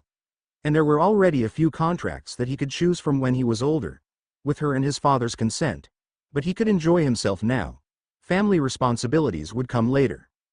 To her distaste, Her husband found the letters amusing, but mostly uninteresting. He barely glanced at the portions that had nothing to do with Dumbledore of the tournament. His quiet but growing public displays were becoming more disturbing. Purebred wizards and witches were slowly becoming more prejudiced against half-blood and Muggle B0RN witches, and she wasn't convinced if this was in their best interest, not anymore. His motives were suspect. He was a Death Earth, and his secret antics disturbed her and was a harbinger of things to come. Her husband never told her what was really going on, but her doubts began with her son's recent letters. Lucius Malfoy didn't have an inkling of what was happening in the Muggle Studies history classes, which she found very interesting herself. That he didn't even seem concerned about their son's other interests disgusted her. He didn't even respond to the letters unless it had something to do with Dumbledore, or the Potter child. It was well known he hated the child, especially because the boy was responsible for him losing his servant elf, Dobby. But after that initial incident, he never retaliated against the boy, and that worried Narcissa for a variety of reasons. That wasn't his pattern when it came to someone besting him in such a public manner. He was playing a long game, and she wasn't privy to it. Furthermore, he started acting strange, more isolated. He seemed excited and also worried. He dismissed her when she inquired what was disturbing him and didn't share anything with her. But Narcissa suspected and felt trapped, and Lucius's action was going to put her son in danger. He who must not be named was somehow involved, and her husband, no matter how much he tried to hide it, was afraid, as was she. He wouldn't listen to her, and she didn't try to dissuade him. If the Dark Lord were alive, then was nothing she could do that wouldn't endanger herself and the life of her son. She had no doubt that Lucius would sacrifice her and her son to the Dark Lord if he had to. Sometimes a loveless marriage was more dangerous than disease. She had to do something to protect her son from both outside and internal threats. Narcissa was determined to worry about that in the future. For the moment, Draco's letter enraptured her. This Muggle moving story, a movie, complete with sound, was the Muggle version of a wizarding newsletter but more lifelike. Her son's description hinted that his amazement and captivation of the story itself. It sounded similar to the magical pictures, was Muggle-based, and shouldn't be possible for them to create such things. Nevertheless, her son's description of the movie couldn't be denied, which Draco insisted looked superior, although he seemed loath to admit it. Her son had written a much longer letter than usual, and for once, it didn't detail much about his rival, Harry Potter. It did detail his Muggle studies teachers, Celine Dellon and Alexander Harris, both Americans. He had a slight crush on the female professor, which made her both smile and frown. He shouldn't have any interest in any American as far as Narcissa was concerned, even if she was of age. The woman was socially unacceptable by her standards. Her precious colonial heritage forbade any real interests. One never knew if they were purebloods or some hideous Muggle-born witch or wizard. They didn't care about such things, and that in and of itself demonstrated how crude they were. But boys would be boys. She would deal with it if it became a problem. But what other lessons were the professors teaching in their classes that so captivated and irritated her so? Muggles were something to be dismissed, like distasteful, not quite real people. She compared them to things that you scrounged from one's shoes. However, according to her son, those people might be more interesting than she believed. Professor Burbage was an acceptable instructor in Muggle studies, if a little stiff. However, Dumbledore shifted her to the new ancient history of magic classes recently set up. Her son hated that class, and Narcissa understood why. That history was lacking. She recalled her Muggle classes at Hogwarts. They were useless, and utterly boring, an absolute waste of her time. And she wasn't alone. Every other student felt the same way, including the Muggle-born. Nonetheless, she wished these professors were around during her time. She most likely would have slept less in class. The Americans were different, obviously not boring. They used Muggle devices, called tablets, and computers, and things that didn't use magic to work. But used something called electric Ike, the name her son used, or controlled bottled lightning. And the things those machines could do made her believe that he was stretching the truth more than a little. The stories he wrote about, the giants' ants and grasshopper invasions, almost 50 years ago. Ants, 2 and 3 times the size of people, which had to be wiped out by a Muggle defense force. Grasshoppers were so strong that the American army couldn't stop them when they attacked a large American city. Plus, there was a wealth of information, magical information encased in the Muggle devices, which stunned him. There were dozens of Magical incidents and items that she had no idea existed. And muggles knew about them, and she didn't. It was ludicrous, and of course, she initially dismissed it, as had Lucius. It was absurd. Even if half the stories were true, then why didn't the wizarding community know about it? If those ants, and her son believed they were real, existed, then how could muggles stop them? Magical creatures were superior to mere muggles. But her son insisted they weren't magical and that muggle potions mistakenly created them in the first place, as her son clarified. Those muggle-derived and would have taken over the world if they hadn't been stopped. He wrote about that plant thing from another world that needed human blood to grow an army, also stopped by the Americans at the Arctic Circle. Her son suggested that the Statute of Secrecy, just as it protected the magical world from being known by muggles, it also prevented the wizarding world from finding out critical information about muggles. This disturbed her and made both her and her son think. Muggles, or no mages, as he was starting to call them, much to her disapproval, didn't know about wizards, but the law also blocked us from knowing about them. Both sides were being blocked, and he expressed doubts about not being in the know. It was another American slang she disapproved of. His doubt worried her, and this latest letter crystallized her concern. Muggles knew about magic and, more importantly, they knew of magical history unknown to the magical world. But the Americans knew, and so did muggles. It was appalling from both points of view. Lucius hadn't reacted the way Narcissa thought he would. Instead, her husband practically dismissed his letters as American colonial foolishness, which his wife recognized the attitude for what it was. He was worried about the tournament and what Dumbledore was doing to make sure everything went smoothly. This, in turn, meant that he might do something stupid if things went wrong, and he couldn't afford to worry about his son's meaningless classes. That worried her a lot more. The American wizards would have stopped it, my wife. If it were true, they were the ones who stopped the ants, not the muggles. They aren't capable of such feats, he dismissed. They wiped the memories of the muggle filth and kept it secret from the ministry. Embarrassment, you understand. He then promptly forgot about it. But what if it were true? His wife insisted. We have dragons.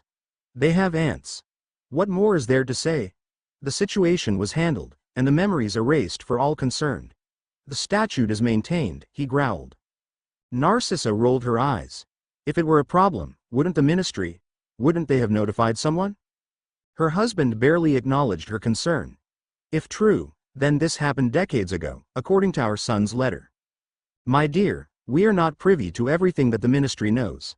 Fudge is as incompetent as we all know, but he does keep matters of national importance.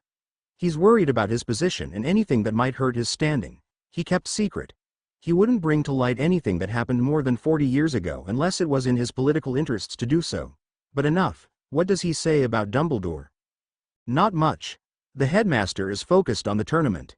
Obviously, he sneered, but his wife knew his fake disdain when she saw it. Merlin forbids if something happens to one of the contestants. I don't know how Potter did it. I am sure it will be all for the best. Those words shocked his wife. He hated the boy. Who knows? Perhaps he will be injured. He barely contains his smirk. The boy cost him his servant, Dobby. Modern Muggle history. Americans should not be allowed to teach in Hogwarts. After the tournament is over, I will correct this travesty. The professors are having another movie night this Friday and I am curious. Draco didn't invite us, both directly, but perhaps we should go and evaluate this American couple and observe for ourselves exactly what is being taught. The look of contempt on his face was magnificent. If you wish, you may go, my dear. I have no interests in subjecting myself to that form of torture. I always hated Muggle studies and I have no wish to be reminded of my most hated class at Hogwarts.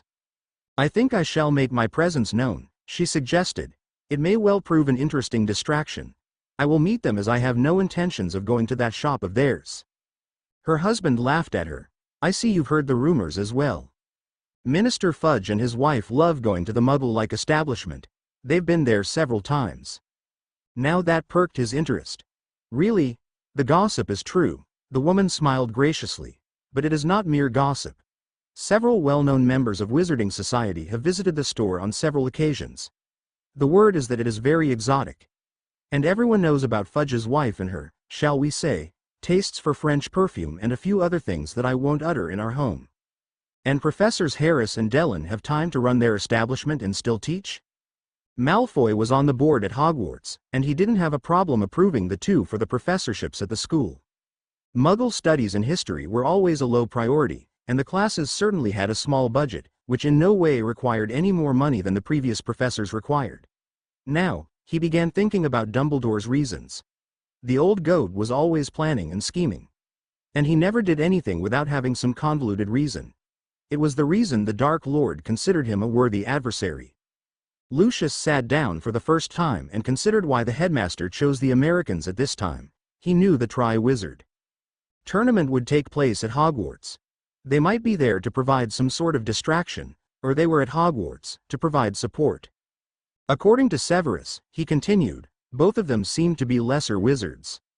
He considered Hem somewhat competent, high praise coming from him. Harris rarely used his wand, he also has a mouth on him. Severus always in a foul mood and Harris is quick to retaliate. Lucius huffed, Severus can be annoying, but at least he knows how to respond to his betters. Harris lacks this quality. It's being expected.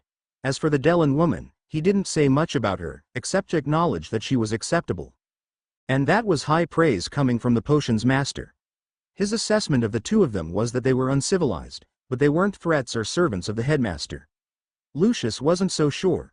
As for the circumstances, maybe Harris has more influence than I assumed, though I find it unlikely for a foreign store merchant to be pulled into his confidence.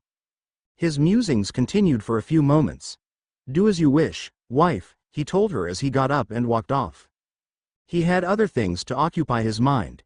He resolved to look into the Americans' activities. Yes, his wife's presence. Narcissa watched him go. As a dutiful wife, she would do as he said, but she had her own reasons for going as well.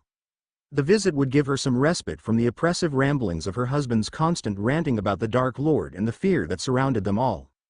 MX Chapter 28 Master Xander Chapter 28 Hogwarts Friday movie night. Alex knew many of the students, and more than a few professors, planned to attend movie night, and the number would easily double the figure who attended the first showing. But he was pleasantly surprised at the sheer number of attendees. Word was about to spread for better or worse. The pure-bloods were about to go ballistic once they discovered the full import of what was happening. He and the others intended to be ready. This movie was another shot at the beginning of this war for the planet. The non-magical government security agencies, especially in Britain, were beginning to get up to speed, and all sides were in quiet, but intensive talks with the magicals. Some of those talks were heated, as to be expected, but there was real progress. Serene was a great mediator, and all sides were working hard to make this work because they understood the stakes. Nevertheless, some of those talks were epic, and Alex and Serene made recordings for posterity, and for others to witness as those other nations progressed in their own talks. What was surprising and more than depressing was that the ministry hadn't a clue of what was going on. Plans were made to incorporate them into the talks, but no one trusted them yet. There were too many and obvious incidents happening to non-magicals and non-wizarding magicals being swept under the rug.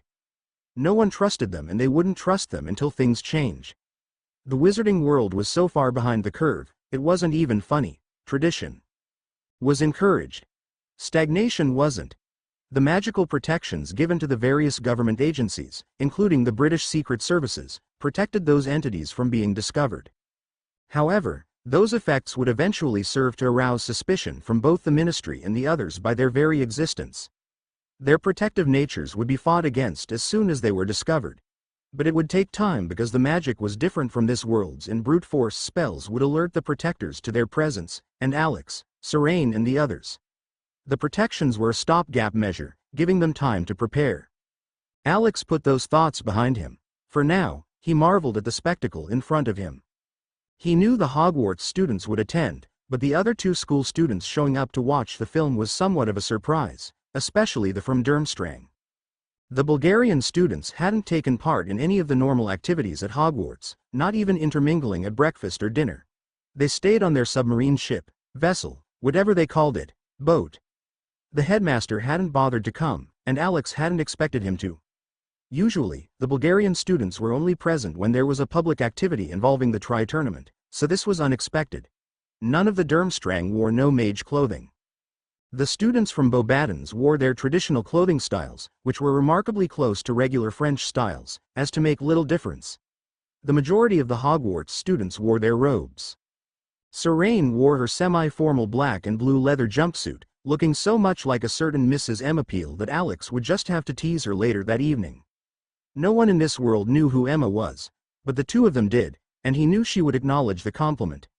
Alex wore black and gray, looking like a roguish college professor. No robes for either of them right now. Tonight, the dress at Hogwarts was a mixture of no mage and the monk-style robes most witches and wizards in this part of the world favored.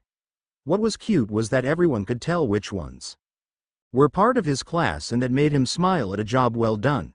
When they needed to traverse the non-magical world, they needed to know how to dress appropriately. Alex didn't doubt the numbers were going to be high and had requested he might use the Grand Hall. Initially, he was going to have the presentation outside, but opted for the hall, which was easily converted for theater use. He thought about enlarging the TV but decided to use a magically enhanced 8K screen for the viewing this time. To his chagrin, some professors still assumed no mage technology couldn't work around magic in spite of the evidence. Every single one of them had visited his classroom filled with functional non-magical equipment, and still they assumed that it couldn't work. Those who were initially surprised adjusted quickly, and two of them asked what kinds of enchantments were used to allow them to function inside of Hogwarts. Both he and Serene had explained this before, but those two hadn't really believed. Now those same professors were intent on peppering both of them with questions. When this was over, they would explain how it could be done safely. Did work when the proper precautions were taken. The two American professors were unconcerned and would gladly do so when the opportunity presented itself after movie night. Several basic protection and counter spells used to keep their equipment functioning or being destroyed were simple and easy to learn and use. Neither Alex nor Serene would mention the far more intricate spells and enchantment used to protect their personal equipment from accidental damage, which they knew was coming. With the help of a wary Minerva, the main hall was easily transfigured into a giant theater with seating enough for everyone. Naturally, Albus gave permission without protest.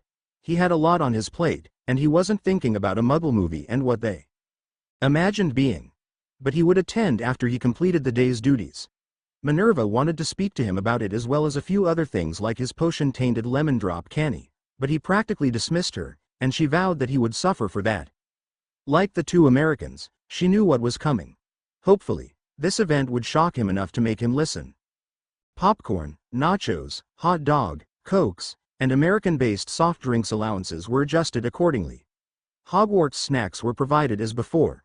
However, not everyone was happy. The problem began when the elves insisted on serving the food, free of charge, complete with full service, with Alex strongly disagreeing, stating that it was part of the experience and the students needed to pay. The elves didn't have a problem with the students paying. They had problems with the students serving the food instead of the elves. Finally, after much pleading, crying, screaming and some blackmail thrown in for flavoring, a compromise was struck. The house elves would serve the traditional foods for anyone who wanted it for free, growl, and the designated students would collect the cinema fees, and the theater food was handled by the original students from the first film showing. More growls from the other side this time. They also collected the money, which was part of the experience. The elves weren't happy, but reluctantly accepted the compromise. Alex and Serene pretended to be enraged about their own compromising. Therefore, no one was happy, which in the Americans' mind was perfect. Both found it hilarious that the elves tried to appeal to Serene's more nurturing nature to get their way. It didn't work, and not even the threat of a strike could change the deal. Those smallish creatures were going to be in a snit for a while. To our students, faculty, visitors, and guests, a heartfelt welcome. Tonight is a special night which we, the No Mages Studies class of the Hogwarts School of Witchcraft and Wizardry, will present an extended presentation of the movie that my class has to compose written reports on. Alex smiled as he heard a couple of groans in the audience. That announcement destroyed some of the ambiance of the night's festivities. They'd forgotten that this was still a class assignment, and it was only fair that he reminded them. For those new to this movie is called The Lord of the Rings. The Fellowship of the Ring. This and other stories were written many decades ago, and the non-magical people made a movie, actually several movies. It represents the non-magical concepts of what magic is, and it is a representation of the events that happened in the Third Age of mankind. Did the Third Age exist? The answer is probably. He smirked. Whether it is a historical fact or pure fantasy isn't important. The fact that non-magicals wrote about it is. Most people here assume that non-magical don't have no knowledge or understanding of magic. But this movie suggests that may not be the case, and it also suggests that the wizarding community may have lost history that the non-magical population has. Do they believe in magic, or that it exists? The answer is maybe. It makes you wonder, doesn't it? He looked contemplative, which was reflected by the audience. But before I continue, I should define what a movie is to those who might be confused as to its nature. A movie is a non-magical representation, using sound and images to convey a story. It can contain music and other sounds to enhance the story. Movies do not use magical spells or charms to create this movie. He let that sink in for a moment before continuing. It is called movie magic. Some in the audience chuckled derisively and scoffed at the notions, but not his students nor the people who had seen the movie previously. This movie fill is in color with sound that you will see and hear using no mage workcraft. No mages don't use magic, therefore, they compensate with their use of science, which we call technology. Before we continue, I will also tell you that this movie will not be found in no mage movie libraries, because many in the magical communities tried to erase any references that the no mages knew anything about magic. In this case, they failed, and in the process, they, meaning the wand magicals and everyone knew it, tried to remove historical facts that the magical community knows nothing about. In my town, the magical and non-magical communities lived and coexisted together for more than 100 years, courtesy of Mayor Wilkins. There were problems, he smirked while rolling his eyes. But we dealt with it and both communities lived together in relative peace. In many places, such knowledge and history were lost or never discovered. Not so for our no-mage knowledge base. It has been preserved by both non-wand magical and non-magical entities. To attempt to erase or destroy these histories, memories, and legacies would start a magical war, he added darkly. He allowed that to sink in for a moment as well. It wasn't perfect, but it worked until my town was destroyed by a vampire strain unknown to the wizarding world. My friends and I stopped it at great cost, and with the help of a certain odd magical family.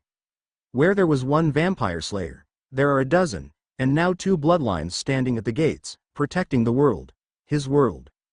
Our vampires are not like the ones you know. They were dangerous, also demon-infested. Grimacing, he continued. Don't worry, we wiped them out. He looked around at the shocked, and in a few cases, skeptical faces glued to his every movement. The Turok Han were proto-vampires of the ancient world, and they would have overrun the earth. If it weren't for the actions of the Slayers and the Adams clan and the few of us who stood at the door, keeping them from breaking out. What magical powers couldn't handle, no mage technology did. Neither could have survived without the other, against the tens of thousands, yes tens of thousands, of the vampires. We turned our town into a smoking crater and then a saltwater lake so deep we're not sure where the bottom is. The magicals involved kept it secret from the wizarding world. Other than a few people in the world, this incident and the Slayers can't be found. The documentation of the events is a closely held secret from the non-wizarding magical world, and the non-magicals guard those secrets. He nodded once, as if making a decision. I'm telling you this because there are more things under heaven that you can dream of, and that no mage knowledge is greater than you imagine. As I mentioned earlier, if wizards tried to erase their memories and neutralize them so the statue be maintained, there will be a magical, non-magical world war. The world is larger and darker than you know, and both sides had dedicated their lives in its protection. It is also protected by great powers. He sighed. It's a long story and not relevant to the reason why we are here tonight. Alex saw that he'd gotten his point across. There was dead silence from the entire audience, and everyone knew that the students of his class would spend their new free hours looking up the words Turok Han on the class computers. The information was all there, including Vampire Slayer and a veritable encyclopedia of information concerning the various kinds of bloodsuckers, their worlds included. There were going to be a lot of sleepless nights in the coming days. More seeds were planted, and with that, he returned to the subject at hand. A few in the audience seemed to want to tackle him and force him to answer several thousand questions. Good. Most of the elders in the crowd also recognized the underlying threat and were already planning to pounce as soon as they could. Minerva just looked grim and worried. To my students, this is a rule. No talking during the movie. There are tendencies to tell your neighbor what is going to happen just before it does. So, keep quiet and let them enjoy the movie as it unfolds. Also, the other rules are the same. If you dirty up the floor with food or drink, you will personally clean said floor the non-magical way, with a mop and brush. It is part of the learning experience. If you don't want to sweep the floor with a non-magical broom, then don't mess up. If those students who are not part of my class dirty up the floor, I will deduct points, and put you in detention and explain to you the joys of cleaning up a classroom with a rag and cleanser. He growled. Go ahead. Try it. To our visitors, please enjoy this special presentation, and if you have any questions, Professor Dellon and I will try to answer them, but not all. Non-magical secrecy is as important as the statute. A surprised Narcissa Malfoy took in everything, evaluating every word coming out of that man's mouth with the utmost care. What he told the audience surprised her. He had to be embellishing at the very least, but she wasn't sure. The tales he told them captured her interests, so much so she momentarily lost interest in the upcoming Muggle movie presentation. Muggle awareness of magic in a town, now a saltwater lake? Good riddance, if it were true. Muggles didn't have the capability of keeping such secrets. They were limited and, because of that, they couldn't be trusted with such important matters. Demon vampires were unheard of. Magicals and Muggles keeping secrets from the wizarding world, and she knew nothing about this. The ministry in both the colonies and Britain would never allow such a thing. Who were these other magicals that they would defy the authority and power of the wizarding world? And how strong were they? Were they able to withstand the might of the wizarding world or the Dark Lord? Those questions and their potential answers concerned her. As she continued fretting over those possible, she also worried about how her husband would respond if he listened to her in the first place. This professor implied that there was a magical history that the wizarding community knew nothing about. Understandable, but this was beyond the pale. Then there was the Muggle Secrecy Act. That interested her, and she planned to speak to them about it as soon as this movie was over. Mr. Harris might be magically weak, if Severus were right, but he was very pleasing to look at, not that she would tell that to her husband. Seated next to her sat her melancholy-looking son. The woman refrained from laughing at him.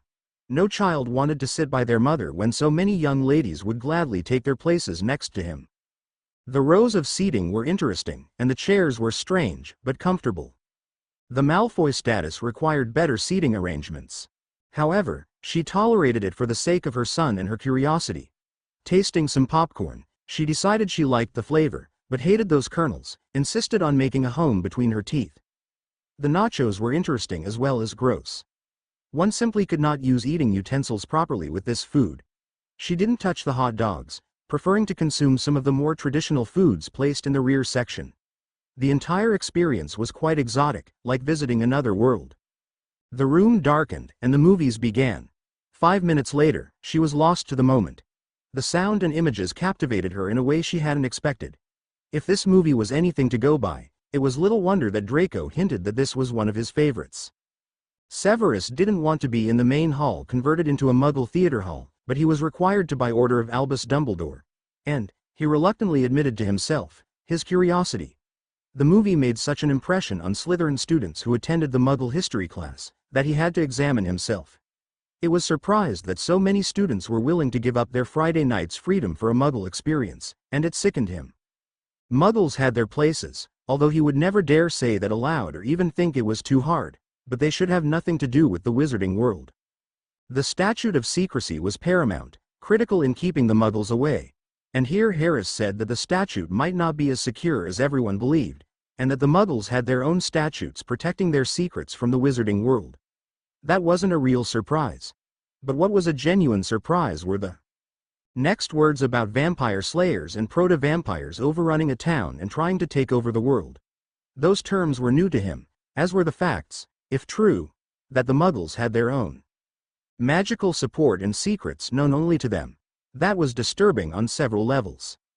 Severus, among other things, was a spy, or more accurately, a double agent who had just discovered a trove of hot information concerning a weak, magically inept powered wizard, one who could barely use a wand properly.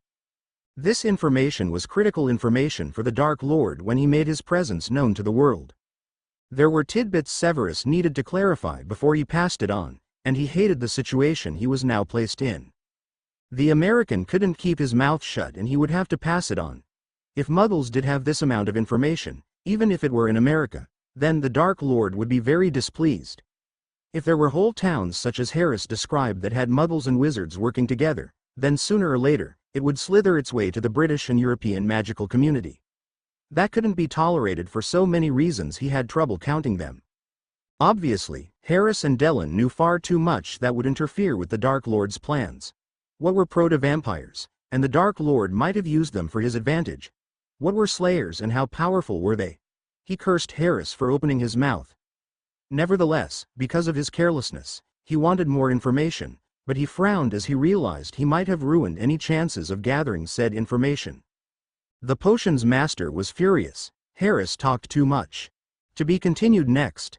Dumbledore's reaction to the Ring movie, Severus' continuing reaction, and some insight as to why he does what he does, and the early introduction the Lady in Pink, as things continued to go sideways.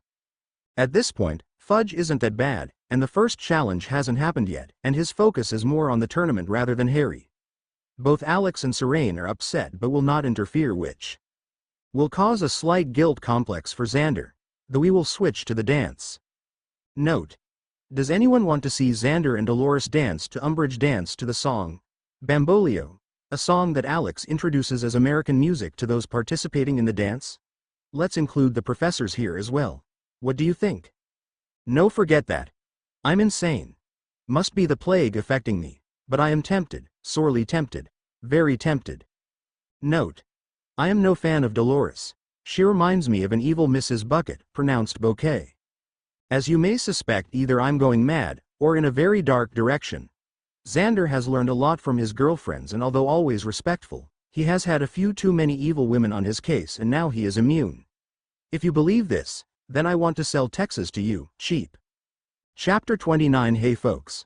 I haven't been on for a while, but I decided to post this short chapter. It overlaps the previous chapter in some ways, but it does detail what is going on. The evil bucket woman, not Hyacinth, is coming up. You will notice that I am using the secondary characters in this story, but I have not forgotten the main ones. And yes, Severus totally misinterpreted Xander and his capabilities. That is the point. Please enjoy. Chapter 29. Hogwarts main hall. As was his nature, Severus Snape carefully orchestrated and instigated several arguments with Harris and Dellen. The reasons for those arguments were petty and spiteful, however, they served to solidify his long-established reputation. It also served to keep them confused and off track. If Snape was being honest with himself, and he was, he'd quietly admit that he tolerated Serene too much for her own safety. The potion's master couldn't afford any real friends in his profession, not with the dangers involved. Therefore, he distanced himself from her presence whenever possible. When he was forced to be near her, he was abrupt and acted callous. Sometimes it worked, sometimes it didn't, frustrating his intentions. By all accounts, the woman was very dynamic and layered, and that mystified him. There were times he was convinced that she saw right through him, as if she were reading him. He wasn't sure, but he also wasn't taking any chances when in her presence. He kept his mental shields as tight as when he was in the presence of the Dark Lord during those perilous times. But at times, he found it difficult to maintain his carefully managed facade. The woman was an enigma. Sometimes, she was as open as a Gryffindor, and at other times, she was crafty as a Slytherin. If he were to place her in one of the houses, then he would label her as Slytherin. The woman kept him on edge, and, whether he liked it or not, it intrigued him. She was one of the few women who did so. She wasn't Lily, not in form, nor attitude, or action. But he suspected that he could be happy with her. However, like so many other shattered dreams, that was impossible. So, he did the next best thing. He pushed her away, for her own good. Harris, on the other hand, was easy to understand. There was no doubt about it. The man was pure Gryffindor. He had little to no idea of the darkness surrounding him, and that was dangerous for all concerned. He wore his emotions on his sleeve, like any typical American. He possessed some magic, but clearly, he wasn't aware 3E of his ability before he reached adulthood. Because of that, he was severely limited in its use. Harris's ability to control magic was practically useless, like the ignorant street beggars that haunted Diagon Alley. His ability to brew potions was non-existent. Transfiguration. Severus didn't know if he should even attempt something that advanced. Unfortunately, it was well known that wizards who were trained after a certain age never reached their potential, and he felt a heartbeat's pity for that. His lack of controlled movement with his wand was painful to watch, although his wandless ability to manipulate his wand's movement was acceptable. In spite of that ability, he was so obviously weak that he did everything else the Muggle way, even cleaning up by hand, preferring to do that instead of having the house elves perform their duties. That thought almost made him smirk because he was sure that the elves hated him for that. Dueling was beyond the man, other than using his fists like some barbarian. His wandless ability to control his wand had some merit, but wouldn't have him in a fight. Harris was Muggle-influenced, so much that he wore their clothing and thought nothing of it. Serane's style copied Harris, but not nearly as much as Harris. Clothes defined wizards from Muggles, even in America. Speaking of which, some of his shirts were as ghastly as Dumbledore's formal attire. Some of his shirts were so blatant, Severus hoped to Merlin that Albus wouldn't copy those outlandish styles. The American didn't wear them often, but when he did, it hurt the eyes to gaze upon them. Those Hawaiian shirts were as Muggle as one could get. The Dark Lord would not approve and would probably torture and kill him just out of spite. Compared to those hideous creations, the regular Muggle outfits were more than acceptable.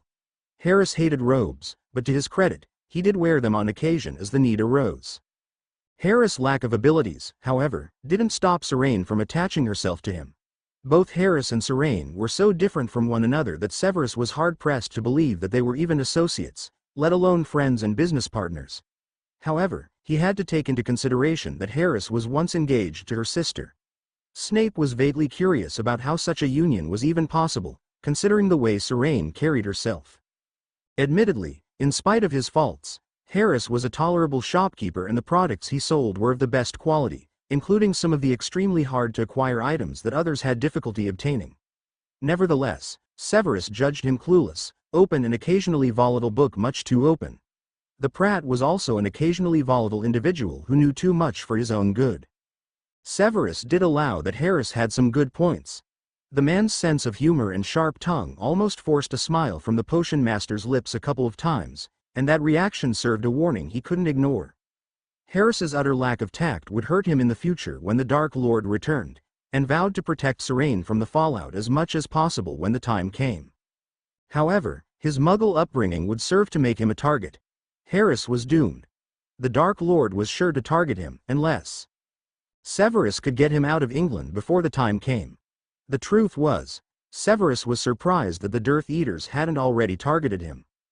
Nevertheless, Snape had to maintain his cover. As was his pattern, he fell back to his standard demeanor. He and Harris battled, sometimes heatedly.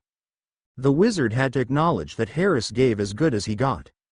The potion master was quite embarrassed by the fact it came down to berating the man's magical capabilities. The Muggle-raised wizard was another possible associate who had to be pushed away even if he was an American colonial. It was another loss in the service of the Dark Lord, whom he hated and feared. Snape had to maintain his carefully crafted identity. His open battles with Harris worked perfectly in maintaining his cover. The Dark Lord was dangerously unstable, and the smallest lapse on his part could lead to torture, death, or both. Severus was trapped, distrusted by one side and hated by the other. Lord Voldemort always said considered him a valuable asset and a loyal servant. This last thought was a lie and Severus knew it. The Dark Lord trusted no one and, like the serpent he aspired to immolate, he struck at his closest allies and friends. Therefore, for his sake, and the sake of others, he isolated himself in the form of his cold, calculating indifference to the concern of others' character. Severus didn't want to be here, watching this Muggle invention. Nevertheless, he continued to watch. He was glad he came. It kept him from going over the same mess that was his life, over and over again. Headmaster Albus Dumbledore arrived late for the film. There were so many responsibilities to attend to that he was rather surprised that he was able to attend the showing at all. One of the other headmasters was in attendance and it would be rude that he couldn't attend such an obviously popular event. The final preparations for the Dragons portion of the contest could wait a few hours. Thus, Murphy's fickle nature brought him to the right place at exactly the right time to see and hear those fateful words that threatened to turn most of his remaining gray hairs white. One ring to control them all. In the movie, it had whispered its master's name, Sauron. It didn't take a man of his experience to figure out what that ring was. Horcrux. Horcrux. The ring was unmistakably a Horcrux. How did Muggles know of such things? Why would they put such knowledge into mere entertainment? Clearly, they had no idea what they'd done. Dumbledore was not a happy wizard. Young Potter's situation preyed on his mind, and the boy and placing an underage child into his contest was something he didn't want to think about, but there was no other choice. All precautions that could be done were being done. The whole affair wasn't an accident. There was a traitor somewhere in Hogwarts and Harry was his target. It was likely some Death Eater's convoluted intrigue to get at the boy so that he could appease Voldemort. Foolish man that he was, Albus brushed off Minerva's warnings. That was his fault, and now this. Why had Mr. Harris and Miss Dellen done this? An instant later, he remembered why. It was strange how things changed so quickly. No matter how well he planned, life continued to interfere. The instant he saw the ring, he was appalled. If he'd known what this was about, he would have put a stop to it, but now it was too late. Again, he berated himself for being late in attending this and fool that he was. He wasn't fully aware of the influence of Professor Harris and Delane's class was. Oh, he knew it was popular, and he approved, but this would pull the ministry into this and he didn't need the grief at this moment. Minister Fudge was sure to interfere. Hogwarts being exposed to this was trouble enough, but the other schools were exposed. Things could spread out of control quickly. Harris's class was too popular, not that he was concerned. The class could be a stepping stone, a way for wizards and witches to become enlightened about Muggle ways. Whether he liked it or not, one day in the distant future, both sides would come together. But he believed that the time wasn't right yet. Perhaps in 150 years or so. At least, that was his dream. Mr. Harris' plan was too liberal, and he did not approve, but he would deal with that when the current crisis were over. The effects were already noticeable. The students from Bobaton's academy were dressed as Muggles. At another time, this was amusing, comparing this to Halloween with wizards dressed as Muggles. He was also pleased that the instructors and professors had come to show support for this movie thing, and he was cautiously surprised to see Narcissa Malfoy sitting next to her son, drinking one of the American Muggle soft drinks. Severus was here as well, looking frightfully dour and severe, like the others, was pulled into the film's story. 10 minutes later, Albus was sure his stomach would tear itself apart. The spectacle required Albus to exert his magical control, to keep his hair from standing on its ends. The cursed ring glaring at him from the screen was different from what he knew about such cursed objects, but it was close enough to recognize it for what it was. The cursed ring wanted to return to its master. Its master wasn't complete without the ring, and both called to one another. Using a hair-flatting spell, his mind momentarily drifted. Did Voldemort's Horcruxes do the same? He doubted it. The Dark Lord wanted them to be safe and protected, to keep him immortal, not to reunite with him. Nevertheless, this movie frightened him because it was too close to the truth, something he needed to keep secret. The Muggles knew about magical history that his people knew little to nothing about. And they shouldn't have. He had no real problem with Muggles, but he did share the wizarding world's attitude about their overall intelligence. The lack of magic ultimately crippled them. Yes, there were new wizards born in the world from their population, but they were still a crippled, envious, dangerous people, and there was ample reason why the Magicals separated themselves from the Muggles. He did admit they were slow, but then, they still had a long way to go. They shouldn't have been aware of such darkness. Such information being made aware of those watching this Muggle picture show was entirely unacceptable. The children didn't need to know about them. Harry didn't need to know, not with his connection to the Dark Lord. But this movie was teaching him about things he wasn't aware of. The different kinds of Muggles, half-Muggles bred, were more than interesting to him. He analyzed every facet of the film. Like many others, he suspected that this film was a part of previously unknown ancient history rather than imaginary Muggle entertainment. The presence of the High Elves made him look at Ms. Dellen in a new light. He was captivated, lured into the film by the seduction of so much new information. But it was the effect of the ring on the elven leader that had snapped him out of it. Albus felt an irrational need to obliviate everyone in the room. However, that wouldn't do any good because many of the students had already seen the film. But so many of the others hadn't. He had to put a stop to this and try to minimize the damage. Later, he intended to watch this movie by himself so that he could properly evaluate its true import. Using a memory spell wasn't enough. He hadn't seen the beginning of the film and he wanted to experience every aspect. Knowledge was power, and he needed every bit of it if he and the wizarding world were to continue. Professors Harris and Dellon were very powerful, even he didn't know the extent of their unique power, but they weren't equipped to handle the repercussions of the magnitude of the things presented in this film. Oh, yes, they knew this history, but the true import of the rings and its relevance to present history wasn't theirs to understand, not yet. When they were ready, he'd let them know. They didn't know about the Potter boy and his relationship to Horcruxes, and it wasn't important for them to know.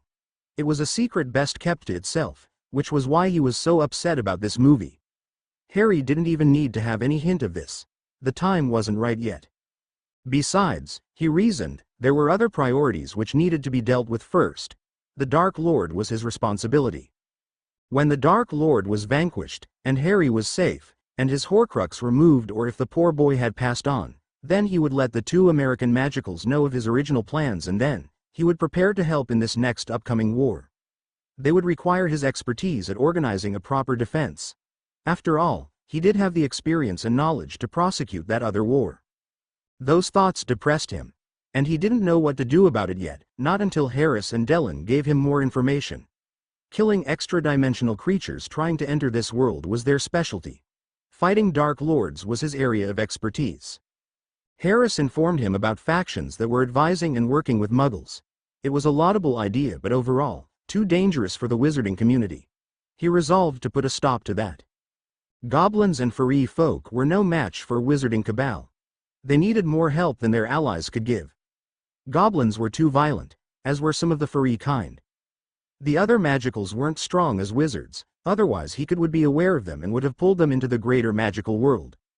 And to his disapproval, those others didn't respect the separation of magical and Muggles, which to him was a recipe for disaster and a threat to the wizarding world. Yes, Harris and Delane's little group would fail. They needed guidance of a mature leader, and he would provide that guidance as soon as Tom was dealt with and safely secured in Azkaban and his Horcrux destroyed. That wouldn't happen unless plans were kept secret. Speaking of which, he needed to stop this film from continuing, thereby influencing young minds in a direction he didn't approve of. What to do? Yes. Slowly, carefully, he lifted his Elder Wand and pointed it towards the Muggle devices that were needed to control this unpleasant movie. His Elder Wand.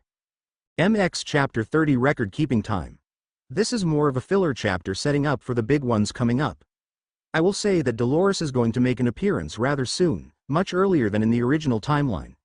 Again, I am skirting around the main characters for now, and focusing on some of the other characters in the story. So, to those who dislike Dumbledore, please don't dislike him too much here. Notice also that most people assume that Alex and Dellon are weak wizards. That is an ace in the hole for them for now. 3 things. Albus is only somewhat of a pain, but not really in the overall scheme of things. The way he played Harry will be dealt with. But remember that all of this is new to him and he is adjusting, considering the fact that he has tendencies of being an evil chess master. Second, Umbridge is as dark as it gets without being a Dark Lord Inherent herself. Alex knows this and his approach to her will be different. Lastly, as you read this story you will see references and hints of another story, an as of yet incomplete story involving the Addams family. Xander and Wednesday could have been a thing, but she was a bit too much for him and this man dealt with Anya. Plus, the timing was wrong, and you know how that goes. So please enjoy and on with the story. Master Xander Chapter 30. Hogwarts Great Hall Headmaster Albus Dumbledore carefully scrutinized how the small halfling muggle's attempts to pass the ring to the exotic elven queen, a wise thing to do, failed. The old man found himself pleased that the female creature didn't take it. The power and corruption inherent in the ring would have been disastrous for all concerned. Apparently, the ring thrived on the cores of magical beings. Any wizard or witch in possession of the cursed article would no doubt fall victim to its corruption. The mere thought of such an abhorrence existing was too much. Fantasy or not, impressionable young students shouldn't be exposed to such ideas. This film was fantasy, or was it Still, it contained too much information. He wasn't properly informed about its contents one way or the other.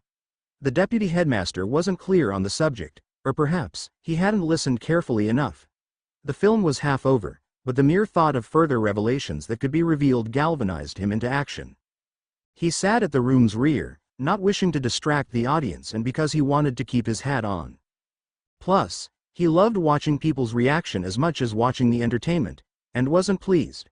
Slowly, the elder wand slid out into his waiting hand.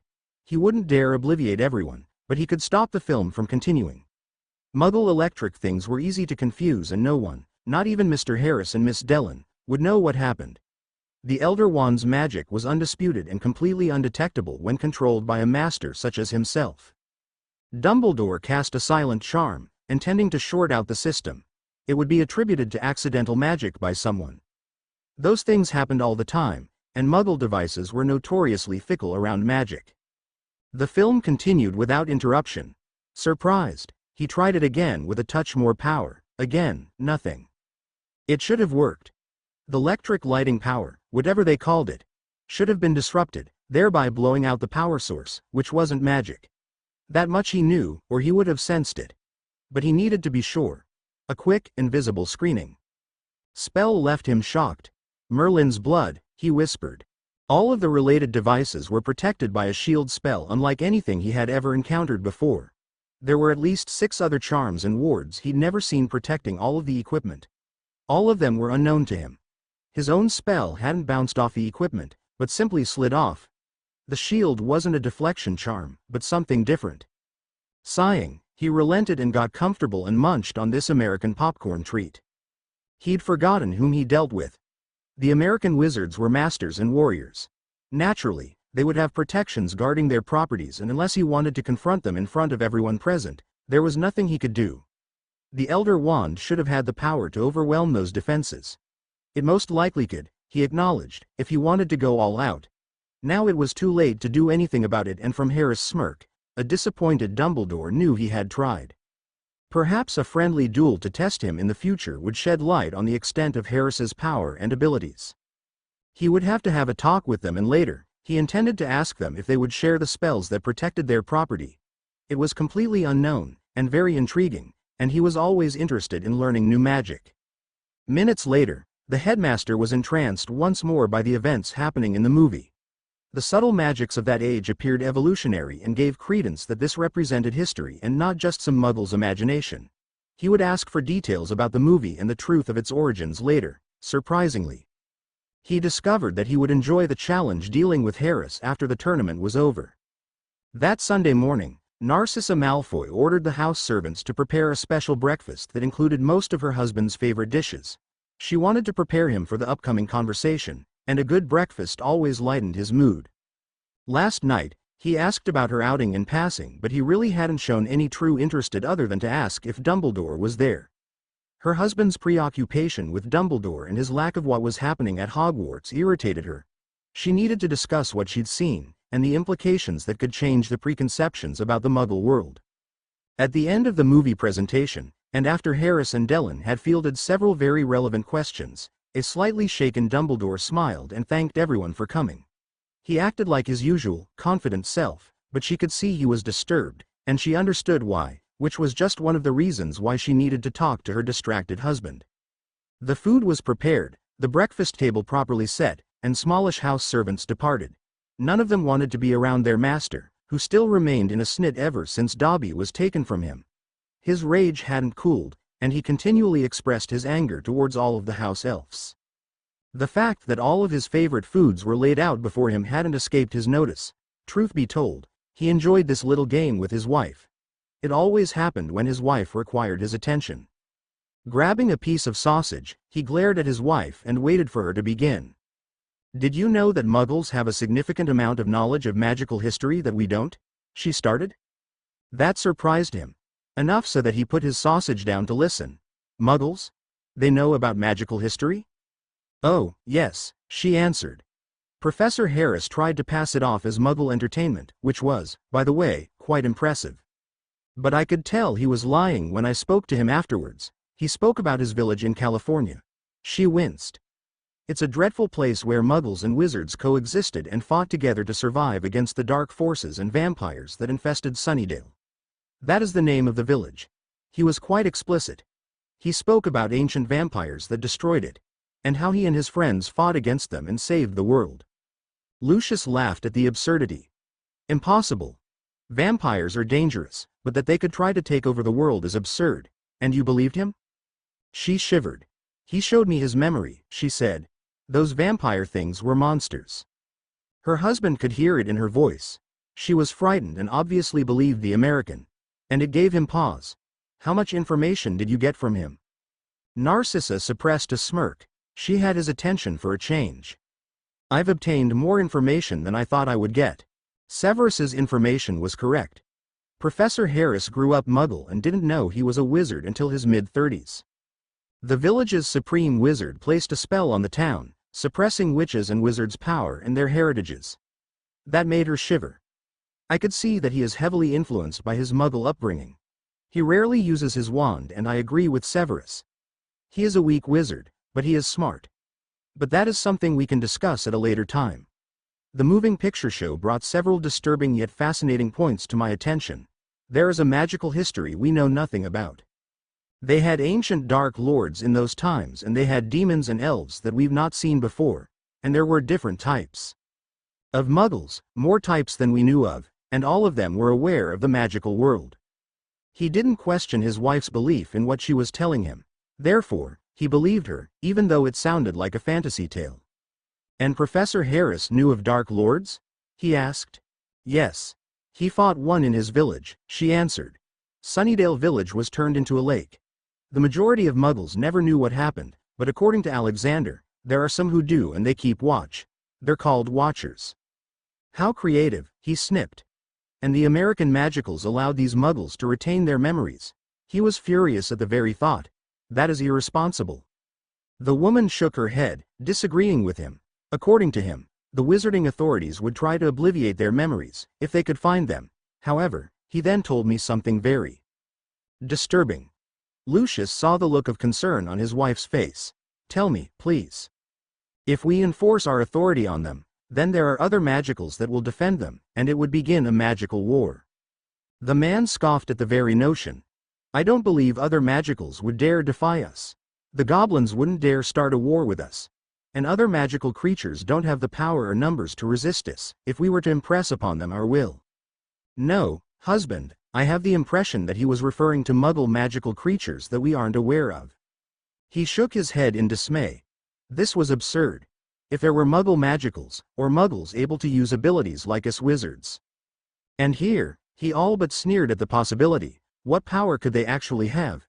If they exist, wouldn't they be under the authority of the wizarding world leadership? The ministry should be made aware of this. Thinking about it, he decided not to rush headlong into the fire. He needed more information before he decided on a final course of action. Perhaps I should go to the ministry and do some research. If it is true, I don't want the ministry trying to cover it up before I can find evidence of the validity of what Harris is saying. Lucius, the ministry may already be aware of this and are keeping it a secret, she suggested. If the wizarding world, in general, knew of this, there might be an upheaval in the magical world. If it's true, then that war might make the Goblin-Wizard War look feeble in comparison. Or, the ministry might sanction us for having such information. We would be liable. That gave her husband pause. Because they would make us scapegoats for their incompetence, he said, finishing her train of thought. The ministry lived to keep secrets. It would be foolish of him to go to the ministry and simply voice suspicions, without proof. Of practice also, that his wife was privy to. There were strong rumors that the Dark Lord would soon return, and he would require this information. Voldemort would never tolerate another wizard attempting to claim supremacy over the wizarding world. And, if it were true, then the last thing Lucius wanted was to bring attention to himself and his family. Most importantly, how would the Dark Lord respond to this news when he came back? Did Professor Harris say anything about these so-called magical creatures or people that exist in the world? He was vague, she said. Her husband nodded. Going to the ministry would not be wise. Besides, I believe he has more information that we need to be made aware of. She paused for a second as she reflected on some of the other things that Harris had told her.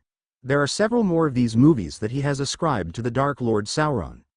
That was the name of the Dark Lord of ancient times addressed in the movie. I must confess, I'm quite interested to see how this series of movies ends. It might be useful for us in the future. I think I need to know more about this man and the woman he's associated with. What is their relationship? Narcissa glared at him. If you had read some of your son's letters, then you would have much of this information already. According to our son, he was once engaged to Professor Delane's older sister. Evidently, they are royalty. Professor Harris, because of his common status, was deemed an unworthy suitor. However, he, Professor Serene, and most of the royal family remained good friends. And there's something about her, she hesitated, trying to express the right words. She's very exotic. I'm sure she has many suitors of her own, but Harris is not one of them. They're good friends, according to Snape. Is he sure? His wife smiled. I believe so. As I said before, he is Muggle-born, as is his lifestyle. I can understand why he was rejected, no matter what their feelings were for one another. According to our son, he is very strongly Muggle-motivated and rarely uses magic at all.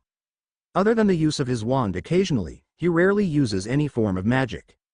That is understandable, she stated as she thought about it. However, he does have one very interesting magical artifact. In fact, both of them have one. They have magical capes that allow them to float without the aid of a broom. That captured his attention. Very interesting, he mused. Has he seen this? Yes. Does he use brooms? Can he apparate? Our son stated that Professor Harris hates using brooms to fly. He says that it's too 17th or 18th century. As for apparition, it is too cumbersome for his taste. Lucius struggled to keep from smirking in disdain. That means he is unable to do either, no doubt a result of his upbringing and lack of magical training. But our son says he's very strong and agile. He exercises in the morning when he's at Hogwarts teaching classes. She shrugged. He prefers doing things the Muggle way. Her husband merely nodded once. That was expected when a wizard grew up Muggle. It wasn't unknown for that to happen, and they were usually crippled, which explained several things about him. Half-bloods and Muggle-born were always slipping through the cracks.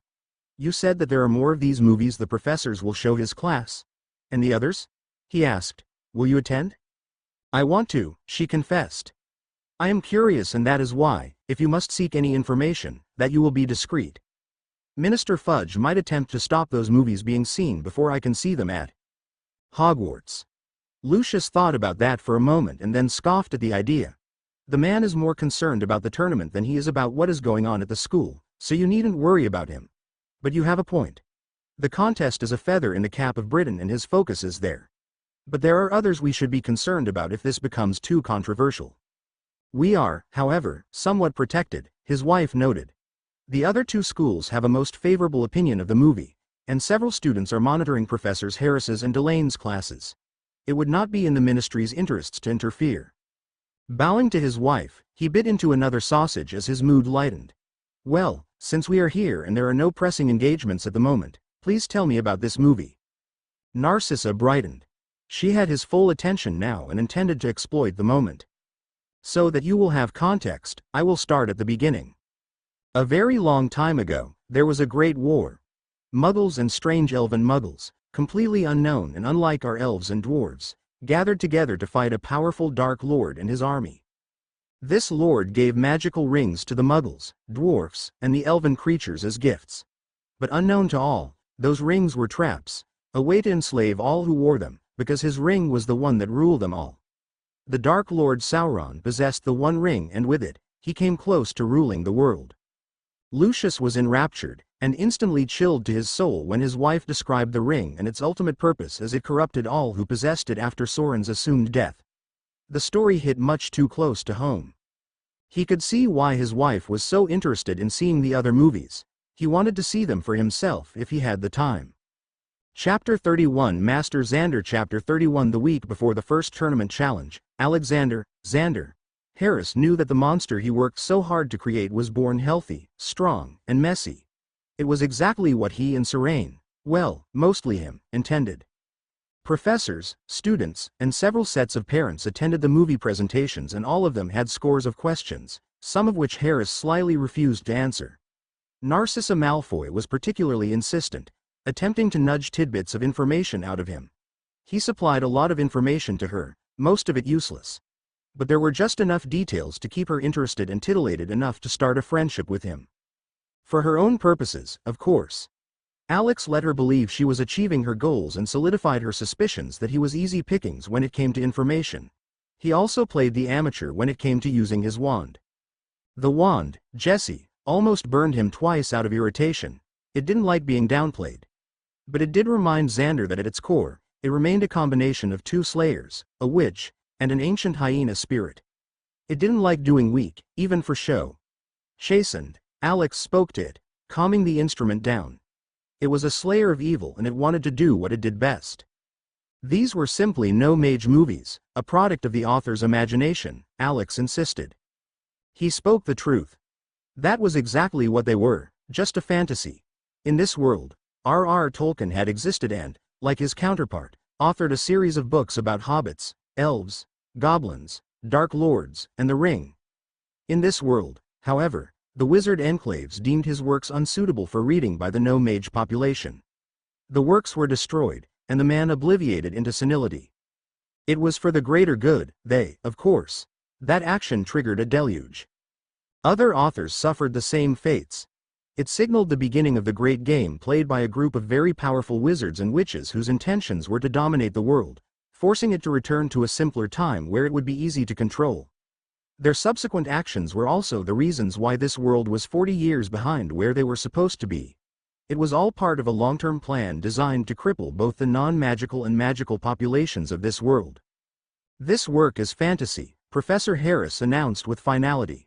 Every single one of his classroom students took him at his word and then promptly ran to the classroom computers and proceeded to verify every word he said. Their searches eventually confirmed his words. As their professor constantly drilled into their minds, over and over, trust, but verify. His students listened. None of them believed what they found out about the author or the books in the first rounds of research. The class computers were important, but they needed independent collaboration. Some enterprising students asked their parents and relatives to find any information about the author. Parental searches came up empty. Of course, that didn't mean it wasn't true, as their professor always lectured. But one of the parents of a no-mage-born heritage did find something. They discovered a small biography of a man matching R.R. Tolkien, written by his wife. She called him a genius, a master of language and who had an unsurpassed understanding of literature. The fire that crippled him and destroyed his mind was described in her own autobiography. Everything he was lost. She blamed herself for the accidental fire, although she never remembered exactly how she had started it. Every single student reflected on what was revealed that day. Later, Hermione would be the one student who voiced what everyone was thinking. How far had the government gone to obliviate the truth? Harris, looking as serious as ever, said in his most solemn voice, "The truth is out there. Keep searching. If there is no evidence for something that you search for, then your hypothesis must be wrong, and the movies are only fiction." Maybe. Of course, the movies exist, so what does that say to you? It took everything he had not to break into laughter. The looks of exasperation and naked suspicion plastered on their faces matched Willow's at her worst. He loved the dark looks some of the professors gave him, especially Snape. It was giving them all something to think about. What else had the wizarding world lost? What had the no-mages lost? Why was this happening, if anything was happening at all? And, if it was the ministry behind it or someone else, as Professor Harris had hinted at so many times? The dam was breaking, and questions were flooding into the minds of other professors as well as the students. Dumbledore was very suspicious but couldn't focus on what was happening under his nose yet. The tournament and Harry's safety, along with the other participating students from the other schools, dominated his thoughts. The two Americans' testing was almost complete. They were close to finding the young ones they searched for. As for Harry, Dylan was not sure, neither was Alex. The young boy had strength and, considering everything he went through and would go through, he possessed courage and flexibility. Covert scans confirmed that his magical core was partially blocked by several powerful spells designed specifically with him in mind. Those blocks had been there for most of the boy's life. Those spells could be broken or circumvented, but overall, magical strength was a secondary concern. Strength of character was what they were looking for, sometimes in the strangest places, and the kid had that in abundance. But like the others, he was still a child, one under tremendous stress. Therefore, the final decision about him could wait. The last thing the Master Sorcerers wanted was to break the boy. What Dumbledore was doing, trying to shape the boy for some yet unknown reason, was bad enough. He obviously cared for the young man, but whatever purpose he served for the headmaster, he wasn't budging from his plan. The next few days were busy for the two professors. Their meetings with the British government spooks were enlightening and productive. MI5 and Michigan 6 were a lot more respectful lately. They discovered two spies in their organization. The first was a long-time employee. He tripped over one of the magical wards and was promptly shot with a charmed bullet as he tried to escape the building. He discovered the apparition spell did not work. Shocked, he hesitated. That pause was fatal. That individual was from the Ministry of Magic who would never find the body, courtesy of the goblins. The second incident was more insidious. Two agents died and one of the government wizard agents was severely injured. The witch wasn't from the Ministry, but from another organization. Those incidents galvanized the non-magicals in a way that nothing else did. Now, they were actively striving to establish closer relations with those ornery goblins and the others. Relations were coming along nicely with the fairy who were dangerous, but could be reasoned with as long as they were respected and treated fairly. Some of them were being considered for training and would become passable agents. The Fae were interested. They and the ultra-secret British non-wizarding magicals were actively working with the British government, using their own brands of magic to help secure all sides from infiltration.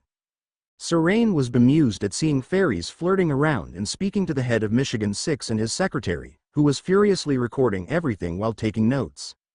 The Thursday before the first trial, the class was in deep discussion about no-mage folklore, specifically supernatural horror stories. Ghost stories are not really that interesting to wizards, he told them. There are ghosts floating around, visible to the naked eye for all to see. You even had one teaching no-mage history for a while. Alex laughed at that, shaking his head. Most of your horror stories have to do with dark wizards or magical curses heaped upon poor no-mages or unwary wizards. Well, in the non-magical world, ghost stories do frighten non-magicals, because they are afraid of what they can't see or don't understand. But they had other supernatural stories that might disturb you. Everyone perked up at that comment, including the visiting students and a couple of ghosts who happened to attend the class. That made Alex smile hysterically. He wanted to see if a ghost could be frightened. "This isn't about giant ants, is it?" asked a nervous Neville Longbottom. "No, Mr. Longbottom, it's not about giant what's-its. Those creatures were creations of science. And this isn't about people eating plants with baritone voices that sang like angels before they ate you." The whole room erupted. "What?" Alex raised his hands in mock surrender. "Calm down, everyone," he ordered. "That was just a story, and the plant was an alien from another world," he told them. "And I am not talking about the one that the American military had to kill in the ARCTPC. Besides, you have crazy plants like mandrakes that scream and stuff. There are other stories. Things that go bump not only at night, but in the middle of the day so that everyone would know and despair at their comings." Not everyone agreed. Even the visiting ghosts were shifting about nervously, and that was because Professor Alex Harris' tales were fast becoming the stuff of legend in Hogwarts. Sir Nicholas de Minzy Porpington, otherwise known as Headless Nick, and the nuisance Peeves, or Mr. Peeves, as Harris called him, loved the American stories and were actually respectful when they did peek in on the classes. Peeves was a pain, but he was wary around Serene, probably because of the fact that she threatened him, suggesting that she would send him to the underworld of gnashing teeth. He did not like the sound of that. "Okay. Ready?" he asked, pleased as everyone prepared themselves. None of them were sure if he exaggerated or told the truth because he never confirmed anything to the students' satisfaction. The professor continued making them search things out. The students assumed this time was going to be no different. "Giles would be so proud. The story I am about to tell you is fiction." "It isn't true." "Well, for the most part," he added, making his audience groan. They knew he was going to say that. "On Halloween night, you call it All Hallows Eve, my friends and I told one another stories that we heard over the years, or what we had experienced. Those of us that had children later on passed on these stories, so that the tales wouldn't be lost and that they would always remember," he solemnly announced, as if it were the most important thing in the world. Those children and their friends weren't much younger than you are. For no mages, Halloween was a fun time to be frightened, unless you lived in Sunnydale, Sleepy Hollow, or several really weird towns in the state of Maine in the United States. So, when my friends and I were obligated to take the youngsters trick-or-treating, we added some spice to the night's festivities to distract them while we watched out for vampires and other night creatures. We didn't want any of the kids to be eaten, or souls drained, or whatever. It would have been too hard to explain to the parents or our principal. Principal Snyder was not like your headmaster. He was a worm and blamed us for everything. The stories I could tell you, that isn't important now, but I am giving you this information to give you some background about what went on where I grew up. My friends and I, which included no mages, witches, a vampire slayer whom you would call a magical creature, ran into a major problem. By the way, did I mention to you that a vampire slayer considered wizards and witches magical creatures, instead of her? Therefore, you would fall into the "I will slay you if you are evil" category? But I digress, he casually informed them. A lot of people in the room shifted uneasily, including one recent visitor monitoring the class. As I mentioned before, these vampires are not like the ones here in England. These have no souls and are demon-possessed, walking corpses who exist to torture, gorge themselves on the hot, fresh blood of the living, and infect the living. Their preferred diet was humans with magical cores. They tasted better. They are far deadlier than anything you have here, but I digress. On a dark, chilly night when we were on patrol weeding out the walking corpses, something happened that changed the world, although most people would never know the true magnitude that almost doomed us all. It began, like most things, uneventful. My friend's younger sister was making a nuisance of herself. That was usual, but was unusual was that my friend didn't have a sister, never had one. But we and everyone around us knew her, remembered growing up with her, taking her to school, and trying to keep her ignorant about the things that went bump in the night in Sunnydale.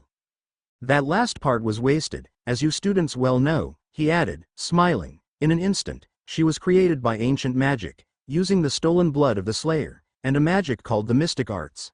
Not regular magic that you were used to seeing. Is ancient magic dark magic? No, he clarified. It is something completely different.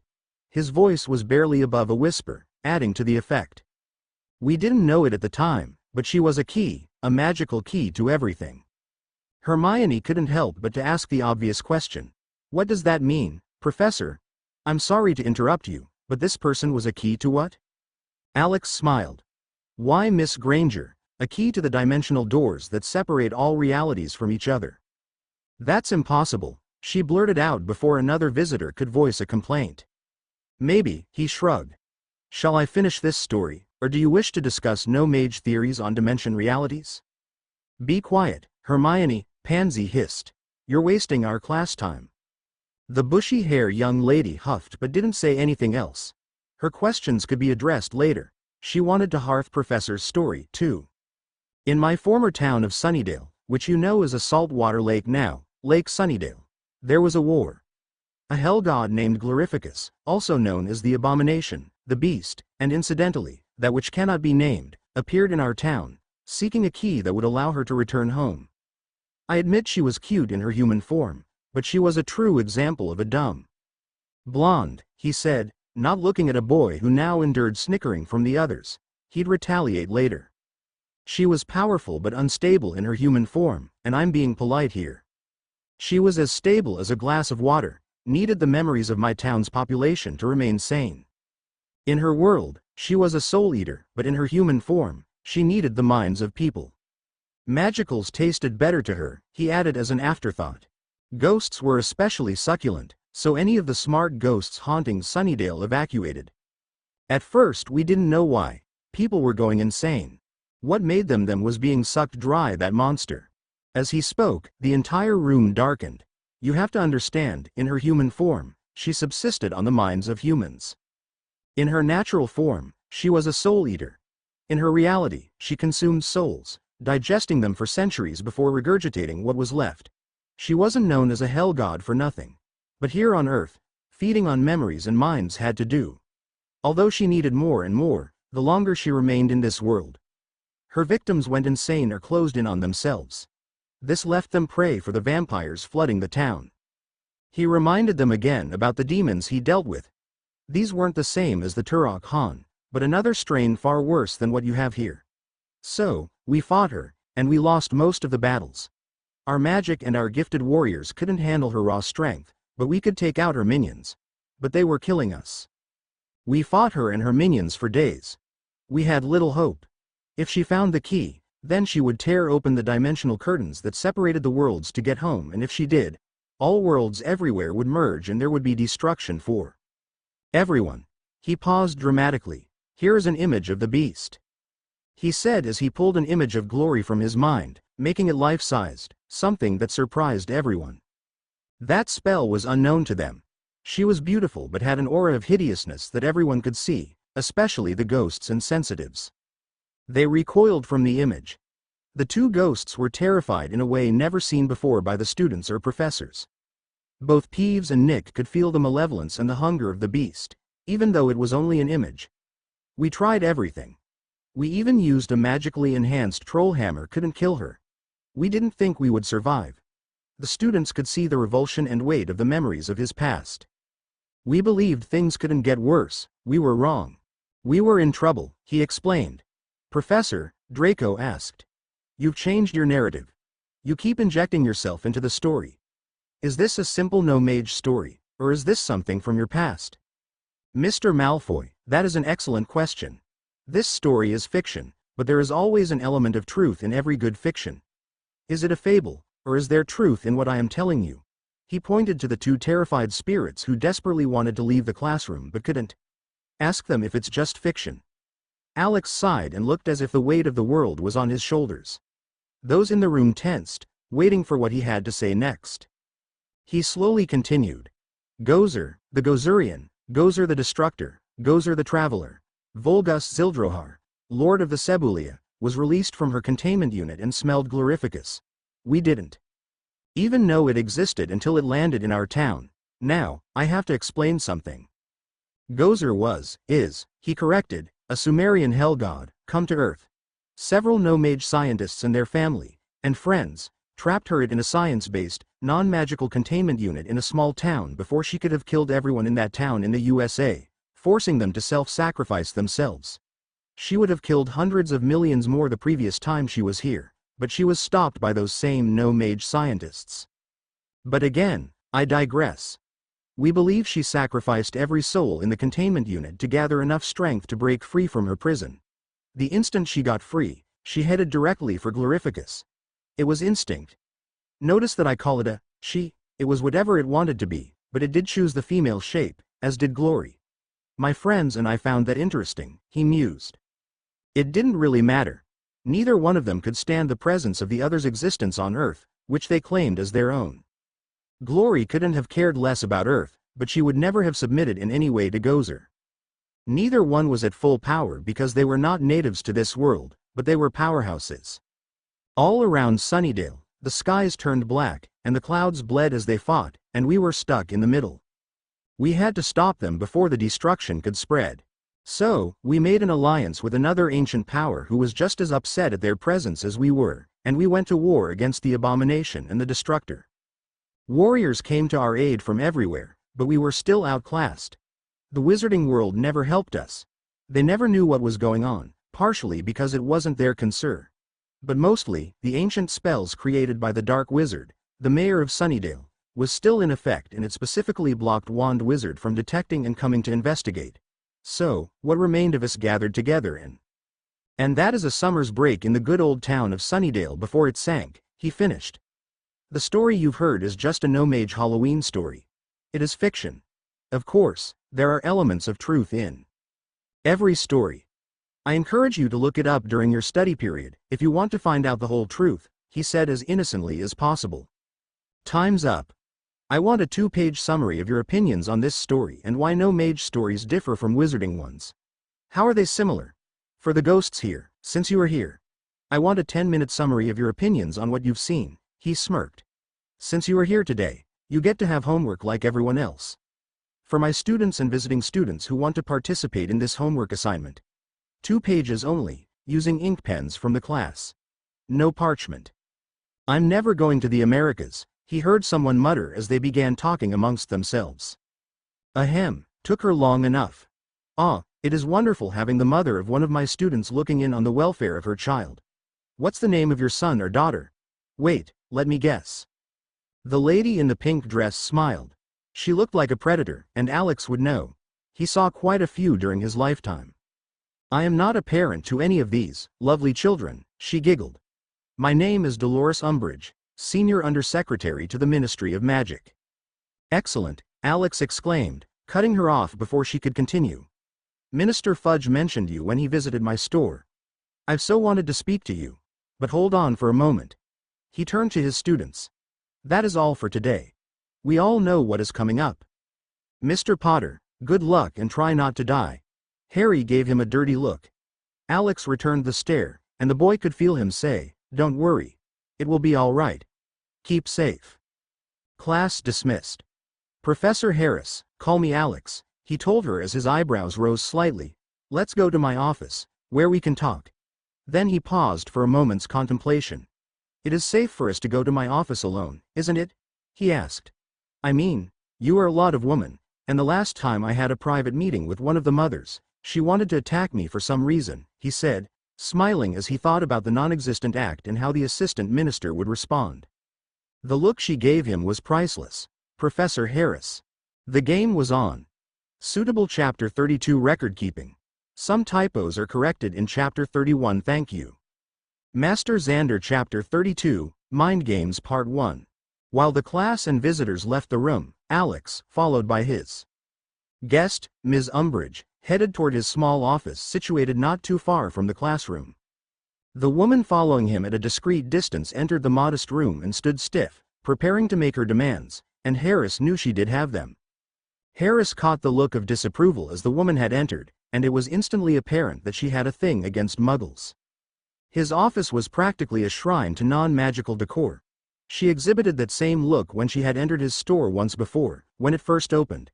Umbridge hadn't introduced herself then, even going out of her way not to come close to him or Serene, as she casually inspected the store, but he remembered her quite well, although he had no intention of letting on. The woman's face reeked of disapproval, but before she could say anything, Alex invited her to sit on a very strange, comfortable-looking chair and offered her a hot beverage. He was an American, so what did he know about proper hot beverages? But she was curious. Is this a muggle chair? She asked. Umbridge couldn't quite keep the contempt out of her voice. Why yes, it is a no-mage, he answered. It's very relaxing for the back. Cautiously, she sat down, dubious about her safety. Although she didn't show it, she was pleased by its feel. She was surprised by that and was displeased by the fact. Taking a breath, she prepared to begin. However, Alex jumped in before she could begin. Now, I have several tea blends you might like before we start. Personally, I've been drinking hot chocolate lately, he explained easily. I'm trying to get away from drinking too much coffee. Smiling politely, she accepted a small cup of English tea made by some muggle machine she never knew existed. It looked ungainly and completely muggle, but despite her distaste of the machine, the tea itself was exceptionally good. Taking another sip, she started once more. We at the Ministry have heard some rather disturbing rumors concerning your class curriculum, and the things you have been teaching, she announced. I am here to evaluate and report my findings to the Ministry of Magic about some of the things you are teaching and to determine the validity of this class at Hogwarts. I am also here to make suggestions concerning the class for all concerned. The woman giggled and actually giggled a second time. Alex immediately recognized the false attempts at innocence this woman was trying and failing miserably to portray. Wow. That was a mouthful, he said. So basically, you're checking me out. Her false smile faltered a bit. Crudely put, but yes, there are some, shall we say, events we have heard that seem fantastic and far beyond the abilities of muggles to achieve. So, to clarify our understanding of these rumors, we have several questions we want you to answer. Alex looked at her intently, interested in what she had to say. The concern in his eyes threw her off. The woman expected him to respond defensively. He should have been intimidated, and he didn't seem worried about her presence or her upcoming inquisition. That bothered her. He looked so intent, Dolores felt uncomfortable. He smiled inwardly. Anya always hated when he did that. She always claimed that he looked like an evil rabbit ready to pounce. She had a fear of rabbits and, to his chagrin, She had never fully explained why she feared them so. Ask away, Mrs. Umbridge. My name is Dolores Umbridge, Senior Undersecretary to the Ministry of Magic. Please address me accordingly, as this is an official visit. Okay, sorry, he answered, Senior Undersecretary to the Ministry of Magic. Got it? His devilish smile irritated her a bit. She couldn't tell if he was insulting her or not. Sounds like a bit too much, doesn't it? May I call you Mrs. Undersecretary Minister? She frowned, then relented, conceding the point. She gave him one of the most chilling smiles he'd seen in a long time. It would have done Umar the Unrelenting proud. These moving pictures, cinematic movies presented on enhanced 8K EU DVD media shown on a widescreen television, he supplied helpfully. Yes. Are they Muggle-made and was magic involved in their creation? Yes, but only the power source needed to operate the systems in the school environment. It's called Wi-Fi. Non-magical people and equipment are used to produce movies. No magic was involved, unless you consider movie magic as magic, which it is not. The term, movie magic, doesn't refer to magic as much as special effects, combined with sound, music, visuals, and the actors performing their crafts. Movies are quite popular in their world. No real magic was or is involved in making movies. The woman was scrutinizing him carefully. Parts of his answer eluded her, but he seemed honest to her with his answer. But she was surprised by Muggle capability. Then how is it that mere Muggles can do this? She asked. She expected him to lie, and then she would pounce. It was a skill she developed when she was a younger woman. Men were so weak-willed. There is also a rumor that you have implied that Muggles have magical cores. She half laughed, half snarled. Why are you teaching such nonsense? Alex thought for a moment as he formulated an answer. Wizards in America have discovered something remarkable. Every human in the world has a magical core. It allows them to do remarkable things. That is not true, the assistant minister practically shrieked. Yes, it is, Alex gently countered. Every word he said was measured, laced with as much innocence and humor as he could muster. Their cores exist, but are different, function differently. Wizarding magic is beyond them, but it gives them other skills, and wizards don't notice, he explained. But that isn't what you want to hear, and to answer your other question you haven't asked yet. The answer is yes. Non-magicals do know about magic and magical worlds that wizards don't have a clue about. He gave her his best puppy dog look to counter the rising fury etching the woman's face. You would have to live in their world to see the magic that surrounds them. That very thought revolted her. That is impossible, she hissed. Just as wizards keep their magical works a secret from the non-magicals. You mean Muggles, the woman corrected. I mean non-magicals, he corrected to her disdain. I'm American, not British, whether I am here in this country or not. Surprised, she felt infuriated by his defiance. Calming herself, she chose not to strive to dominate him like she would normally do, yet he was trying to make her feel sorry for him and she was fighting it. He was just too nice. Mrs. Undersecretary Minister of Magic, he started. I am not married, she huffed. If you must, please call me Undersecretary Umbridge. He smiled and said, thank you, Undersecretary Umbridge. Wait. He paused for a moment. You're not married? She flushed. My work keeps me busy, she answered a little too quickly. I haven't time for such frivolity. Alex looked shocked. I'm surprised, he exclaimed, a touch louder than she expected him to. His voice was always so soft. I imagine some wizard would have swept you up and carried you away a long time ago. He looked at the desk as if he couldn't conceive of such a possibility. Dolores stared at him, speechless. Why was he so surprised? More importantly, what was he thinking? Why would her being unmarried be so shocking to him? Once again, this man had piqued her curiosity. This American was so strange. Harris continued as if he hadn't noticed. The non-magical world knows much more than you imagine, he told her. He snapped his fingers, and she jumped. Let me show you, he whispered. The wizards here can pull memories from their mind to show them to others. I learned a different technique that will show you in detail. What I mean about magic unknown to wizards that are the privy to non-magicals. Umbridge cautiously eyed him. The man was challenging her, daring her to say, no. Her first instinct was to decline, but she couldn't say the word. She wanted to see what was in the American's memories and here he was. offering them to her on a silver platter. Try as she might, she couldn't see any traps. The man was pure Gryffindor and didn't have a dishonest bone in his body, not compared to any true Slytherin like herself. No, she wasn't afraid, just nervous. What does this spell involve? It's a form of legitimacy, but I will transfer my thoughts and memories of specific events directly to you by touch. I warn you. It feels very intimate, and for your privacy, it's only one way. You will be able to see and hear my thoughts, but I won't hear yours unless you allow me to, he smirked. The question is, are you woman enough to handle it if you want to see the truth? How dare you? She was insulted, but very intrigued. There wasn't any real venom in her retort. She could handle anything he could throw at her. She, however, wouldn't give in too easily. Why can't you simply pull the memory out and display it like you did with the giant ants? Ah, she heard about that. Her sources are good, he surmised. I can convey so much more to give you answers. The question is, can you trust me? How badly do you want to know the truth, and are you the woman I think you are? A chill went down her spine. This interview was going in a completely different direction than planned, but this presented an opportunity. She could have her answers if she could properly manipulate him. She didn't trust him, but Minister Fudge would need to know, and he would reward her if she could pull this off. She thought about it hard. This is a one-way spell, Alex helpfully added. What does this spell involve? It's a form of legitimacy, but I will transfer my thoughts and memories of specific events directly to you by touch. I warn you. It feels very intimate, and for your privacy, it's only one way.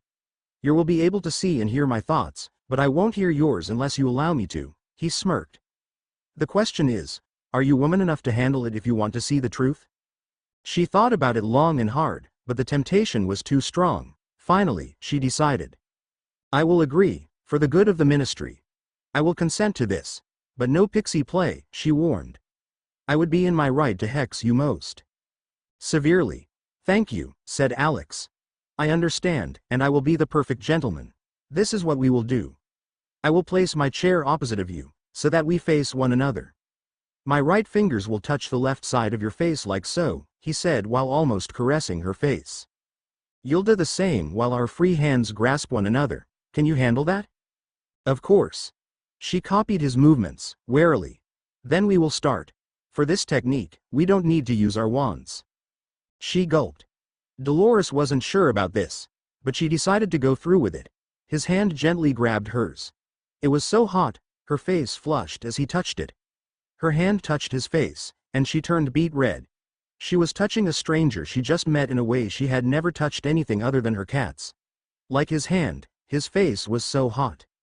He pretended not to notice, being all business. Ready? Yes. Here we go, he said to her. My mind to your mind. My thoughts to your thoughts. It took a lot for him to stay in control.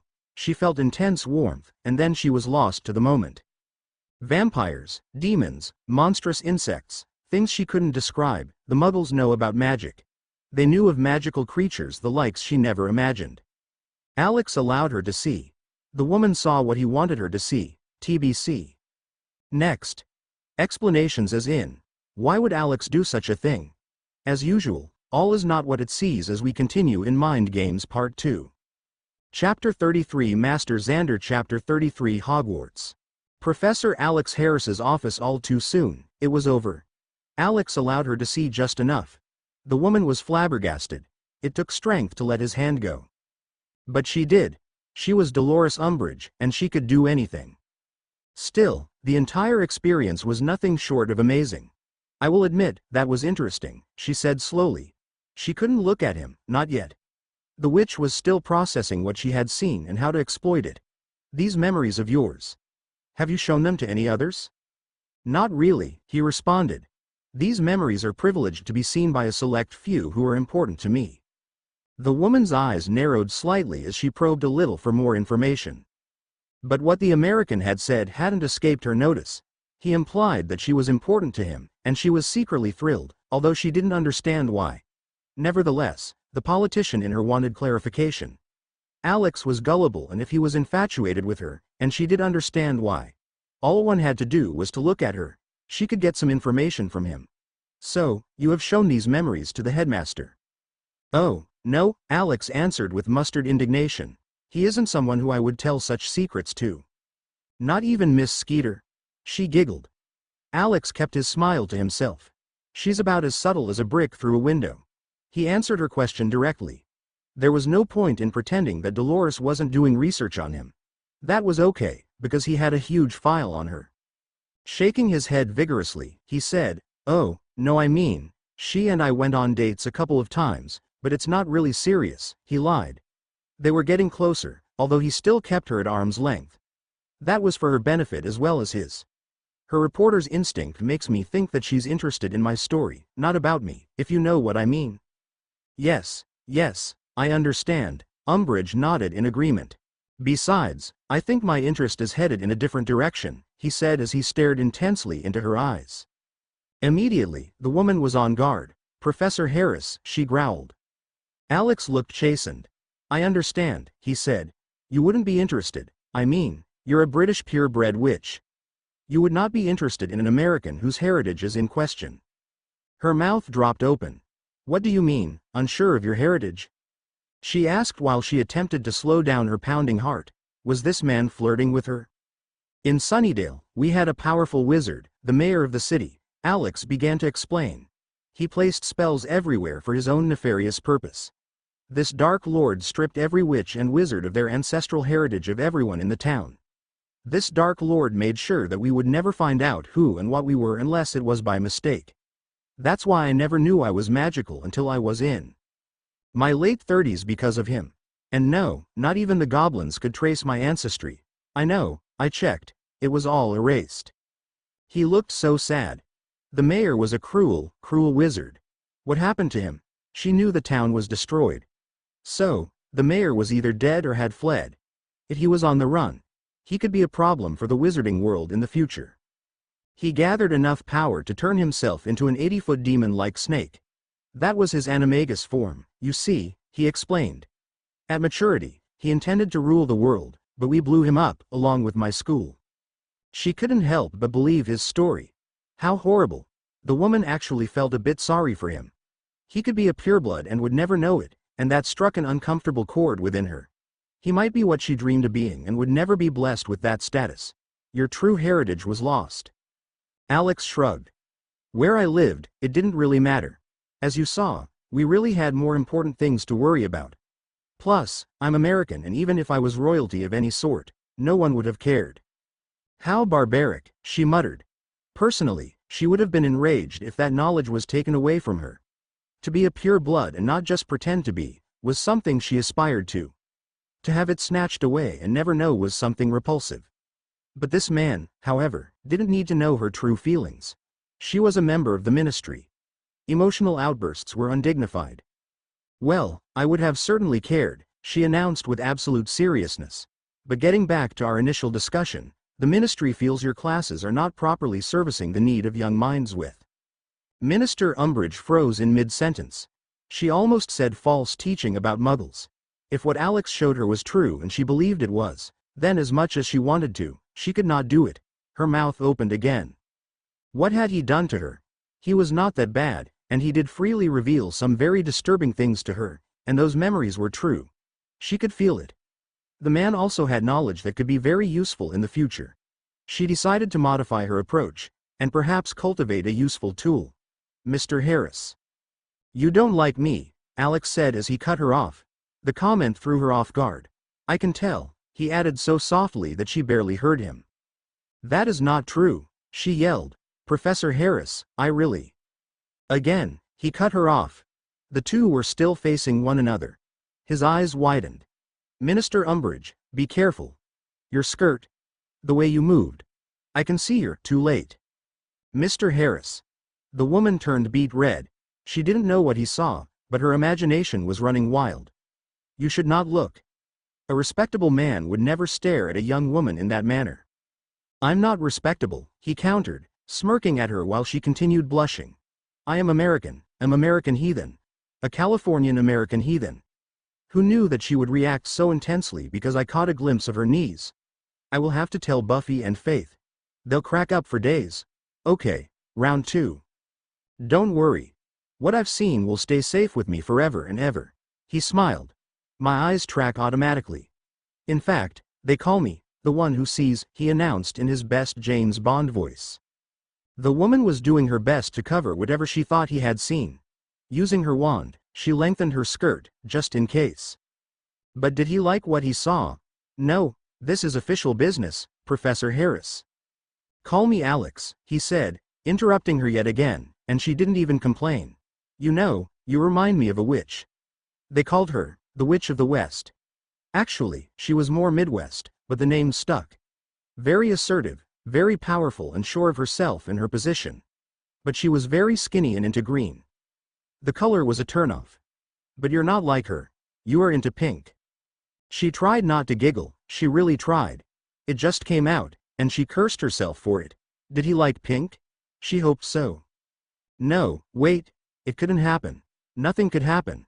Her mind was made up. Her mind rebelled. Do you like pink? There, her humiliation was complete. She had to get away from this man. Yes, I like pink, he answered. Now he looked dangerous, and her heart fluttered. In California, we have a lot of beautiful women, but most of them are too skinny. I am older now, more mature. I think I am interested in a more full-bodied woman, one with meat on her bones. It took everything he had not to wiggle his eyebrows. Mr. Harris. Dolores flushed. Stay back or I will hex you. Alex never moved from his chair and neither had she. But she felt as if he were chasing her, running her down. This was so wrong. But her heart was racing. This was so exhilarating. She had to get away. She had to think. Her whole purpose for speaking to him was ruined. Merlin's blood. We will have to continue this meeting at another time, she stuttered. When? I will make arrangements, she responded very politely. She stood up and shook his hot hand. It took strength to let it go. He was a tool, nothing more. Right? Alex watched her go. Dolores was dangerous. She had the same personality as Anya in the old days. The woman thought she was using him, but she was wrong. It was the reverse. She would be the one to come after him and Serene. Now, however, he was beginning to cultivate a contact in the ministry. But as was pounded into his brain time and time again when he was young, playing with one's emotions was always the most dangerous game. He was older now, and very used to playing with monsters. Chapter 34 Master Xander Chapter 34 Weasley Manor. Before you try to stuff me with food again, Mrs. Weasley, I want to go through our lessons again, drawled Alex. I picked 3 of your children for the training, but before I do anything I want to teach you the basics to you both. I can't do that right now if you try to force me to eat first. If worse comes to worse, then we'll do this at my place. Molly blanched. I do not want to study with all of those magical creatures flying around looking at me, grumbled the woman. It's embarrassing and makes me feel like I'm at Hogwarts again. Me, at my age? Well then, no cooking until after this lesson. Alex responded with just a touch of mirth. Before we start with lesson 3, let's do a fast recap. Wizards and witches in this world have a magical core. Let me correct myself. Everyone in this world has a magical core, but it is accessed differently. Some can access and use magic. Others cannot. You use wands, or in very rare cases staffs, as a focus for your magic. If a wand isn't used, then it is called wandless magic or sorcery. I disagree with the way that term is defined, but I will not argue about that now. Dumbledore uses wandless magic and is considered one of the greatest wizards as well as one of the greatest sorcerers in the world. Your magic comes from within, and because of that, I am teaching you how to use some of that magic without your wands. Now, because you're so old, he smiled, it may take a little longer to get it, which is why I have been teaching you meditation techniques, how to feel your magical cores, literally communicate with it, and finally be able to expand and begin to use it, using your body as a focus rather than the wand. This will do 3 things for you. First, you will not need to use your wands in time if you choose not to. Second, you are in control of your core, and no outside forces can bind your cores unless you allow them to. And lastly, your core acts as a mental backup. You cannot be memory wiped as your cores keep what is you, inside it as a backup. That backup is always being renewed. That means your capacity to retain memories will significantly increase.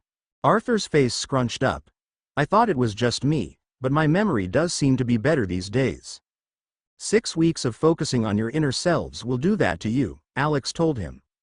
Like Serene, You both are born to magic. Let's do a simple test. I want you to concentrate and create a portal from here to connect to my home in London. You've seen me do it lots of times and you've seen my hand movements.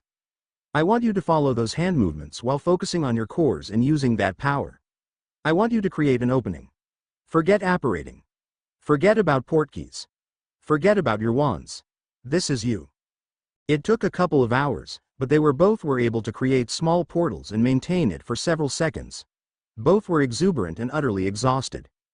Excellent, my students, beamed Alex. That was a great start, better than me when I first tried, with an external focus. That was true wandless magic. Now, I want you to keep practicing on this. In about a week, it will become second nature and you will not get tired, and the spell will be almost instantaneous. Naturally, this will be the last technique that I will teach the boys. Why? Asked Molly. A second later, she gasps, they wouldn't. Alex shrugged. They're boys. No girl's dorm would be safe, not with their imagination and that ability. I have to place some limiters on them temporarily for their own safety, as well as the girls. Despite being exhausted, Molly cooked a sumptuous meal and Alex showed his appreciation by consuming every morsel.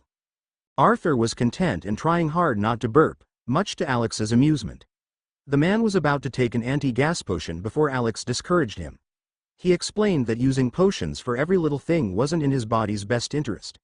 Non-magicals discovered that using medicines for every little ailment caused more problems and addictions than they cured, and magical potions followed the same pattern.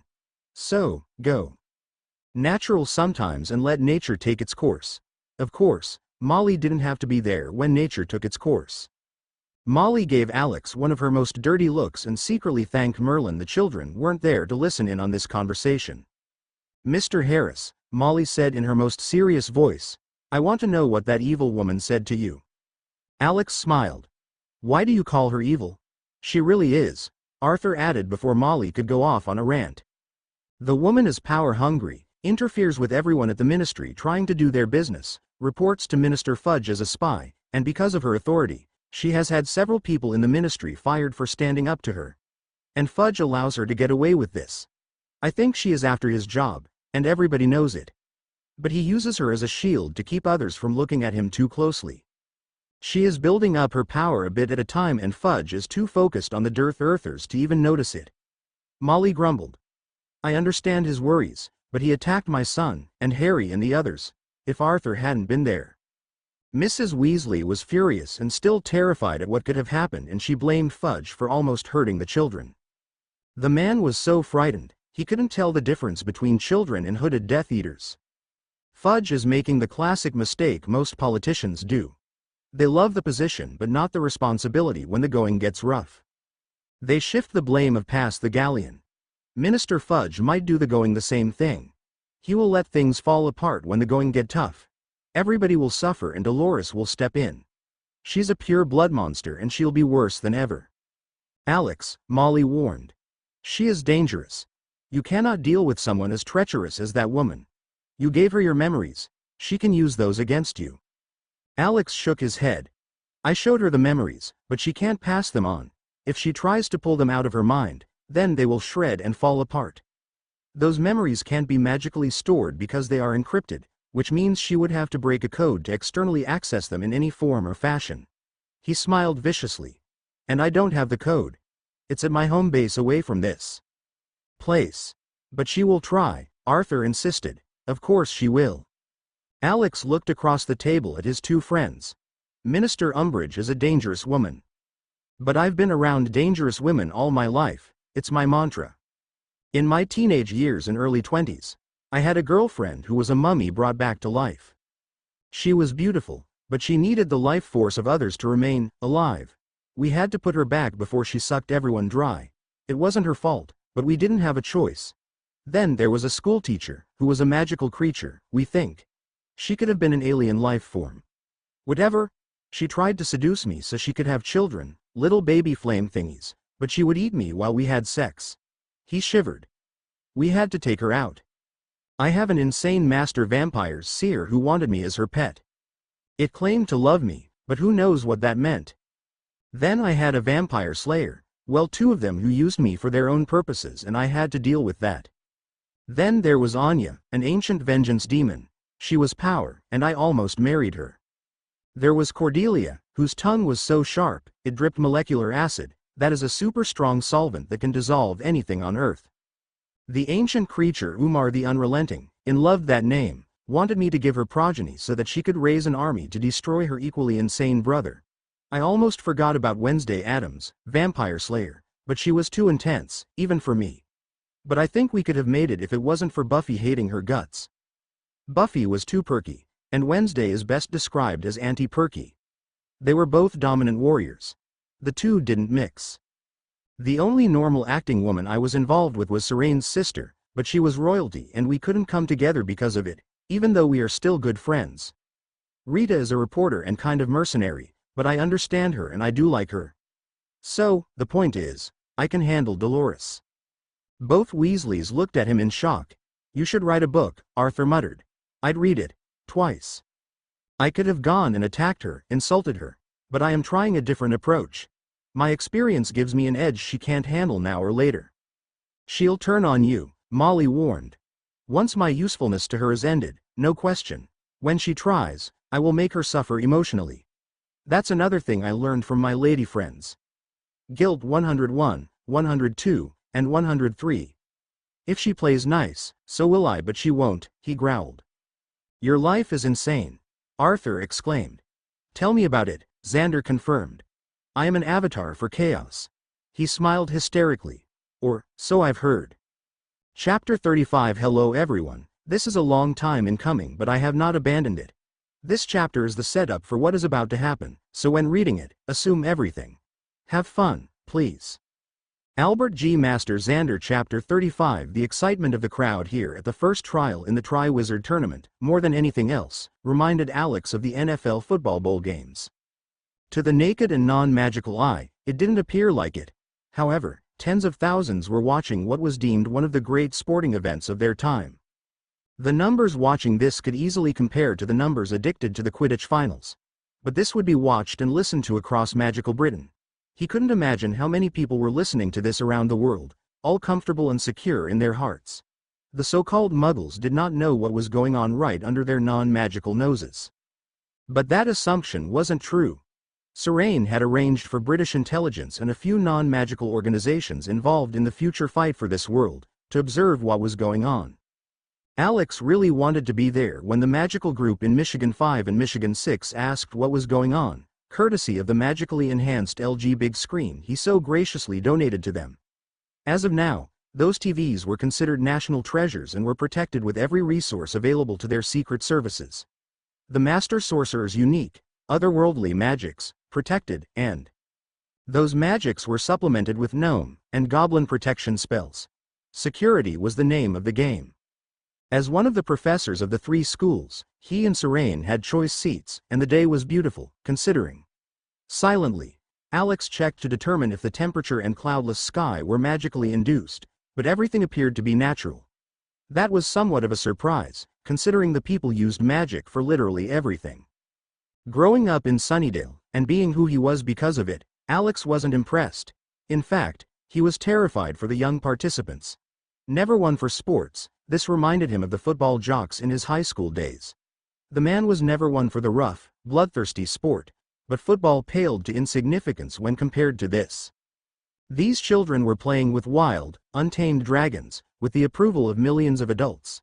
Those children could die or be so injured that none of their magics, potions or otherwise, could repair the injuries. It reminded him of the gladiator games of old and he wasn't impressed. Twice his power flared and twice Dumbledore looked at him, warning him to not interfere. Gritting his teeth, he sat there, looking hostile. McGonagall glared at him a couple of times after the first successful trial, knowing how he felt and also silently urging him not to do anything. This was their world, and he had to honor their cultural norms, whether he approved of it. But it was difficult for him when he saw the children being placed in danger for the sake of entertainment. Serene, however, was interested, and it didn't bother her. He knew why. These trials weren't much different from the games at her home. She also glared at him, almost daring him to do something. Working with Xander, trying to curb this almost overpowering instinct, was one of Agamotto's greatest challenges when training him. Alexander, an avatar for change, combined with being with and working with the Slayer, another anointed champion, turned out to be a stimulating challenge that the powers were still trying to rein in. The powers weren't overly concerned because he possessed advantages they couldn't ignore and had no desire to crush. Being an anointed champion of chaos and a protector of man was in his blood, and seeing events like this called for him to jump in and help. Agamotto and Hoggoth spent a lot of time and energy resting from some of those sessions, which, again, Janice found hilarious. Eventually, they conceded defeat, but vowed to keep those instincts from destroying the world they were trying to save. Each one of the Triwizard champions suffered some level of injury, all of which could be easily healed. But for Alex, therein lay the danger. Magic healed, but it also induced the magicals to participate in more dangerous stunts. The specter of death was all too real. But the crowd loved it. All too soon, it was time for the last champion to attempt to retrieve the golden egg. Harry looked frightened, but determined. Compared to the others, the boy looked so frail. Nevertheless, Alex saw the physical changes in the boy as good food, puberty and a few friends had done to him over the last couple of years. He had grown a little taller, had gained a bit of weight, and looked physically better than when Alex had first seen him. His participation in sports had helped as well. But he still looked little for his age. He stepped onto the field and the cheering began. The dragon he was trying to steal the golden egg from was also screaming, but for an entirely different reason. The wild animal eyed the young wizard carefully, acknowledging him as a threat to her egg clutch. This particular species was a devil of a beast, even at the best of time. The thing could be best described as a mini Godzilla in a perpetual bad mood. All dragons in this world were dangerous, but this species of wild dragon was in a league of its own. The crowd watched as the final contestant tricked the dragon and grabbed his prize. Success. But then something happened. The chain keeping the dragon from unrestricted movement snapped. That should have been impossible. The chains, as with everything else, were a magical construct. No way should it have failed to hold the dragon. Now Harry was on his broom, flying for his life as an enraged dragon followed, seeking what she believed to be her stolen egg, and to seek vengeance upon the creature who dared steal one of her unborn children. And all the crowd did was watch as the boy flew for his life, trying to outfly a monster. Alex's face was a cross between horrified and incensed. Serene was holding his hand, trying to calm him down and keep him from interfering. A supremely worried Dumbledore was also silently warning Alex while trying to focus his own magic on what was happening with Harry. In essence, he was silently begging the man not to interfere. Harry had obtained his prize. Now he had to keep it. Others were watching the events happening with Harry as well. Dolores Umbridge was having the time of her life. Alex could see the bloodlust in her eyes every time something happened. It wasn't just Harry's predicament, but for all of the champions. Twice, he caught her watching him like a piranha looking at a tasty snack. The stares didn't last long. Just long enough to make eye contact. Alex just smiled and pretended everything was normal. Well, that part of his plan had worked. She was definitely interested. For the life of him, she looked like an evil Mrs. Bucket, or as that character liked to call herself, Bouchette. But the Bucket Woman never exhibited the darkness that oozed from every pore of Dolores' body. In her own way, the woman was flirting with him. Even her flirting felt evil. But the looks of suppressed desire only lasted a moment as her craving to see blood and hurt took over, because she didn't want to miss anything. Other than his direct observations about the witch, he wasn't sure about her ultimate motivations for Hogwarts and Harry, in particular. The woman was the definition of the word racist, and without realizing it. She appeared to want to embarrass Dumbledore, hoping that something would happen that would lessen his hold on the school. Alex had no doubts that Minster Fudge had complained to her, in one way or another, about the headmaster's authority. The man was showing some signs of jealousy of Dumbledore's political authority. The attack by the Death Eaters earlier had weakened his own power, and he who controlled Hogwarts controlled power. Being an insecure man, he was becoming increasingly jealous of Albus. For Albus, the micromanager, his ability to maneuver around the political pitfalls that increased each year frightened the minister. Fudge was jealous and afraid for his job.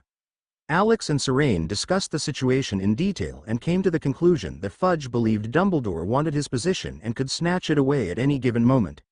Fudge was in effect his political enemy now, although he didn't fully realize it yet. but Umbridge did because Fudge's situation affected her own political position and goals. Dolores saw the same writing on the wall that Fudge had, and she exploited his weakness for her own purposes. A death so early in the tournament would be the perfect vehicle for Fudge to ascend in political power, by attacking Dumbledore for any incident that happened, and Dolores would be right there supporting his every move. Fudge's victories were hers, and eventually she would replace him when his weakness as a man finally caught up with him. That was her long-term plan. With Harry Potter's imminent injury or death, a matter of moments away, things couldn't have gone better. If the boy died, she'd be ecstatic, although she would try her best to mourn the death or dismemberment of the boy who lived. To say that she had anything to do with the broken chain was inaccurate, but she was more than pleased by the results. The Potter child was someone she loathed. He represented chaos. Something she could not stand. He always seemed to be in the middle of some incident involving Hogwarts, and as he had gotten older, he had started spreading lies about he who must not be named returning. No one believed him, but his continued hints were becoming more pronounced. The Dark Lordief was dead and not coming back. Fudge was terrified that he might still be alive, and Dolores constantly reassured him that it was impossible. If her boss feared the Dark Lord's return, then it was her duty to make sure he was comforted in his almost frantic denials. She would protect him and thereby keep her position secured. She'd support him, even if it killed him. Alex would deal with her later when he needed to. Right now, he was struggling mightily to keep from jumping up and keeping Harry from becoming toasted. While Alex was worried about Harry and making goo-goo eyes with that witch in pink, Serene was concentrating on Severus Snape.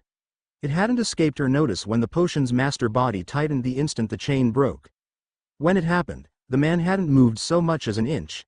However, she saw the signs. His face tightened, and for the briefest moment, his hand slowly closed into a fist, and she believed his other hand was moving towards his wand. The hand never reached his wand. It didn't surprise her in the least. The man, despite his outward facade, did care for his students, and apparently, he was concerned for Harry. Her own eye of Agamotto gave her clues of what the man truly was without her having to scan him in detail. His mental shields were very strong, but one didn't have to break through a brick wall when one could slip around it just as easily. Her magic and that of Alex's were different, and unknown to this world, and, as such, the native spells were vulnerable. The reverse was true also, but unless they knew about her magic, she had the advantage. Ron and Hermione's reactions were interesting, and she was careful to make note. Her and Alex would have to talk about what she observed later. The girl's reaction was normal. Ron's reaction was that of a 12-year-old, which, to be fair, he wasn't that far from. But she could sense it. Something was off. His jealousy of Harry was too intense lately. It could have been natural, even though he was Harry's best friend. However, in light of the fact that his parents were drugged by a certain headmaster, she would investigate Ron and the twins to determine if they weren't drugged as well. She grimaced. Dumbledore had a thing for using loyalty potions on people he considered friends and allies. It was a good thing he hadn't tried it on Alex or herself. Ginny, sitting next to her father, looked like she was going to die. It was so cute and horrible at the same time. The girl was paralyzed, staring at the dragon climb towards Harry at the tower via her father's magical V-Zone spells, allowing her to see everything. The young one had a crush on Harry, it being so intense that Serene was surprised that the girl hadn't melted from the heat of passion. Beware Harry, she thought. That one was coming after you. Molly was unaware of her daughter's predicament.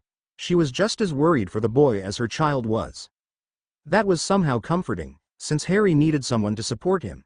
He had gone through so much in his young life and needed the support.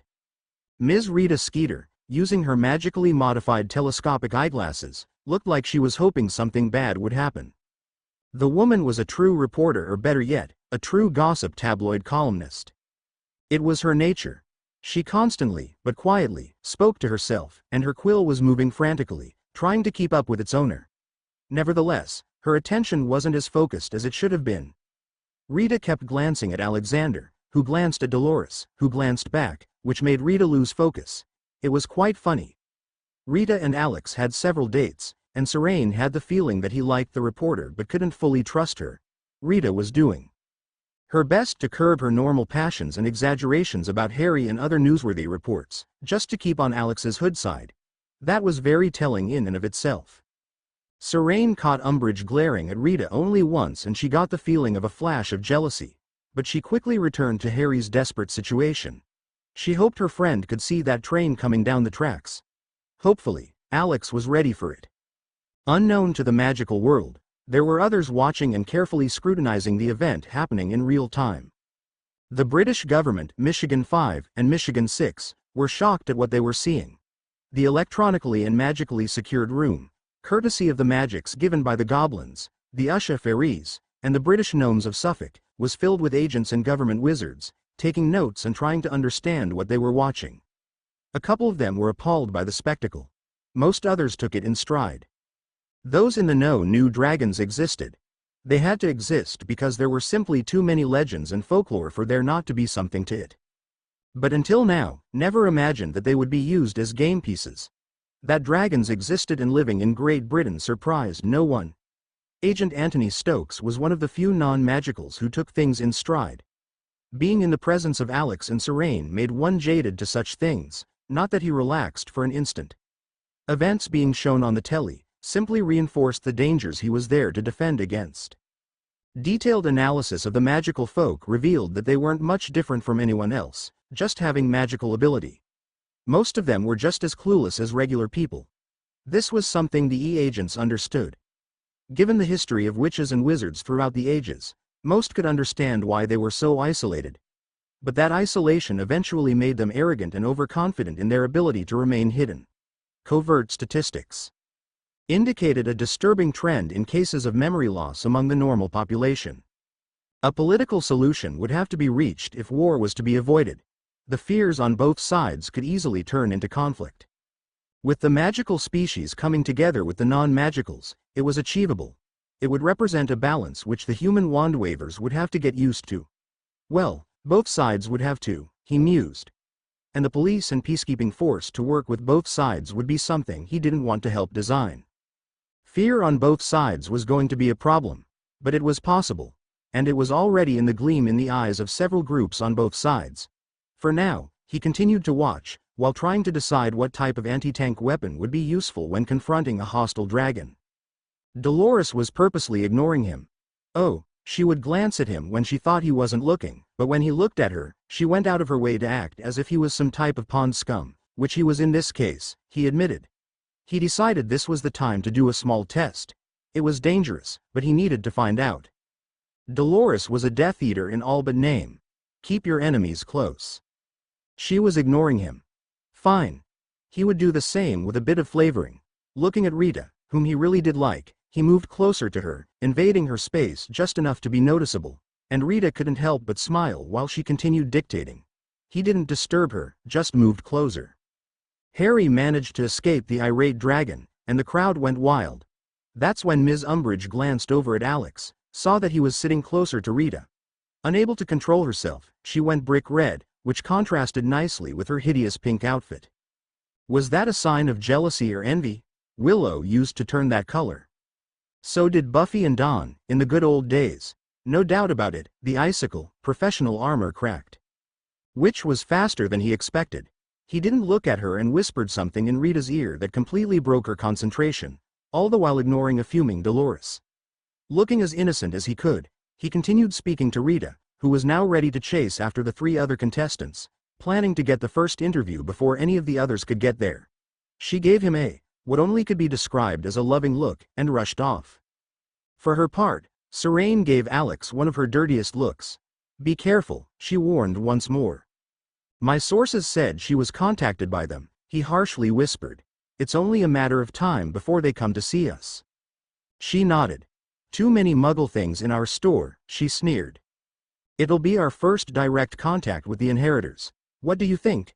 Questions, or intimidation? I think they'll sniff around again like they did last time. They checked out the landscape. This time, I suspect it will be intimidation. When Harry was finally declared safe, with prize in hand, everyone clapped and cheered. Alex had as well, as much from pride as from sheer relief.